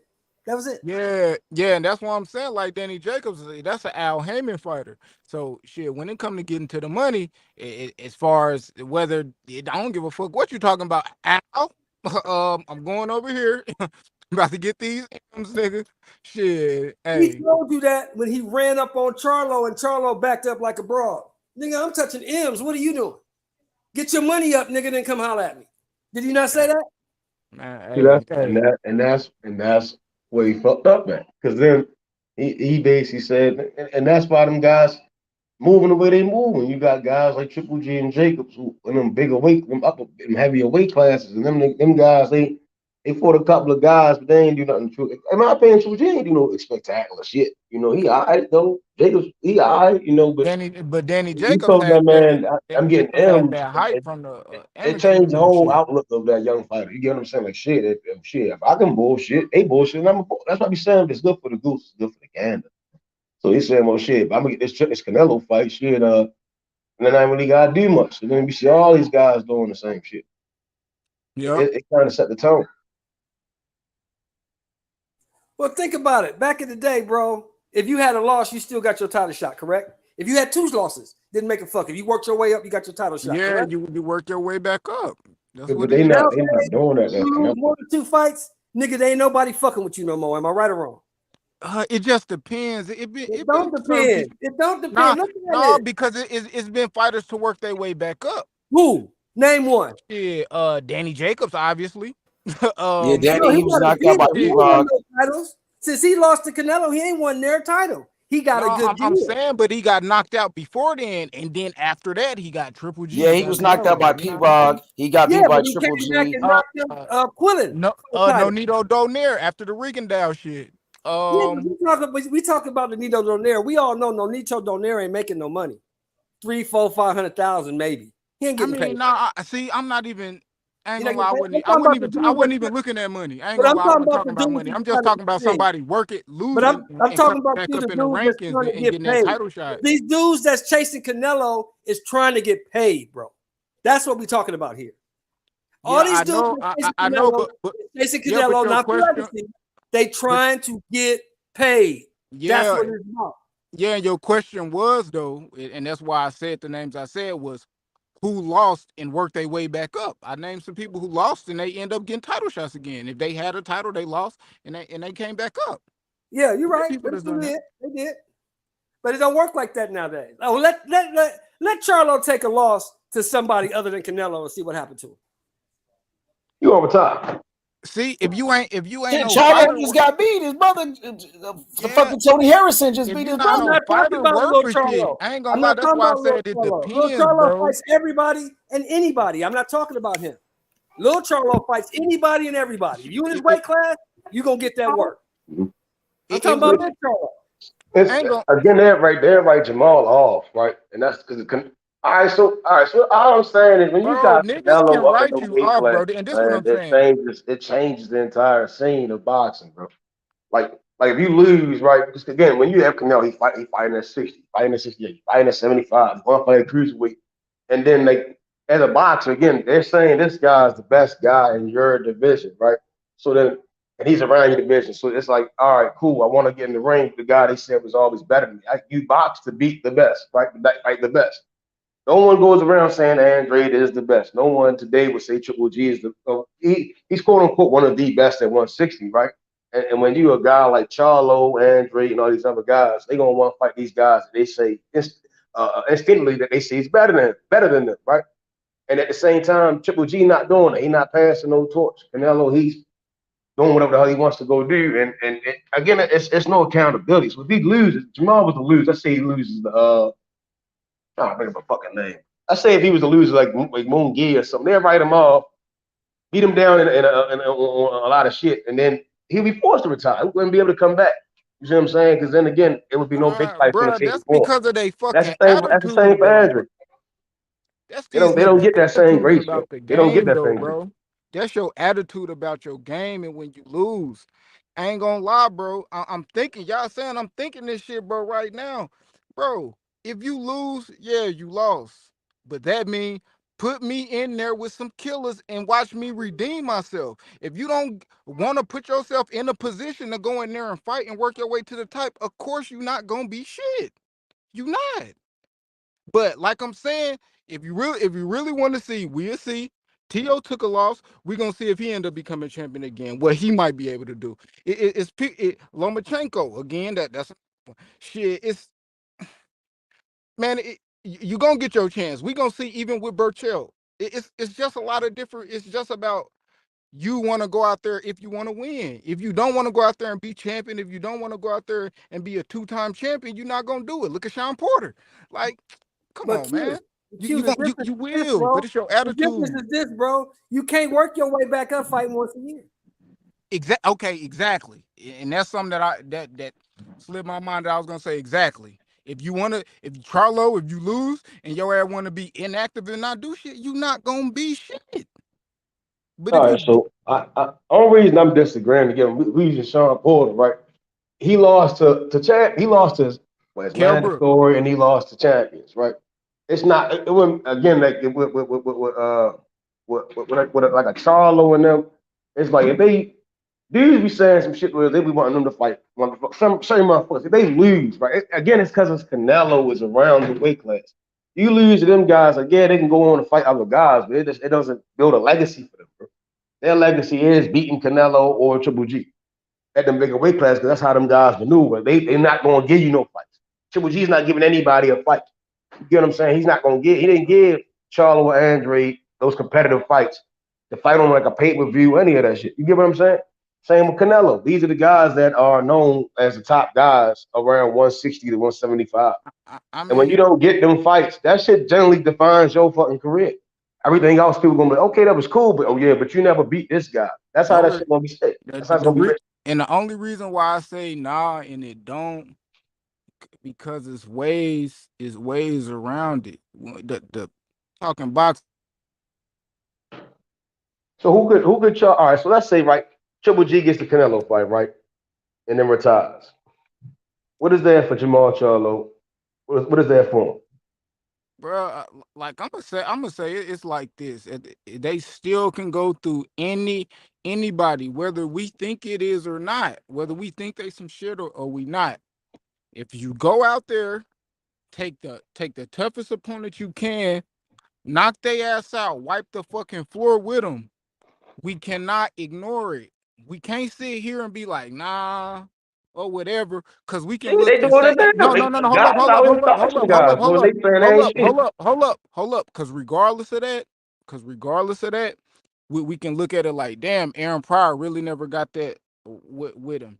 But off of what he did with the people he was able to do we say he a bum? He ain't fight nobody. He ain't this, he ain't that, because he still took the best of motherfuckers he had, bro. So if you do this, I don't give a fuck. I don't, and this is what we talk about people, if you know boxing or not. I don't give a fuck. Can't nobody sit in front of me and tell me, oh, because he ain't fought Canelo, he didn't fight Triple G. Hey, he ain't shit. Man, get your stupid ass out my face. And that's okay, Q. Let's use that same logic. Was Kavaliauskas an undefeated top contender at welterweight? Yes, he was. Yeah, he was. Please don't that bad. I don't know if he was top contender. They probably ranked him high, though. Undefeated top contender at welterweight, was he not? Yeah. And they both said they wasn't shit. Yeah, but they gave only one man got credit for. Hold up, Mr. Sheldon. Only one Hold up, person and got that's like credit for this. being Kavalowski, yo. Is what I'm saying to you, yo. No, it don't matter if he did, bro. We in It's this shit not right now. about if it don't. We in it That's how right they now. maneuver. If a That's the nigga business walk of up, boxing. Is what I'm bro, saying, if bro. I'm not talking about that. It's If built a different nigga today, walk, yo. if a nigga walk up to you right now and say some shit about Kavaleskis and this, does that diminish Crawford in any type of way? What he accomplish in the sport? Is he a bum? Does that make him a bum? Does that make him not better than these people just because somebody walked up to you and said some shit like that? No, I'm saying You don't know shit about boxing. That's what the fuck I'm gonna tell them. Yeah, but the people that don't know shit about boxing are the motherfuckers with the microphone. Is what I'm saying. Bro, I ain't gonna lie. Y'all really all he do is bum bash. You've been hearing that shit. Come on, Q. I don't care. That's a casual mind state. Them niggas hold no merit, bro. That's what I'm telling y'all. I promise. All that shit that holds no merit to me. You ain't gonna hold a real boxing conversation with me talking like that, bro. Real talk. Agreed. That don't mean Agreed. shit. Agreed. All right. Oscar De La Hoya said that he believes now is the time for Charlo Canelo. Right? What you think about that? Let me ask you that. Man, Oscar said that years ago. He said Canelo doing great, but for him to be a legend in the sport, go down as a great, he has to fight Andrade and Charlo. He said that 3-4 years ago, bro. Hold on. Now freeze. And what did the masses of Canelo's fan base and other fan bases that side with Canelo, what did they say? Oh, they bums. They ain't done nothing. They boppity bop. And did that or did it not influence the maneuvering of Canelo's career? That's cool, but still, when you sitting right here with me talking to me on this panel about boxing, nigga, that shit don't fly. That shit not gonna fly. It's not gonna fly, bro. I don't give a fuck what a Canelo fan talking about. Get on this bitch, yell, and I'll be quiet and let you talk. But at the end of that, I'm gonna say my shit, bro. And you don't know, bro. They ain't gonna get to change my mind, for real. I don't care what arguments they have, what argument points you want to win a debate. Nigga, I tell you win a debate, but that shit don't mean nothing when we really talking about the sport of boxing. And I'm going to tell them we will see in 5 or 10 years. Because time is going to tell, bro. Time going to tell. So what do you think, personally, should, all right, Andre and Charlo's never going to happen. Andre's taking the Zach Parker route to go fight Canelo. It's already been stated. Again, I think Eddie Hearn's the one manipulating his career. I think the money is blinding Andre, so he's not seeing certain shit clearly. Canelo's going to move up. He's going to go fight Bivol and Triple G next. He's not going to fight. If Andre goes up, I don't see the Charlo fight being made. You don't see Charlo fighting Benavidez? I don't see Charlo fighting Canelo. That fight. I'm saying with Canelo, right? If Benavidez, if Andre goes up, fights that part to go for that WBO mandatory shit, Canelo, I believe, is going to drop his titles and then go fight Bivol and then fight Triple G. Drag Triple G at 75. Hey, did you hear what Samson said on the Boxing Voice this morning? What did he say? He said they asked him about the $7 million for Andre, right? With Benavidez. That was yesterday, wasn't it? No, that was this morning. He had another one this morning. Oh, I didn't even see they went live on the Boxing Voice. They didn't go live today. He said we want more than $7 million to fight Demetrius Andrade. As a matter of fact, we want more money to fight Andrade than we want to fight Canelo because Andrade is a more dangerous fight. It didn't sound good. Him saying that, it kind of sound like they pricing themselves out. You know what I mean? And that's not good. You know what I mean? The fans could take it like, oh, dang, you want $7 million? Oh, this nigga's a duck and shit. You know what I mean? It's but the thing is, Andre some praise. It's trying to give Andre some praise in a sense. Bro, that sounds like Benavidez and them. They doing their own thing. You know what I'm saying? Like it sounds like you know what I mean? That's what it sounds like to me. But like, if you can't get this Benavidez fight because Benavidez wants so much money, shit, nigga, fight Morrell. Morrell ain't asking for no fucking $8 million or $10 million, nigga. And at least Morrell got a motherfucking belt. Benavidez don't even have that. If you really want some smoke, Morrell ain't asking for no 7, nigga. He will be sooner than later. Nah, I mean, not again, for you no got again. fucking. We talking about points Nah, in Morrell ain't careers, even. though, He man. We don't care talking about about the a money point. right now, man. He just want to fight, He my better dudes. start caring about that money right now. Nah, man. That's the problem with all of these guys. They just chasing the bag. It's They not. I'm sitting not around saying it wasting in money. that nature. I'm saying like right now he should be focusing on his bag, and it should be some shit that's happening gradually, like damn near how a motherfucker get a raise and they leveling up. Say I'm at this position now. I'm here and I'm here. Like him just fighting again. It sounds good that he calling out them guys, but them guys ain't going. He don't bring nothing. And I sound crazy. Saying this shit, but it don't do nothing for them. They It act don't like do nothing for we them, looking and back he at got him a like, belt. oh, who the fuck is It don't Morrell? do nothing for Sleeping on them. Morrell. But that Morrell, if you beat Morrell, you become a world champion. But it don't do nothing for them. Nah, That's some I whole mean, ass shit. That's some really some the whole only ass shit, nigga. the only reason One guy's undisputed, one guy's not. That's what we can say. Who? Canelo's undisputed, right? Canelo's the undisputed. See, it all ties Benavidez ain't back to what even I got was a belt. saying, I yo. mean, If you have this Benavidez one don't even bring motherfucker, nothing bro, to the who's going to table. dictate Them a niggas, lot of shit, yo. He's Andrade not even undisputed. trying It's to a big fight payday. Benavidez. Like They going to take that Benavidez route already got a regardless. fight lined up with David Lemieux. So I don't even know why they would call out Benavidez. And Benavidez already got a fight. Morrell is the one that's available. Morrell is the one that's calling you out for a fight. Yeah, that made no sense. It does make sense. They in the same weight class, and he's No, a I'm fucking talking champion. about when you said I ain't know Andre. Andre called out Benavidez. Yeah, that's what I'm saying. Benavidez got to fight with Lemieux. That's what I'm saying. That's not shit, yeah. That's not shit. yeah, and obviously looking past the opponent, so that tell you what the fuck he thinking about his own opposition that he fight. You can say that about a lot of these, man. But it didn't sound good though. Q when Benavidez asked for $7 million to fight this nigga, it's like, damn, you want all this money, so the fans gonna take it like you really don't want to fight. So it just made Benavidez look bad when his promoter said that. Now you got Morrell steps into the picture, said, I will fight you. I'm not asking for $7 million, nigga. You ain't even gotta give me a motherfucking million. I'll beat your motherfucking ass. Yeah, I'm sleep on Benavidez, but I ain't gonna lie, shit. Whenever his fight come up, I'll be paying close attention to how we talking. That nigga's when they good, put the camera in his face, he gonna talk good. I want to see the post after he win. I want to see who he calling out. The last fight, he was calling Charlo a pussy and all that shit. I want to see what he talking about this time. I know he ain't afraid when the nigga put the mic in his face. So. Yeah, Benavidez, he a bad motherfucker, man. I ain't gonna lie. Benavidez, that boy the truth. You feel me? Like Morrell is that deal. Morrell is really that nigga. Now, Benavidez, he a bad motherfucker too. That's why I want to see them fight. Because I think they the two best young fighters. You know what I'm saying? As far as Andrade is concerned, I think Andrade right now, he towards the end of his career. And I think Andrade pretty much trying to cash out. But I think Benavidez beats Andrade. I think Morrell knocks out Andrade. To be honest with you, man, I don't see Andrade fighting none of these dudes. I can see, I think Andrade gonna fight Zach Parker next. That's what he really gonna do. Zach Parker gonna knock out you. It's hard for me to. It's hard for me to see them fighting any of these guys. Like that's why I'm sleep. I'm sleep on this division. I'm sleep on these guys. Which division? They can wake 68. A lot of smoke at 68. Man, yeah, Zach just Parker all of gonna knock his ass it's a out, lot man. of smoke. It's a lot of smoke. It's a lot of fucking.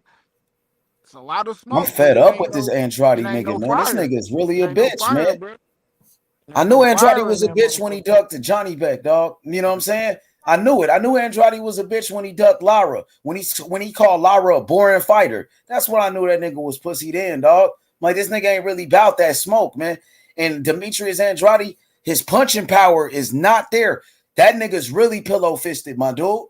So it's not like he gonna knock out Benavidez. He just ain't no finisher at all. He ain't his power ain't there, bro. He ain't a big puncher. I done seen him hit motherfuckers and drop them. He can't finish. He can't finish a hurt motherfucker for sure. He can't do that. But he got I think he got decent power. He ain't finished. He ain't no. His pop ain't like that. I think at 168, his power definitely ain't gonna be like that. You know what I'm saying? You're gonna get bigger and stronger guys. Andrade was knocking down guys like Luke Keeler. He couldn't finish him. He couldn't finish Liam Williams. He couldn't finish the African dude. His first fight on the zone, he dropped him like 6 times, but couldn't finish him off. So as far as Andrade, just skill set, boxing ability, sharp. One of the best boxers out there. He limited, but he can't finish him. Go ahead. I was like, yeah, I was agreeing with you, but I was just saying, like he limited. He a good boxer to a certain extent. Like I'm saying, he got a little pop, but he can't finish. So, and then like I'm saying, with his skill in boxing, he can box you, but it's like it's hard for it. That shit don't look fluid. It ain't like water. That shit like I don't know. It's kind of I don't know. He got holes in his shit, and I kind of see that with a lot of different people. I'm not saying like I ain't saying that I feel like he could beat everybody. I never said that. But what I always said, he ain't no bum. He not a horrible fighter, and a lot for of sure. He's a very good fighter. He got a lot of skills. He's been one of the best since the amateur. So not gonna go that far and say he's not good. Of course he's good. That's why we want this guy to step up and fight the rest of the guys. Andrade, talented boxer, very good speed, very good boxing IQ, great movement. Dude could box his ass off. Southpaw, slick, got it all. But one thing, I think his power is just not up there with the elites. But when you move up in weight, I don't think people like Benavidez will respect his punching power. I don't think Morrell will respect his power, and I think they'll walk him down. My honest opinion. Zach Parker gonna walk that ass down, man. I don't know about Zach. Come on, Zach Parker. Eddie boy, man. You gonna make me watch some Zach Parker? And do y'all think he like? I mean, not even just Andrade. I'm saying Andrade because Andrade he had hands in his own career by kind of messing it up. But with this actually being a time in boxing where it's not crazy, just like the bronze era of boxing, and I feel like we're gonna come around to the golden era, with the Benavidez, Morrell, Shakur's, Keyshawn Davises, and all of them, Boots and Virgils. I think there's gonna a whole new thing of boxing in 2 or 3 years. But with Andrade and the time it is, how Canelo kind of got a strong hold on. And what was that? Say that one more time. The last part. What up, Puro? What's good? What up? Yeah, what's good, my bad. You hear me? Yeah, we hear you now. You back? Go ahead. But like Andrade, like now, we got the young guys coming up, the Keyshawn Davises, Morrells, and all them. I think that's gonna bring back a golden age in boxing where we seeing big fights. These fighters not gonna be scared to go in there. They ain't fucked up about this bread. They know they gonna make it. It's out there, But this time right now, a lot of these veterans, I think it's like a bronze age in boxing. And Boo Boo having his own hand in his own career with fucking it up, turning down certain fights and stuff like that. Do you think he a victim of the time? Just the time we are in boxing? Along with some other fighters, we could say I think it's just the timing of what the landscape of boxing is, with how we may perceive them as a fighter. Yeah, so, well, shit. Never been a passing of the torch. We have not seen a passing of the torch. I think that really is it's something that bad as in boxing, passing of the torches, or at least dethroning. Like dethroning, you got dethrone. Man, it's guys do come and lose. You get what I'm saying? But it's like at a point where, the veteran taking a rookie. Yeah, when that rookie go out there and he show out. You get what I'm saying? And we really haven't seen that in years. Floyd dominated, Pacquiao, he kind of disappeared, came back, disappeared, came back. Shit. Even though Sonny Liston didn't have to fight Ali, that fight kind of showed that Liston was not Sonny Liston, Larry Holmes, was a bad motherfucker. You get what I'm saying? What's his name? Terry Norris and Ray Leonard, or Camacho and Ray Leonard. Yeah, Terry Norris, and that led to other fighters when they got in the ring with these guys. They had some of these great ass fights. Because even though these guys were old, they were still able to fuck guys up. You get what I'm saying? Yeah, Manny was gonna do it with Earl. Shit, the passing of the torch. Who? Pretty much. Manny and Earl. Supposedly. Manny would have been a tough fight. Manny would have been That's a how it tough was fight set for him. up. We was either gonna see Pacquiao still got the juicer. Earl is that. You know what I mean? Yeah. Shit. But right now, that's why I think it all may boil down to the welterweight division, either the welterweights No, or the. well, I mean like Boots. I mean not Boots, but Boo Boo. Yeah, but Boo Boo. See with him is he. Yeah, I mean, again, it all point back to guys like Triple G. Even though Canelo is younger, he's a veteran. He's been boxing for a long ass time. So he's the one that fought Floyd, Cotto, Mosley, he got to do the Trout. passing of the torch You fights. get what I'm saying? Like a lot of guys, they get in the box, they want to fight those shared opponents. You get what I'm saying? Canelo got a lot of them fights. Yeah, and for Canelo, for them, if I'm a young fighter, I'm gonna want to fight him in regardless. That's like a dream. You get what I'm saying? Like, shit's young guys now, they saying, shit, I want to fight Earls. I want to fight Cross. You get what I'm saying? And then once that's what Boo Boo is just, he started at 154, and he at 160. Now he going to 68, and it's like it may seem as though he's chasing Canelo, and I don't think that's in the best for his career. You get what I'm saying? I don't think he's gonna get past that Punk at all.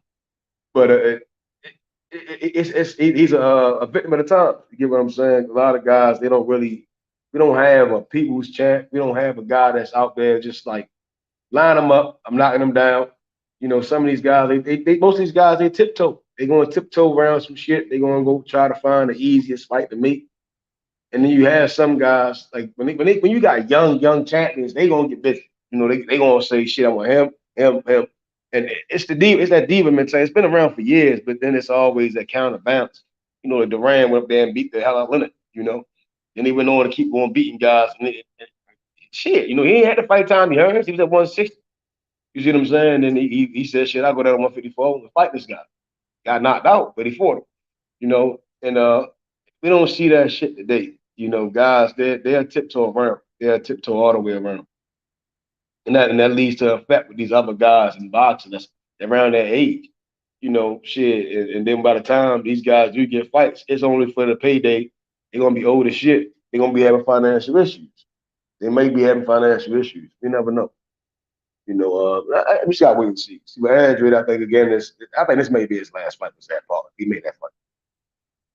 Again, I don't trust Eddie Hearn. There's too many people that go out and say F Eddie Hearn, and I can see why. It makes no sense for him not to fight Johnny Beck and then put Andrade in there with Triple G.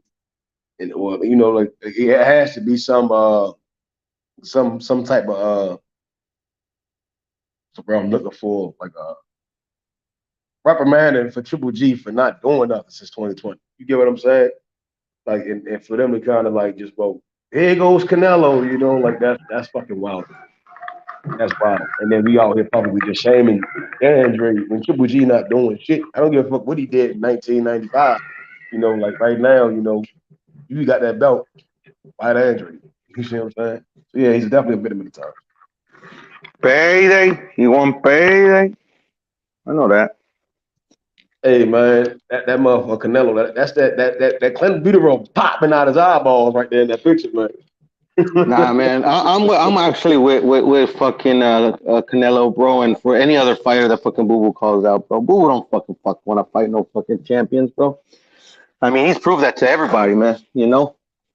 Is he a horrible fighter? Hell no, he got skill, but I don't even pay that. I don't even pay Boo Boo attention no more, bro.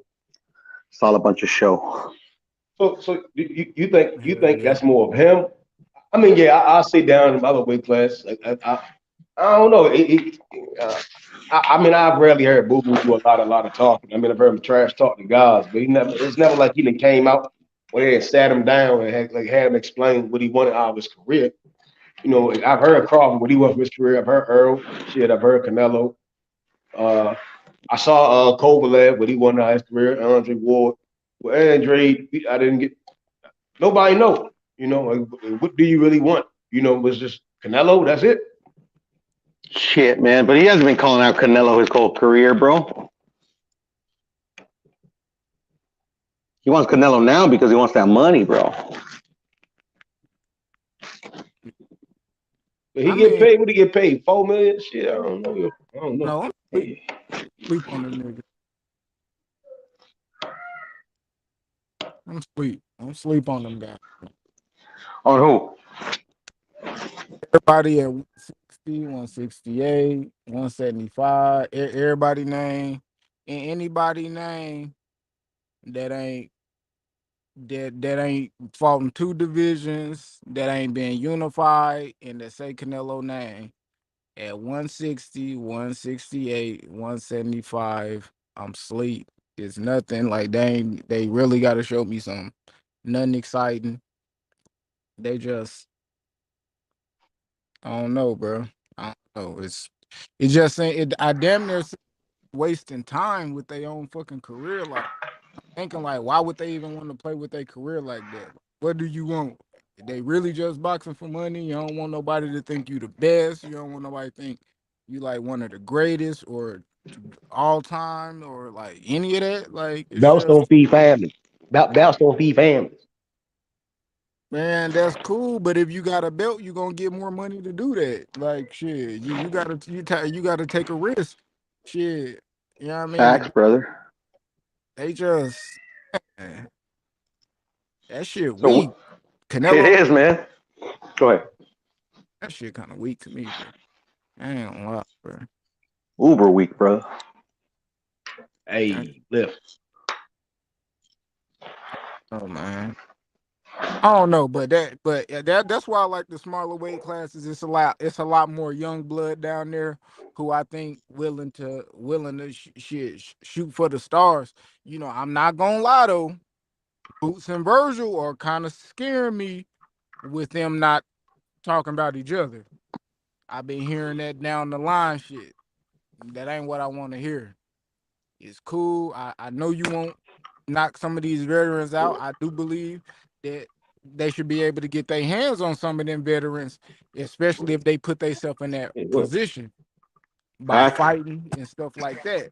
But I want y'all to fight each other. I don't want y'all to act like he don't exist until a year down the line, and then you can say, well, what has he done? I done this. Like I don't want to hear. I don't want like. Come on. I feel like that's coming. What has he did this and some shit like that? Like man, I want to These see. promoters are being too protective of these fighters, dude. Like Facts, especially Tony. these Facts. fighters. Yeah, because to me, I don't blame I think the fighters want these fights. It's just these promoters are talking them out of it. Q. You agree?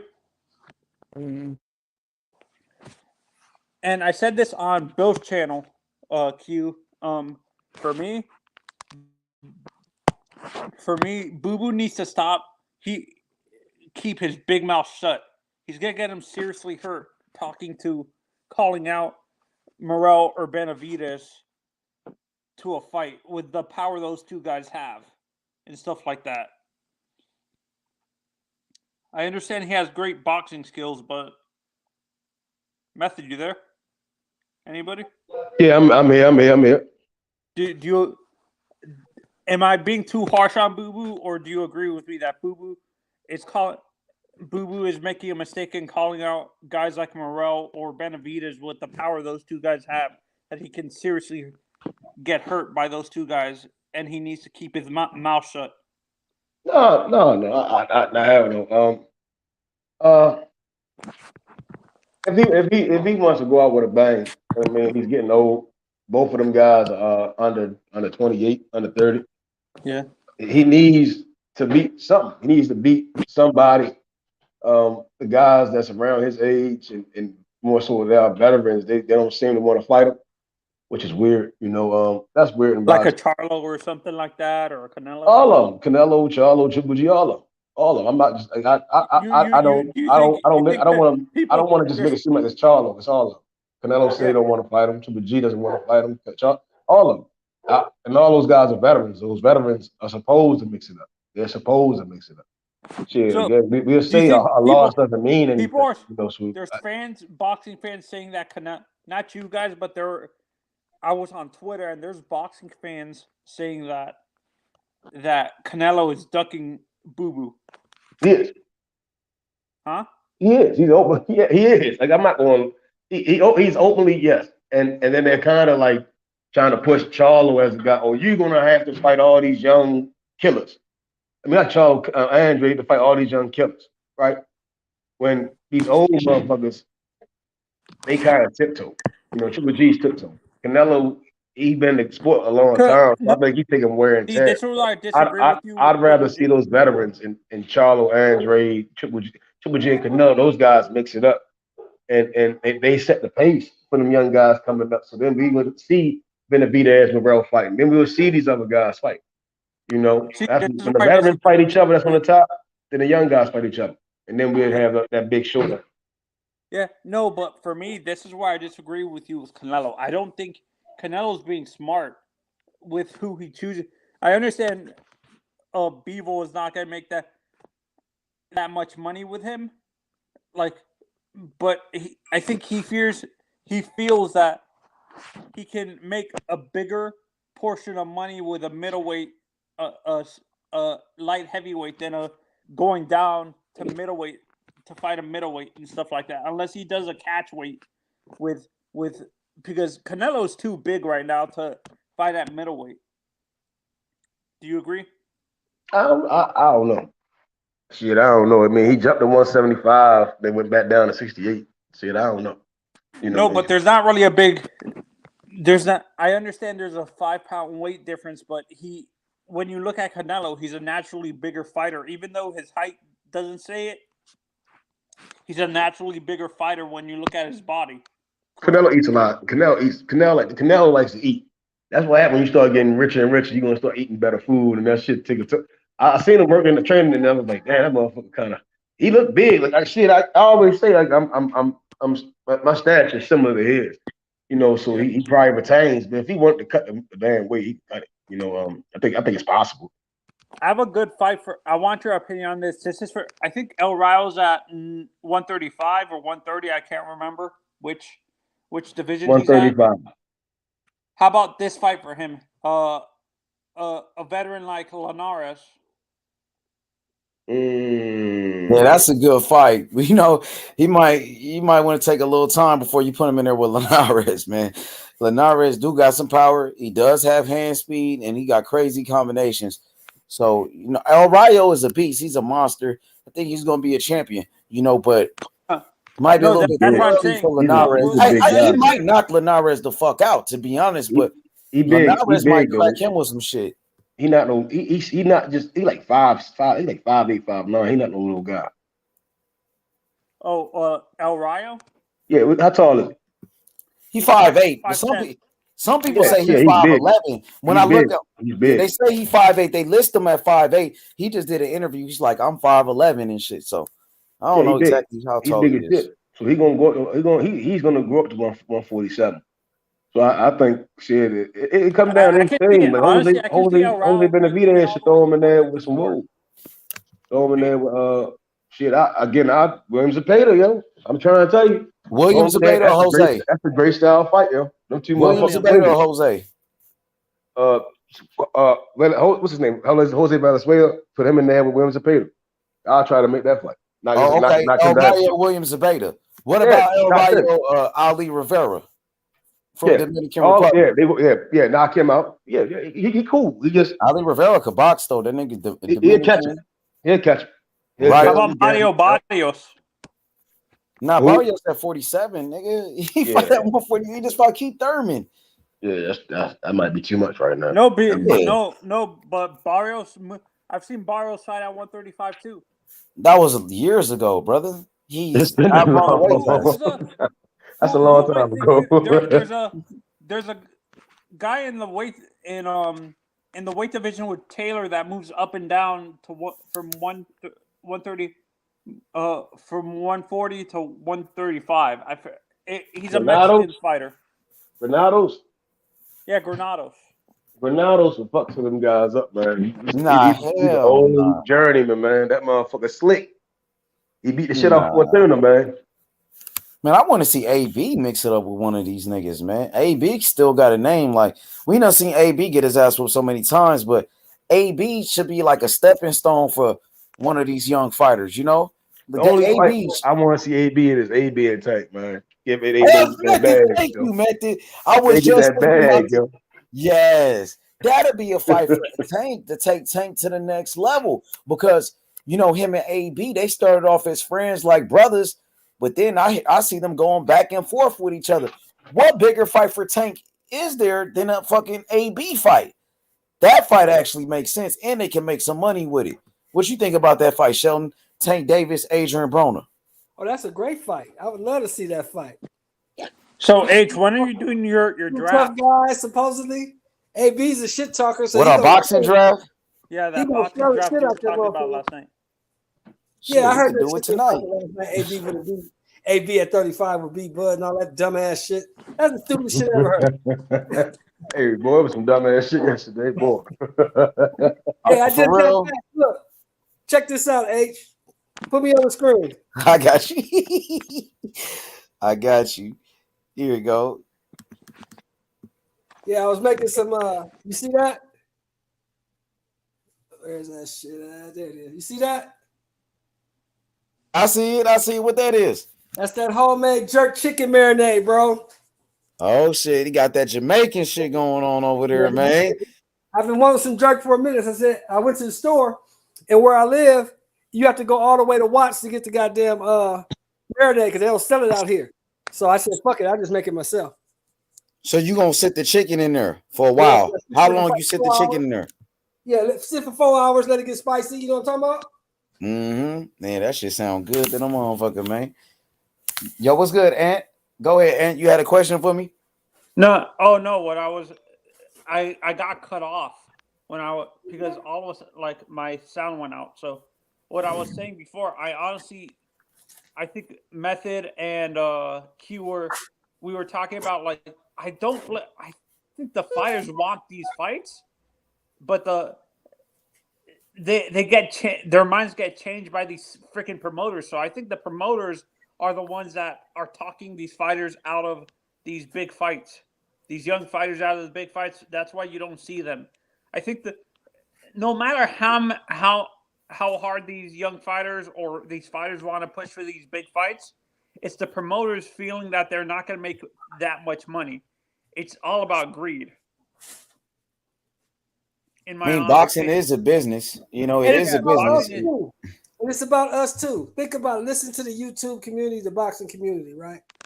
Fighter takes a loss. What do they say about him, H? They're bums. They say he ain't shit. He ain't shit anymore. So now that limits his negotiating power for the next fight. For the next fight, now he got to take less. That's why these guys are afraid to lose their own. Because they know as long as they undefeated, they can ask for the money they feel like they deserve. But once they lose, now you got to take whatever the promoter gives you. Yeah, and I was saying this last night on Bill's channel,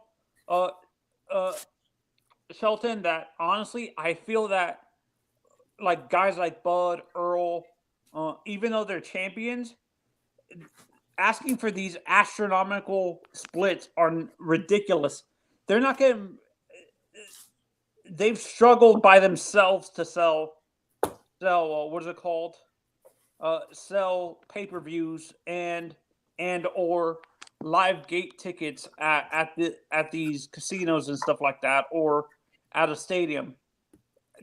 And this is why I say I don't think even I know Kambosos is going to be in his country, but I feel that even if they're in Australia, I think Haney is not going to sell as many tickets as he think he is if he's here in the U.S. Do you agree with me, or am I being harsh on Haney in terms of ticket sales? You said never had any? Huh? Could you repeat your question? I just don't believe that the fighters should even be engaging in that. The fighters should not be trying to talk purse splits and what we gonna get in the media, because that's not your job. Let the promoters and the people who deal with the financials handle that. You're not writing no contracts. Other people are doing that. Let them figure that shit out. No, that's what. You don't even know how much the fighters don't even know how much the fight's going to generate. So why are you talking about 60-40, 70-30? That's not your purview. Let the other people handle that. That's just my opinion on it. Yeah. No, that's where I'm coming from. Keep your mouth shut about the. I understand you guys are doing it to promote yourself, but asking these astronomical numbers is going to be you're going to outprice yourself and stuff like that, and that's when the fight doesn't happen. Do you agree, Method? Method, you there? Yeah, you hear me? Yeah. What I was saying was, honestly, I feel like these fighters who are asking these astronomical numbers that they don't deserve. I understand some of these guys are champions, but still, they're pricing themselves out of a major fight that they want because they're so focused on the purse bid when the purse bids are done by the promoters and the matchmakers. They should let them decide that. So But are we talking about fighters? I thought the fighters get involved in the contract, in the drawing up of the contract, and are we talking about the Devin Haney situation? Yes, the Devin Haney situation. I don't understand. See, that's probably one of the weirdest. Because again, it's always, oh, this guy's ducking. All right, now that guy's ducking. Now I will say with the T.O. and Devin, T.O. maneuvered in a weird way because him and Cambos, they quote unquote from Bob Arum, they were in cahoots to do something, and they made that fight, and then T.O. got whipped by Cambos. And then they kind of were like, all right, we don't want to fight. It came off like they didn't want to fight Devin, right? And I do believe in this situation where Cambosis was open, like he'd openly said he would fight him. Now, with Devin, I think again, it doesn't do him any justice by going to the media every 5 seconds. It's like Kanye doing that shit right now, Kanye West. I was reading earlier, Kanye West, every time something happened, he putting that shit on Twitter or Instagram. And I'm like keep it the best way is I think Dev kind of this team, they kind of maneuvering in the weird, they're not moving. Just be the boxer. Just be a boxing team and stop being celebrities. You get what I'm saying? Like I generally don't really give a fuck about what don't work, what don't make it happen. You get what I'm saying? We don't want to hear that shit. That's fine. You know, like keep that shit on the table. And that's gonna make people want to do business with you. Like everything you do gotta come out in the open, then a motherfucker not gonna trust you. You know, shit. I've heard Bill say that they whipped Floyd's ass, and I'm like, I don't think I'll be going like like it's certain shit that's just keep it to self, and then and let the results speak for itself. There ain't ever been any results. So yeah, I think obviously it's something they're doing incorrect, and nothing's falling through. This is a pugilism brings up a good point. You're screwing up Bud's training. If you're posting that on Twitter, his opponent might be able to. Keyshawn is out there sharing Bud's Bomac training up to 30 views. Can't that actually help? If you're posting that training, can't that help his opponent? No. It don't even mean the guy going meet. All right, so a person training, right? Training don't really mean much because again, when you go in the ring, it's a game plan most of the time, and sometimes guys they're so skilled that they'll show you something in the training, and they're not going to show you nothing that's going to come to the ring. And then sometimes people know what's coming to them. Shit, everybody knew George Foreman was coming, but they couldn't stop him. Same with Mike Tyson. There's a lot of guys just couldn't stop him. Now, I think what he was saying is that people would rather watch guys bullshit and not be in the gym than guys that's in the gym. You know, and then that should be what's drawing these new younger generations to want to box. You know, like shit, like you showing your kids, like, oh, you see how these young guys in the gym, how they working, or you see how they in the Olympics. Like that should be getting the views, not guys showing me their jerseys, chains, and watch. Like, I don't give a fuck about all that. If you ain't Floyd Mayweather retired, then then I really don't give a damn. Or like one of them retired.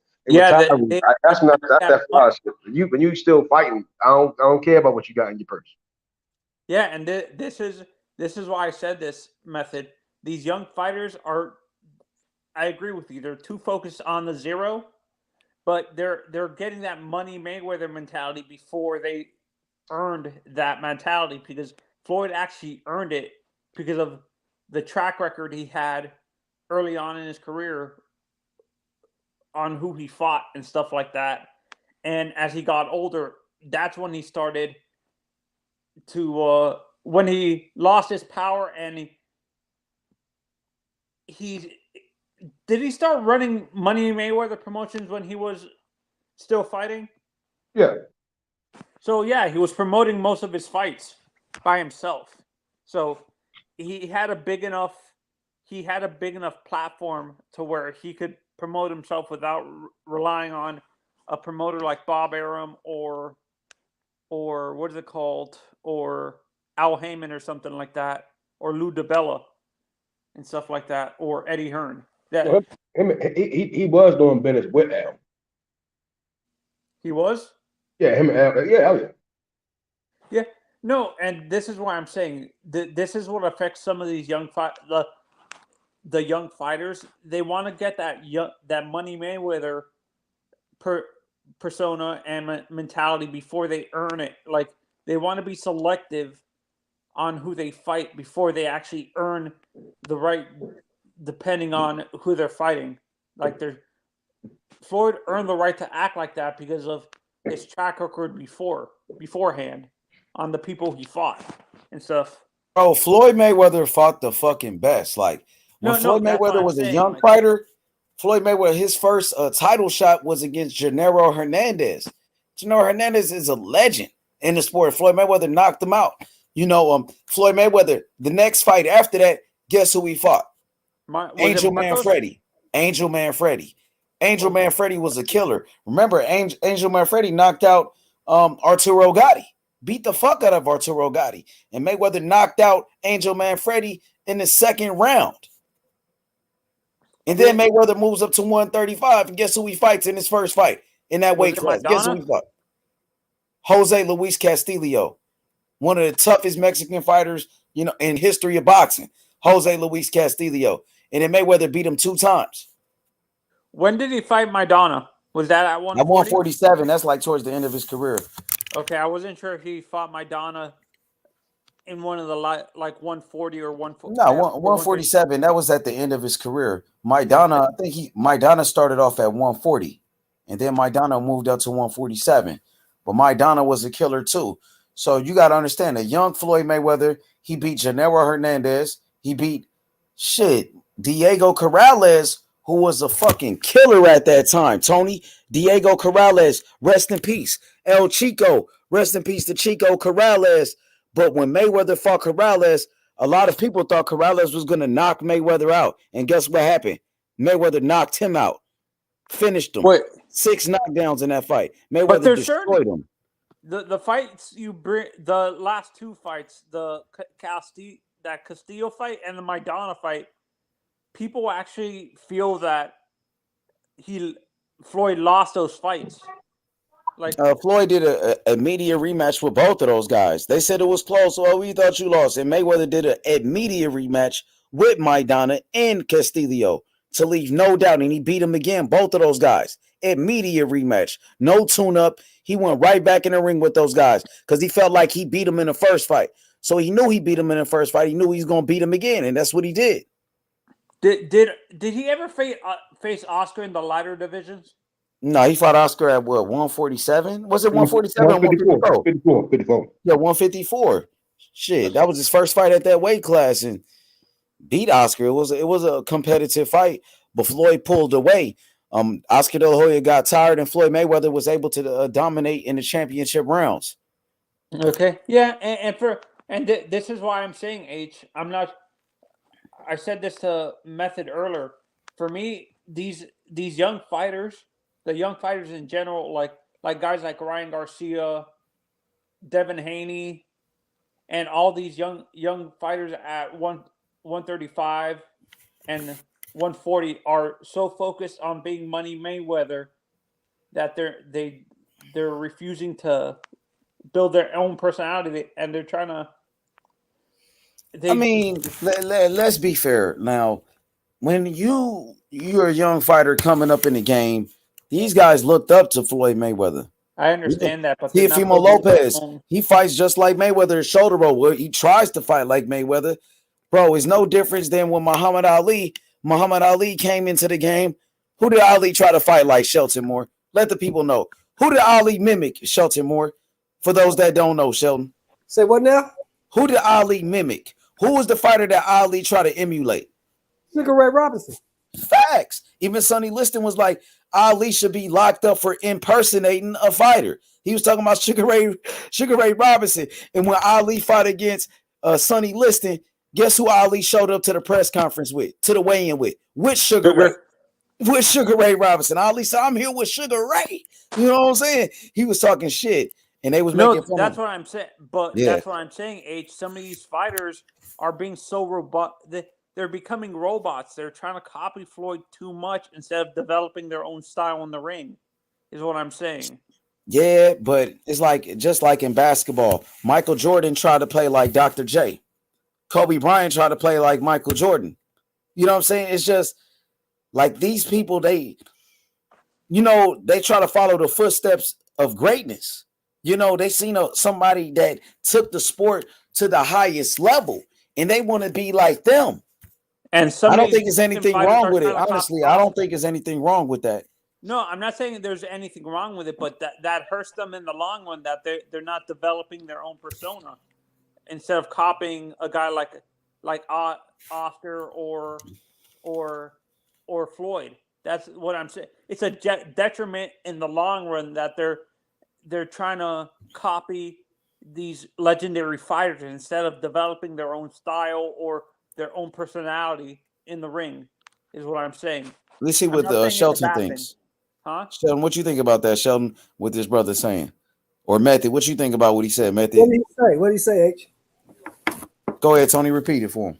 Okay, what I was saying is I'm not bashing these kids for copying Floyd or Oscar, but what I'm saying is it's a detriment in the long run that they're not developing their own style or their own personality out in and outside the ring in the long run because they're so focused on copying someone instead of developing their own persona inside the ring.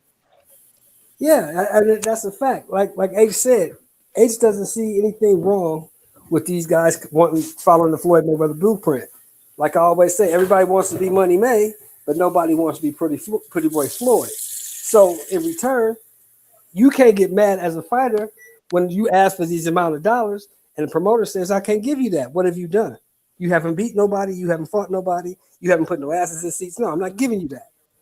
See, Floyd Mayweather was able to get the money he was able to get because Floyd was kicking asses and taking names. Floyd Mayweather was kicking asses and taking names. Yeah, and this is why I like El Rayo. He has a.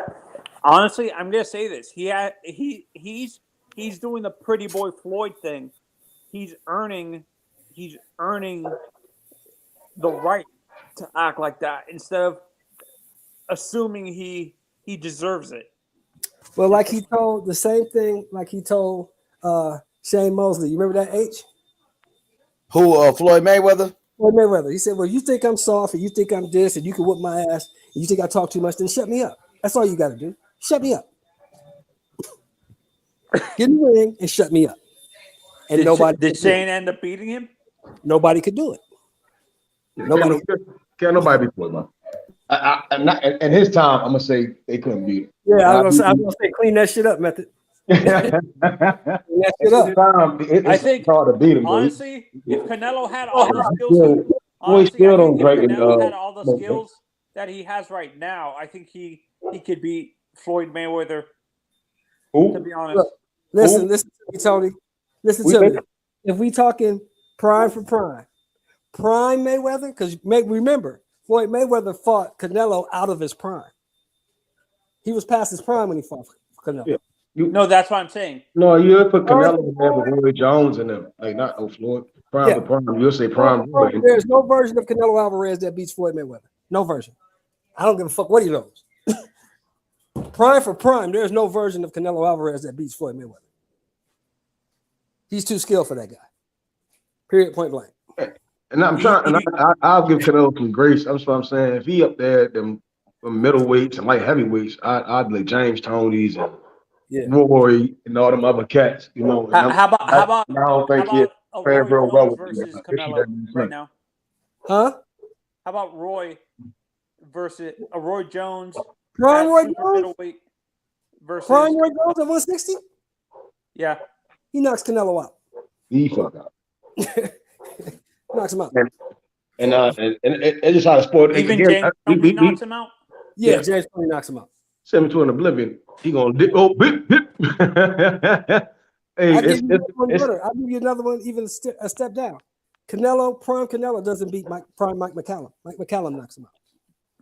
Honestly, I think a prime Cotto destroys Canelo. I don't know. Before Margarito, I don't know. Small. Maybe a Margarito, but not Cotto. Cotto's too small. Remember, Cotto started at 130 pounds. Am I right, H? He was little.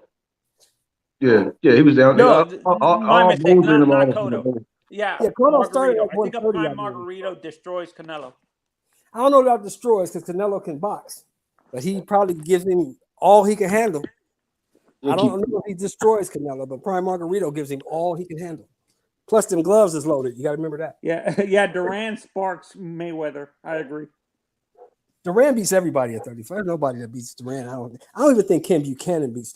He beat King Buchanan for the title. So what am I talking about? I think Ken Buchanan would have given a lot of guys today some problems. He could box. I asked this fight about this fight at 135 or 140. A prime Oscar versus a Julio Cesar Chavez at 140. Prime for prime, Chavez beats him. I got Oscar, man. Oscar's fast as shit, man. That body work and that brick forehead, yeah. Prime for prime, Chavez beats him. Now, the Chavez that Oscar beat was way past it. Way past it. Yeah, and people keep on saying that Floyd ducked Paul Williams. And They didn't duck Paul. He didn't duck Paul. I talked to Paul in Atlanta when I went to the Tank fight. I asked him that exact question. He said, "No, Floyd didn't duck me." He said the fight just never happened. I went another route. I was trying to get the Floyd fight. Floyd was busy. I went another route and I got beat. But he didn't duck me. Floyd would have fought me. That doesn't mean Floyd would have won. Is Paul Williams a big trash talker? No, Paul Williams wasn't a trash talker. Paul Williams was a doer. No, that's what I'm asking. He wasn't a big trash talker like a Floyd. Floyd talked a lot of trash, but Floyd backed him. This is why I like a guy like Virgil. This is why I prefer Virgil over Ryan, because Virgil's following that Paul Williams type of personality where they don't talk a lot of trash in the media. They prefer to show it inside the ring. I understand talking trash is a way to promote yourself, but that can actually get yourself hurt if you call out the wrong fighter. Do you agree, Shelton? Well, of course. You call out the wrong guy, it's all going to end bad for you. See, that's the beauty of boxing. Nobody knows who can beat who until they fight. This is why I'm saying Boo Boo needs to keep his mouth shut. Keep his mouth shut, because he's going to get him seriously hurt by Morrell or Benavidez. Well, how though? What has he been saying? I don't understand. What has Boo Boo been saying? He's been calling them out multiple times. What's he supposed to do? He's trying to get a fight. I'm that's saying what he's supposed to do. Call him out. No, but you fight sitting on your couch saying, "I hope somebody calls me." Call him out. I understand I think he has a better. I understand what you're saying, but for me, I think it's a better chance of him beating Caleb Plant instead of going after two guys who have more power, a lot more power that can seriously hurt. That's why I'm saying he's calling out we don't know that. We don't know if they see. That's the way we have to get away from as boxing fans. Just because this guy beat that guy doesn't mean that guy beats this guy. We don't know. That's why they fight. We don't know. How about who do you guys think wins between Benavidez and Charlo? I don't know. That's a 50-50 fight. Because the last Charlo I saw don't beat nobody. The guy that fought Montiel gets his. I got Benavidez. I got Benavidez over Charlo. That last Charlo I saw don't beat nobody. He still won though, Sheldon. I think he went a little bit too hard on him. He went tooth and nail with a guy that nobody knew of. That shit was a unanimous decision, Sheldon. He went tooth and nail with that dude. You saw the fight. I mean, he got hit with some shots. It was competitive. Like he got hit with some big shots. I know, Sheldon. With that dude. And you're supposed to get that dude out of there. He did hurt him like Charlo hurt him. Nobody knew about Montiel. I think he ran out of gas though. But Montiel was a champion in the lighter division at 140, 147, 154, 140. Was he a regular 135? They said Montiel got stopped by Munguia before that. Yeah. A champion of what? What was he a champion of? Shit, I don't think he was a champion. Of what? He's a world champion at 135 and 140. Nah, you talking about a different Montiel. You might be talking about his dad because they come from a family of fighters. You talking about Fernando Montiel, his daddy? Yeah, his daddy was a beast. Oh, not Juan. I'm mixing up Juan versus. No, Fernando was the beast. He was the monster. 35 and 40, he was champ. And this is why I fear that these second or third generation fighters, people put so much pressure on these kids to be like their parents that's why they don't live up to the high standards, because these people are expecting. Huh? Oh, I'm sorry. Yo, go ahead. Yo, Rodney, what up, Rodney? Hey, Rodney. What's good, everybody? What's good? What's popping? What's good, man? I see you got Terrence Crawford, #1 pound for pound. You standing on that? Yes, sir, man. Smart man. Yes, you got it right. That's what you talking about. To be honest, I'm not gonna lie. I'll go back and forth with Crawford and Canelo for #1. You don't have Usyk. You don't have the heavyweight, the unified heavyweight champion. I think Fury is the guy. So to me, I think Inoue is above Usyk in pound for pound. Crawford versus everybody. Crawford versus everybody. You said why? Crawford still got to beat Earl Spence, man. He still got to show us that at the weight divisions he's at. He's gonna dominate Donaire. He's gonna dominate Casemiro for the lineal undisputed. Then we're gonna go to 122. We're gonna put hands on Stephen Fulton. Watch. Go put hands on Stephen Fulton. Man, Fulton a big boy though, man. Anyway, a little guy. How about him versus MJ? MJ and Inoue. Man, I think Inoue might be a little bit too small for 122. I ain't gonna lie, them dudes is much bigger than him right there. But Akhmadaliev, the Baby Loma. Yeah, I like him. Akhmadaliev, he's a good boxer, southpaw, slick. I think Baby Loma is just hell, man. Yeah. Hey, did you see the way he uppercutted that dude and off the pivot? That was some Lomachenko shit, man. How do you guys determine your how do you guys determine your all-time pound for pound? Is it based on track record, achievements? It's based on who they fought and who they beat. And titles? This is how I determine it. Track record. What did I say on Bill's channel last night? Track record.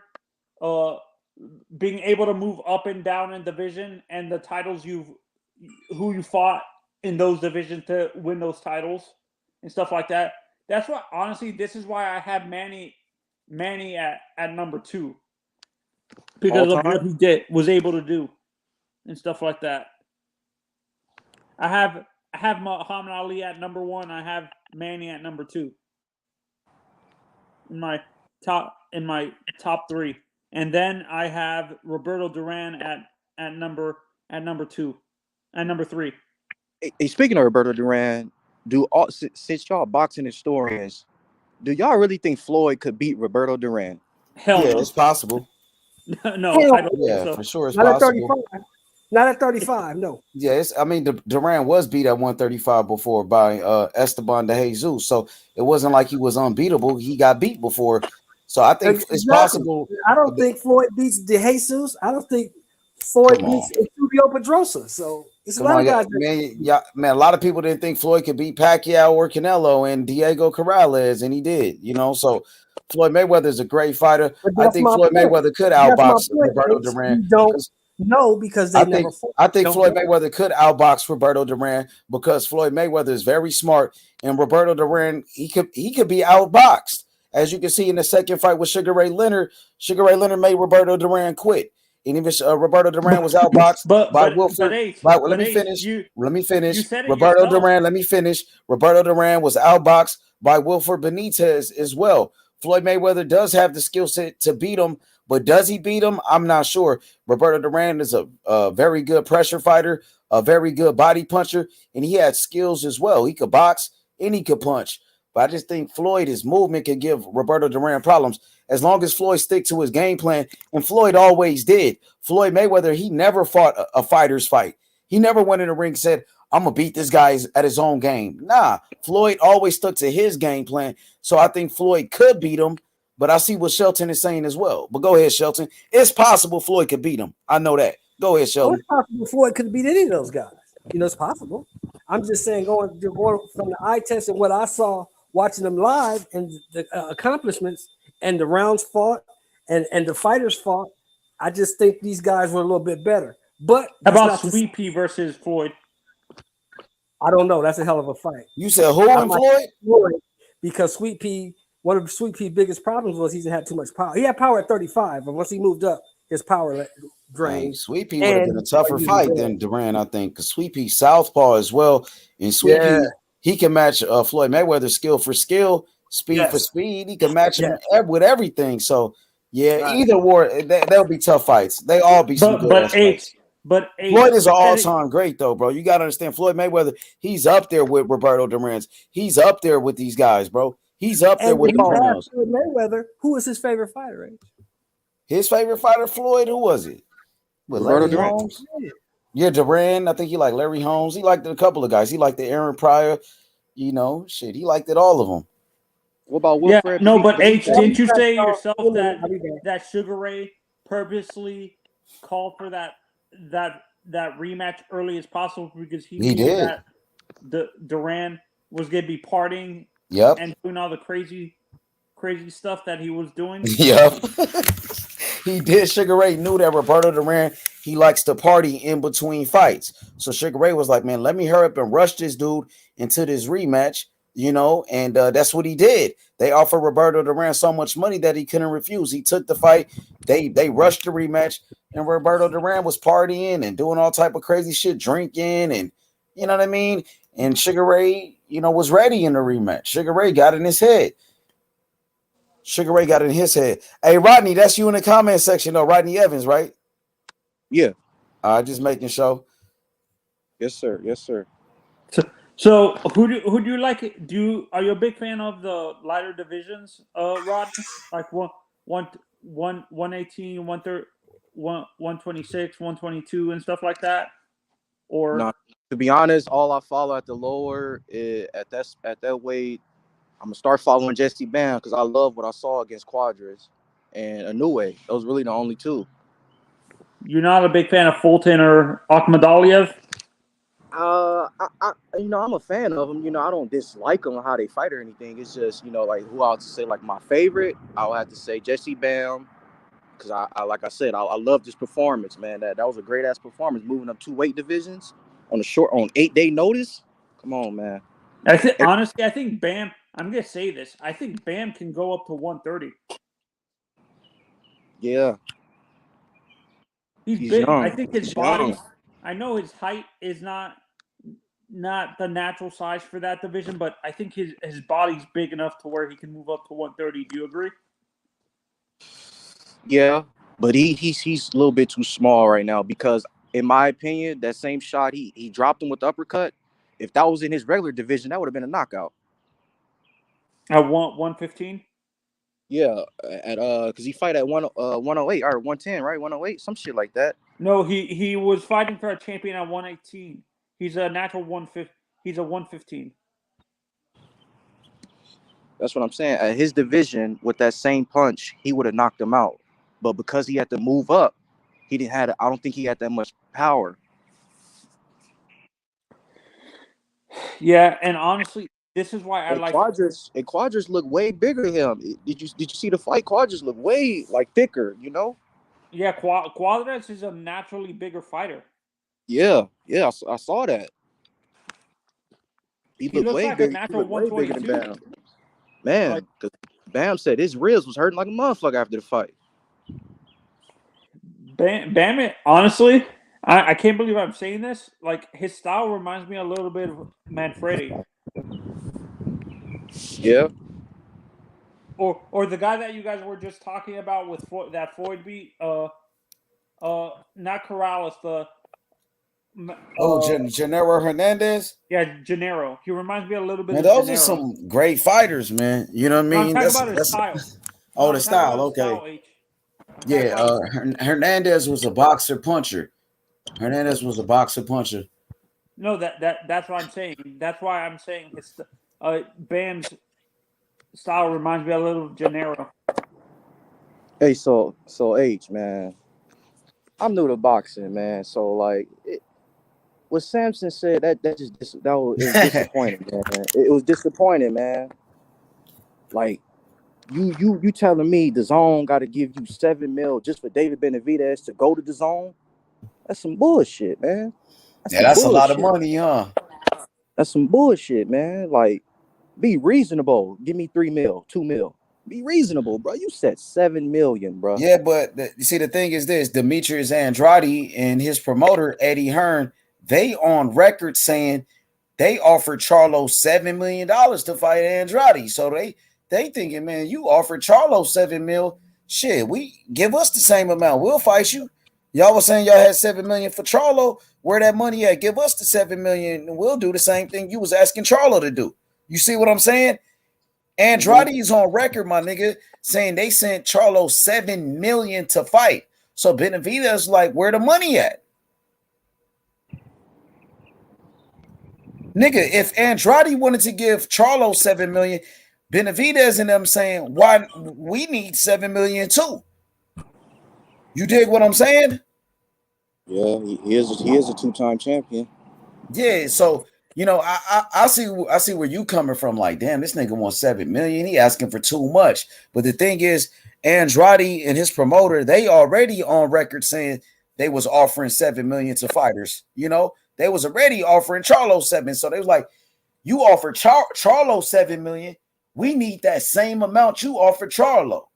That's what they saying, because they put a price on it. But I see what you're saying. Like, damn, that nigga wants $7 million just to fight. Damn, this nigga asking for too much, you know. But they, in the past, you know, Andrade and his promoter, they were saying they were offering $7 million to everybody. But now Benavidez said, we want that $7 million. We'll fight you. Offer us the same $7 million you offer Charlo. You got to fight. Let's see if they got that $7 million.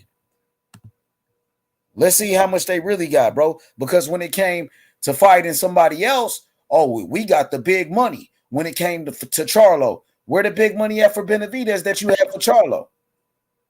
Now, if Andrade, first of all, Benavidez, he already got a fight lined up with David Lemieux anyway. So I don't even know why Andrade even calling this dude out when you know he got a fight coming up.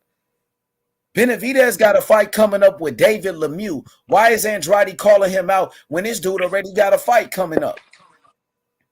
Why Andrade won't keep the same energy and fight David Morrell Jr., who's a fucking champion? And Morrell ain't asking for no $7 million.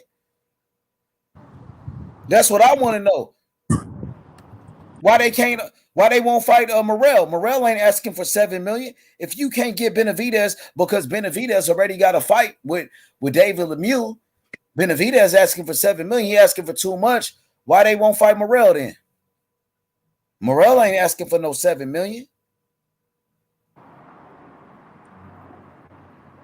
Huh? Boo Boo. The way I see it, I think Boo Boo, he like, shit, well, Morrell, that's high risk, low reward. Morrell is high risk, low reward, but they saying the same thing about Boo Boo. Boo Boo he's in the same position then, because everybody else saying he's low risk, high reward. That's what people say about Boo Boo. So now Boo Boo gonna do the same shit and say that about Morrell, the same thing that people are saying about him. That's some weak ass shit. Boo Boo was just crying for a Canelo fight, but they said, "Oh, Boo Boo is high risk, low reward, so he can't get no Canelo fight." You know, Jaime Munguia said that Boo Boo was high risk, low reward. So now Boo Boo about to go say the same shit to Morrell.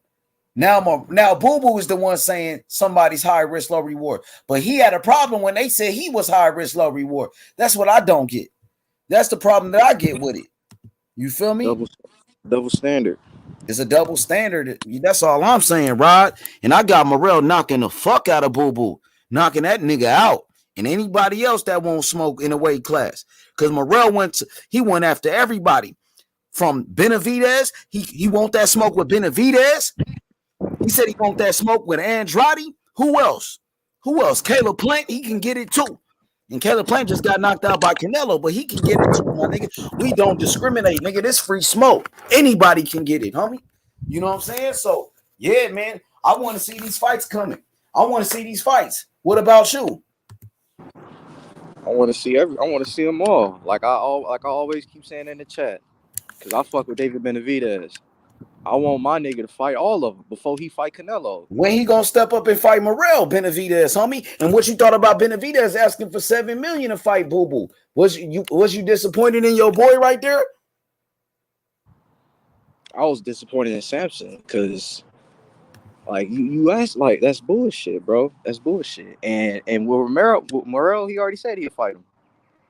He ain't turning down no smoke. That's why I fuck with him, H. Like, you fuck with Dave Morrell, he don't turn down no smoke. Dave Benavidez don't turn down no smoke. He already Did you feel like they was turning down some smoke with Andrade when they asked for $7 million? Do you feel like that was a way of turning down some smoke by outpricing yourself? When I heard that, I thought that was some bullshit. Like, I'm gonna just keep saying, I thought that was some bullshit. Like, you ain't gonna hear nothing like that from Morrell. I'll tell you that much. Morrell just want to fight. He not concerned about the money. He know if he do his job in the ring, the money gonna come. So you don't hear Morrell talking about I need $7 million to fight this guy. Nah, he just want to fight. He don't even care about the money. I'm telling you the truth. Yo, what's good, Jay Humble? My boy JFL Heads, what it is. H Money. What's good, man? Shout out to the chat, shout out to the panel guests, and shout out to Team Haney first and foremost. Shout out to everybody, man. What's good, Pillow Fist Haiti? Pillow Fist Haiti? Yeah, all right. Man. Yeah, man, why you call Haney Pillow Fist, bro? Y'all swear he a god, man. Y'all swear he a god. Ain't nobody, nigga. I only believe in Allah, nigga. Allah, the only God that I know. You know what I'm talking about? But niggas watched the JoJo fight. Niggas saw he was getting touched, man. You thought Haney was getting touched by JoJo? Yes, sir. All night. With do you feel like Haney's being overrated? No, overhyped. Overhyped? Why you say that? He has the names on his resume, but at the time he fought them opponents, they weren't in their prime. Who, JoJo wasn't in his prime? How JoJo was in his prime? JoJo was. So, in my opinion, JoJo was his best win because JoJo was in his prime. JoJo's in his prime right now. But Gamboa, Linares, they wasn't in their prime. That wasn't in their prime, H. Hey, my boy Ellie said, I got Boo Boo edging Morrell right now. Man, I respect your opinion, Ellie. I got Demetrius Andrade knocking out. I got David Morrell Jr. knocking out Demetrius Andrade. Morrell would knock out Demetrius Andrade. All right. My boy RMBZ said Morrell dominates Boo Boo. Okay. There we go. I agree with that one. JFL, what you think about what Rodney is saying about Devin Haney? He said Devin Haney is being overhyped. Devin Haney is pillow-fisted. What you got to say to that? I mean, talk's going to be the talks is how they see it. How I see it is that Devin Haney does have punching power. He does, keep his opponents off him, keep him at bay. So you got to have some type of power to keep your opponents and make sure they feel you in the ring.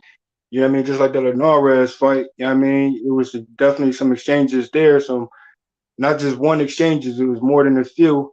And he took those shots from Linares, who might be a bigger puncher than Diaz. You know what I'm saying? But my thing is, no one knocked out Devin Haney, so what about their power? Like I said, I don't have a problem with the names because he's building his resume. But when he fought them opponents, besides JoJo, they weren't in their prime. That's all I'm saying. I mean, you gotta give and take though. You know, prime. Everyone is still pretty much early in their career. You know what I'm saying? You got Devin Haney, who's in his prime still. Take 27, you still got 28. Everybody else is young. I mean, you got Barrios, who's still in his prime. You still got, like veterans like Linares. I won't consider him in his prime, but at the same time, though, Linares 2.0, correct? So he redeemed himself by bringing something more to the table, basically reinventing himself in a Haney fight. And when it comes to Diaz, Diaz is, is Diaz. You know what I mean? And case in point, he's still in his prime since Tevin Farmer fight. You know what I mean? And he moved on and he ended up taking the L, I believe, right? So I mean, he's still in his prime to bounce back. It's all about bouncing back. It's all about, reassuring your fans that you still got it. You still keep Thurman. He's still in his prime too. You know what I mean? He came back with an unbelievable fight with Barrios. That thing was a banger, and that was worthy of a rematch if you ask me.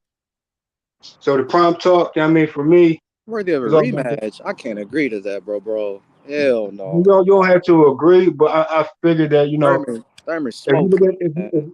I mean, it was definitely a momentum, steady pace in that fight. You know what I'm saying? It was basically, Keith Thurman was definitely improving in his punch selection, same well as Barrios. I think it was an equal matchup, and you don't got to compare it to a tank fight. Although Keith Thurman didn't get a knockout, I don't think he knocked out Barrios, but it still was a worthy type of rematch of a fight because that's how good it was with Barrios and Keith Thurman, and that was a good Keith Thurman return with ring rust. So if that's his prime, I say Keith Thurman back. And on top of that, you still got Keith Thurman and Crawford, Keith Thurman and other challengers like Conor Ben. You know what I'm saying? You still got Burns Ortiz out there. You know what I'm saying? So for me, prime time is all about. It's not about the age with me, because even Mayweather could come back, and take a belt, because he's still in his prime now. Yeah. I don't know what you smoking, bro. You don't think Mayweather could come back and take a belt? Because it's easy work. At 147? You see what listen, don't you know about that? Shout out to Logan Paul. You know what I mean? Shout out to him, though. But Mayweather, I feel as though that fight was basically showing I could keep up with the youth. Facts.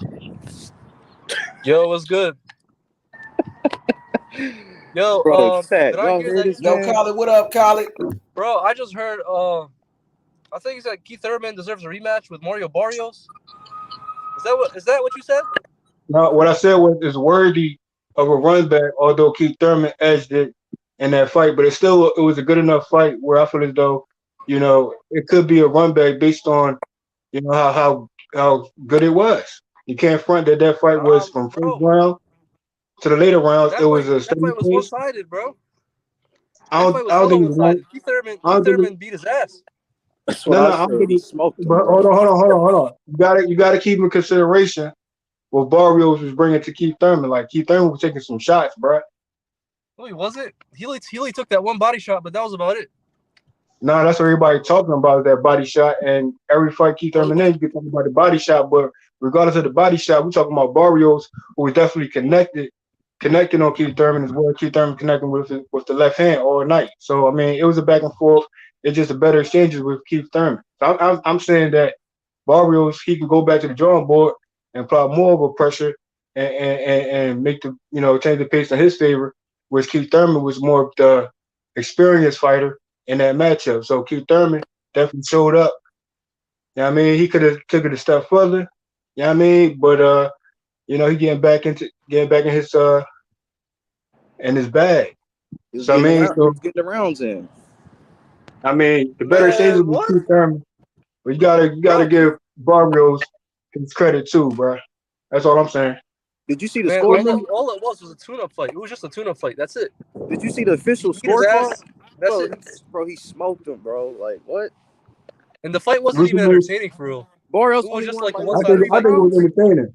I don't know, man. You You can ask the chat how they feel as though that fight went. You know what I'm saying? I feel as though I mean from opening bell it was a was the fight close with Mario Barrios or did Keith Thurman smoke him? I don't think he smoked him though. Yeah, he smoked him, man. He smoked him really bad, bro. Well, the smoked him. It was like 11-1. Said he smoked him, bro. The official score he said he smoked him, bro. I mean, Mario Barrios, he's not on that level. Like that fight really showed Mario Barrios. He got to fight his way up. To be honest with you, he wasn't on that level. Okay. So let me ask you this, because now considering Conor Ben and his last fight, how you feel as though did Conor Ben step up, or was it like okay, Conor Ben need to do the same thing Barrios need to do, which is step it up even more. But at the same time, Conor Ben in his matchup, I give Barrios more of a credit than Conor Ben. Yeah, I mean, I understand. Yeah, I give him credit too because he took a tough fight moving up. You know what I'm saying? For Conor Ben, I mean, he's fighting guys at 147 that were former champions. So I mean, yeah, it's time for him to step up too. But Barrios, he struggled at 140. He got knocked out by Tank Davis. So I feel like that was just a little too early for him. But it is what it is. He took a shot, and he did what he had to do. But he's nowhere near his level of Barrios. He in a rematch is not. There's no need for a rematch. No need for that. I'm not saying it should be a rematch. I'm saying I don't mind them running it back. I just like that matchup because it was a back and forth from opening bell till closing. So I mean, it was a good fight. I was excited for it, and it was Keith Thurman was just a better exchanges. That's all it was. Shit, I mean, what do you guys think Keith Thurman should do next though? He got a lot of options. I think Keith Thurman should get fight. Keith Thurman should get a fight Jaron Ennis. Let him fight Jaron Ennis. Jaron Ennis. That's a good fight right there, Jaron Ennis. Is that true right now? What they said about EJ fighting Ennis? No, he's fighting Castillo Clayton. You guys know who that is? There you go. Clayton. Now let's you know what I mean? Well, who getting in the ring with for Clayton, Brad? What's up? I figured, Boots can get in the ring with for Clayton. He can get in the ring with Jamel James. You hear me? Yeah. I mean, one of those guys. I thought he was supposed to already. Yeah, I mean, this is the last eliminator though. This is a IBF some other eliminator with Castillo Clayton. Some other boxing channels right now put breaking news. You hear me? What was some other boxing channels right now put breaking news: EJ versus Boots Ennis. Yeah, Spence about to fight Ugas, bro. No, listen. You got a fight already against Ugas in April. Yeah, that's supposed to be next. They're clickbaiting you. Like if Boots wins this fight with Castillo Clayton, then he gets a shot. Yeah, I didn't go on it. I just passed it up. Yeah. Yeah. Nah, that's bullshit. He got to wait his turn. Fuck that. We need that Crawford. Fuck that. I don't even like Ugas that much, man. I don't give a fuck who wins. I don't care who win out of Ugas Spence. All I know is Crawford better get next. That's all I know. I mean, that's all I know. If it don't happen, and if it don't happen, that's just straight bullshit. I mean, if it doesn't happen, bro, look at it like this, man. I'm not looking at it however you about to say it, sir. I'm not, bro. No, I'm saying you gotta hit me out before you disagree with. There's no excuses, bro. Hit me out real quick, bro. I'm sorry, sir. I know you don't want to hear Rodney, it, but with that shit, he wants that fight next. I don't want to hear it. Now listen. We got. You gotta talk to you like that, bro. You don't want to hear nothing you gotta say, bro. Oh, yeah, let him talk. I want to hear what he has to say. Listen. We know we want the matchups next. We know the go-to matchups. We know that we can go from lightweight to the heavyweight. We know who the go-to matchups, and at the same time, they don't give us those matchups when we want them, but eventually we'll get it. My thing is, it depends on the team and how they want to move and who they approach next. You know what I'm saying? So my thing is certain fights need to be built up, rightfully so, but not, to an extent where it loses steam. Now, when it comes to Crawford and Spence, now we say we want that fight next for how long now? Right now, he just got in the ring with Sean Porter, which is Terrence Bud Crawford, and he definitely got that win. Now go down the PBC list. That's all I keep saying. You know what I mean? There's no other way around. It's not just Spence. If you ask me, the fight is still there for that the fight to happen. It's not going to lose its sting once he shows up and bring back the excitement around that fight, which is still is. Bo Crawford versus any PBC fighter, 147, is still a banger fight. You still got Mikey Garcia, Crawford. You still got Keith Crawford. Shit. Around this time, who knows? Adrian Broner might come back to 147 and be like, "What up, Bo Crawford?" You know what I mean? So I'm still saying Adrian Broner and Keith Thurman. You got Virgil Ortiz. Well, after those talks, and Crawford. You feel me? So it depends on how your team moves. It depends how Virgil team moves. And you see how Virgil team was saying, we want Crawford, but they end up changing their mind, I guess. You know what I'm saying? So, I mean, yeah, but it's a fight before a main event fight. You got to understand that, too. Okay, here's the thing, though. The last two with the belts will be Earl Spence and Terrence Crawford. So it all makes sense for them to fight next. Like, there's really nothing else that they should do that Earl Spence about. I mean, you still got. What about Conor Ben and Crawford? What about Fuck no, bro. What Crawford? Nah, bro. Nobody wants to see that UK ass motherfucker, man. Bro, you fucking up I've my been telling high, you, bro. you're not getting that fight, man. Spence don't want it. His team don't want it. BBC don't want it. I disagree with that. I disagree with that, Sheldon Moore. Jay Humble, you're fucking up Rodney's high, bro. Jay Humble, you're fucking up Rodney's high. That sounds good, Sheldon Moore. But Earl Spence ain't gonna duck anybody, bro. Crawford. Yo, Shelton, why do you say that he doesn't want that fight? This nigga, bro. Fuck Conor Ben. He can stay in the UK over there. Why you gonna say, Conor Ben is coming up in the ranks, bro? Bro, what's wrong with this? You talking about Pappy Mason, though? All right, but if I say Boots Ennis versus Crawford next, what you gonna say about that? He smokes him too. That's better. Smoke who? I don't know if he smokes. I don't know if he smokes Boots. Bro, all I'm saying is after Crawford fights He and knocks after Boots Spence out in fights, 10 rounds, bro. They gotta make that fight. So by the I end of the mean, year, listen, man. Name me another fighter that fight elite in either stance, bro, and it's accurate. Come on, You feel don't me? get me started, bro. Name Now me a listen, fighter bro. that fight Contenders gonna be elite in both contenders, stands and it's and that's what accurate. it is. So I'm saying, fight between the fight before the main event fight, and certain contenders deserve the I'm gonna opportunity ask it too. again, Not bro. just I'm gonna ask you to answer my over question. Earl Spence Name and me a others. fighter that fight elite in both stands and is accurate like Terrence Bud Crawford. Name me a fighter that fight. It doesn't matter. So Virgil give him problems, bro. Virgil give him in both problems. stands. So Jerron in his fight elite in the orthodox and the southpaw, and he's accurate. That's what you're saying. yeah, he's pretty good. He's very natural too with both stances. Okay. I don't think he beat Bud Crawford. I don't think he beat him. Tell Boots and his team send a contract. You gotta sleep it on Virgil. Tell him send a contract. I won't sleep on Virgil either, because Virgil got a certain style with him. I think Boots will beat it. He took a good shot. You know what I'm saying? I think Virgil will beat Boots. Go ahead, everybody's gonna say that, but Virgil, he said he didn't. Virgil said he didn't. That wasn't a good shot. He said it was slip. Fuck that. So hey. What are you talking about? Prime time? What are you talking about? He said when Virgil took a good shot, but everybody keep on saying, "Oh, he wobbled him or he hurt him." Nah, Virgil said he didn't hurt him at all. So fuck it. That's what I'm go off of. Oh no, Virgil, he took that. He did real well with that. And that was a step up fight for him. Knocked him down. But I don't know if Virgil will beat Boots though. Boots, I favor Boots.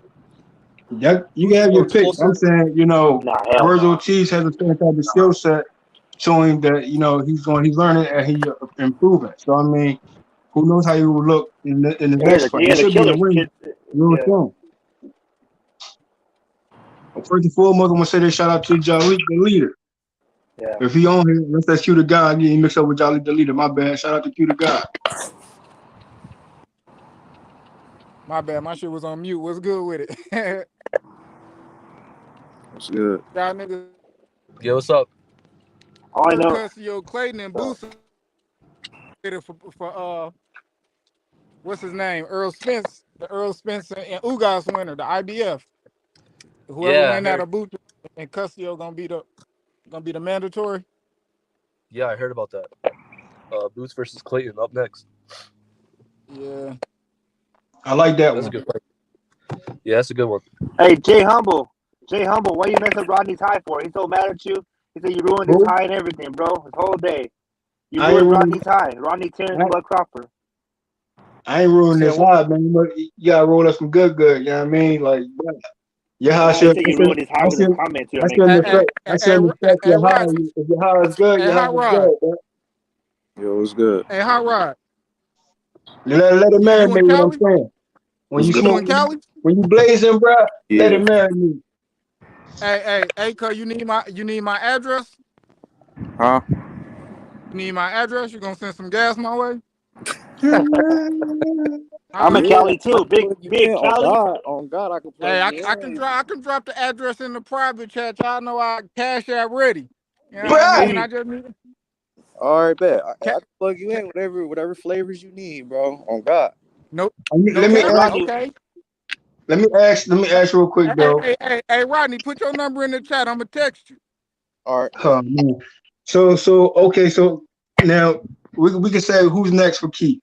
Right now, we can say Fuck Keith. who. I Come know. on, bro. Fuck, I know. Right? You Keith, gotta, Keith What trash, you bro. mean? you Come gotta on, step man. aside and fight Boots. Hey, hopefully, hold on. Hopefully, Keith gets either Bud or spins, and then he gets a bag and he leaves. That's it. Nah, bro. He gotta fight Boots. Nah, Fuck the bro. titles. He can't get a title shot Man. No, right I'm now. saying he'll get beat, bro. He's gonna get beat by them. So if I was him, I'll try to fight them. I'll try to push for that real bad, and then he's gonna lose, bro. And then he'll just ride off into the sunset with a big bag, Nah, and bro. that's it. I don't want him to get in the way of Bud versus Spence. That's all I'm saying. Like Bud and Spence gotta fight He first. won't. He won't beat them. If you saying that means someone going to take an L, or are you referring to Spence taking the L before you get into Crawford? What were you saying, bro? Hold No, up. I'm saying Thurman. No, Hey, I'm saying that Thurman will nigga lose. sound Thurman will lose familiar. against Hold either up. one. Who is this? This Mr. Actual Facts? I'm talking to the guy who said what he said. Who this, No, bro? I'm saying that Thurman needs to go try to get the biggest bag right now because he's gonna lose his next fighter. Whoever he fights, he might lose. So he might as well go lose to a Thurman or a EJ and then get a bag and dip out. I don't Why you know, want me to man. dip out? That's what he needs to Thurman do. look good against Barry. Because he's not that good no more, bro. Against Barrios is a fucking a B level, maybe B level fighter, bro. Let's be real. He's He's not like that. C He's level. okay, bro. He's not that good. He's a C or D level. Come on, man. Even I worse. mean, So he's not that good, bro. you know, he was a champ, and we know that he brings his smoke, and Barrios fight the way he fights. I'm saying he never No, he backs brings down. it. No, He's a good match. yeah, but he don't back down. He's a good But he's a matchup more for punching anybody. bag, bro, for these guys. Yeah, he's not afraid, bro. The heart is. I mean, I'm a Mexican, bro. So I rock with him, bro. But I'm not gonna bet my money again on him. You know what I mean? I know what his skill set is not there, bro. You know what I'm saying? So you know. And so Thurman did good, but look at when he got hit in the body, dog. Somebody hit Thurman in the body, some elite We fighter, know he's that gonna be Thurman. fucking But done. listen, you got to know how Thurman operates in that ring, bro. Like we know that. You see what Pacquiao did to that body. You see what you see. Hold on. You see what other fighters did to the body. You know what I'm saying, keep just that type of, he got to catch his breath, whatever, and get back. You know what I'm saying, and give his smoke back. Do that against But at the same Thurman, time, though, against Thurman, at the same time, you got to respect that Keith still brought his smoke, even, you know what I mean, got caught to the body a few times. I'm saying, like, you know what I mean? and then Pacquiao, and then when he fought Pacquiao, bro, I've seen Pacquiao and I met Pacquiao, bro, like just real quick, and that motherfucker's like a munchkin, bro. So for him to drop Thurman, bro, I don't like Thurman, bro. That was crazy. And then he says, "Oh, one time. That one time means for when I lost to Pacquiao." That's fucking lame, bro. That one L, I just don't. for me, I mean, I got a different situation with that. But my thing is, on the books right now, I guess you could say Keith only had one L, and that's the one of the greatest of all time, Manny Pacquiao.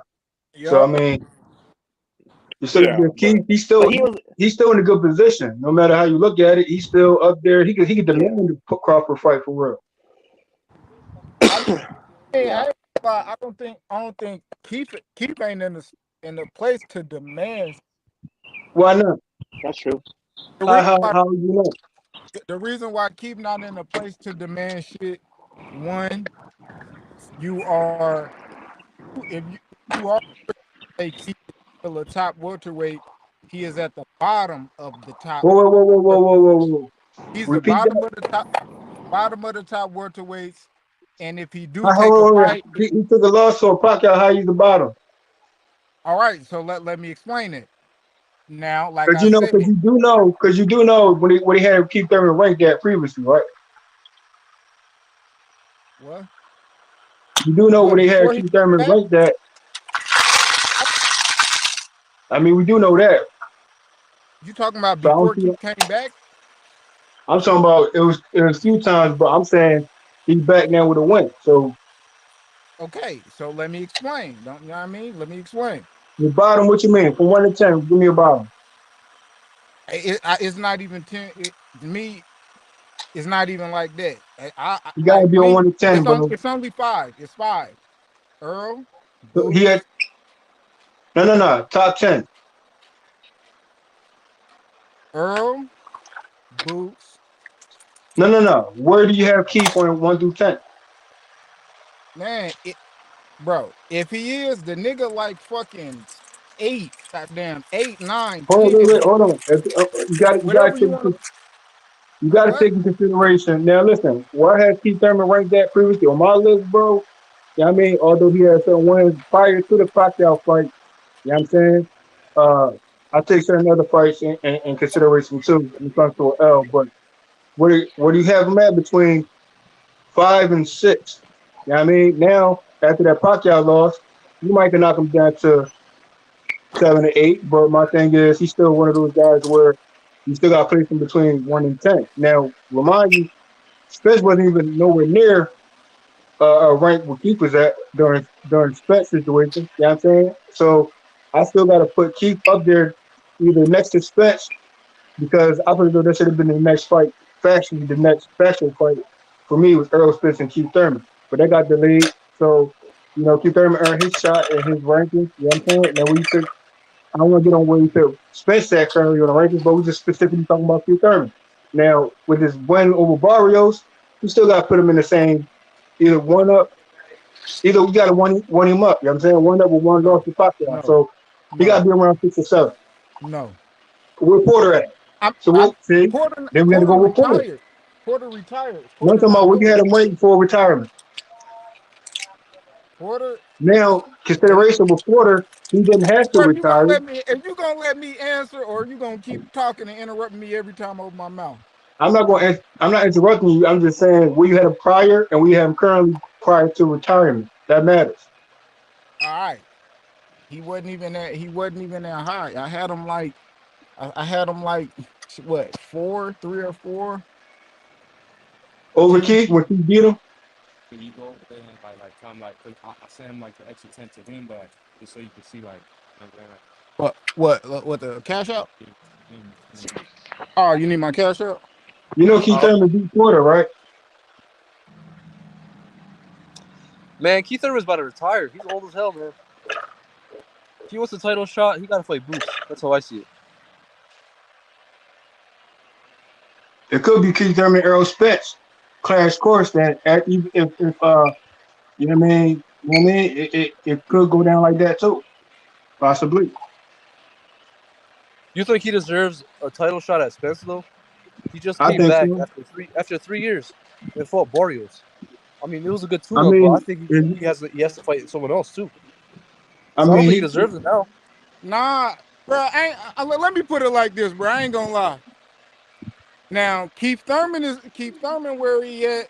Keith Thurman where he at because his inactivity. You cannot sit down.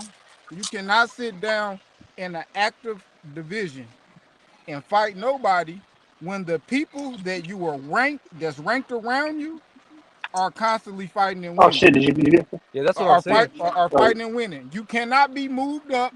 Nick can't make you seem like you better than what you is, especially hold up, especially if you fought somebody who moved up from a different weight division. So even with that, like I'm saying, Keith Thurman, he cool. So if you want to do something, fight a young contender. Fighting one of the veterans, as in Spence as in Spencer Bud, who has one of the belts, you do not deserve it. The reason why you do not deserve it, the reason why he does not deserve it, because you fought one person since you've been back. That person was not a welterweight. Right. You do not get credit in a welterweight division beating somebody in their first welterweight fight. I cannot move you up.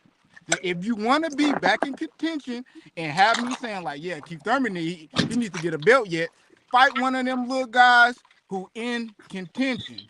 Fight one of them goddamn.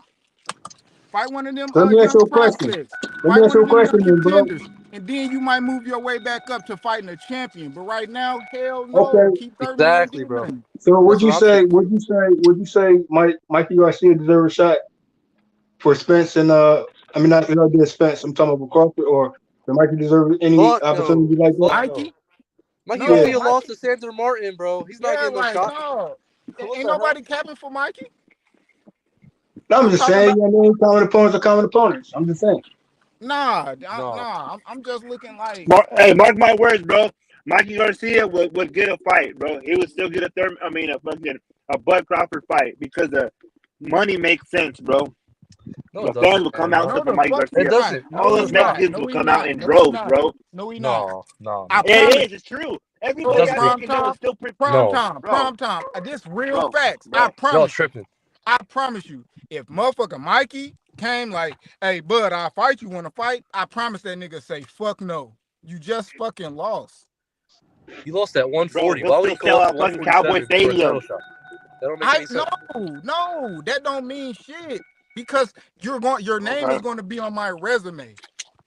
Get the fuck out of here. I'm And a Mikey's still a fucking 4 division champ. He's still a 4 division champ. Mikey Man, He's on is this fuck that, not. squad. Fuck bro. him. No, bro. I ain't gonna Mikey, lie. fuck I ain't Mikey. gonna lie. Don't argue that point. If you argue that point, no, hell no, Bro, bro. don't even bring up Mikey, bro. Yeah. No. Okay. He lost at 140. Why Between would he go up and fight a title shot at 147?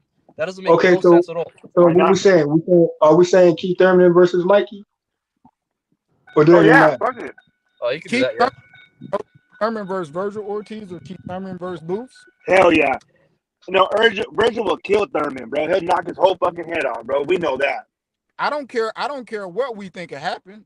I think he don't. I don't think he win. But that's what the fuck you need to do. That's what you do. Yeah, that's true. That's what boxing really was, bro. Go look at any fucking old veteran fighter feeling like they want to get back to the top. Who the fuck they fought? A young killer. If you beat the young killer, you still there. If you lose to the young killer, take your check and get the fuck on. Shit. I'm still saying Keith Thurman position, although he came back with the Barrios matchup, which should have been Ugas if you ask me. Yeah, I mean, the thing, JFL, the thing about Keith Thurman is that he just beat Mario Barrios, who just got knocked out. You know, Tank Davis, who was a 135 pounder, was able to knock him out. That shows how hard Tank Davis hit.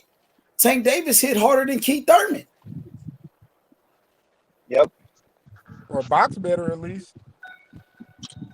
Yeah, for sure. You know, Tank Davis knocked him down like 3-4 times in that fight and finished him. You know, what's good, Armando? My brother, salute. I mean, well, I still consider Keith from 1 through 10. I still got him like somewhere, past 5. You know what I'm saying? Like a little same around where Sean Porter's at. So I mean, Porter retired, quote unquote, but he still got some more to get to contenders too, because that's Sean Porter. And as he said, he went to rematch with Keith. I mean, with Errol Spence. Although that winner with Crawford would have given him that opportunity, I still think that run back is highly considered in boxing. Period for a run back with Keith and with Sean Porter and Errol Spence. He's got to get back in the mix once again. So, you know what I mean? Keith Thurman in his good position, bro. Like he could say what's up with Crawford, and I think he could definitely get it. As Crawford should still got to prove himself as well and go down that list. It's not just Spence, although that fight still makes sense. Yeah, I'll put with you on that. But I don't know. Keith Thurman. I mean, he can get a shot at a loser, since that's who he got to Yes. fight. Whoever Now lose out it's interesting. whoever lose out of him and Ugas, he can It's take that. interesting. It's interesting to say, because Keith Thurman and Earl Spence back and forth, right? Same thing with Adrian Broner and Keith Thurman back and forth, and you got Crawford and Spence back and forth, and Crawford talks to other welterweights. So my thing is, who gonna get to Keith first? It's gonna be Spence or it's gonna be Crawford? You tell me. I would say fucking Thurman AB. Fuck it. I'm still good for that fight. Like I'm still good with Khan and Gilbert. But yeah. Yeah, I think shit. AB don't want to fight no real welterweight. He too small, but he too big. That's he true. too That's true. he too fucking big to get down to 140, but he too fucking small to fight at 147. Cause He in a position to redeem. You know what I mean? I think Adrian Broner definitely has a lot more fights at 147, and he can shake up the game at 140. So I mean, he up and down like Tank Davis, and they both can go up and down in weight. I wish fucking just a Virgil or a Booth would just fucking get Thurman the fuck up out of here and let's keep it pushing, man. I'm just not a Thurman fan, bro. He had his time, What you and I doing think with that one Thurman? of those He just killers need to came get rid back, of him, and bro. that's it. Oh man. Put Thurman down like that. With Thurman and me, it's what I think he need to get. If he wins shit, I want to see his ass in there with the shit with the belt. But I don't. But a Barrios win in that fashion, to me, don't merit him to be able to go fight Yeah. a title holder. Yeah. Now, title contender. Yeah, get him out of here like that hairline. You know what I mean? His hairline's already leaving the sport, so he needs to go with it. Stupid. Man, who knows? He might try to grow his hair back. You know what I mean? I know he said when Pacquiao fight, he would do that. You know what I mean? So he did it. He kept his word and cut his hair, but I believe he'll get his hair back. Man. and he said, "Fucking what do you call him, Mr. Senator?" Huh? You have to call him Mr. Senator. You said Mr. Simmons? Pacquiao, the fucking legend. No, Mr. Senator. I guess Pacquiao was like the senator or whatever the fuck over there, and I guess Thurman have to. Yeah, in the Philippines.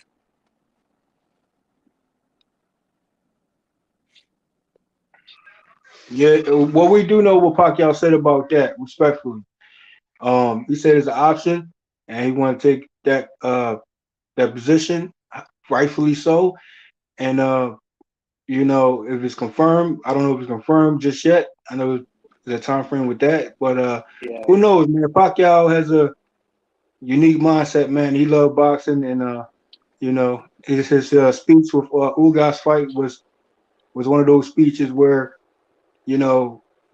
was had to been said at that moment in time. But I still think Pacquiao will return.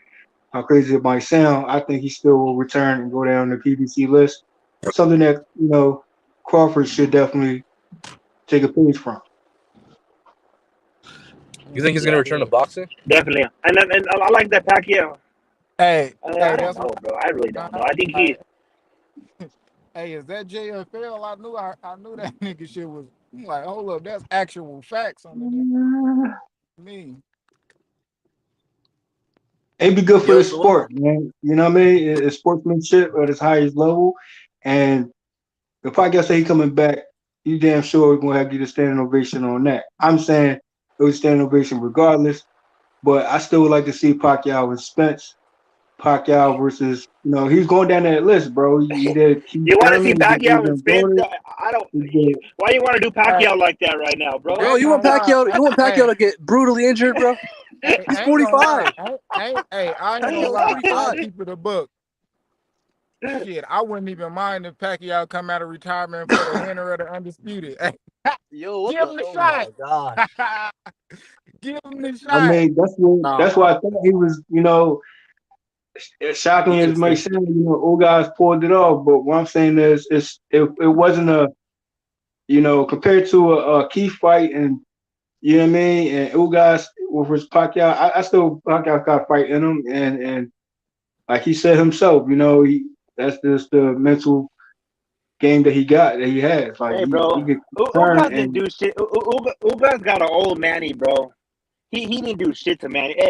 Ugas, I fucking can't stand Ugas, bro. Anyway, because you know what? He came up off the Manny that Who shit, can bro, you and stand Manny was prime fucking time? 4 years young. Prime time. Virgil Who can you Ortiz, stand? Canelo. Other than Canelo. What? Hold up. I was gonna say that other than Canelo, because I heard you capping and losing your voice over him hella times. Other than Canelo, who? Virgil Ortiz, Canelo, Bam Rodriguez, Julio Cesar Martinez. Those are right there. We get cracking. You know what I You mean? just found out about Bam 2 weeks ago. So other than him, who you talking No, hell no. I been there. I go to RGBA sometimes. I just found out about that day, huh? Hey, Prime, now, Yeah. Prime, I'm gonna be on your ass ever since you said I know. AB can be Crawford in this Prime. You know, I like ever since AB got his dad to comb his hair in the ring, I was a fan, bro. That shit was hard. Yeah, and I don't care how old was Pacquiao, but nobody else would face him right there. How many you give they would have beat Pacquiao at the same time Ugas beat him? I didn't have Ugas beating Pacquiao before Ugas beat him. I did, but it's because I'm from the other. I seen what Ugas was bringing to the table. No, but I mean, it's different perspective. I'm not saying you're wrong. Yeah. I mean, nobody saw that coming. Yeah, I didn't. I ain't see it coming. I mean, even when I watched the fight, I forget who was on the panel. I know. Who you got in the Spence Ugas? Spence gonna beat the fuck out of Ugas. Oh yeah, you out of your damn mind, man. What the fuck? I got Spence, but it's not like to the point where I'm Yeah, exactly. Well, you not. Hey, I'm over here for a lot, and a lot of broad people seen Ugas winning. I'm not saying the majority. I'm just telling you what I see, because I'm a usual motherfucker over here. And but the thing is, I wouldn't have Ugas if Spence was all the way 100%. No, Spence is gonna beat him even with one eye, bro. He's still gonna beat Ugas. Okay, you want to put some money on it? We will. I don't care if he will or not. I just want to see. You want to put some money on it? Where do you? Where you from? America? Or where you from? Yeah, I'm in America. Okay, I thought you were like somewhere in a different country. So we got to bring American dollars. No fucking none of that other shit.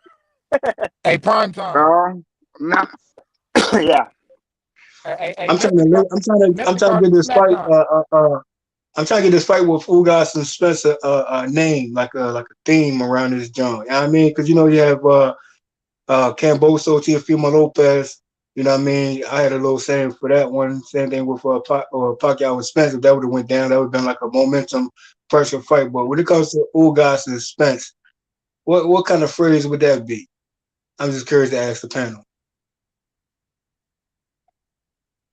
I don't know. I don't know what they're talking about. I know what I am standing on.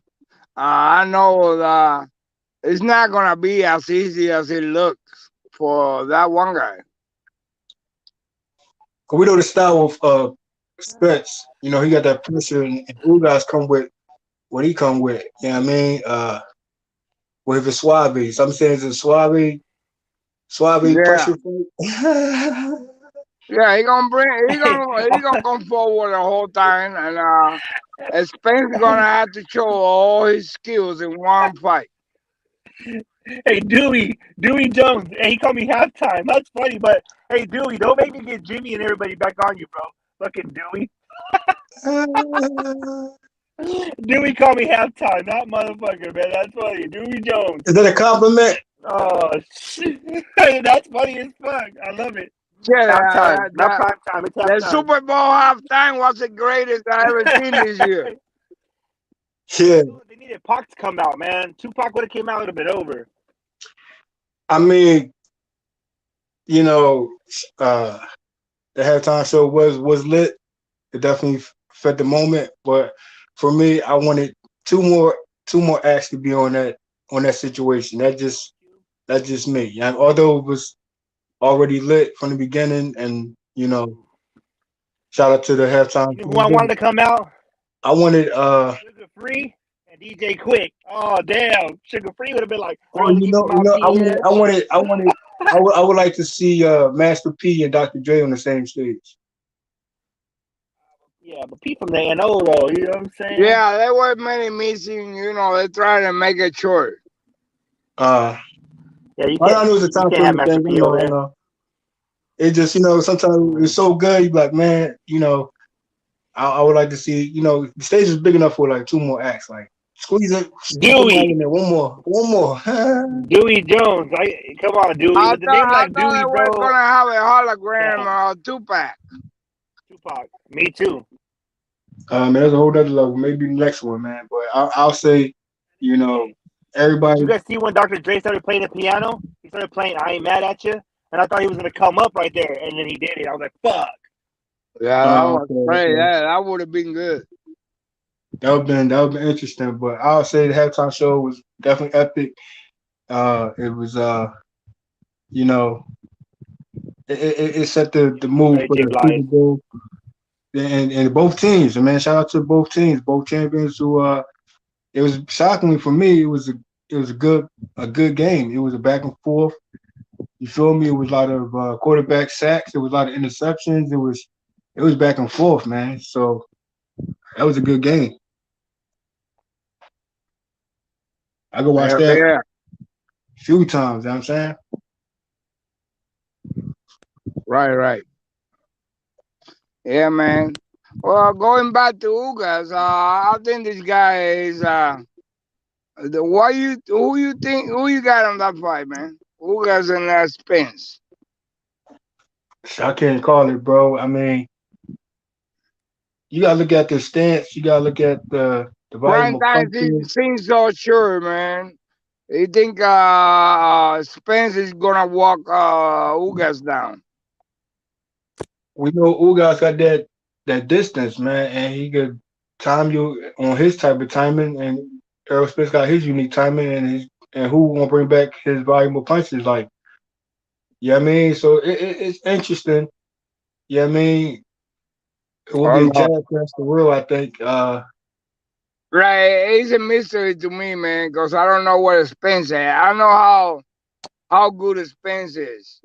I'm not because I'm Cuban. I'm going with Ugas, but I know Ugas. Ugas is a motherfucker. He's not gonna quit. He's gonna walk you down. And speaking on what I spoke on before, when it comes to Morrell and Hart, you see, got Spence and Ugas. That's that Cuban and Spencer's the same thing with Morrell and Hart. I mean, it's shout out to the Cuban fighters out there. You know what I'm saying? And they definitely deserve they respect. And Cuban fighters all just mention Mexican fighters. I mention Cuban fighters. They both they come to bring the smoke. You know what I mean? And I think Hart should definitely take it seemed like it's the right time for that matchup. But like I said, things can get a fight before a main event fight where Boo Boo might want to, consider Morrell. Would that be a banger fight of a banger fight? But Hart, he needs to get in there with Morrell. It sounds like it's in the right time frame. Like it sounds right for me. You know what I'm saying? Since everything been spoke about. Well, I don't know that Morrell can get any other eventful fight other than those guys, and I don't know they're if not interested, or, man. They're not interested. Well, it seems like, you know what I mean? Yeah. You said what, JFL? What your thoughts on that, bro? You know what I mean? What, Dyson Spence? Yeah, I mean that matchup and Morrell and Hart. You know what I'm saying? It sounds shit, man. Morrell and Hard, I ain't gonna got Morrell gonna just probably just bulldoze him. I ain't gonna lie. Shit, just like a bull, like a fucking bull. You know what I mean? About to strike. I ain't gonna lie. That's how I see that. Jesse Hurt kind of boxer. So I think it'll be some good work. I don't think he like strong enough. I don't think he's gonna be able to take the power. Uh, so I probably got him losing that shit. Ref probably stop it or on some shit. But Ugas and Earl, man. I, I'm picking Earl to win. You know what I mean? But it's not. I don't got it like. I wouldn't be surprised if Ugas get an upset, or if Ugas win. You know what I mean? By maybe a round or two, and they rob him. Shit, I ain't that shit not out the window neither. I ain't gonna lie. I would say oh my bad, go ahead.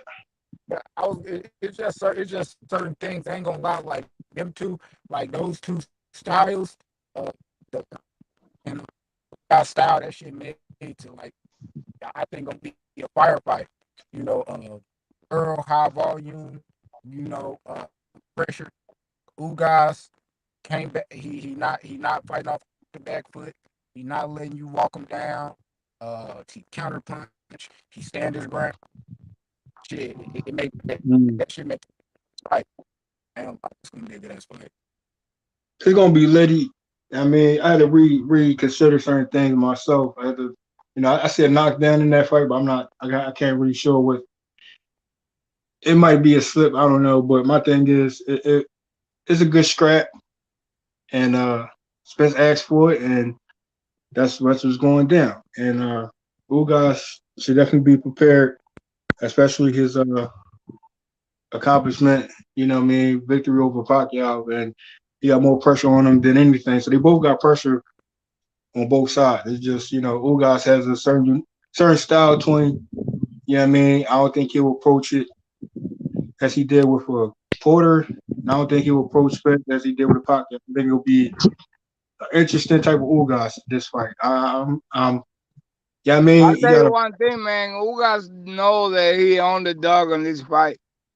He understand it, and he talk clearly about it. Like, I mean, like not right here on the podcast on the YouTube channel like this, but on the Spanish channel where he feels more comfortable.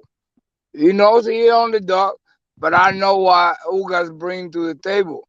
And at this point, if they were in an even level, I would say I got Spence, but I don't know exactly where Spence is with the eye injury. You know what I mean?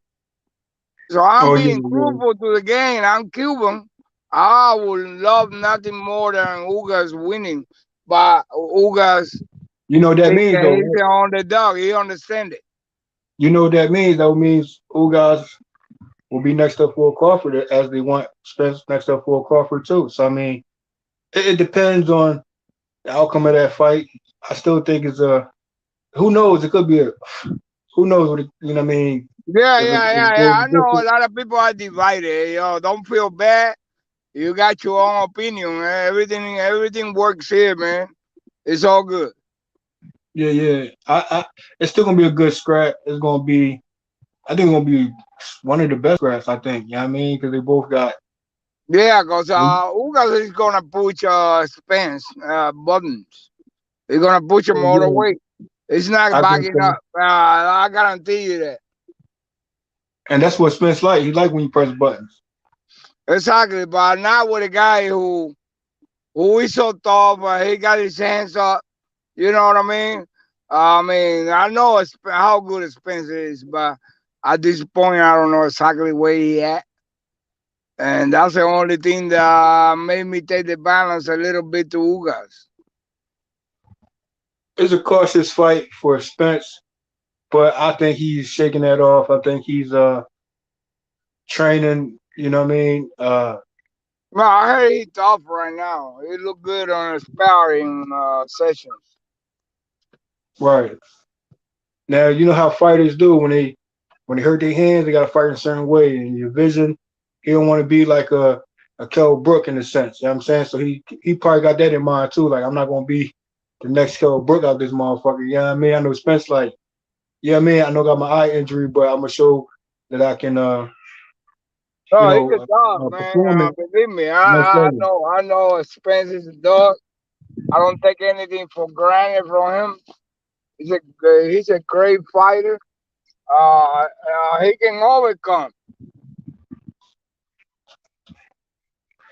And especially facing a hard puncher like, with Danny Garcia and Earl Spence. You know what I mean? He had to be cautious with that. You know what I mean? And like I said, that fight could have been way more way more active on both sides, but at the same time, they both fought their fight. You know what I mean? So I gotta give credit to Spence where, his next matchup, I think he will knowing Ugas style and knowing his just studying his opponent and capitalize off of Ugas flaws. Oh, I mean, and I'm for sure. I believe Spence is taking this fight very seriously, and that's good for him. And whatever outcome, regardless of where I'm from, I mean, I wish Spence the best. He's a great fighter. He don't deserve a loss right at this moment. But I think that's gonna be a good fight. I don't think nobody gonna be knocked out.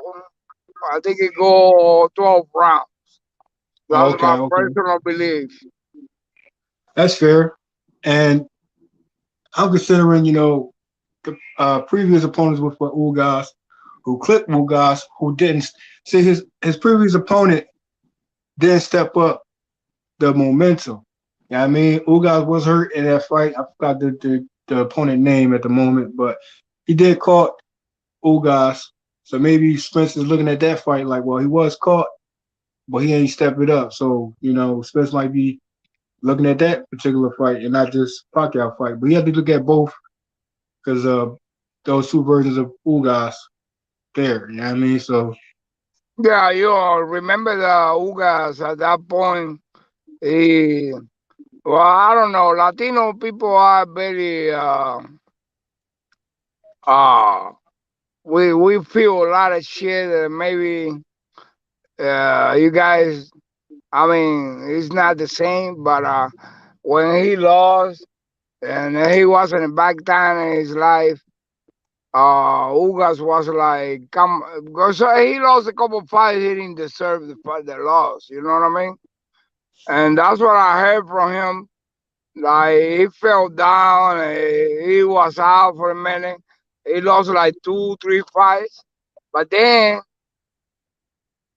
after that, he fought a few bouts with a bunch of more motherfuckers, and he won every single one of them.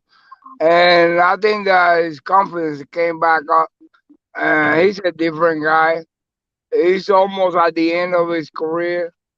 Uh, I mean, I listen to a lot of Spanish podcasts, and I know he's a guy who is very committed to everything that he do.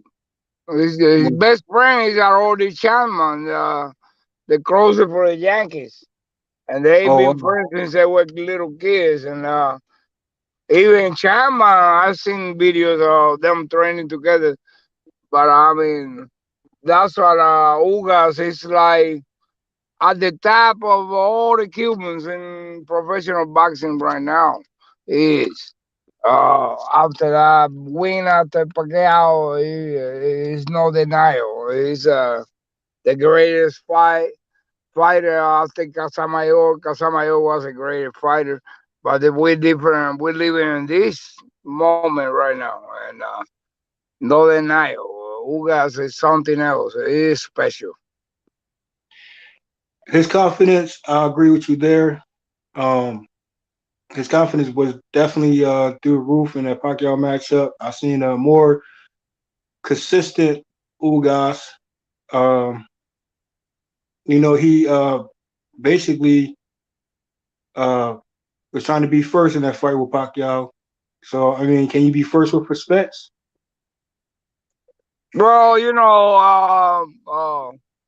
a lot of that you gotta give it to the trainer, Ismael Salas. He's a maestro. We call him the maestro in media shit. He's a maestro. He's one of the best trainer that come out of Cuba. I mean, there were graders before him and died or whatever. But Ismael Salas is a strategic type of guy. You know, he would study. I listen to him. I seen him talking about before the Ugas fight. And he said he didn't go to sleep. His wife was coming. What are you doing? He watching videos of Pacquiao, and he created a strategy to beat Pacquiao. It's not all to Ugas.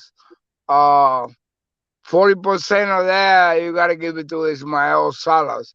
So I'm pretty sure that Ismael Salas is sitting right now watching videos of Spence. See what I'm saying? Right. Yeah, it's not like some guys that be like, man, I ain't never watched a video of that dude. I don't know. And I don't know. I think sometimes motherfuckers are front. You ain't gonna fight somebody, everybody ain't gonna tell you, man, he's dangerous. He's dangerous. And you ain't gonna watch a fight. I don't really believe that, but I heard a lot of boxers. I'm not saying I don't believe it 100% everybody, but I know some of them are front. You gotta, and Ugas ain't scared to tell you, yeah, man, we watch all the fights. You know, we prepare to beat them, and that probably makes a difference. I don't know. I'm not so sure, but it could make a difference. Mm. There's always a difference. You gotta know your opponent. You gotta watch some tapes, watch some. I Yeah, mean, but some guys I thought so. Like I think that's what happened to Teofimo on Cambosos.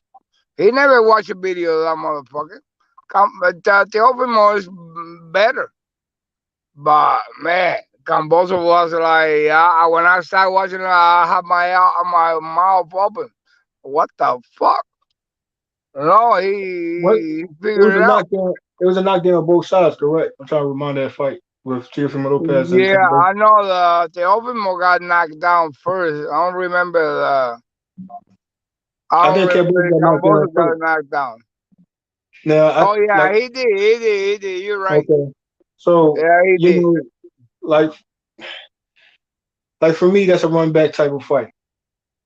Like you know what I mean, that's another run back type of matchup. You know what I mean? I think Teofimo Lopez should definitely highly considered going back to the drawing board. It wasn't that far off. You know what I mean? And you know, they have both had their tricks to them, and I expected more than what it was, but it was in Camboso's favor in the sense of you know, no one backed down in that fight. It was just No. No, it don't was get me wrong. so I think we were talking about this earlier, and Teofimo Lopez dad showed up drunk to this corner, and I don't think they took Camboso seriously.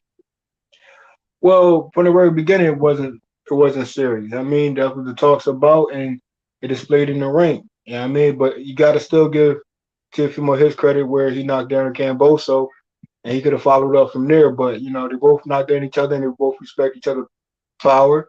You know what I mean? It wasn't like no vicious KO or anything like that. And that's why I figured, you know, it could be worthy of a run back on Camboso's turf.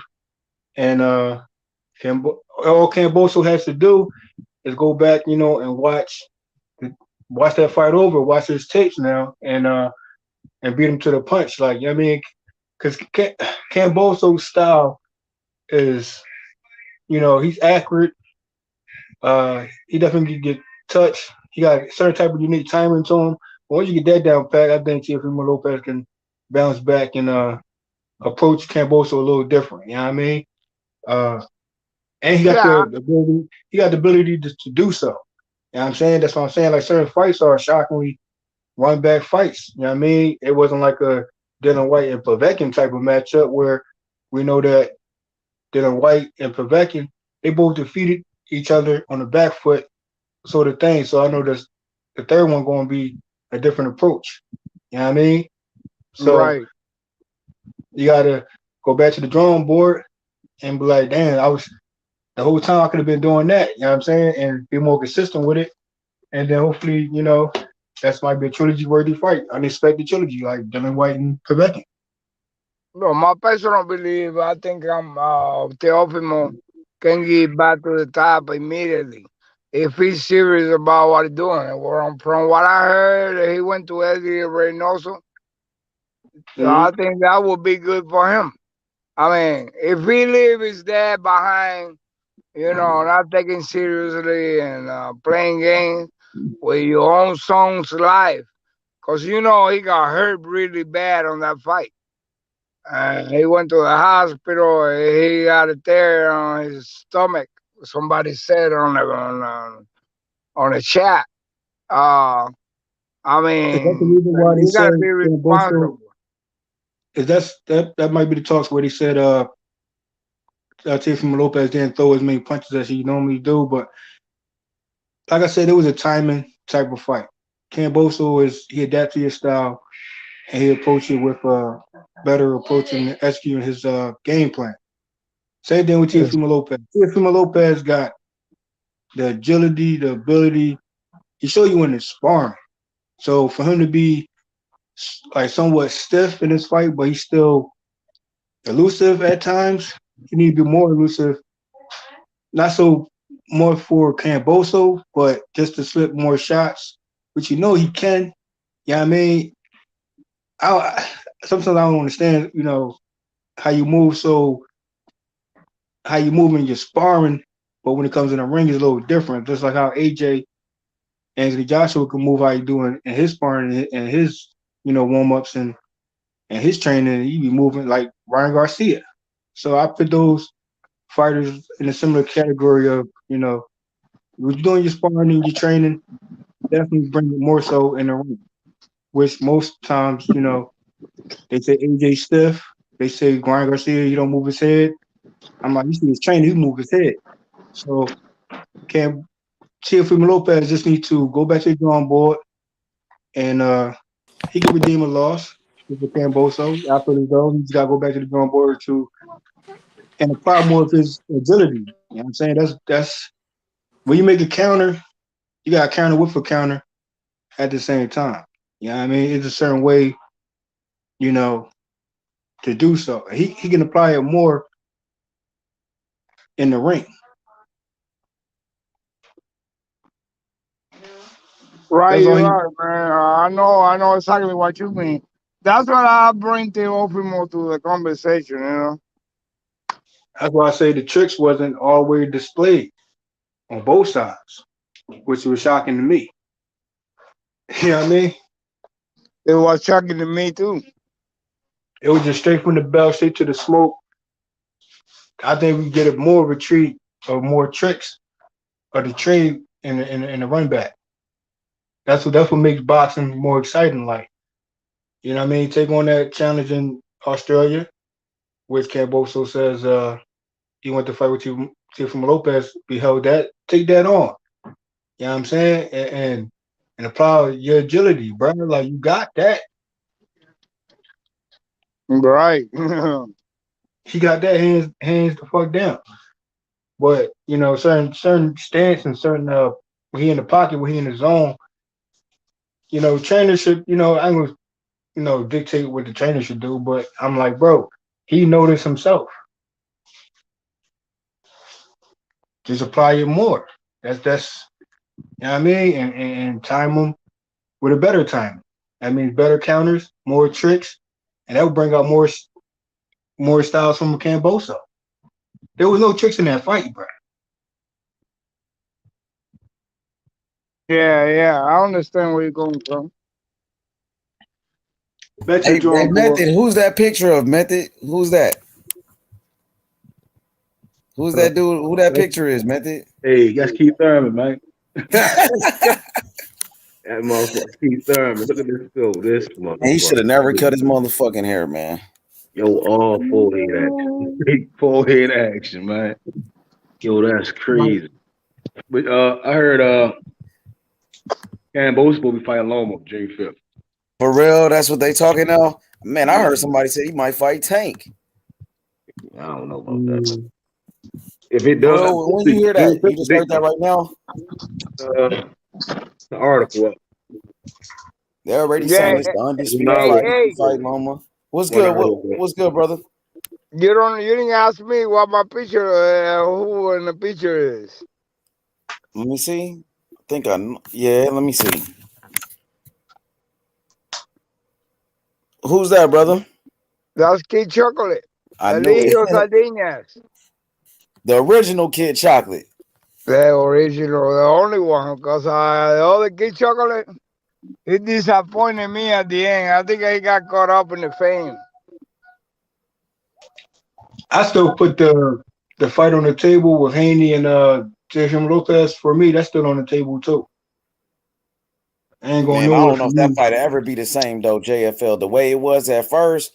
Now T.O. lost, man. That's dang. I see it, Method, right here. George Kambosos is set for June 5th return, likely against Lomachenko. That's SB Nation, and they're gonna call that the undisputed. They already said Kambosos is he's about to defend his undisputed title. So who do you think is gonna be next for Haney then? Shit. If there's no Kambosos, man, I don't know what's gonna be for Haney. Maybe he goes to they're fucking up the sport, man. They fucking up the sport. This shit is looking ugly to me. I don't know. I'm only the one seeing this shit. This shit don't. I mean, it's been like this for a minute. It doesn't look right to me, man. Wow. People can face each other. That shit is like like we should block the bridge of Detroit and Canada and ask for everybody to face the mandatory. Well, you do got to take in consideration that it's still early in the 135's careers. Although the landscape is still pending fights, go-to fights, main event fights, and shit like that. My thing is it's still early in the sense of certain matches to be made. Yeah, I mean, I'm not gonna be harping on, that's the next one, that's the next one. I mean, although it makes sense to do that, but I'm still on my mindset is fight before the main event fight. I'm always gonna think like that because that's what it is. You know what I'm saying? Now I still think Haney and Teofimo Lopez is still a fight to be made, regardless of a loss to Kambosos. Now Kambosos just came on the scene and he earned his way up. I mean, to that point, like how Teofimo Lopez said he went his route to get Loma. So, I mean, if Teofimo Lopez and Haney get a scrap, I mean, I still think that's a banger fight regardless. I still think Lomachenko and Kambosos, that's definitely a good matchup there. Yeah, I mean, but Kambosos, I'm still holding on to his word that he said he want to take on Haney next, and that's been the talks. I mean, it should be a no-brainer, but I'm still considering fight before the main event fight that go down. You know what I mean? So Haney, he definitely get in the ring with Manuel Tago and get that popping. You know Ryan Garcia about to fight Emmanuel Tago. Well, there you go. Yeah, he in a bad position. If Loma and Kambosos fight, I don't know what he's going to do at 135.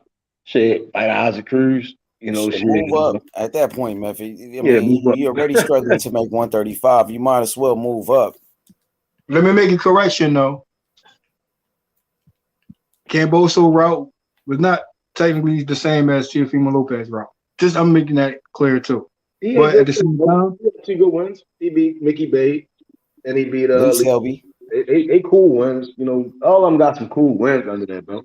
But if Loma fight Kambosos, is he gonna fight Loma? Is Loma gonna beat the hell out of Kambosos? I don't know about that. I mean, it's possible, Method, but I don't know. Kambosos, He just beat the man that beat Loma. You know what I'm talking about? Yeah, I think he lost his style. That style. Campos is going to try and jump in there, and Loma going. Loma, I don't know. I don't know, but Loma is nice though. And Campos is good too. Campos got some grit to him. They both box. And Loma southpaw too, man. I look at that fight. 130. Campos fight at 130. So shit, it'd be a good ass style fight. But Loma should beat him. Loma, I mean, Cambo is bigger than Loma though. He's bigger than Loma. He's naturally the bigger guy. He was bigger than Tio. Shit. Yeah, he put Tio on his ass too though. I still can't believe that shit. I remember watching it like, damn, he just dropped Tio. I'm doing a commentary like, god damn, I can't even believe this shit. I'm watching it live. Like, but I know it was great for boxing, mate. At least for me, it was great for boxing. Like, take your ego out of there, motherfucker, learn a lesson. Now he don't know. He made excuses like water, left and right. Oh, I didn't lose the fight. Motherfucker, you lost the goddamn fight. You know what I mean? Did. Well, okay. Well, the thing is, go back to the drawing board. Tio. He going to the smoke. Tio going to the smoke. He ain't going to no drawing board. He going to the smoke. No, I got confidence on Tio, man. Tio Primolo is a bad motherfucker to me. I don't know. I might be wrong, but I'm telling you. Yeah, he is a bad motherfucker. He is. But the way he lost to Cambosis, that shit was bad, though. I ain't gonna lie. Remember, he wasn't focused, H. If you trying to think like a detective, you see that this motherfucker didn't take Camboso serious anytime. He never watched a video of this motherfucker. You know, like, you beat this motherfucker. His dad drunk as hell. What was missing? Like, you beat this motherfucker with one hand. What was missing in that fight? Yeah, I mean, it was a serious fight because it was a serious build-up. That's why I think the second fight will be more serious, but at the same time, have fun in the ring, display more tricks. You know what I'm saying? Man. I think Teofimo will take him on a second fight easily, man. It's gonna be a shocking. Everybody gonna expect a big fight, and he's gonna get him. It has to be. It has to be on Camboso's turf, bro. Like, I don't see no other way. I think that's rightfully so. You know what I mean? And I think that's a great fight, man. I think that's a great fight, man.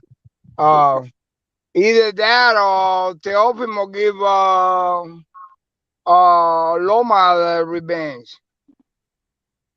There's a lot of those fights right now with those, man. And like, for example, right? I had like Lomachenko, for example, for Lomachenko. Now, I won't mention Carl Frampton. Once again, I know he retired after Heron, whatnot. And but I think that scrap right there, if Carl Frampton was to go up or the toss was Lomachenko to go down, that matchup right there for me, that's a low-key banger fight with Carl Frampton and Lomachenko. Reason why, because Carl Frampton has the opposite approach of Lomachenko, which you got to keep in mind. Camboso, he has Loma too big for Carl Frampton, yo.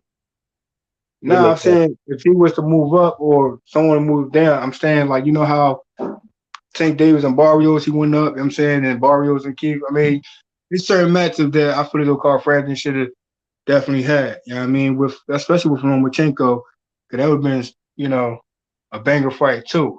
You know what I mean? Loma too big, yo. If he beat Gary, yo, he'd have fucked them other little dudes up, yo. Don't sleep on Carl Frampton, bro, because Carl Frampton got that brawler instinct. He got that Jamel Hearn. That fight was more of a distance fight, which not, you can't compare that to a Lomachenko. I mean, Lomachenko is gonna be in your face, he's gonna be moving around. Loma a bigger puncher than Jamel, yo. He knocked out one like lightweight. He fucking lightweight, so Jamel got knocked out. Talking about, you know, Carl Frampton that fought Josh. I mean, what's his name? Loma and Shakur make more sense. Loma and Shakur, Loma and Valdez, like shit like that. Them guys can come. I'm not saying it. I'm not saying it don't make sense. Loma on Stevenson right now. That would be crazy. It's a great fight. It's one of the biggest fights. Yeah, I think the winner of Valdez. I don't think that would be White. Yeah, the winner of Valdez and Shakur should fight Loma. Like, they should go up to go fight Loma. If Loma beat Cambosos, the winner should go to 135 and fight him. I'm looking at Camboso's skill set. Same, I'll probably similar to Carl Frampton. You know what I mean? They take a punch to give a punch, accuracy. They come forward. You know what I mean? And Lomachenko is more so like he on the back foot when he wants to. He has the matrix when he wants to, and then he brings the smoke coming forward as well. So I mean, I look at Cambosos fight like Carl Frampton and Lomachenko. Forward.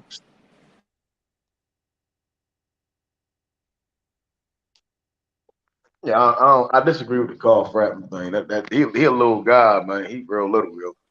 He You know, not. you got big hands. You got to remind yourself of Carl Frampton, bro. He too little, yo. Like Loma would really beat that. Loma would knock him out, yo. If Carl Frampton comes forward with Lomachenko, he's gonna get come on, knocked, bro. yo. Nah, Carl Frampton, he might go down a few times, but best believe he got power too to get Loma someone to knocked out. take a knee too. Loma beat Jason Sosa. He knocked out Rocky Martinez. He knocked out a couple of guys. He knocked out what's his name, Jorge Linares. Said he's breaking down Luke Campbell. He went 12 with Pedraza. Like shit, he knocked Carl Frampton the hell out, man. But it still be a good scrap. You gotta keep it real with yourself. It will be a Chris back and Colbert, scrap. Chris Colbert, Shakur, and Valdez are the only guys, some little guys that I think could give Loma a run for his money. Hey, how many rounds did you go what's the guy's name right now? The one who fought Ryan. Fuck, my bad. I'm thinking right now. Yeah. How many rounds did you go with him? It went 12. Loma on the top of the non. Oh shit! And Ryan stopped Luke Campbell. Damn. Yeah. Well, Carl Frampton does have a better head movement, but when he wants to, he can put more shots in it. Tired, man. Loma fuck him up, boy. You talking about Carl Frampton that got knocked out by he got knocked out by Jamel Herring, right? Yeah, Jamel Herring knocked him out. He him with the uppercut. Oh. He said, Nah, Jamel. Is that Jimmy? Carl Frampton, not Jimmy. Man. Valdez and Loma is a good fight. Shakur and Loma is a good fight. Colbert and Loma is a good fight. Carl Frampton's too little, yo. He's fighting right. Too little, man. He belongs at 126. 126. Carl Frampton would give some good fights at 135, man. If he was to move up, bro. Oh man, he can't even Valdez would beat the shit out of Carl Frampton. Hell yeah, quick. What Bro, the? Navarrete would be. Man, that's Navarrete. Navarrete would beat the fuck out of Carl. Bro, Gary Russell. You sleeping on Frampton, bro. I don't know why you sleeping on him. No, that's a frivolous comment. This weight class. Even his retirement doesn't make sense to me. Like on for the retirement. Well, tell him to go fight Isaac Cruz at JFL. Tell J Humble. Tell. Let's go. Then fight Isaac Cruz. Let's go. To bring him out of retirement. Hey, Carl Frampton. Get back in the ring, man. You better make that return, bro. Send that boy to hell, Shit, boy. you want Carl Frampton to get seriously injured, huh? Bro, he got no skill set, bro. He's a bro. Jamel Herring sent him to retirement. You want him to come back and fight one man, man. Man, I don't know. Hey. It was a height difference. It was a reach difference, and you cannot apply that to a Lomachenko or maybe Cruz. But I'm saying, Carl Frampton got even exchanges. He boxed with you, brawl with you. Yeah, I mean, he brings a certain excitement to the sport still, and I'm still pushing for that fight. If you ever do return, Lomachenko and Carl Frampton, and any other opponent, I'm still going Carl Frampton's hands, bro. Gary Russell would beat the hell out of Carl. Out of who? Gary Russell would beat the brace off Carl Frampton. Oh, I just said after Crawford. I was like, what the fuck? Beat him easily.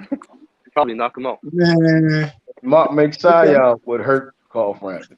Like it's weight classes for a reason, man. They going to 135 is not a that's he can do it though. He could damn near die in there messing around with one of them guys.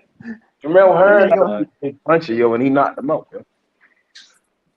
Like, that's look, I seen that fight, and it is what it is with that one. He had to learn how to apply that range with for Herring. It would probably been a different outcome, but Herring was first, and he got that win. But my thing is, Carl Frampton, he still gonna get smokes to certain guys. You know what I mean? Loma's It just footwork will set him up. take a punch, Loma's give a footwork. punch.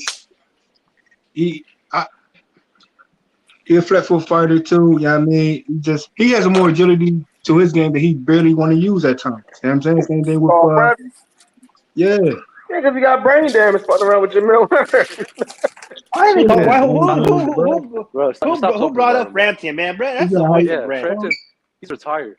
He's done, man. Just leave him out of it. He's Yeah, not in the conversation no Okay, more. okay, here you I go. want to see the winner of Valdez Shakur fight Loma. If Loma beats Kambosos, that's what I want to see. Like go That's a on good up fight. 135, go get that. That's real. I think Valdez could beat Loma, and I think Shakur could beat Loma. No matter who wins, I think they'll beat Loma. Whoever wins that, if Valdez could beat Shakur, he could beat Loma easily. You see what I'm saying? And if Shakur You could got beat Valdez Valdez, over he'll beat, Shakur? huh? Hell You yeah. got Valdez over Shakur? No, I'm Hell saying no. whoever win. I think if Valdez can beat Shakur, if he can beat Shakur, he could beat Loma easily. It won't even be close. You see what I'm saying? I mean, he's a great fighter. You know? And what if fucking Valdez just knocks Shakur out cold, bro? That'd be a cold one right there. And he should knock Loma out easily. Yeah, that's a good legacy fight for both of them. What would we say about Shakur after that? Go beat up Navarrete. And shit, I think that'd be a better fight for him actually. He gonna cry. If he get knocked out, he gonna cry like a little girl. I think whoever lose should fight Navarrete, and whoever wins should fight Loma.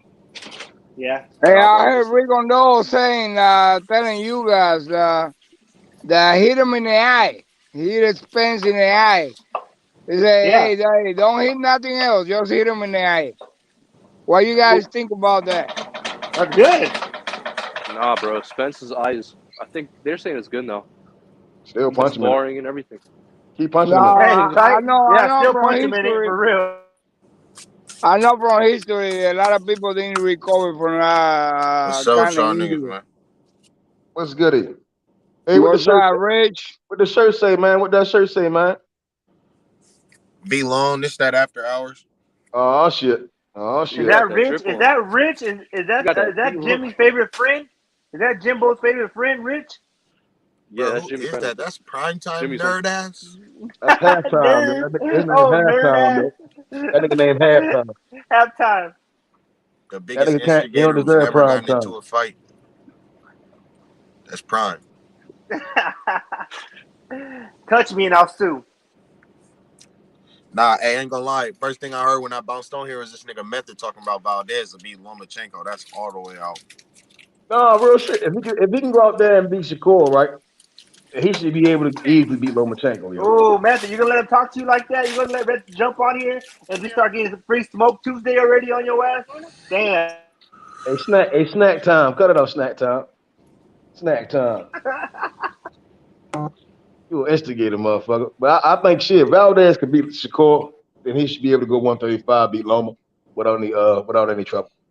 The Shakur is a better boxer than Loma. Shakur is a beast.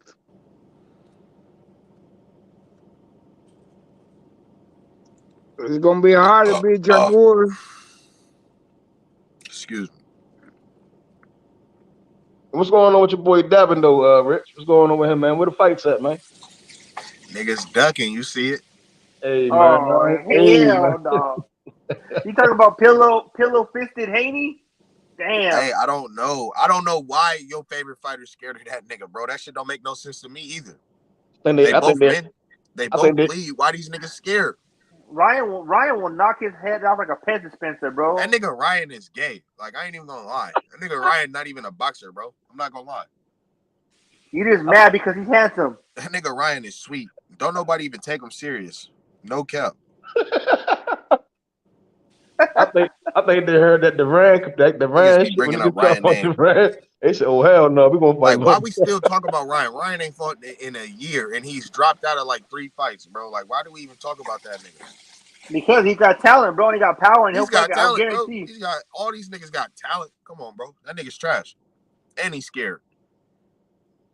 Shit, he was Joe Goosen, man. Joe Goosen might bring the best out of him. He liable to get upset by Tago. That's what I'm hoping. You know what I'm saying? Let's bet 500 on it. No, I ain't gonna lie. I ain't gonna do that. Hey, what if the African guy knocks out Ryan Garcia?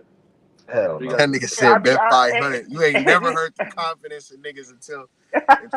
Hey, and he takes a bet. Ryan gets slept. I'll be sad over here sitting in that cash app. I don't know, bro. Tago, I didn't watch them box before. He can box, but Ryan might be a little too much. Like too fast, Ryan bro. is Too ass, strong. bro. Stop talking about him. Why is he even in the conversation? We just talking about Devin and Camboso's ducking. I don't know. I just heard that they got a date in Australia for June 5th, but it's June 4th out there. It's some weird shit, but I guess they got a stadium in Australia and shit, and he's slated to fight on the 4th or the 5th, one or the other of June. So we just got to see. Powder.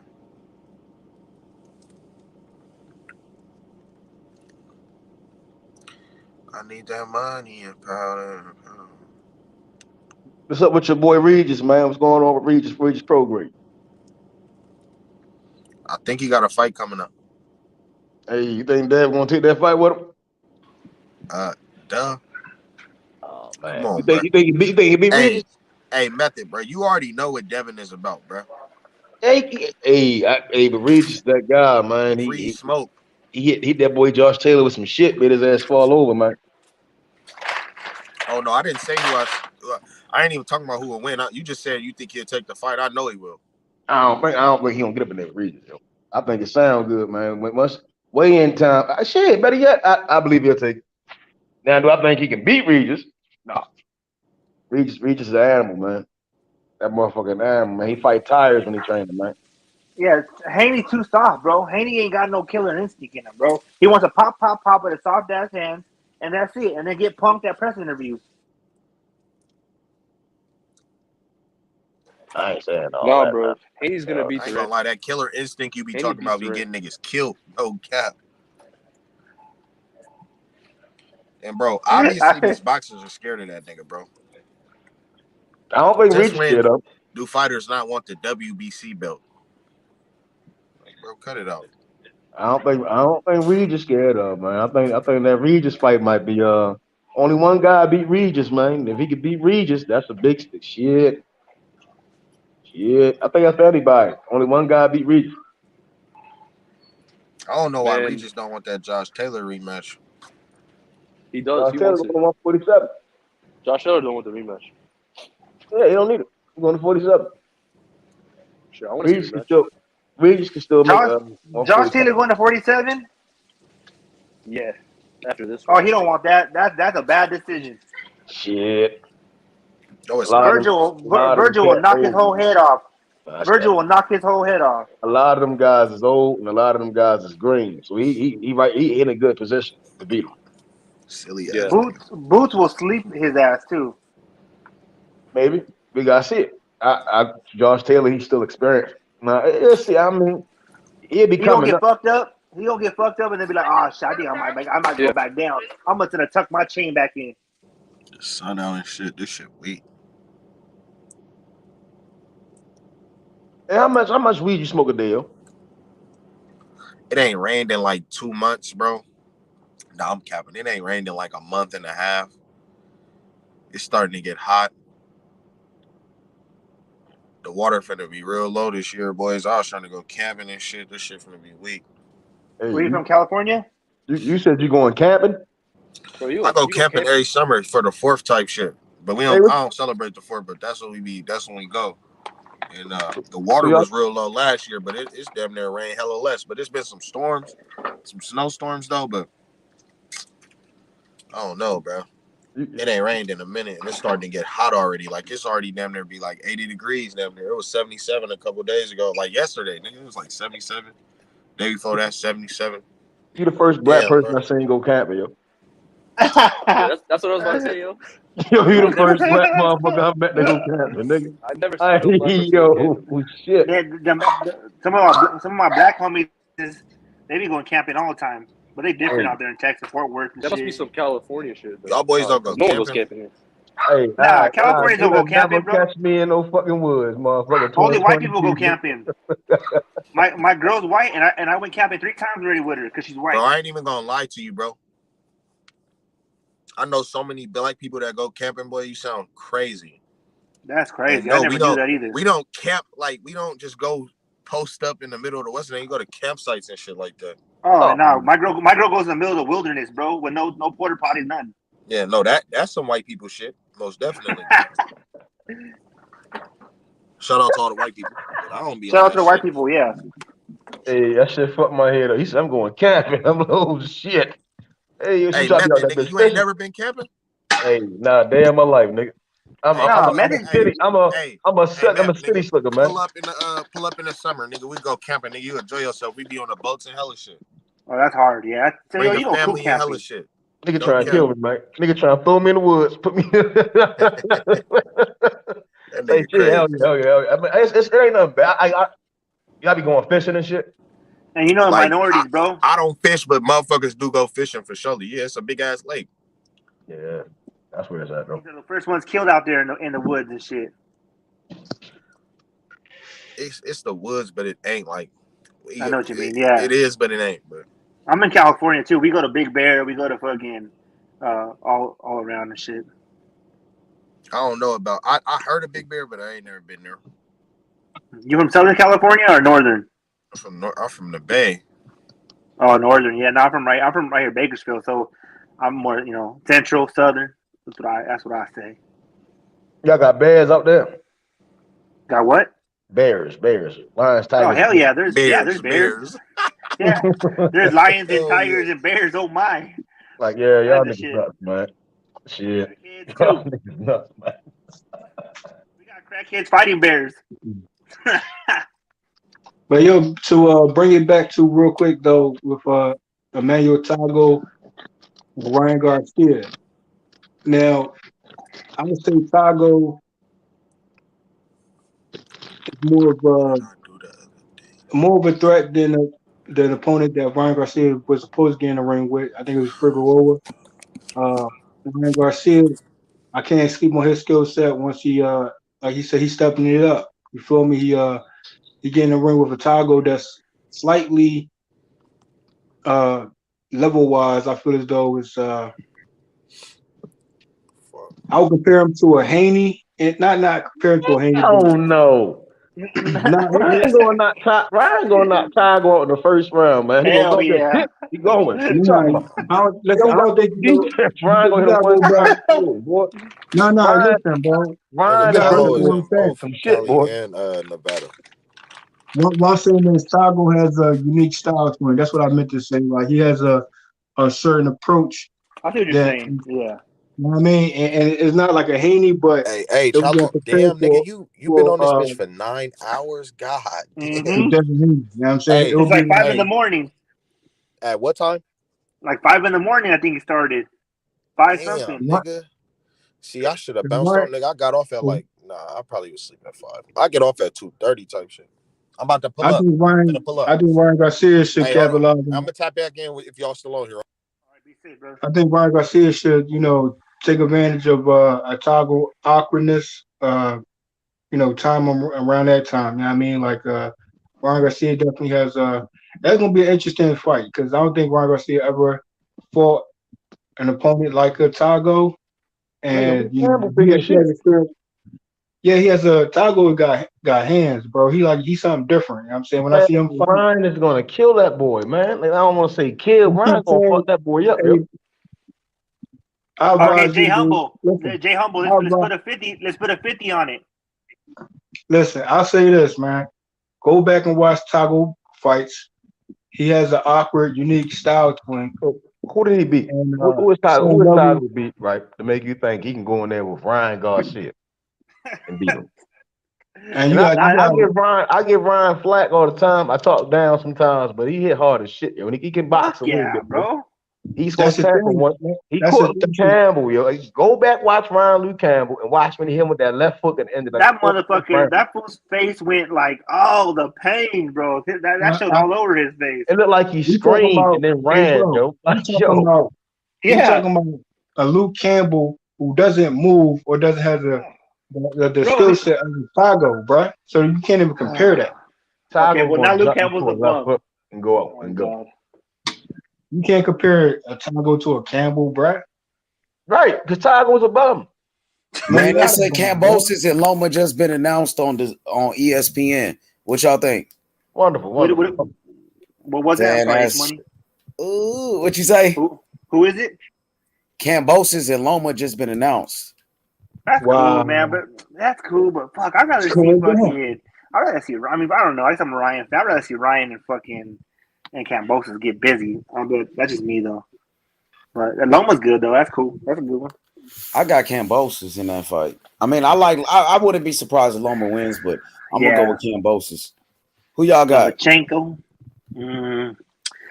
Fuck, man, they're both not American. Hey, yeah, fuck them that's both. Actually, crazy, dog. That shit is shiesty, boy. Yeah. Damn, I'm about to look this shit up, nigga. Let's see how real this shit is. I know Method just dropped a link earlier. Dang, that means them niggas really ain't fucking with Devin Haney, man. That's crazy, dog. Haney's not a draw, bro. He's not a draw. Let's be real. They said that Regis shit. They gonna make his ass fight Regis. Did that shit really happen? George Cambosis Loma? Is that official? Like a referee with a whistle? I don't know. All I know is that niggas might be capping. Devin Haney needs to get on his fucking live stream and start talking shit. Start going crazy, bro. Start fucking doing something, bro. Cause that motherfucker just stands there and looks like a zombie sometimes, man. Like, come on, let's get that part of the game going.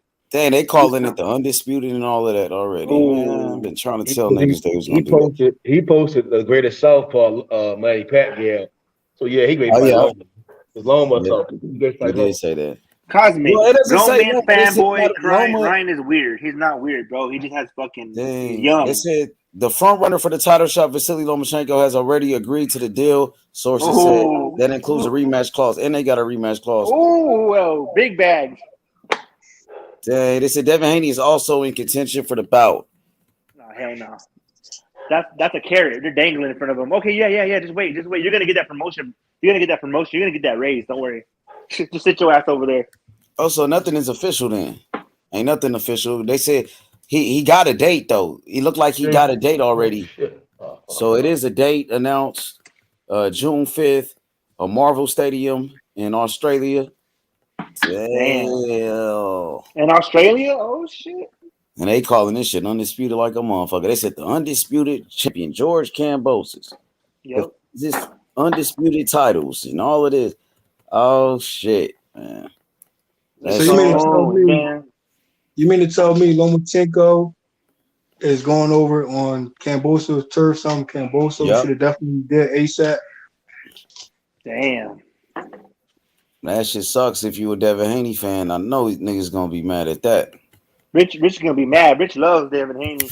Shit, I love Devin Haney too. You know what I'm saying? Shit, but what Rich gonna do, man? Rich, I mean, shout outs to Rich. Shit, we can't do nothing, dog. Like, yeah, no, it sucks, bro. But you know what though?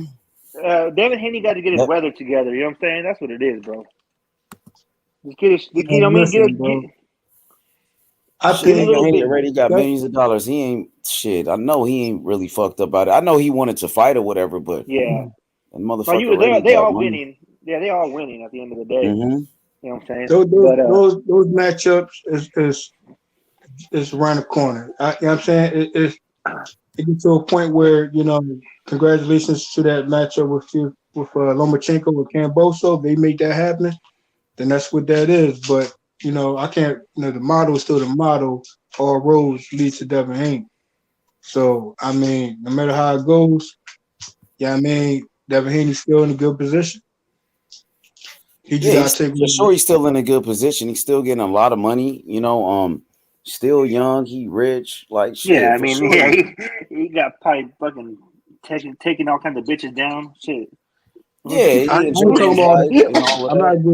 not saying. I know he wanted that opportunity to be great, though. You know what I'm saying? I know that part.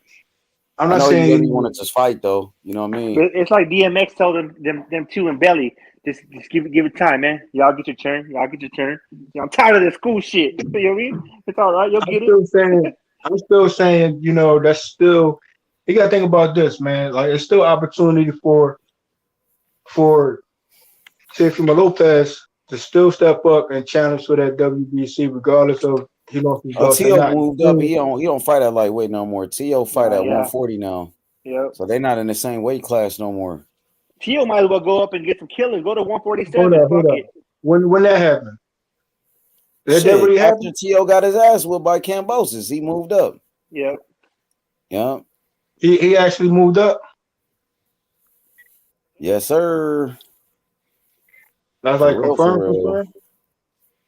I mean, even though, okay, if that's the move, then that's the move what he been said. But my thing is, if he end up, going back to 135, or Haney goes up to 140, I mean, chase the situation. I mean, if that's the case, then I still say Devin Haney versus Teofimo Lopez is still a banger fight. Still should be made.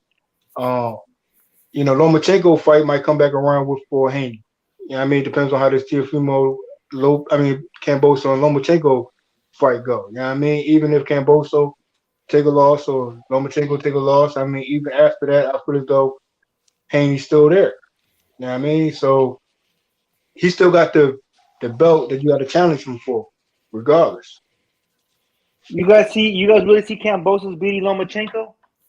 Yeah, I can see it. Like I said, man, Kambosos just beat the man that beat Lomachenko. Kambosos is younger than Lomachenko. He's bigger than him, taller, longer arms. I mean, styles makes fights. I think Kambosos does have opportunity to beat Lomachenko. And he's fighting in Australia on top of that. He's fighting in his backyard, so. And if they go the distance, if they go a close fight, that Kambosos is getting that. You know what I'm saying?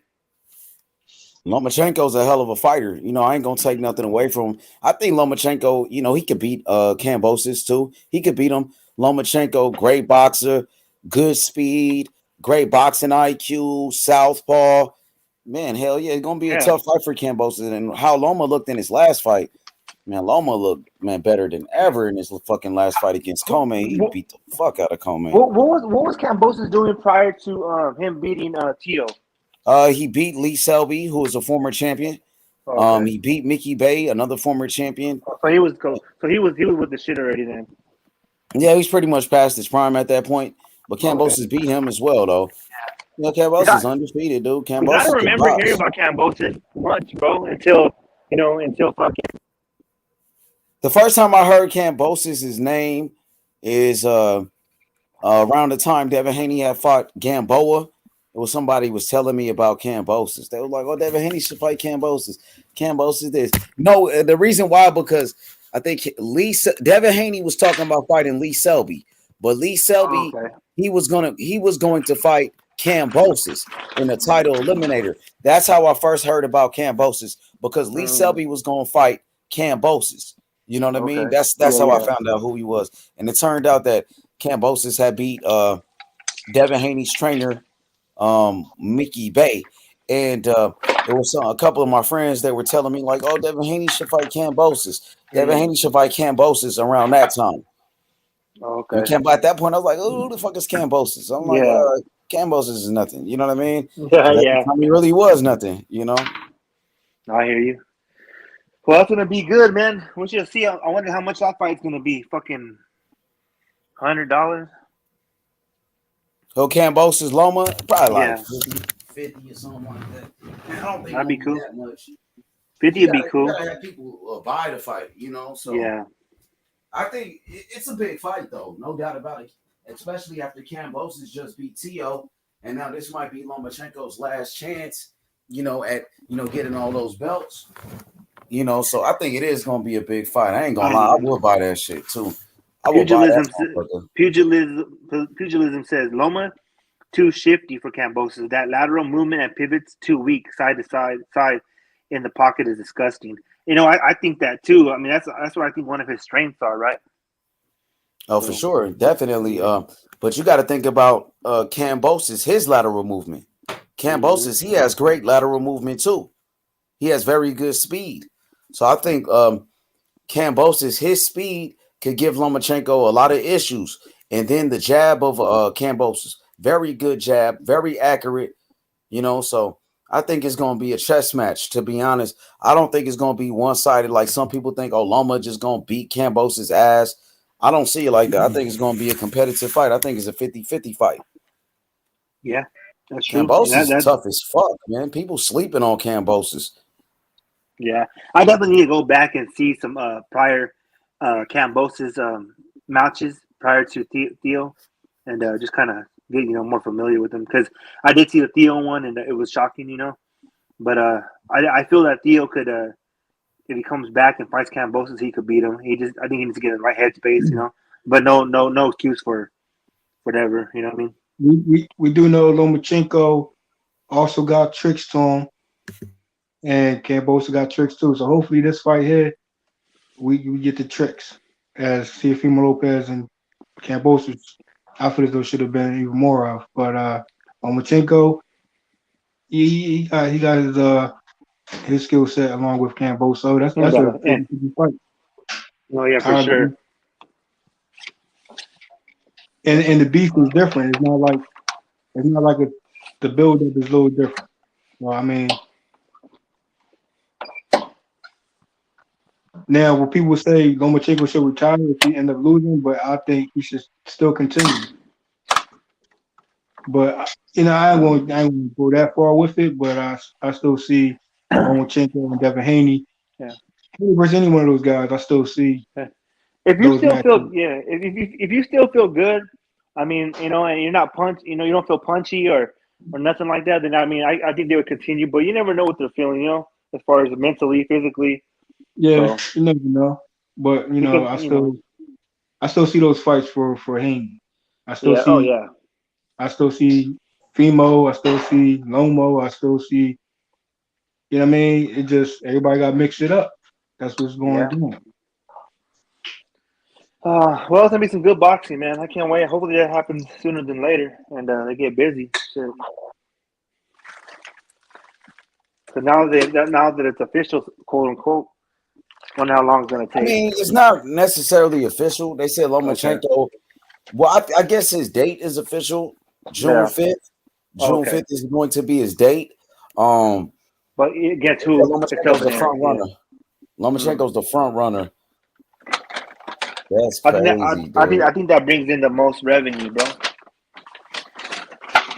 You know what I mean? I do. I mean, I could be wrong, but I think Lomachenko and Kambosos, and the powers that be, they analyzed this shit. They studied it, like I said the other night on YB's channel. They got them Jewish men somewhere back there accounting shit up. You know what I mean?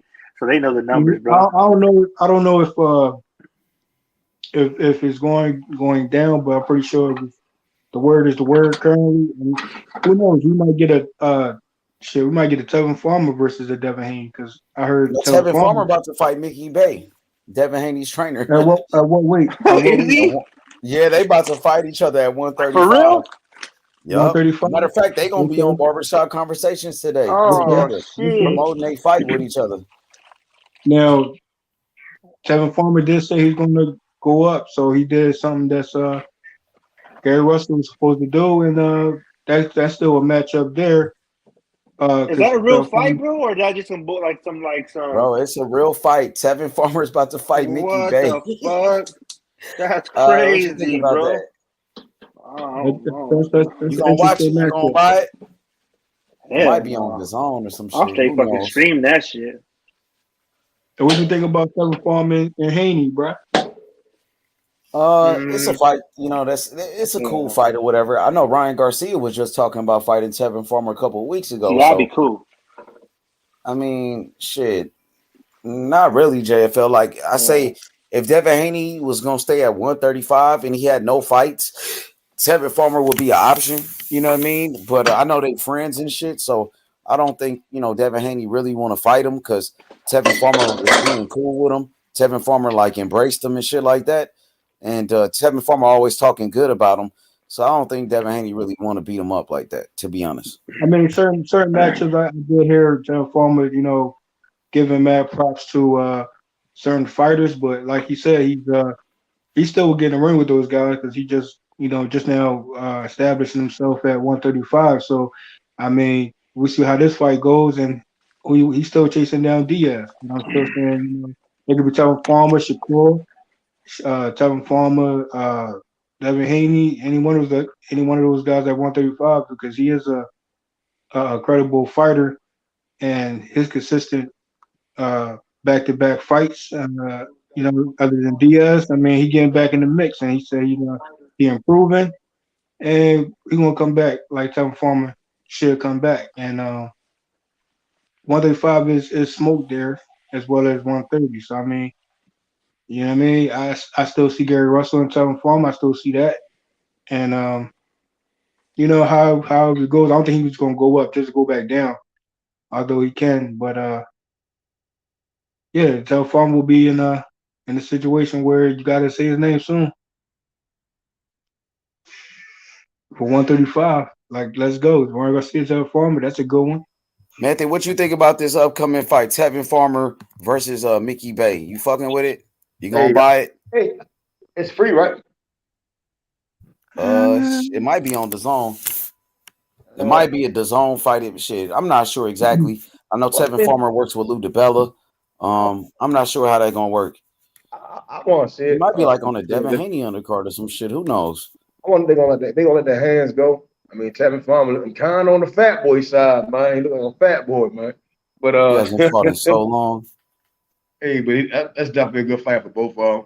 Shit, they both veterans in the game. Both of them was champions. So shit, that's a good fight. We got American Kell Brook. I want to see Tevin Farmer, Mickey Bay. Shit, both of them good skilled boxers. Mickey Bay is a good trainer. Tevin Farmer, he doing the big in Philly. Shit, so yeah, I watch. You still got the Tank Davis and Farmer situation still. No, man, Tank will beat the shit out of him. Bro, I went back. I'm watching Tank last night, nigga. Boy, that nigga Tank is a fucking dog, nigga. I went back. I seen Tank fight with Pedraza, nigga. Tank beat Pedraza when Pedraza was undefeated. They were saying Pedraza was the next great Puerto Rican champion at that point, and Tank beat that nigga ass, dog. Tank is a fucking killer, dog. I ain't gonna lie. Prime time. What up? What up? What up? What's good, bro? What you think about this fight? Tevin Farmer, Mickey Bay. Who you got? Who you can put your money on? I Tevin Farmer, bro. I gotta go. I mean, I know he's a trainer homeboy, but I gotta go. You know what I mean? Tevin Farmer, bro. I feel like I don't know how active the trainer is. I know he trains, but you know what I'm saying? I gotta go with Tevin Farmer. You know what I'm saying? Yeah, I think Mickey Bay in better shape right now, but Tevin's short. Tevin's short, so that might be why he's like a fat boy. You think so? Yeah, Mickey Bay, like he always look he in shape. Tevin look like you right now, man. Tevin stays fat as a motherfucker, boy. He gained some weight. He be doing truck driving shit, so he gained hella weight. I know, man. I was like on. I mean, not to toot my own horn, but I was more on hub, bro. And then I got with my girl for the last year and a half, almost 2 years, and I told her I went from buff to fluff, man. She starts laughing and shit. Yeah, y'all got hella hair. It's yeah. The weather good up there in Cali though. Shit, bro. Y'all always bring on that motherfucker. Oh, we be eating and shit, and just how it goes. You all quote unquote in love. You want to just hit and eat some food, and that's it. Hey, I want to see Tug versus Gary Russell last opponent. I want to see that matchup. That's a low key banger fight that should get amped up some more. You know what I mean? Yeah. I know King Tug was back to back with his smoke, and he really gave his fight with Gary Russell. You know what I mean? That was a interesting matchup there. But Gary Russell, he should definitely bounce back and continue on with his bounce back fight. Although he, man, Gary Russell, he fooled out here, man. I'm gonna be honest. After watching Gary Russell last fight, somebody gonna knock his ass out. Especially if you want to go up to 130, where you got bigger punchers up there. But Gary is a very skilled fighter, to be honest. And Gary, he does know how to survive. He knows how to survive. But you move up to 130, you got bigger punchers up there. You know what I mean? What's his opponent? What's his last opponent you had? The boy name? Mark Magsayo. Magsayo. The next man he beat his ass. I don't know if they fought already, but I want to see Tug and that guy, boy, Matt. That's a good interesting matchup. Man, I'd rather see Eddie Hearn and Ellerby get in there. Fuck it, I'll pay $75. What's up? Let's see them fools squabble it up. Ellerby always wants to fight Eddie Hearn. Fuck it, let's go. See, I want to see Ellerby and DeBella. Ellerby and Lou DeBella get it. Oh, that'd be a good one. Bill versus Lou DeBella. Bill Haney versus Lou DeBella. Oh, that'd be cold one. That'd be exhibition type of situation right there. That's a whole nother situation. Shit, when a fight TOC and shit. Yeah. Get all the dads to fight too, huh? Get fucking Garcia. Get fucking what's his name? Tio's dad. Fuck it. All squabble up. Kenny Porter gonna beat all ass though. Sean Porter's dad, hell yeah. Yeah, that'd be comical, bro. Yeah. It's still entertainment, so I wouldn't look past that. That might even go down. Who knows? And make the yeah, I mean, it'll make money, bro. Everybody wants to be entertained. Look at WWE and shit, bro. That shit's faker than fake, bro. And that shit's been on so long, making millions. Hold on. Can never say WWE is fake. Never. I know, bro. But hey, you know what? Hey, don't get me wrong. The way they slam each other and all the moves, that shit. I mean, that takes a toll on your body. But you know, real. For me. For me, yeah, right in the heart. Me too. For a while, I was like that when I was growing up. I was like, this Undertaker, that motherfucker really lives in a cemetery. you know what they got, bro? There's a matchup going down. I believe. What's his name? I think Goldberg and somebody else. He coming back. See what I'm saying? So I mean, you know. Oh yeah, that's hard. Yeah, Goldberg. Yeah, those are the good times. Yeah, Goldberg, fucking Stone Cold. Yeah. They making their debut back. I got shout out Ronda Rousey real quick. She's fine too. She's fine too. Let's shout out Ronda Rousey, who's a superstar for real. Hell yeah, she blew up like Nitro for sure. That was a smart move. Hell yeah, and she definitely fit the scene for it. I mean, she definitely executed all her movie scene. Phenomenal actress, and I already knew she was. I'm like, bro, she gonna. Yeah, after she got whooped in the UFC, she couldn't take that shit no more. She had to get up out of there. But crazy though, bro. She in the UFC, she did a lot, man. She fucked up a lot of bitches, bro, and they just figured her out after a while. You know, her hands weren't so good. But she did her thing, man. She really definitely did her thing. She did her thing, but you know, she took a few losses, and you know, she left the sport. She didn't try to get revenge. I think her losses was Holmes and Amanda Nunes. And the way she lost those was vicious, bro. She fucking Holly Holmes kicked her in the fucking jaw and knocked her whole shit off. And then Amanda Nunes, you know. Well, here's the thing, right? Yeah, I mean, like shout out to those ladies right there. You know what I'm saying? Like Holmes, you know she got the legs. That's the main thing you put out for. And we know Amanda Nunes has the groundwork. You know what I'm saying? Ronda Rousey, she can definitely, you know, although she took those losses in her career, those are worthy of run back situations. I feel like those should have ran back, but unfortunately it didn't.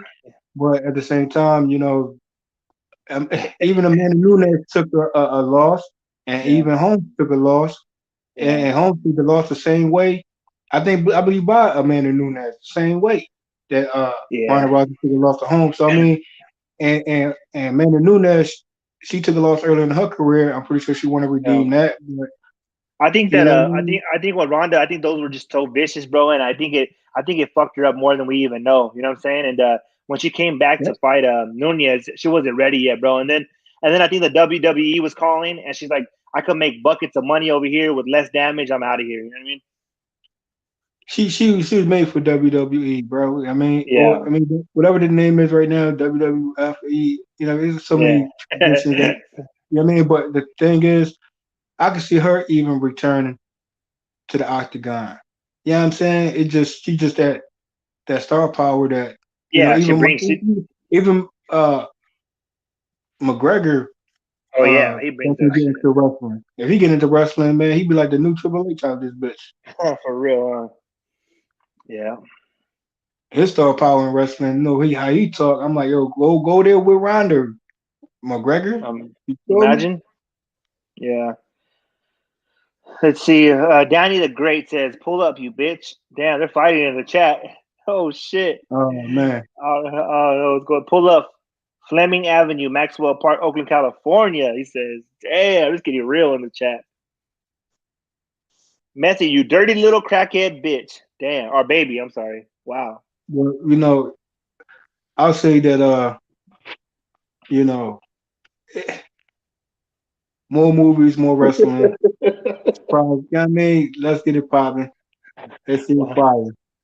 Okay, let's read some of the chats. This is Cosmic says, Dewey Jones Jr., you got IG? And then Dewey Jones says, Cosmic, the show is in the making. This guy talking about men's asses. Oh my goodness. Hey, I don't really be on social media like that no more, man. I'm gonna be back up and running in a couple of days. I'm taking my my fasting from social media, and I'm sticking to some just trying to do a little bit more reading. Do some more reading than eyeballing shit. Yeah, for sure. Well, that's good. That's what's up. You know what's funny, bro? You said that 'cause I thought about that the other day. I was like, you know what? I think I can hear in a week or so I'm gonna fall back for just like 2 weeks and then come back. You know what I mean? Yeah, yeah. That shit draining, man. Shit, there's hella personalities on the internet, social media and shit. So I'm like, OBZ says primetime built like a fridge. Am I a fridge? AOBZ, man. AOBs. Hey, man, what's up with your boy Dillian White, man? He got some explaining to do, man. What's up with Dillian White? When the fight gonna be announced? Who's Dillian White going out there? Dillian White will be fighting Tyson Fury. Yeah, is he fighting them still, or what's up with that? I have no idea. I'm waiting on. I think Dillian White might catch him. He could probably upset the big doser. I don't know, man. It's just hard to fucking keep that fucking monster down, bro. I mean, like I said, he when he fucking looked like he got killed by fucking Deontay Wilder and then resurrected, that shit was nuts. You know what I mean? So I don't know, bro. I mean, I don't think Dillian White's a big puncher like Wilder is. You know what I mean? So I don't know. Well, Dillian White has he be on and he be off at times. He got his awkward style. He can come forward, or he can keep it at. I don't think he's much of a.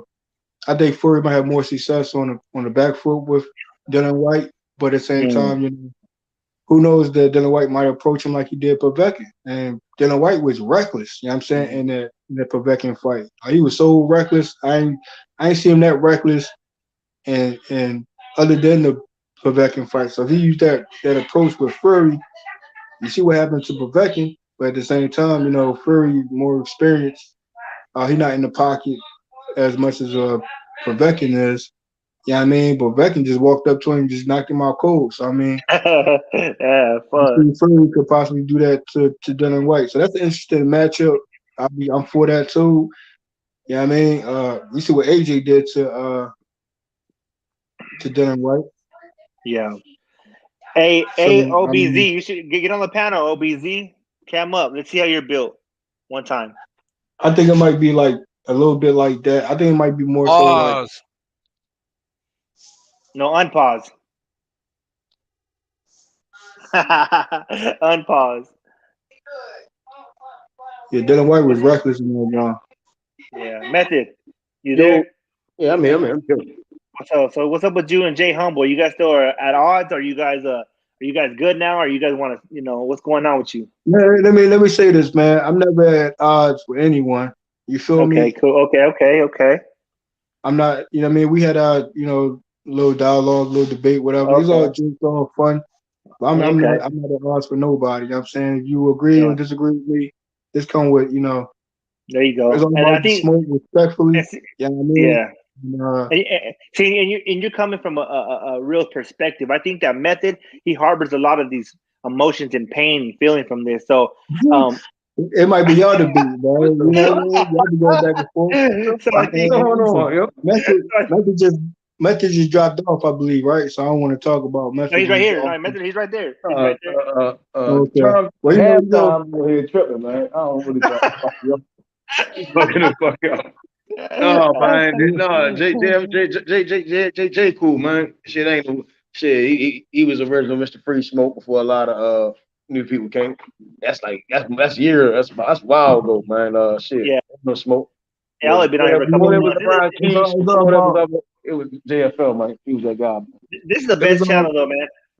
It takes two. Like I said, for me, it's like boxing, bro. It takes two, and it's good for the show. It's good for the dialogue, the back and forth. You know what I mean? Respect for everybody's perspective on that note. You know what I'm saying, but I'm in my defense bag, and my offense is my offense. But what I'm saying is, I mean, the show is H Money boxing and smoke free smoke. But you know what I mean? It's all you know what I mean, passionate from everybody. Everybody love boxing, so you know what I mean. Ain't no odds with no one for me. You dig? So I mean, it's what it is at this point. You feel me? Like, I'll be expecting to come forward. I mean, diehard fans will be diehard fans regardless, and respectfully so. You know what I mean? They always say two in the ring. What did Kitch Henry say? Prime time's face don't match his appearance. Laugh out loud. What do you mean? I don't get it. I don't understand. I think he meant your voice don't match your face. He said prime time's face don't match his appearance. So that don't make no damn sense. I don't know. I guess I'm supposed to be bald headed or some shit. No, that's like the other boy. That's like the other boy who supposed to match up with boxing historian, whatever the guy Slugger. And his boys don't match how he look, right? Slugger Slam big as shit. Yeah, Slugger is yeah. I think my voice is a little bit higher, probably for how I look. Maybe I don't fucking know. That's that D-ball. Yeah.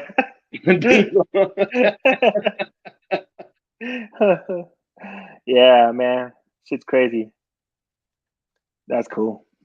Now I know, man. You'll see somebody little as fuck, and you won't see them, and you'll hear their voice deep as a motherfucker. You're like, oh, this boy's 6'6", big dude. You look fucking 5'2", deep ass voice. You know what I mean? Shit's crazy. But anyway, let's talk about Canelo, man. How he's the king of this shit. How he's taking, you know what I mean? King of boxing, king of everything, king of boxing. That nigga king of the tacos, man. King of the boxing, king of everything in this bitch. Let's go. Without Canelo, there's no boxing. You know what I mean? You see boxing, you say Canelo. You say Canelo, you say boxing. Let's go. No, not say boxing. I think of Floyd, man. Oh, come on, it's over. Floyd, a thing of the past, brother. That's it. Hey, let it go. Let it go, Method. Let it go, Method. Cold, man. Hey, Method. Let us SS have our time, brother. Let us What's going on? Y'all had 2021. Y'all had on 2021, man. Y'all man. That was y'all year, man. Y'all slipping, man. No, now it's our year, bro. 2022, man. Hell yeah, I love it, bro. That shit's cool, man. Man, that's why I fuck with H Money channel, bro. Did you watch the those fights, man, on Saturday, man? Was it on the Zon, or who was it? Did you watch the UFC or the boxing shit? I watched both, bro. I had them streaming. I had to I'm gonna tell you right now. I don't know what the fuck is up with the Zone, but that card was terrible, man. Yep, it was, bro. Oh my! Shit, it was boring. Bro, we had to wait like about 4 hours to get that motherfucking Jacobs fight, bro. Mm-hmm. About a cool 4 hours we had to watch that bullshit, man. Yeah, but I thought Jacobs beat Ryder though. Yeah. Oh yeah. So did I, bro. But I just think that the Jacobs just kind of he lets off the gas, bro, too early. He done that multiple times that I've seen him fight already. Like he should just retire at this point. Yeah, for sure, bro. I feel like he had a good career. I feel like I don't feel like he won it. I don't know, man. I thought he beat Ryder. I thought it was like a 7-5 fight, man. Hey, I'm sorry to cut you off, bro, but you gotta see the chat. Some shit's going wild. Kitch Henry is beefing with Danny the Great. He says, "You bitch, I'll knock you out. Come fight me today. I dropped my addy. Don't be a bitch. Let's fight, bitch, Barry." Let me say something about Danny Great. Danny Great is living his second childhood on YouTube. The young man is living his second childhood on YouTube. That's a grown ass man talking. Is he? Oh, okay. I didn't know. It sounded like he was youngster or something. No. These dudes, they get on YouTube. They live their second childhood because they really didn't have the good one the first time. Oh, shit. That gives them a second childhood, man. No wonder. Okay, they're going crazy on each other. Bro, what the fuck, man? Y'all niggas ain't, bro, come, y'all not gonna do nothing. Nobody's willing to go to jail. This is the problem. He dropped the Nobody's willing to Addy. go to jail on the internet, bro. Who's gonna risk staying in a fucking cold ass cell, bro, to go to jail for some dumb ass shit, man? Come on, Danny. Girl, calm down, bro. It ain't even that serious, nigga. Bro, they're gangbangers. Then he put they're a gangbangers. drop the pull up address. The Bitchberry, everybody's seen it, and Bitchberry living up to his name now, bitching out the fade like the useless little coward he is. Bro, they funny as hell, bro. I can't believe they're fighting in the chat, bro, with each other. That's the craziest shit. I'm telling you, this what these dudes do, man. Not even on the panel, on the chat. Danny the Great is a Danny the Great is like a 21-year-old Pakistani, yo. Okay. Well, Danny the Great and Kitchen, you guys come on the panel and you guys get that smoke. He came Cam on up. one time, yo. Danny the Great out on the panel one time. Did he? Hey, I swear it was a long time ago, yo. Hey, I remember that shit. Danny like 21, 22 Pakistani, yo. That's crazy, yo. That's some shit. Man, these niggas, man, these dudes are trolls, man. Yo, Danny joined the panel one time, yo. I swear to God, he did, yo. That was Danny it. to the chat and he disappeared, and this spike got on the panel, yo. I'm like, yo, that's Danny, yo. He was one and done. Danny the Great, man. Yo, that was him, yo. That's Danny the Great, yo. That shit funny as shit. Why he fight with everybody though? Yo, did y'all see the yo? I was just asking everybody. Did y'all see the Super Bowl halftime show, bro? It was that all shit was lit, man. It was all right. I think if Tupac would have came out in the hologram, that would have fucking solidified it. I understand why Mary J. Blige. Right. That's what I said either. That was a little weird. I don't get that shit. They should have had like Lady of Rage or somebody like that. Better than fucking Mary J. Blige. I think Snoop Dogg and Dre did a good job. Eminem did good. Eminem did a good job also. 50 shit was the hardest that motherfucker hanging from the ceiling and shit. Hey, they call him Dollar now because he got heavy, a little heavy. He did his shit now, yo. It happened to the best of us, bro. Hey, what's your name, bro? Prime, right? Prime, yeah. Okay, let me ask you a question, bro. At this point right now, for me, I know that Canelo, right? Do he have a nickname? Do you have a nickname? What I'm saying, like alias situation, right? You know, hear me out. Now, from the fights that Canelo been in, at this point for me, I was, you know how you would say the Terminator. I would have to say Canelo is more so like the frustrator. You know what I'm saying? Like he gotta have some type of alias like that. You know what I mean? Canelo, you feel me, bro? I think Canelo frustrator Alvarez is fits him right about now. Oh hell no! So what's going on with Danny Garcia, man? I mean, he definitely should have a opponent next up. You know what I'm saying? Like he said, he's gonna move at the 154, and also you got to mention Austin Trout, who says you know, he wanted to come down and face those guys at 147, and Austin Trout still want to, you know, smoke at 154 or wherever he's at currently. That would be a good match for Danny Garcia, Austin Trout, or any, you know, 154 situation if that's the move for Danny Garcia. Now I still think Danny Garcia still shouldn't retire, and he should continue his smoke. Like Porter should continue his bro, smoke. but he gotta want that shit, man. Yeah. I mean, well, you know that, you know, come Danny Garcia, bro. I believe he'll be back in the ring. And you know, his next opponent could be a Conor Ben, it could be a Mean Machine, it could be it could be Bruce Ennis, it could be, I mean, top guys too. Like it could be you know, 147 still.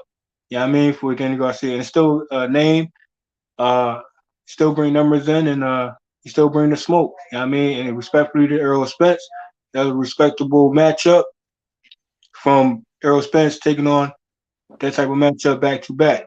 So I mean, it's still Danny Garcia, Crawford, Danny Garcia, Ugas. So Porter, I think he should reconsider his retirement. You know what I'm saying, and come back. Yeah, I mean, I think Danny Garcia still got more smoke to give. 147 or 154. Okay. What he say? He said, Nello, a defensive pressure fighter. Nobody recognizes elite defense brings pressure to the fight. He's a bully with. Canelo been ducking people though. He's a bully with positioning because of his defense. Canelo been ducking my guy Andrade for years. Man. Oh, stop it, bro! Don't even start H money. Oh, see, money. See, people don't want to be on. Bro, he's not ducking. Andrade ran up on Andrade. that dude, right? Oh, You see come how on, Andrade bro. ran up on him? Bro, You see how come Andrade on, ran brother up on him? boxing. Come on, man. Come on, man. Oh, see now. Oh man, see now we gotta. Oh, see.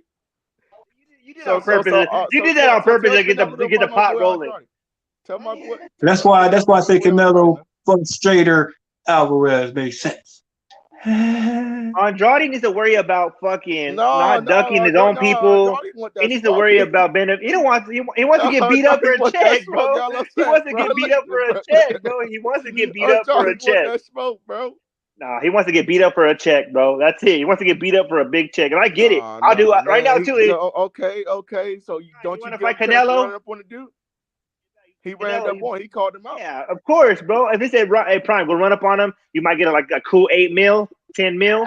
Shit, knock me the fuck out right now. See, the problem is that why is Canelo say he has fought nobody for the belt? So why does Rocky Fielding earn a fight with Canelo? Though? Didn't he have a belt though? Didn't he have the belt that he needed? Okay, doesn't Andrade have a belt also, right? But does he need it? Oh, no, that's what I'm trying to say. That doesn't make no sense, right, bro? Bro, come on, man. Andrade has a belt. Rocky Fielding has a belt. Like, bro, I like Canelo. I think Canelo's the best fighter in the world, man. No, I don't. I think Crawford's the best fighter in the world. What in the world? In the world, bro. The best fighter in boxing. Crawford, #1, man. Come on, man. Be real, man. Be real, man. #1. Everybody knows. Danny's a great. I wish did somebody have wrenches on here. Fucking block his ass. Bro, don't Danny got Memphis. You know these dudes trolls, man. Danny, man. Yeah. It motherfucker. Let's see. Junior says the IBF declined Canelo's request at 160 to fight Andrade. I don't know about that, so I can't speak on it. But maybe somebody else knows. Maybe H Money knows. No, what I'm saying is Canelo is, Charlo got in trouble. We all saw that, so that fight probably ain't gonna happen. But then I can't justify a Triple G fight for Canelo. I ain't gonna justify the #3 fight. Yeah. I don't really want to see it like that because I don't feel like Triple G has done that in the past, like to earn a Canelo fight like that. Who has he beat? Steve Rose, Butter Rose, man. He beat Steve Butter Rose, man. Yeah, I don't know. But obviously the powers that be feel like that the people want to see that, bro. They're gonna pay the most money for that, and it's already hyped up. It's been hyped up the last 2 fights, Triple bro. G star power ain't the same no more as it once was. But Canelo's was he can fight anybody, bro, and it's gonna sell. It's gonna sell a lot, bro. Now you got a plant in Canelo, right? So for me, Andrade should be next up.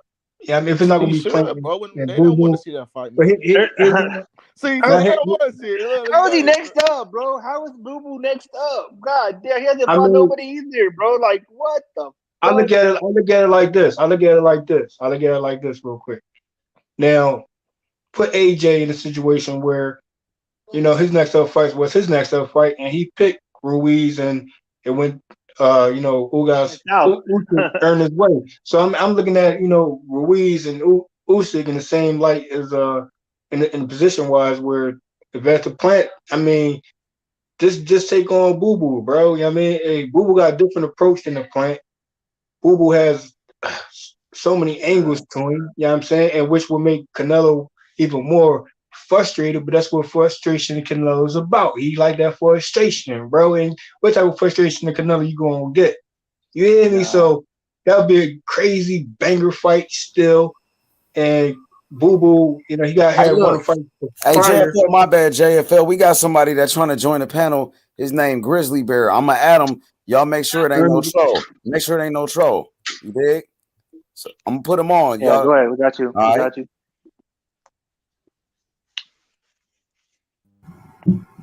Yo. That's Jay Humble. What's Grizzly Bear? What's up, man? Fox, man? What's up, Grizzly? I don't know. Going once, going twice. What's up, Grizzly? Where you at? How you doing? Oh shit. I'm doing rather well, man. I'm doing rather well. How about yourself? My name is Grizzly Bear. Oh, good Lord. Okay. Okay, boxing. Storm, what's up, Storm? What's good with you?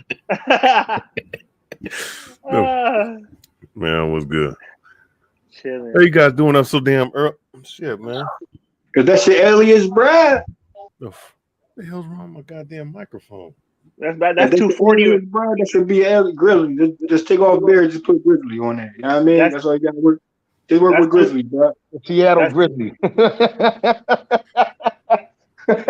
The Seattle Grizzly. Hey, yeah, I don't like Grizzly Bear. 240, 246 foot for a Mexican, not bad. 246 foot. If the boy named Big Baby would have changed his name to Grizzly, I wouldn't mind that. Hey, that's for a Mexican though, bro. That's for a Mexican, so that's good. I'll take that all day. Well, he probably the tallest Mexican besides Eddie Ruiz, man. Nah, Zordo a tall motherfucking Mexican, man. No, you know what? Hey, I'm gonna tell you the truth. I was born in '84, right? And so I got blessed, luckily. But now these Mexican kids being born now with all this milk and shit and the steroids and the meat and all that, them motherfuckers are getting 6'1", 6'2". I couldn't believe it, bro. With 5 foot parents, it's a trip, bro.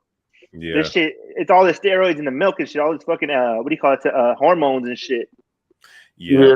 I'm ready to start drinking that shit. I need to gain more fight. We know what, but you know what though, man. Prime time though, shit, man. My father's like 5'5".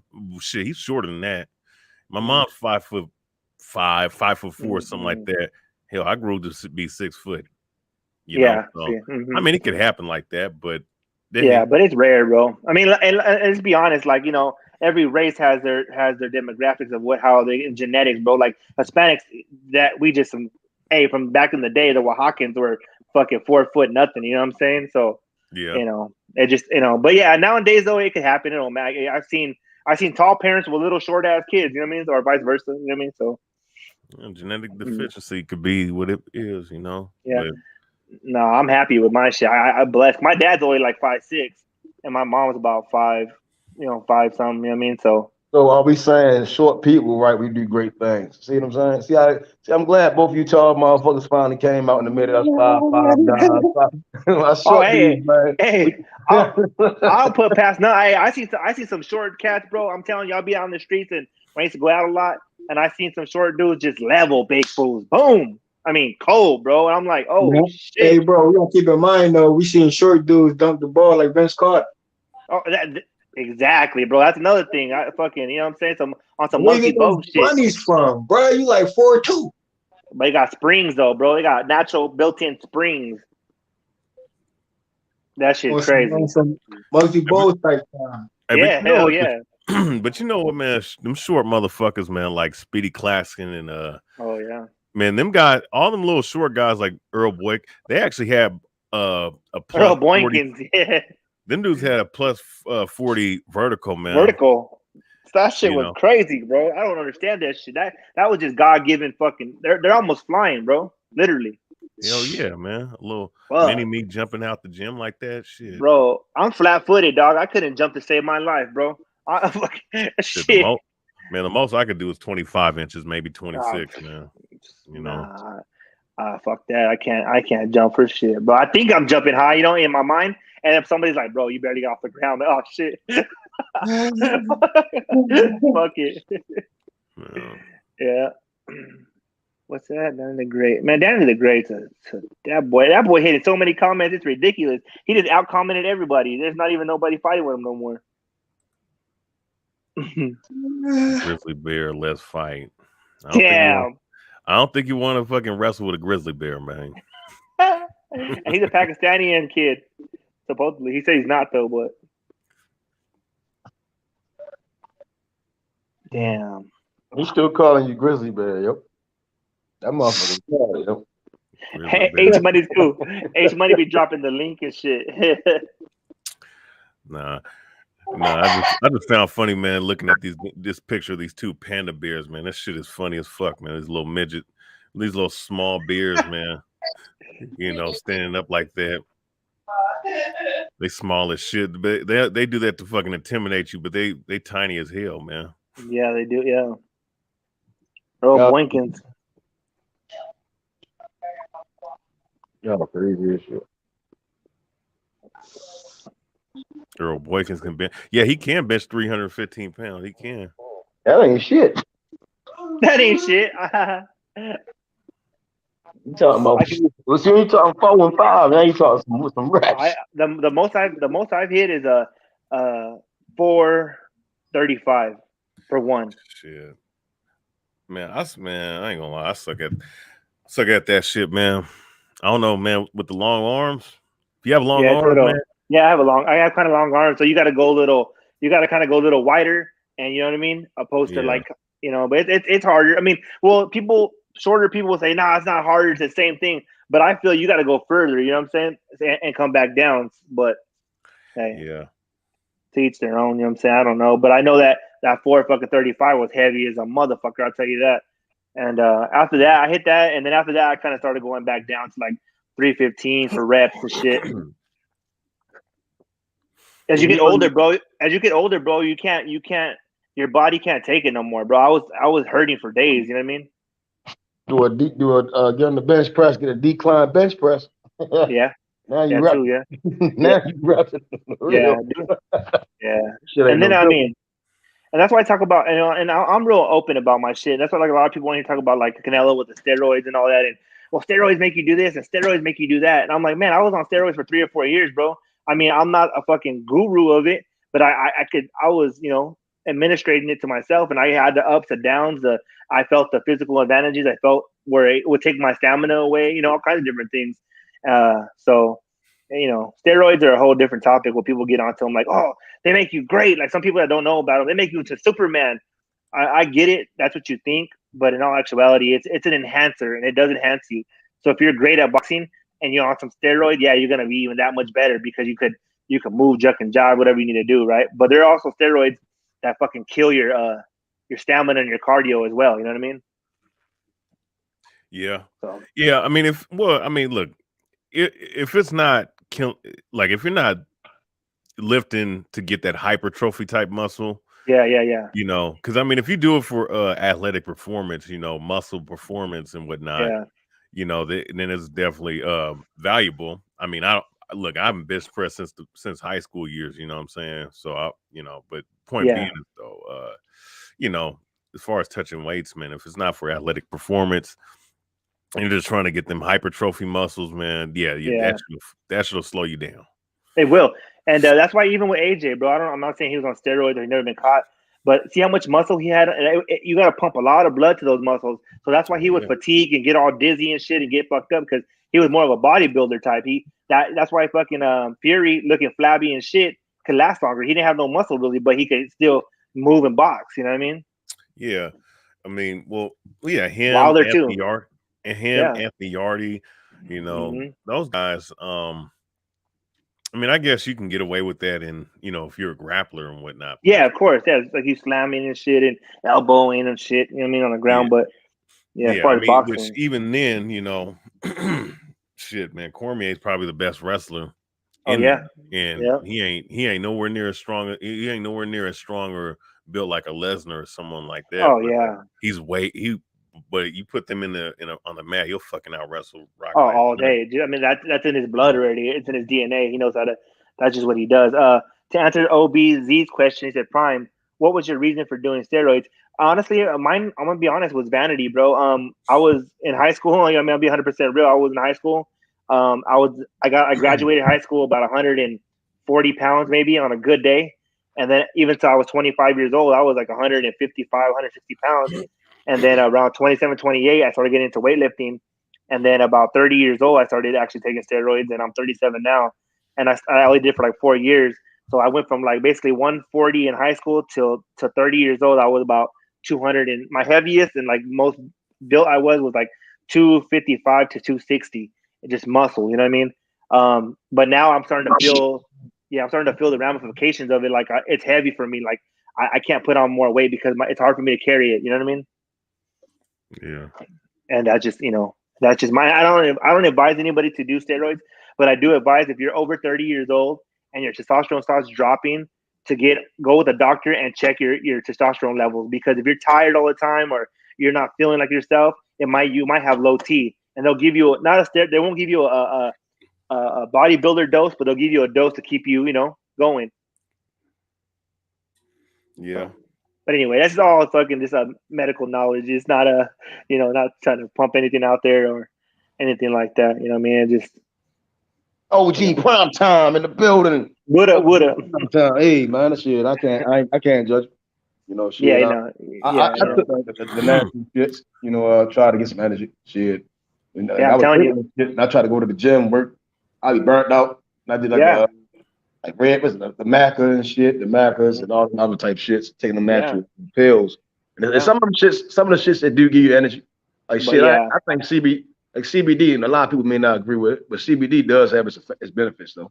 Oh yeah, it does, definitely. It's a healer, helps you out. And like I said, like the natural like the testosterone, like if you have low T, bro, you'll feel like you did when you were 20 something, right? You don't feel the same. I mean, I don't know how old you are or how I do, but when you're 30, when you get past 30, 35, 40, you don't feel like you did when you were 20, 25. And when you're on that, you definitely will, you know what I mean? And it's a great feeling. That's why it was hard for me to stop it because, you feel fucking invincible, bro. You feel so good, but it also does damage to your heart, your kidneys, a lot of shit like that, bro. So, you gotta, pros and cons. Shit, yeah. Old as a new diet might get you right too, though. All that starch. Do a couple. I'm trying. Oh yeah, it's a bulk. Yeah. Oh yeah, you fuck around, eat some pasta every day and some burgers and shit. Yeah, you'll bulk the fuck up for sure. But you'll feel sluggish as hell. Believe me. Yeah. I stopped eating. Like what I do is I'll eat bad a lot sometimes. You know what I mean? But what I'll do is I won't eat after 7 o'clock, right? So I won't eat from 7 to like sometimes like 10 or 11 in the morning. So I fast from 7 to like 11 in the morning. I try anyways. You know what I mean? And I feel better. Oh, what you think about a vegan diet? What you think about vegan? Actually, you know what? My girl, she actually orders a lot of vegan meals, and it's good, bro. But you have to be dedicated. You have to really be dedicated because you can't be where you can do whatever you want, right? But you can't be where it's like I'm a vegan today, and then tomorrow I'm eating, a burger, because it's good. You got to stick to it. And my girl, she's pretty diligent on the vegan lifestyle.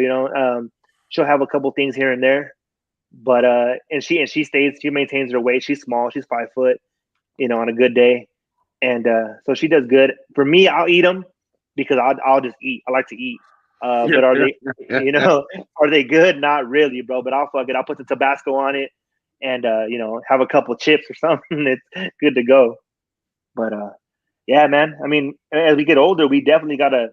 That's why I laugh that sometimes even myself, I get on these boxers like, yeah, why isn't he doing this? Or why is he looking sluggish? Man, that's it. I commend them because it's super hard to stay in that physical shape and then to be getting hit at the same time, right?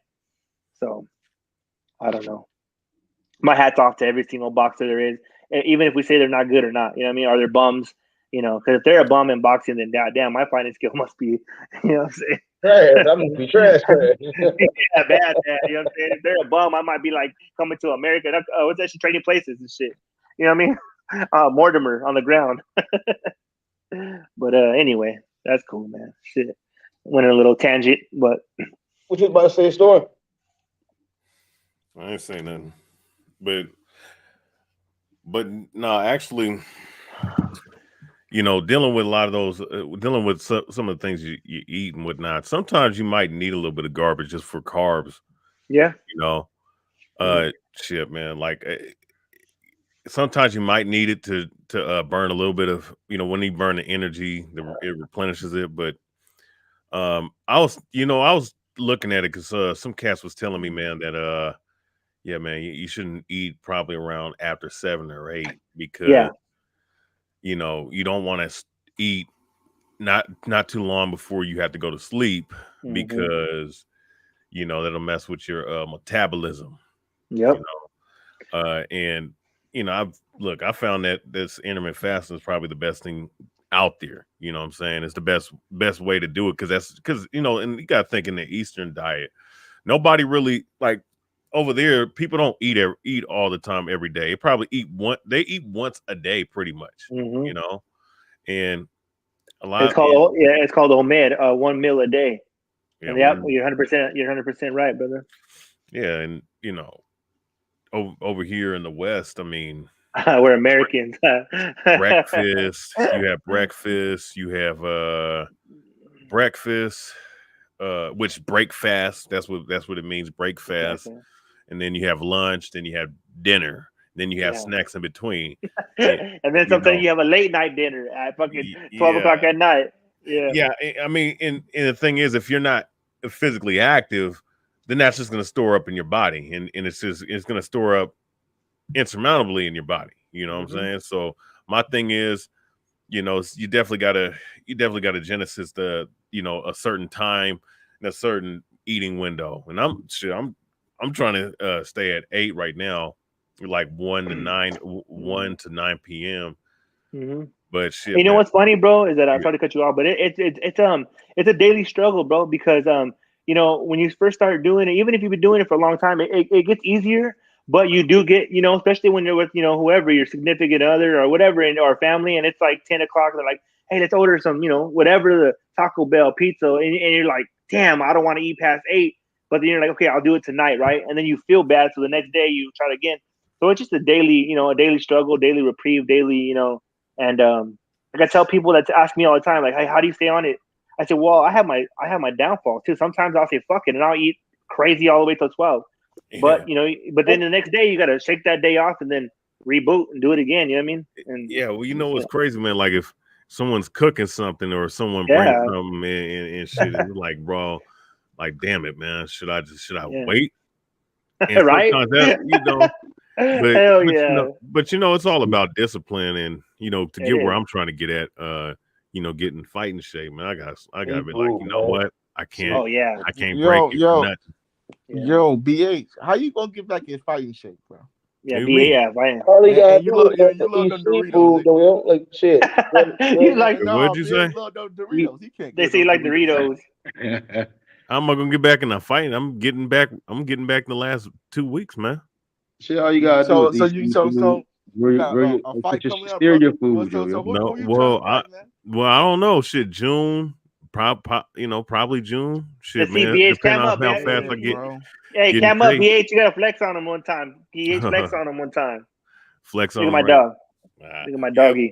Yeah, probably. I'll show a difference between me right now versus 2 months in time, man. So Yeah. Is this? shit, in June. I mean, possibly June. Shit, man. What is it? February, March, April, May. Are they testing you for anything? Are you guys getting tested? Drug tested? Who, me? Yeah, if you get, I was just in there, and he was just encouraging me to lose some weight, lose the weight down. He really want me to fight at that 200-pound weight limit, but if that ain't, I don't think you're gonna get there. I think you'll be a heavyweight, man. That's what I'm saying, man. Probably 220, 220, and that probably be where I just stay you need about 230, bro. 230. Hey, Meth. 230. So isn't a boxing historian and you guys are boxing, right? Or no? He want to challenge me to a wrestling match. That's what it sounds. He trying to wrestle. Okay. That nigga trying to wrestle. I don't like the box. I actually like to shoot guns, man. What the fuck? And I like guns, you don't shoot no motherfucking guns, man. You shoot words. He lived to fight another day. You know what I'm saying? Fuck that gun fight another day shit, man. That shit was back in '96, man. He sound like you shoot guns. You're a cold piece. You know what I'm saying? You put these up. You know what I mean? I think boxing doing kickboxing. I think that's what he's doing. But I'm doing no. My plan is to get at the very least this year 2 or 3 professional bouts and 1 pro MMA bout. Oh shit! Okay. It's easier to get It's easier to get the. It's easier to get the MMA bouts. I think. No, boxing's. I'm gonna say this. Boxing's easier for MMA. Because I mean, once you turn pro in boxing, hey, boxing historian, Meth is saying he's gonna beat the shit out you. Let's go. Mike Tyson. I got that. Let's go. I don't got time for this. And then, hey, check this out, boxing historian. And then I'll take the winner. I'll take the winner out of Method boxing historian. Whoever, you know what I mean? I'll take the winner. I'm gonna go with historian. I think historian will catch you ever left.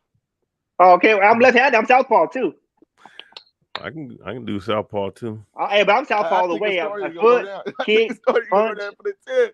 But on the real though, I mean, shit, man. Like it depends on how easy it is to get a fight up here. You know, I'm at least.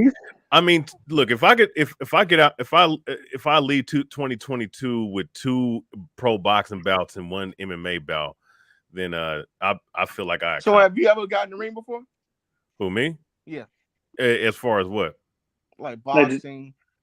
Yes, yeah. I've been training in boxing for almost 10 years, man. Oh, so Meth, you better watch out, boy. Matt got that gun. Meth, you go. I mean, look, it was good enough for me to have several amateur fights lined up, but I ain't cut my beard off for that. You know. Okay, so Meth, so you talking about? So if I came out to you like, hey, put your dukes up, you're gonna shoot me? No, yeah, he know damn well he gonna put that 9mm little millimeter out there.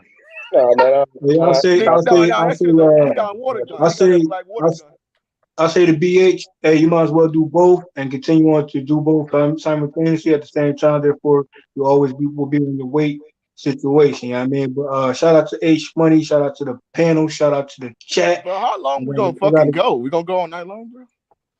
Damn, this shit's been on for 10 hours.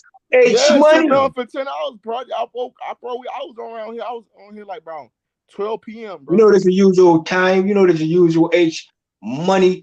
H Money, brother Boxer new to this shit, man. You know what I mean? I always done. Shout out to H Money Boxer. H Money. Shout out to the chat. Man, Coco hating.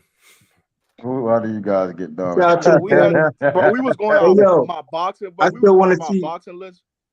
Hey, but you know what I noticed though this past Saturday is that when it comes to MMA, we ain't got to deal with a lot of politics and bullshit, man. Bro, we were just having so much. It was me, Method, bro. We were just having so much fun. In boxing, man, why is it got to be all this extra shit? Like the shit we just, just this week.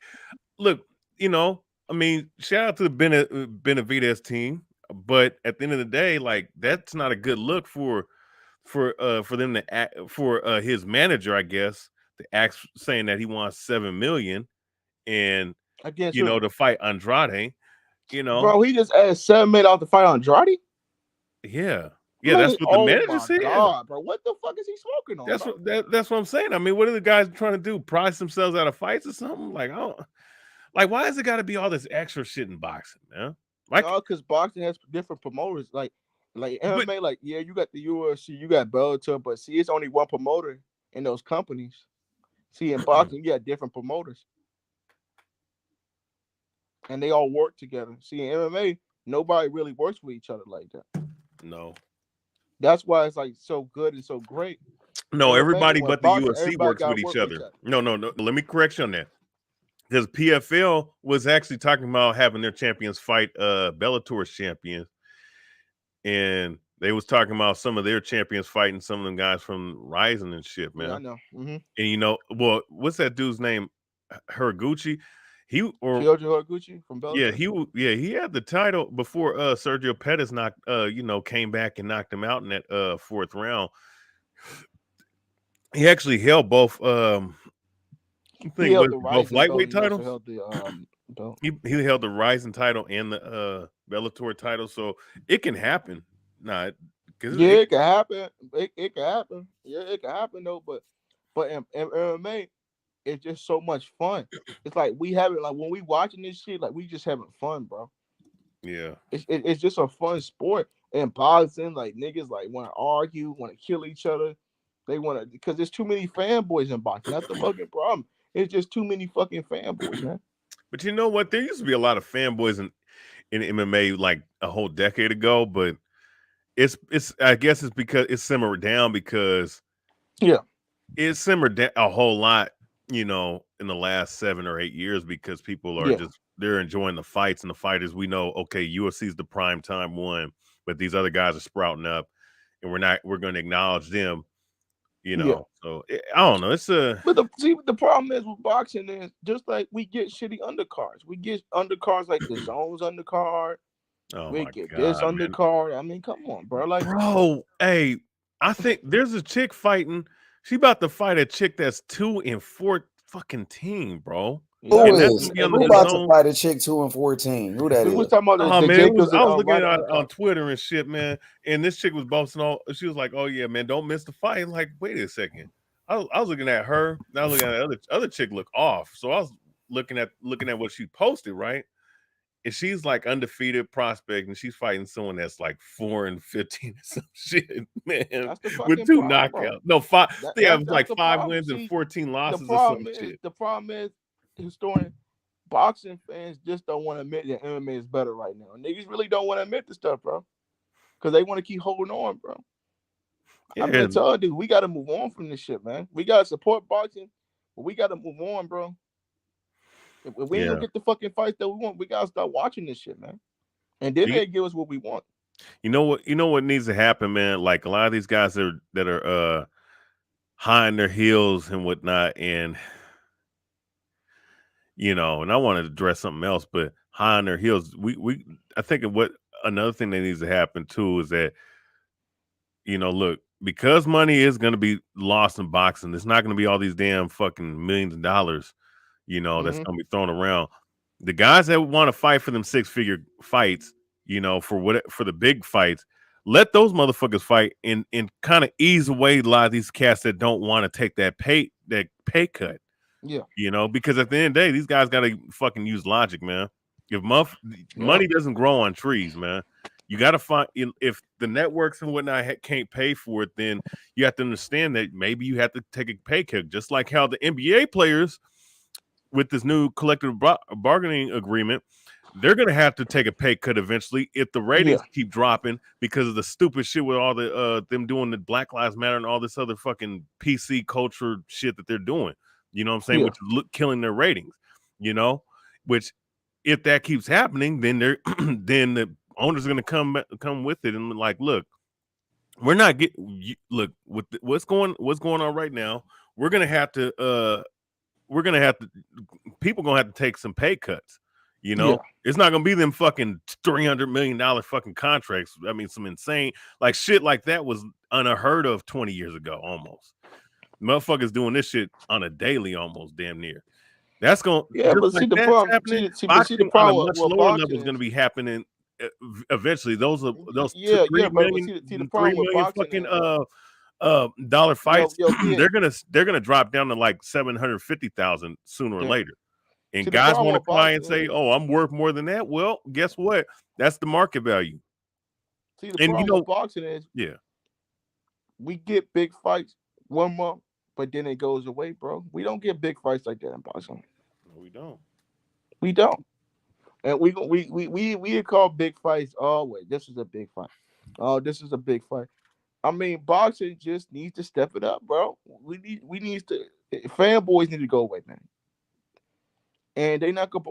If boxing wasn't on YouTube, it should be dead, man. Boxing be dead. Yeah. Damn shame. This YouTube boxing community, whatever we call it, we ain't had this shit, man. Boxing be in the fucking garbage right now. Yeah, A does make a good point. They need to stop pandering to one fucking demographic, man. They do. They pander to the that demographic is only one demographic. You got to pander to everybody. You know what I'm saying? Because otherwise, the best way to fucking get full value on your market is to fucking spread it across the whole entire atmosphere, so every demographic can grab it, bro. But what do we know, man? Boxing's just a shit pool right now, man. Unfortunately, and I'm gonna say this: everybody has equal opportunity to have blame in it, bro. Everybody, from the promoters to the fighters to the fucking managers, the fucking TV networks. All these motherfuckers are at fault in some way, shape, or form or capacity, man. It's fucking bullshit, man. That's why, man. You know what? I'm gonna say something, man. If you are getting into boxing, man, just get like I was told 10 something years ago, man. Get your motherfucking money and get the fuck out as soon as possible, man. Because boxing truly is dying, bro. Because we ain't getting what the fuck we want, man. And there's just if something don't change soon, like it's not going to cease to exist. Don't get it twisted, but it's just not like even on the level that it's on right now, it's not going to be there, bro. It's not even going to be on this level that we're at where we're talking about it. I disagree with that one.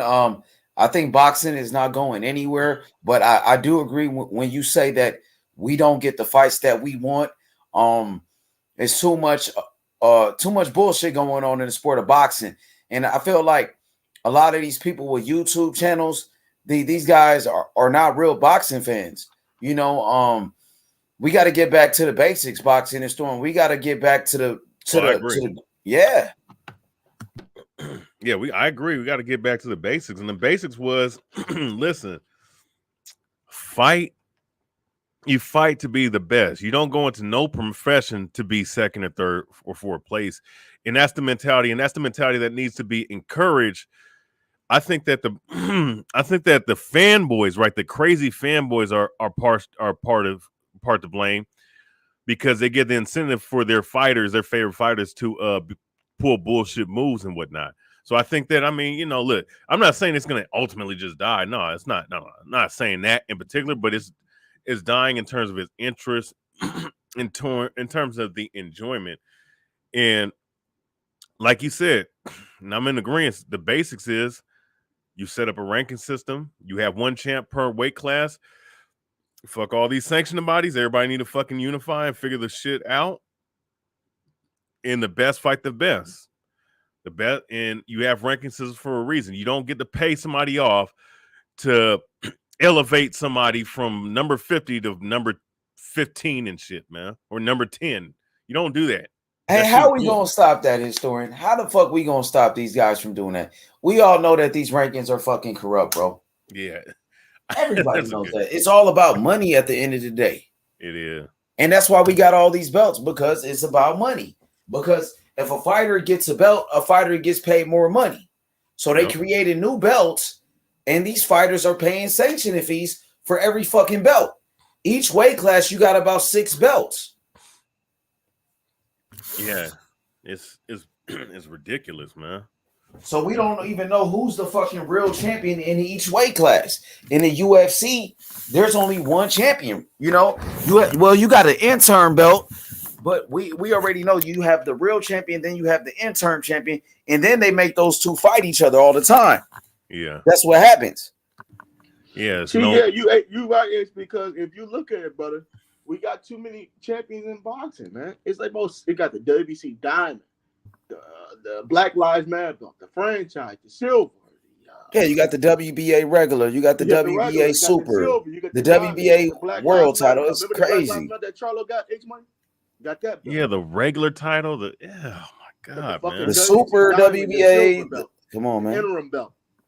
So that's probably about 65 belts of the WBC. Then you got the IBO. You can't forget about that belt. You got the WBC, the WBO. You still got the IBF. We got the NABA. NABF. Then you got the lineal title. You got the Ring Magazine belt. And then you get the Continental belts, the WBO Continental. Hey, I'm gonna say something, man. It better be fucking. If I'm a fighter, man, I'm getting all these belts. It better be real fucking gold around my fucking waist and shoulders, man. It better not be no gold-plated bullshit, man. Like everybody's like, yo, everybody's a champion. Rolly Romero's a champion. He's a WBA interim belt. He's a champion. He's fucking ass, bro. He's a fucking champion, bro. Rolly Romero ain't no fucking champion. He does. He did have that belt, the intern belt, and they got rid of that belt. You remember the WBA got rid of that belt. Yeah, that's what I'm trying to say. He still centralized is the belt. I remember when Rolly won that intern belt. Yeah, I remember Ellie Setback was like, "Oh, we here with the WBA world champion." Ellie Setback was calling him the world champion when he got that belt. That shit was crazy. Ellie Setback, that's another fucking goofball clown. Ain't good for boxing, you know. I used to call in this show. I remember during the pandemic when that shit first started. Yeah, everybody was on lockdown, and Ellie Setback started like a call-in show. I used to call in. He was cool or whatever, but some days he'd be kind of funny acting and shit. But he was alright though. You know what I mean? He seemed cool to me. Yeah, I mean, I'm not saying he's a horrible person. He's you know what he is? He has his good purpose, which is going to the gym, getting his little fucking credentials and whatnot, and talking to these cats and showing sparring footage and shit. I guess he's probably the best at that for sure. In the last 10 years and whatnot, but he goofy to me, man. Man, that dude channel so big right now. His story, he almost got a million followers. He started off covering the NBA, Ellie Setback. I remember. And then he moved on to the boxing. Let me look at. He got 700,000 followers now. 700,000 subscribers. That's a lot. But you know what's funny about Ellie, bro? He's cool, man, and shit. But he be asking some ignorant ass questions sometimes.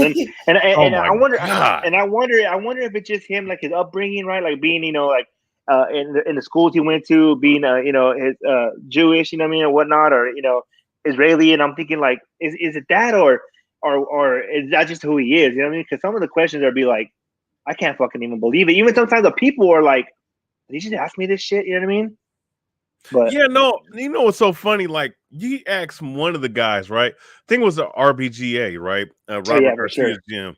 Mm-hmm. And I remember him, like, he asked, though, who do you think will win, Mike Tyson and Deontay Wilder? He asked, I forget which one it was. I think it was the assistant coach of Robert Garcia, and he was like, nah, man, Tyson kill him. He's like, nah, I think Tyson's too long. Then why the fuck did you ask him for it? Yeah, he said shit like that, bro. Exactly. It's so fucking crazy. The fuck you asked him for then? Mm-hmm. Or even like when Mikey lost to fucking Martin, he was like, Mikey, and then Mikey's like, yeah, what's up, bro? Ellie, he's like, you won that fight. They robbed you. It was a robbery. You won every round. There's not a round you lost. And then Mikey's like, Ellie, bro, it's okay. I lost. Like I lost, bro. Like it was over. You know what I mean? Yeah. Dick riding, yeah, dick riding. Yeah, he had to get checked on the dick riding. It was so blatant. Like, like, hey, bro. Hey, wait. He really did that dumbass shit. And he did that shit, bro. And Mikey, it's on an interview, bro. It's on one of his things. He was recording them, and he's like, "Yeah, bro, you won every round, Mikey. You won every round. I think the judge, it was a robbery. Like, I don't see what they saw." And then Mikey's like, "No, Ellie, like, I lost, bro. Like, you know what I'm saying? Like, don't even say that shit." Man, yeah, you care more about the fucking him winning than fucking Mikey did shit. No, yeah, bro. Ellie's a trip, but don't get me wrong. He's everywhere. You know what I mean? He's everywhere, and from what I hear, he does it on his own dime, and you know what I'm saying. And so, but he's making. I'm gonna tell you something. He making bank off of that shit, man. That's for sure.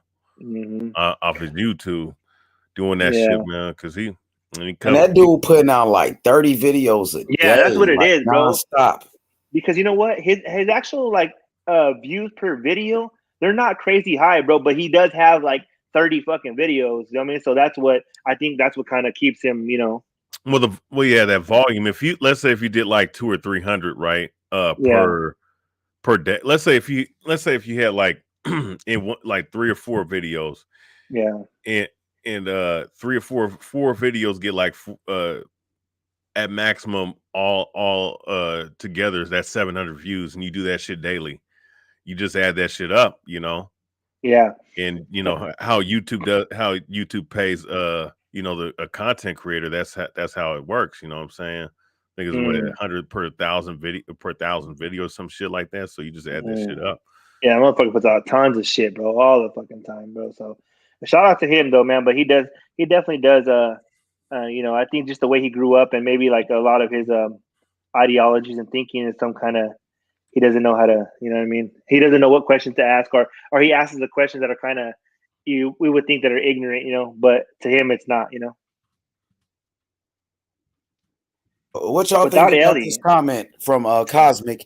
He says, without Ellie's setback, there'd be no fight hype, no boxing voice. He started that shit. He said he helped a lot of YouTube reporters.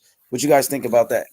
I mean, I don't know it personally. I don't know if he might have. I don't know I can't be quoted on anything, but I mean, I know there's other ones out there. I don't know the names of them, but I don't know. Yeah. Second South was like the first one. Yeah, exactly.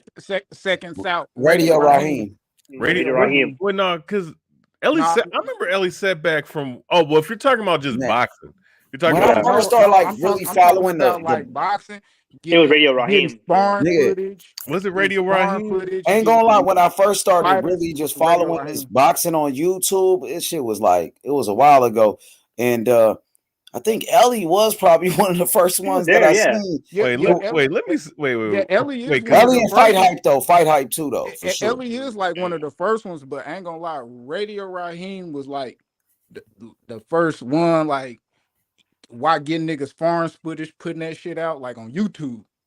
Cause he had got like some James Toady sparring a long ass time ago. I forget who the fuck it was, but that was like first time shit went like viral. Shit Yeah, like because you know what? Ellie sat back with Robert RGBA when they were still in Oxnard. They had old ass videos of him there. You know what I mean? So he's been around, and he's been around for a minute, bro. And because I remember there was even some where they were like getting mad at Ellie. They wanted him to get in the ring and spar, and Ellie was like, "Nah, fuck that, fuck that. I ain't getting there." Yeah. Cue the god. Look at that. He got them. He got that. Oh shit! He ready to go. He wrapped up. Yeah, I'm about to go to the gym, man. I'm back in. I'm back in there, bitch, man. My coach done talked me back in. Hell Me yeah. back in the gym, so I'm about to go. What weight will you fight at? Spar at 160. Oh, okay. Prime time. Are you Chris Areola? Nah, I'm your daddy. That's who I am. You Chris Areola. I'm your daddy. Chris Areola, man, that dude. Chris Areola, man, he was tough, man, but he just couldn't. He plateaued, man. He couldn't get over the hump. He tried though. He tried diligently, and he tried with a lot of heart. But he would need an Anthony Joshua to get in the ring with. If he would have probably got in the ring with Joshua, he probably would have knocked out with Joshua. I think he would have knocked Anthony Joshua out, man. Nah, yeah, he could have. He could have got him though. I ain't gonna lie. Anthony would have got him. Man, he too slow, bro. He's too out. It's possible he could have caught Anthony Joshua with a big shot and probably knocked him out. He surprised me, bro. He did a lot better than I thought he would against Reeves when they fought, bro. He put Breeze down, man, and then and it played out the way it did, but Well, Chris Areola, man, he has a good chin and he has good power in the right hand, So he's always a threat, and even if you trying to build off of him, he's gonna give you some kind of work, Yeah.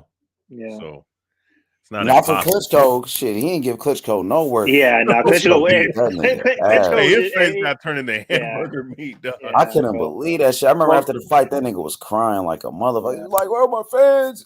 I'm so sorry." But I was like, "Dang, he got his ass whooped," and he was crying like a baby after the fight.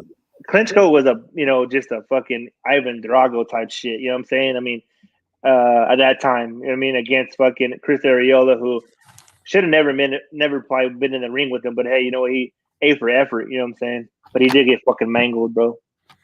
Oh man, he was just one. But you know what? He lost that shit in the 24/7 shit when they were showing this motherfucker was eating whatever the fuck he wants to while tacos and shit. Mm-hmm. Man, that shit's stupid, man. And you know what? I'm gonna be honest, bro. That's a lot of things with Hispanic fighters, bro. And I speak for my own people, bro, because I know like how we get down. If you're not 100% on point, bro, and you're out there with your people and you're eating these tacos and doing all this shit and thinking you could your metabolism and all your shit could come back like that, it's not, bro. It's just not. It happened to Andy Reese too. He got that check and he thought he could bounce back real quick after fucking eating tacos and drinking beer and all this shit. Nah, you see what happened in the second fight with AJ. You know what I mean? I'm gonna tell you something. If he was, bro, because he was showing that shit. He was eating chicken. He was eating all tacos, that shit. Yeah, he was eating burritos. And like, goddamn, drinking beer and shit. Like, bro, I'm gonna tell you something. If he wasn't training, he would have been 400 fucking pounds, man. Oh hell yeah, bro. He definitely quit.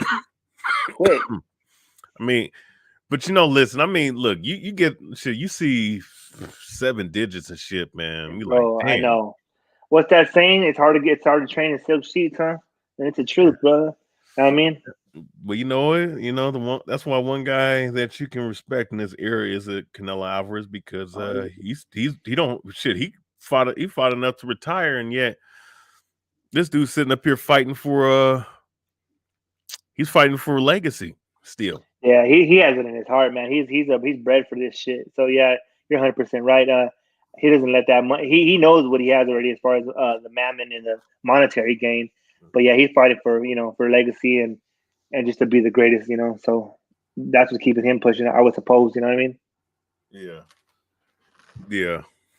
But yeah, man. I mean, don't get me wrong too. I do well for myself, and thank God, and And sometimes too, like I get comfortable, man. I can only imagine having millions and millions. You know what I mean?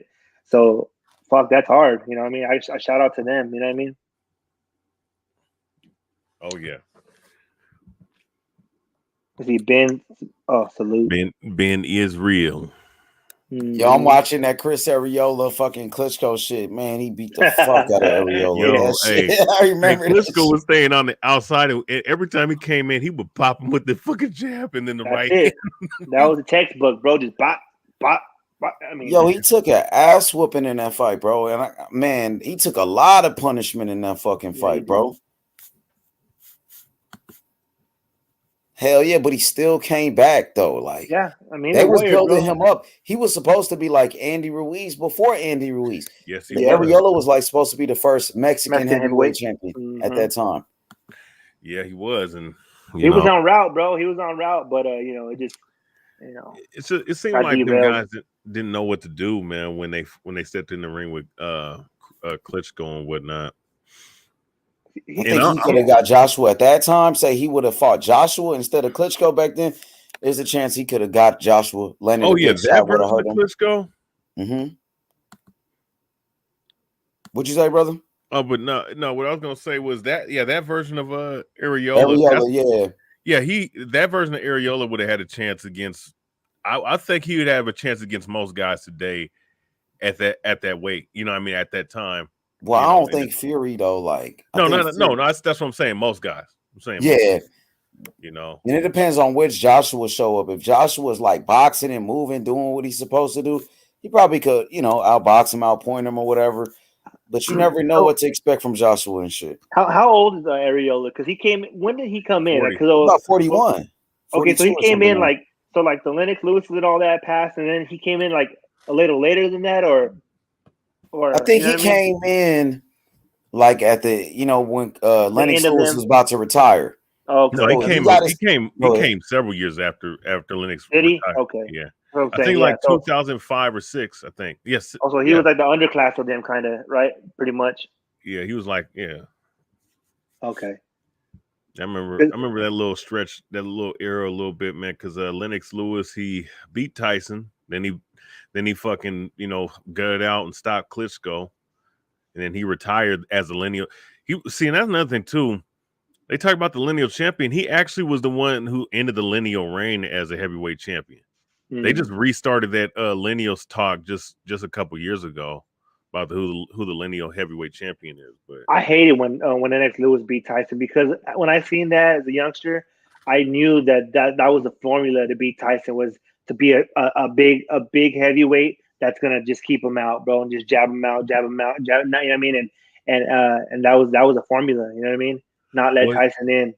Well, there were certain guys that they didn't have Tyson fight at the time. They didn't want him to fight Holyfield, Riddick Bowe, and Lennox Lewis. They're big, bro. And my thing is though, he fought a lot of guys that could box like that, because like the era that he came in where a lot of those guys were heavily influenced by Ali, like Tucker, James Quick Tillis. But they weren't. Yeah, but I don't. I mean, I hear you, but I just don't think that they were the ones that we mentioned were the elite of those kind of boxers. You know what I mean? No, they were not. They were above average, but they weren't elite. You know what I'm saying? But I think that but that boxer style, he fought a lot of those guys that were emulated in that. But they couldn't keep him out. They didn't know they didn't have it. You know what I'm saying? Exactly. But I mean, Tyson and Lennox Lewis, they had a sparring session when they were kids and shit. And look, Lennox Lewis beat the shit out of Tyson in that sparring session. So they didn't, and he was a little skinny twig at that time, and Tyson was a little stocky kid at the time. So they didn't want nothing to do with Lennox. Yeah, Lennox fighting that man, bro. And it just shows you, bro, that like sometimes physical attributes, man, are detrimental, right? Like Tyson, he was what, 5'9", or what was he? Maybe 5'10", 5'11". Okay, 5'10", and that's like around my height. That's a good height. I'm 6 foot. Sometimes I feel like I'm 5'11", 6 feet with shoes. So I always feel pretty good height. But like Lennox Lewis was just a big man, and a talented man at that. So it was hard, Well, Well, Lennox Lewis is one of the most pure boxers in the history of the heavyweight division. I mean, he's arguably like top 3 greatest heavyweight champions of all time. Yeah, for sure. He beat everybody of that era, you know, from the 90s going up into the early 2000s. He beat everybody up in there. The only guys he lost to was Hasim Rahman, who he avenged, and Oliver McCall, who he avenged, you know. And he avenged those motherfuckers. Well, I don't remember the McCall one, but I do know that Hasim Rahman, the next one, Hasim Rahman's face looked like a goddamn bowling ball. Yeah. Excuse me. But Lennox Lewis has that dude has a dominant jab. One of the best jabs in the heavyweight division in the history. Great, one of the hardest one of the top 5 hardest right hands of all time for sure. Yeah. And it's definitely just his boxing skills on the outside, his ability to put punches together, and his ability. I was just watching the fight, a fight yesterday with him and what's his name, Michael Grant. Oh, Michael Grant. Damn, he fucked Michael Grant up, dog. This dude was on the inside beating the shit out of Michael Grant. He was holding him in the back of his head and uppercutting his ass. He was, hey, man, that's really cheating, though. You hold a nigga in the back of the head and uppercutting him. Man, he did Michael Grant so dirty. Oh, my God. But you know what? Ali did that shit a lot, though. He would pull, but not like that, though. Like, hold a nigga and then uppercut him. Like, you know what I mean? But he pulled guys' heads down. Yeah, that was clinching. Like he was clinching them and holding them like that. But he wasn't like holding them and punching like Lennox did. You know, Lennox grabbed a nigga by the back of his head, held his head, held that dude in a certain position so he could punch him with an uppercut, hold him and punch him. Boom. And the referee didn't say nothing. But you can't tell me, man, Wilder boxed just like fucking Michael Grant, bro. Can't tell me he don't look exactly the same, man. I think Michael Grant was bigger than Wilder. Like he was like 6'7", but he was like 250 pounds. He was like big. Like Wilder was Wilder like 212 pounds. So Wilder was thin. So you pretty much saying that Deontay Wilder reminds you of Michael Grant? Yeah, well, I'm talking about the style. You know, I know that Grant probably has like about I guess Wilder has an 83-inch reach. He has an 86-inch reach, so it's give or take. But I mean, it's just the way they move. It was very similar, man. For real? Yeah, I mean, I used to think that like Wilder was the next Michael Grant or whatever, but I don't know, man. Who you think would have won that fight? You think Wilder would have knocked out Michael Grant? You think Michael Grant would have got Wilder? Because Grant was all right, though, before the Lennox Lewis fight. I think that stylistically is bad for Wilder, but Wilder could have a chance if he lands the right hand. It just depends. It depends on who lands because Michael Grant could punch too. Yeah, he could. And you got to remember too, like Wilder. I mean, Wilder, he would struggle against a guy that can box in the inside, but he struggles against guys his height any damn way. You know what I'm saying? And like him fighting someone that's very similar to how he fights, man, you know, I think it's 50-50. Because to be honest with you, that's what I rate Wilder as is a Michael Grant that actually won the belt. You know, for real. You don't think Wilder is like a Foreman type of dude? Hell no. For real, he not on that level. No. Yeah, I mean, look, you want to look if Wilder's he's definitely a top 25 puncher of all time, but he's not. He's not on the level of no George Foreman. Like, nah. George Foreman had skills though. He had a great jab. He could actually defend himself from like Wilder, and he could put his punches together better than Wilder, even though he threw wide punches. You know. Hey, you don't think Wilder was better than Michael Grant? Honestly, you don't think Wilder was a better fighter? I think they the same type dude, man. You know, two guys that came out the basketball court who was taught how to box, you know. Hey, YB says Deontay would have stopped Michael Grant. What you think about that? I mean, he has a chance to, definitely. I mean, Michael Grant wasn't all that skilled, but he was just tall, long, just like Wilder was. He was more skilled than Wilder for sure, though. Yeah, he could put his punches better.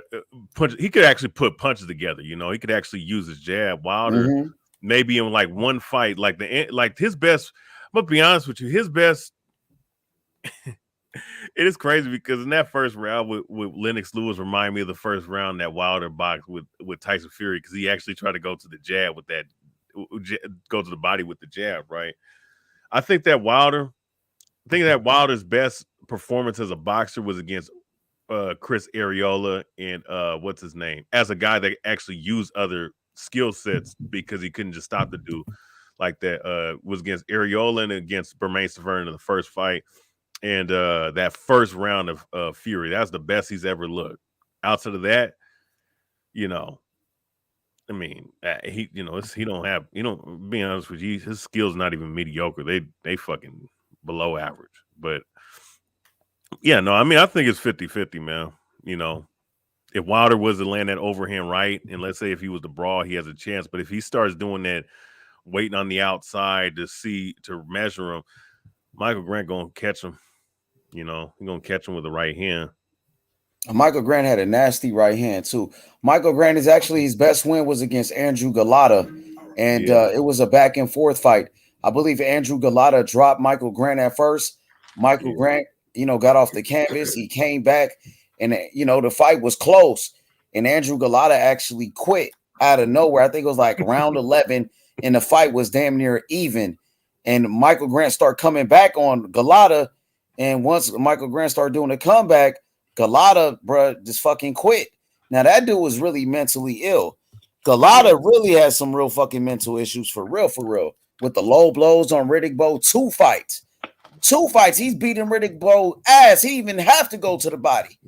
This dude still went to the body, kept hitting him in the nuts, and got disqualified in 2 fucking fights. What the fuck is wrong with that? Bro, I was watching that fight too the other day. Like, this dude kept fucking...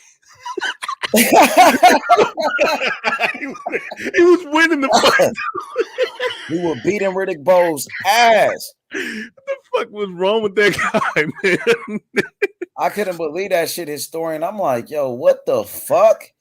Hey, yo, H, but you know what's so crazy, funny, man? People did not like Galata, right? Hey, man, when I was speaking to Layman Brewster, he was telling me that when he knocked out Galata, he said that everybody that he could think of pretty much went up and shook his hand and thanked him for knocking that dude out, man. Because nobody liked that dude. I remember Galata actually bit a fighter once in the ring, bit somebody on the neck. Yeah, that dude actually quit against Mike Tyson too. Remember when he fought Mike Tyson? He quit in the middle of the ring, in the middle of the fucking fight. I mean. He did. This shit was crazy. Oh yeah, he did, didn't he? Yeah. He quit against Mike Tyson too. That nigga was crazy, bro. I wonder what he's doing today. That dude might be in fucking prison the way he was acting. This dude really this dude was beating the shit out of fucking Riddick Bowe and started blowing the motherfucker. He couldn't control himself, dog. His trainer told him, do not go to the body. The next round, he went back and hit him right back in the nuts. You know what I'm saying? What is wrong with that guy? It was something mental with him, bro. Like, the dude was literally crazy for real.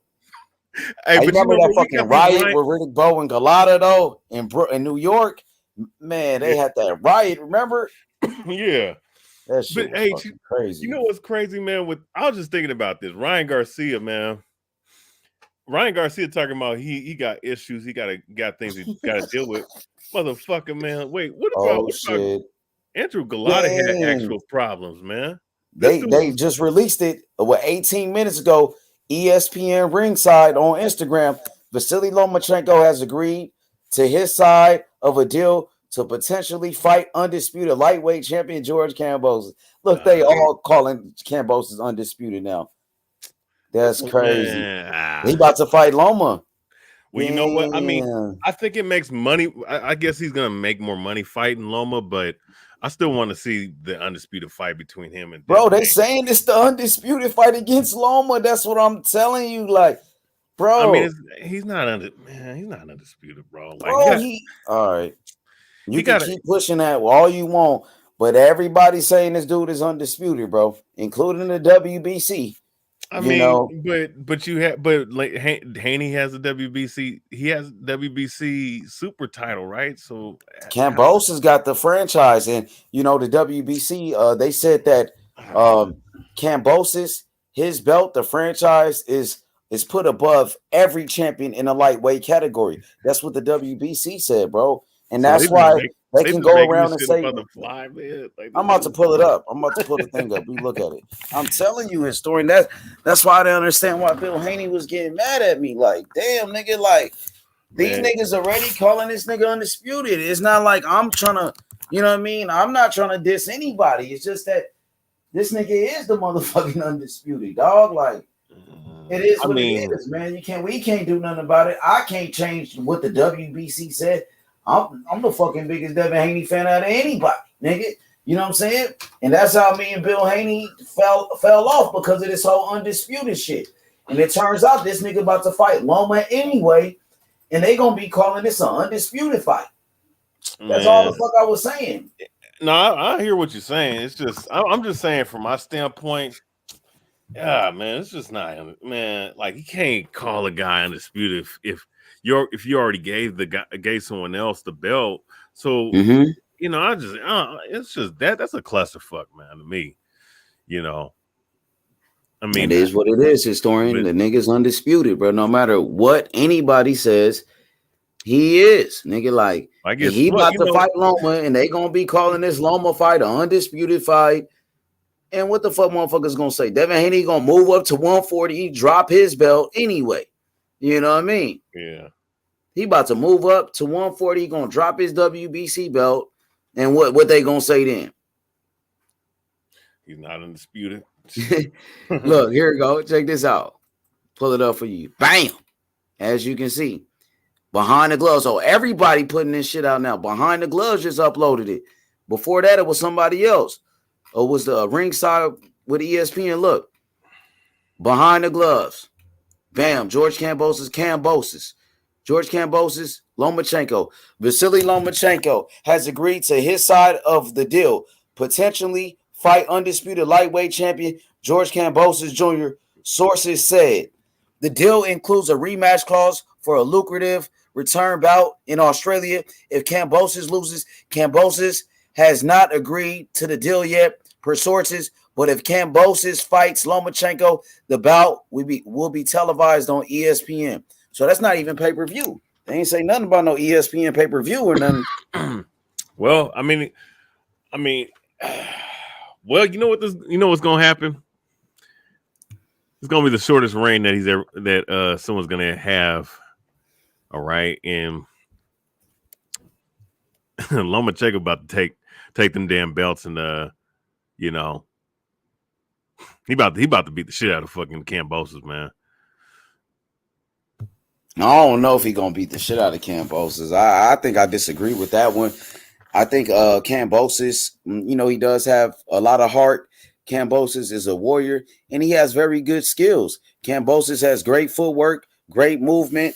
Kambosos has a great jab, and Kambosos is mentally tough. But Lomachenko is a monster. I gotta agree with you.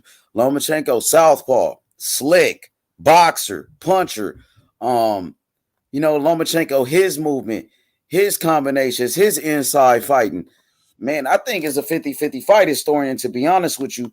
And remember, Kambosos just beat Teofimo Lopez, the man that beat Lomachenko. True. I mean, not true. I mean, it's just that matchup-wise, man, you know, Kambosos definitely impressed me, man, when he beat Teofimo the way he did. I would say that it's just that you're fighting a guy like, because Kambosos, like, not Kambosos, Kambosos, he's fat. He got good hand speed, good foot speed. He has a good fast jab. Can set his stuff up. YBB. What's up, YB? Though? Yo, the squad. Look, I got something to tell y'all. Now, I want to know, because I watched that Robert Brewster interview. So, I want to know if Devin's going to move up to 140, or is he going to stick around and really want this if Lomachenko beats Kambosos or whoever wins that fight, is he willing to stick around if it is Loma? Because they said, Robert Brewster said fighting Loma is a step back. So if Loma beats Kambosos, I wonder if that's still a step back, going backwards. I wonder if they're willing to stick around and negotiate with Top Rank to try to be undisputed, since that's what they want so bad.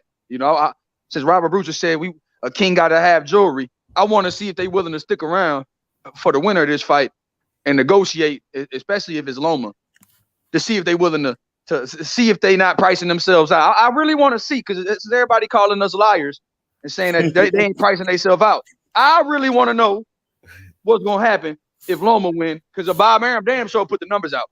So I want to see what they really asking for. I do. I got to see that. So we'll see, Robert Brewster.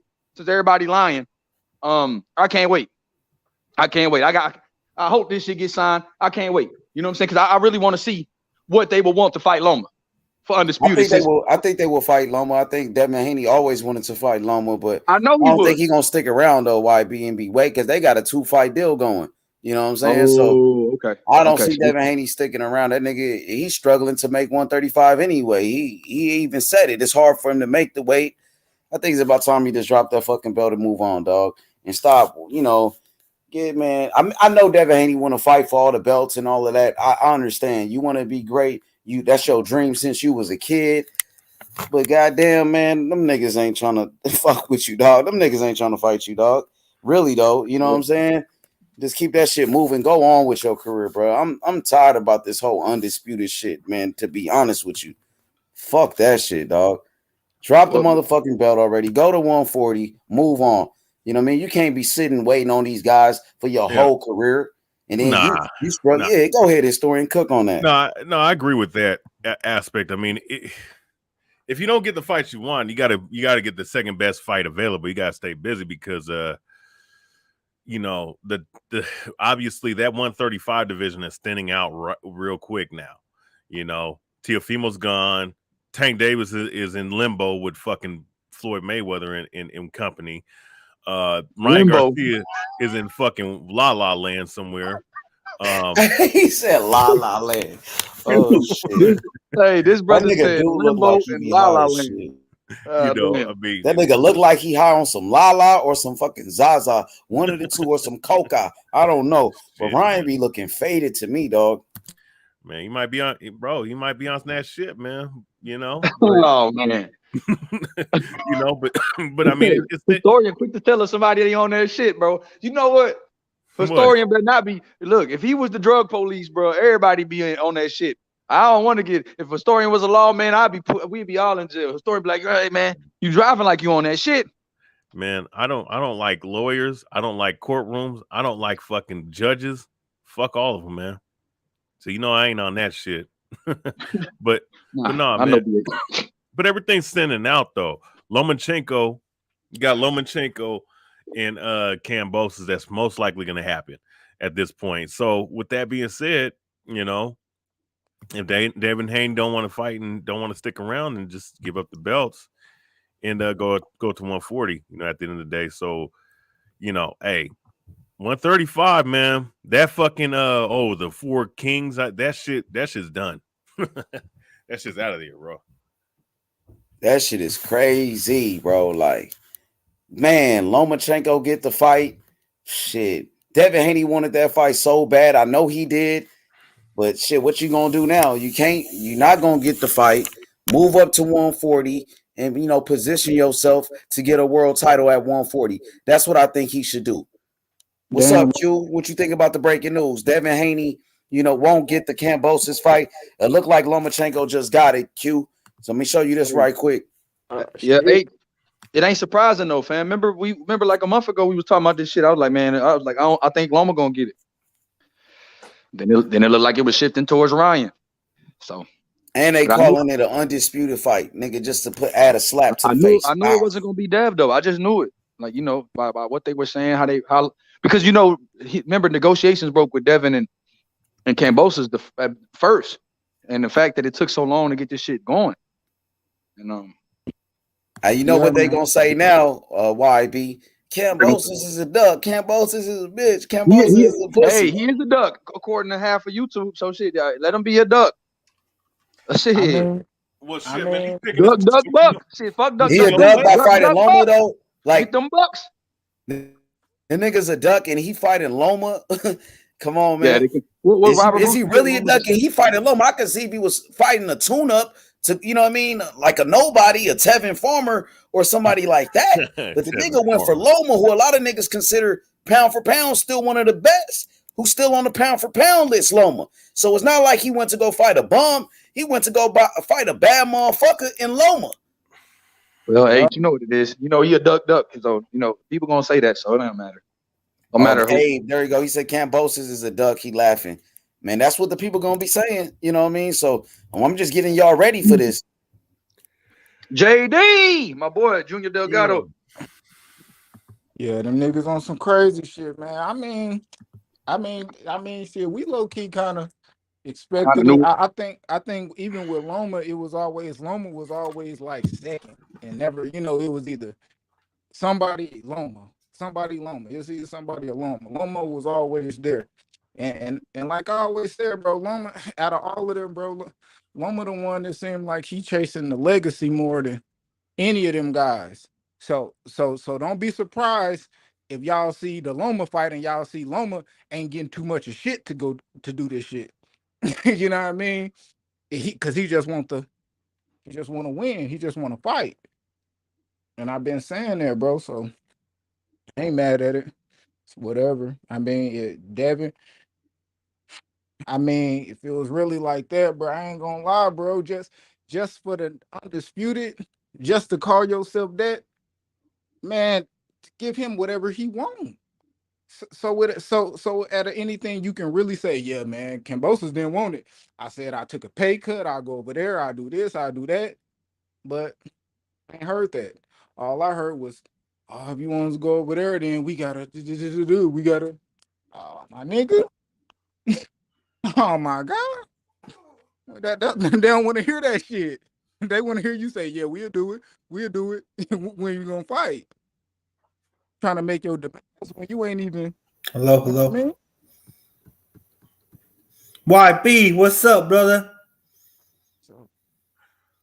Young Billy. So man, I ain't gonna lie, man. I mean, I hate it for Devin, but you know, I mean, Devin Haney still getting paid millions of dollars. You know, well, let me tell you. Let me talk about my fighter. Let me talk about my fighter. Wait, what the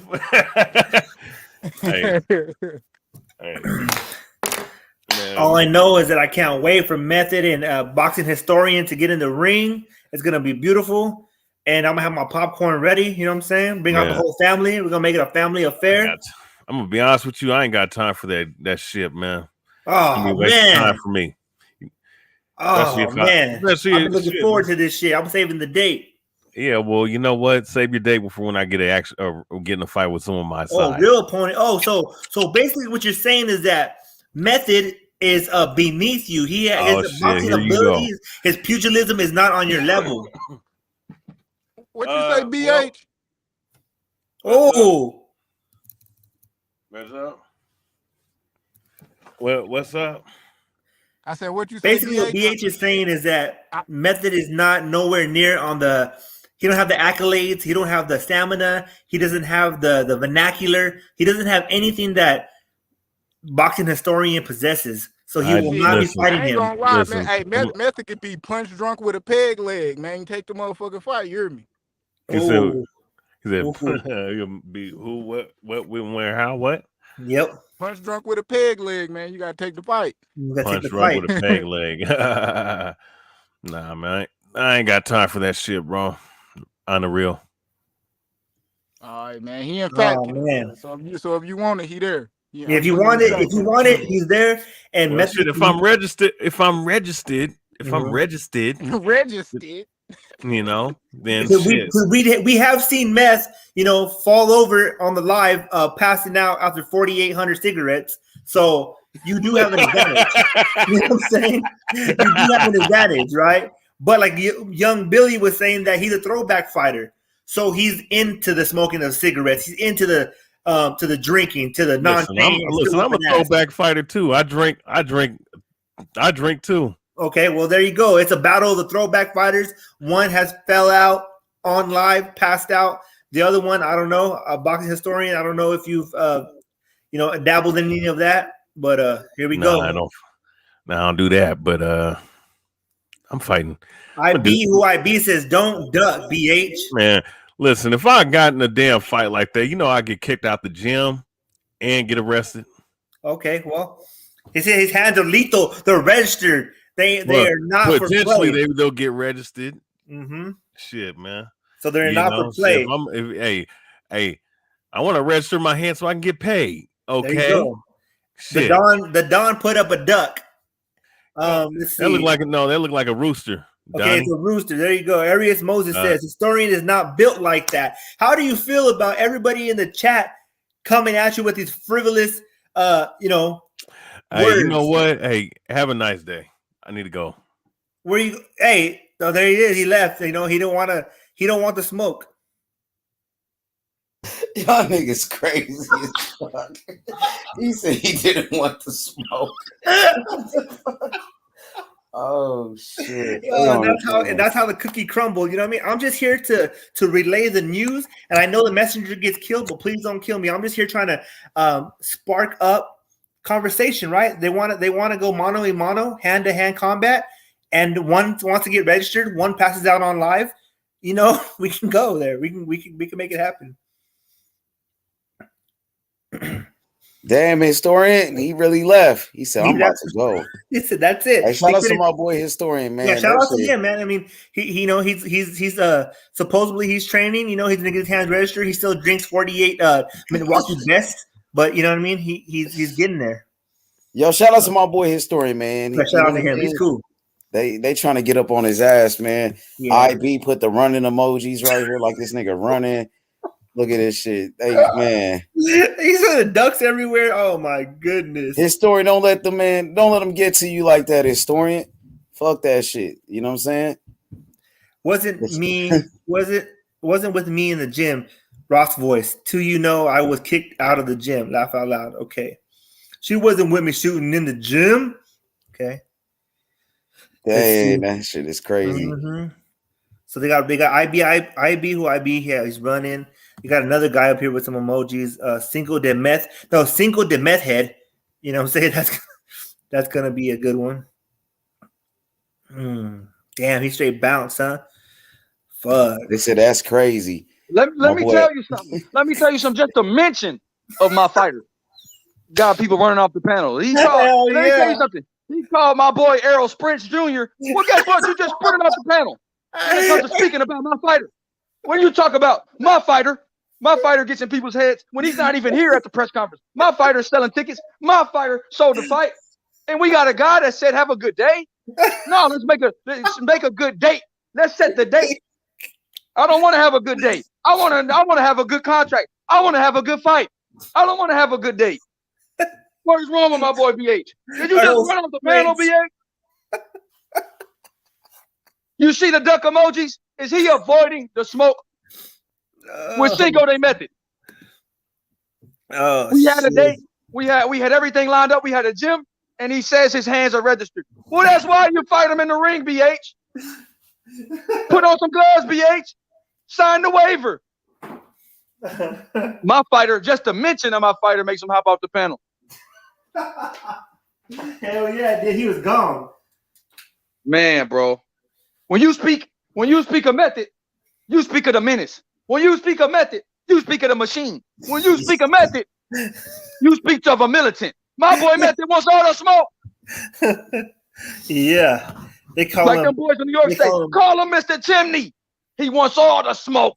Mm-hmm. Where the fuck did historian go? Cinco de Method. BH, make the date and don't be late. Matter of fact, don't see me there. Beat me there, BH. There you go. And he's calling you out, BH. He's calling you BH. That shit totally bothered me. That shit left me in awe. That shit left me. I didn't know what to. I felt bamboozled.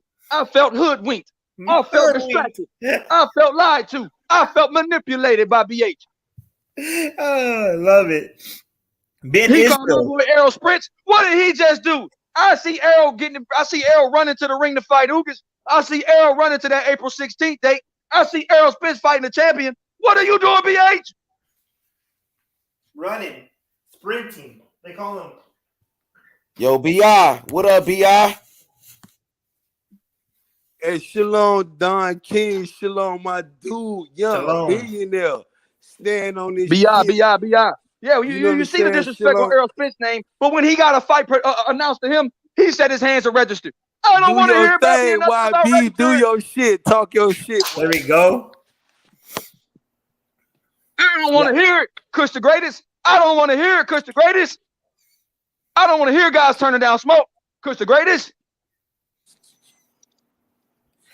He said, the Don said, I knew as soon as Don Method said he was growing out his braids again, Don. Damn, let me see the rest of this shit.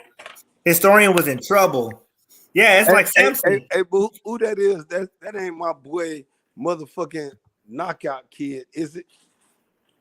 No, that's prime time. Prime time. Prime time. Prime time or no time. Young time, Shalom, prime time. Hey, Mo Bars. Yes, I said Errol sprints to that ring. Errol sprints to them belts. Man, Errol sprints to the third championship belt. Errol sprints to Arlington Stadium, Cowboy Stadium, April 16th. He's sprinting there. When you went to the World Destroyer, they don't know what to do. YB, don't do that, man. You're going to run them off. You know what I'm saying? But since they ran off, motherfucker, talk your shit, youngin. Talk your shit, YB. Hey, BI, I just saw Ugas in the gym. That nigga was working, dog. He looked like he ready.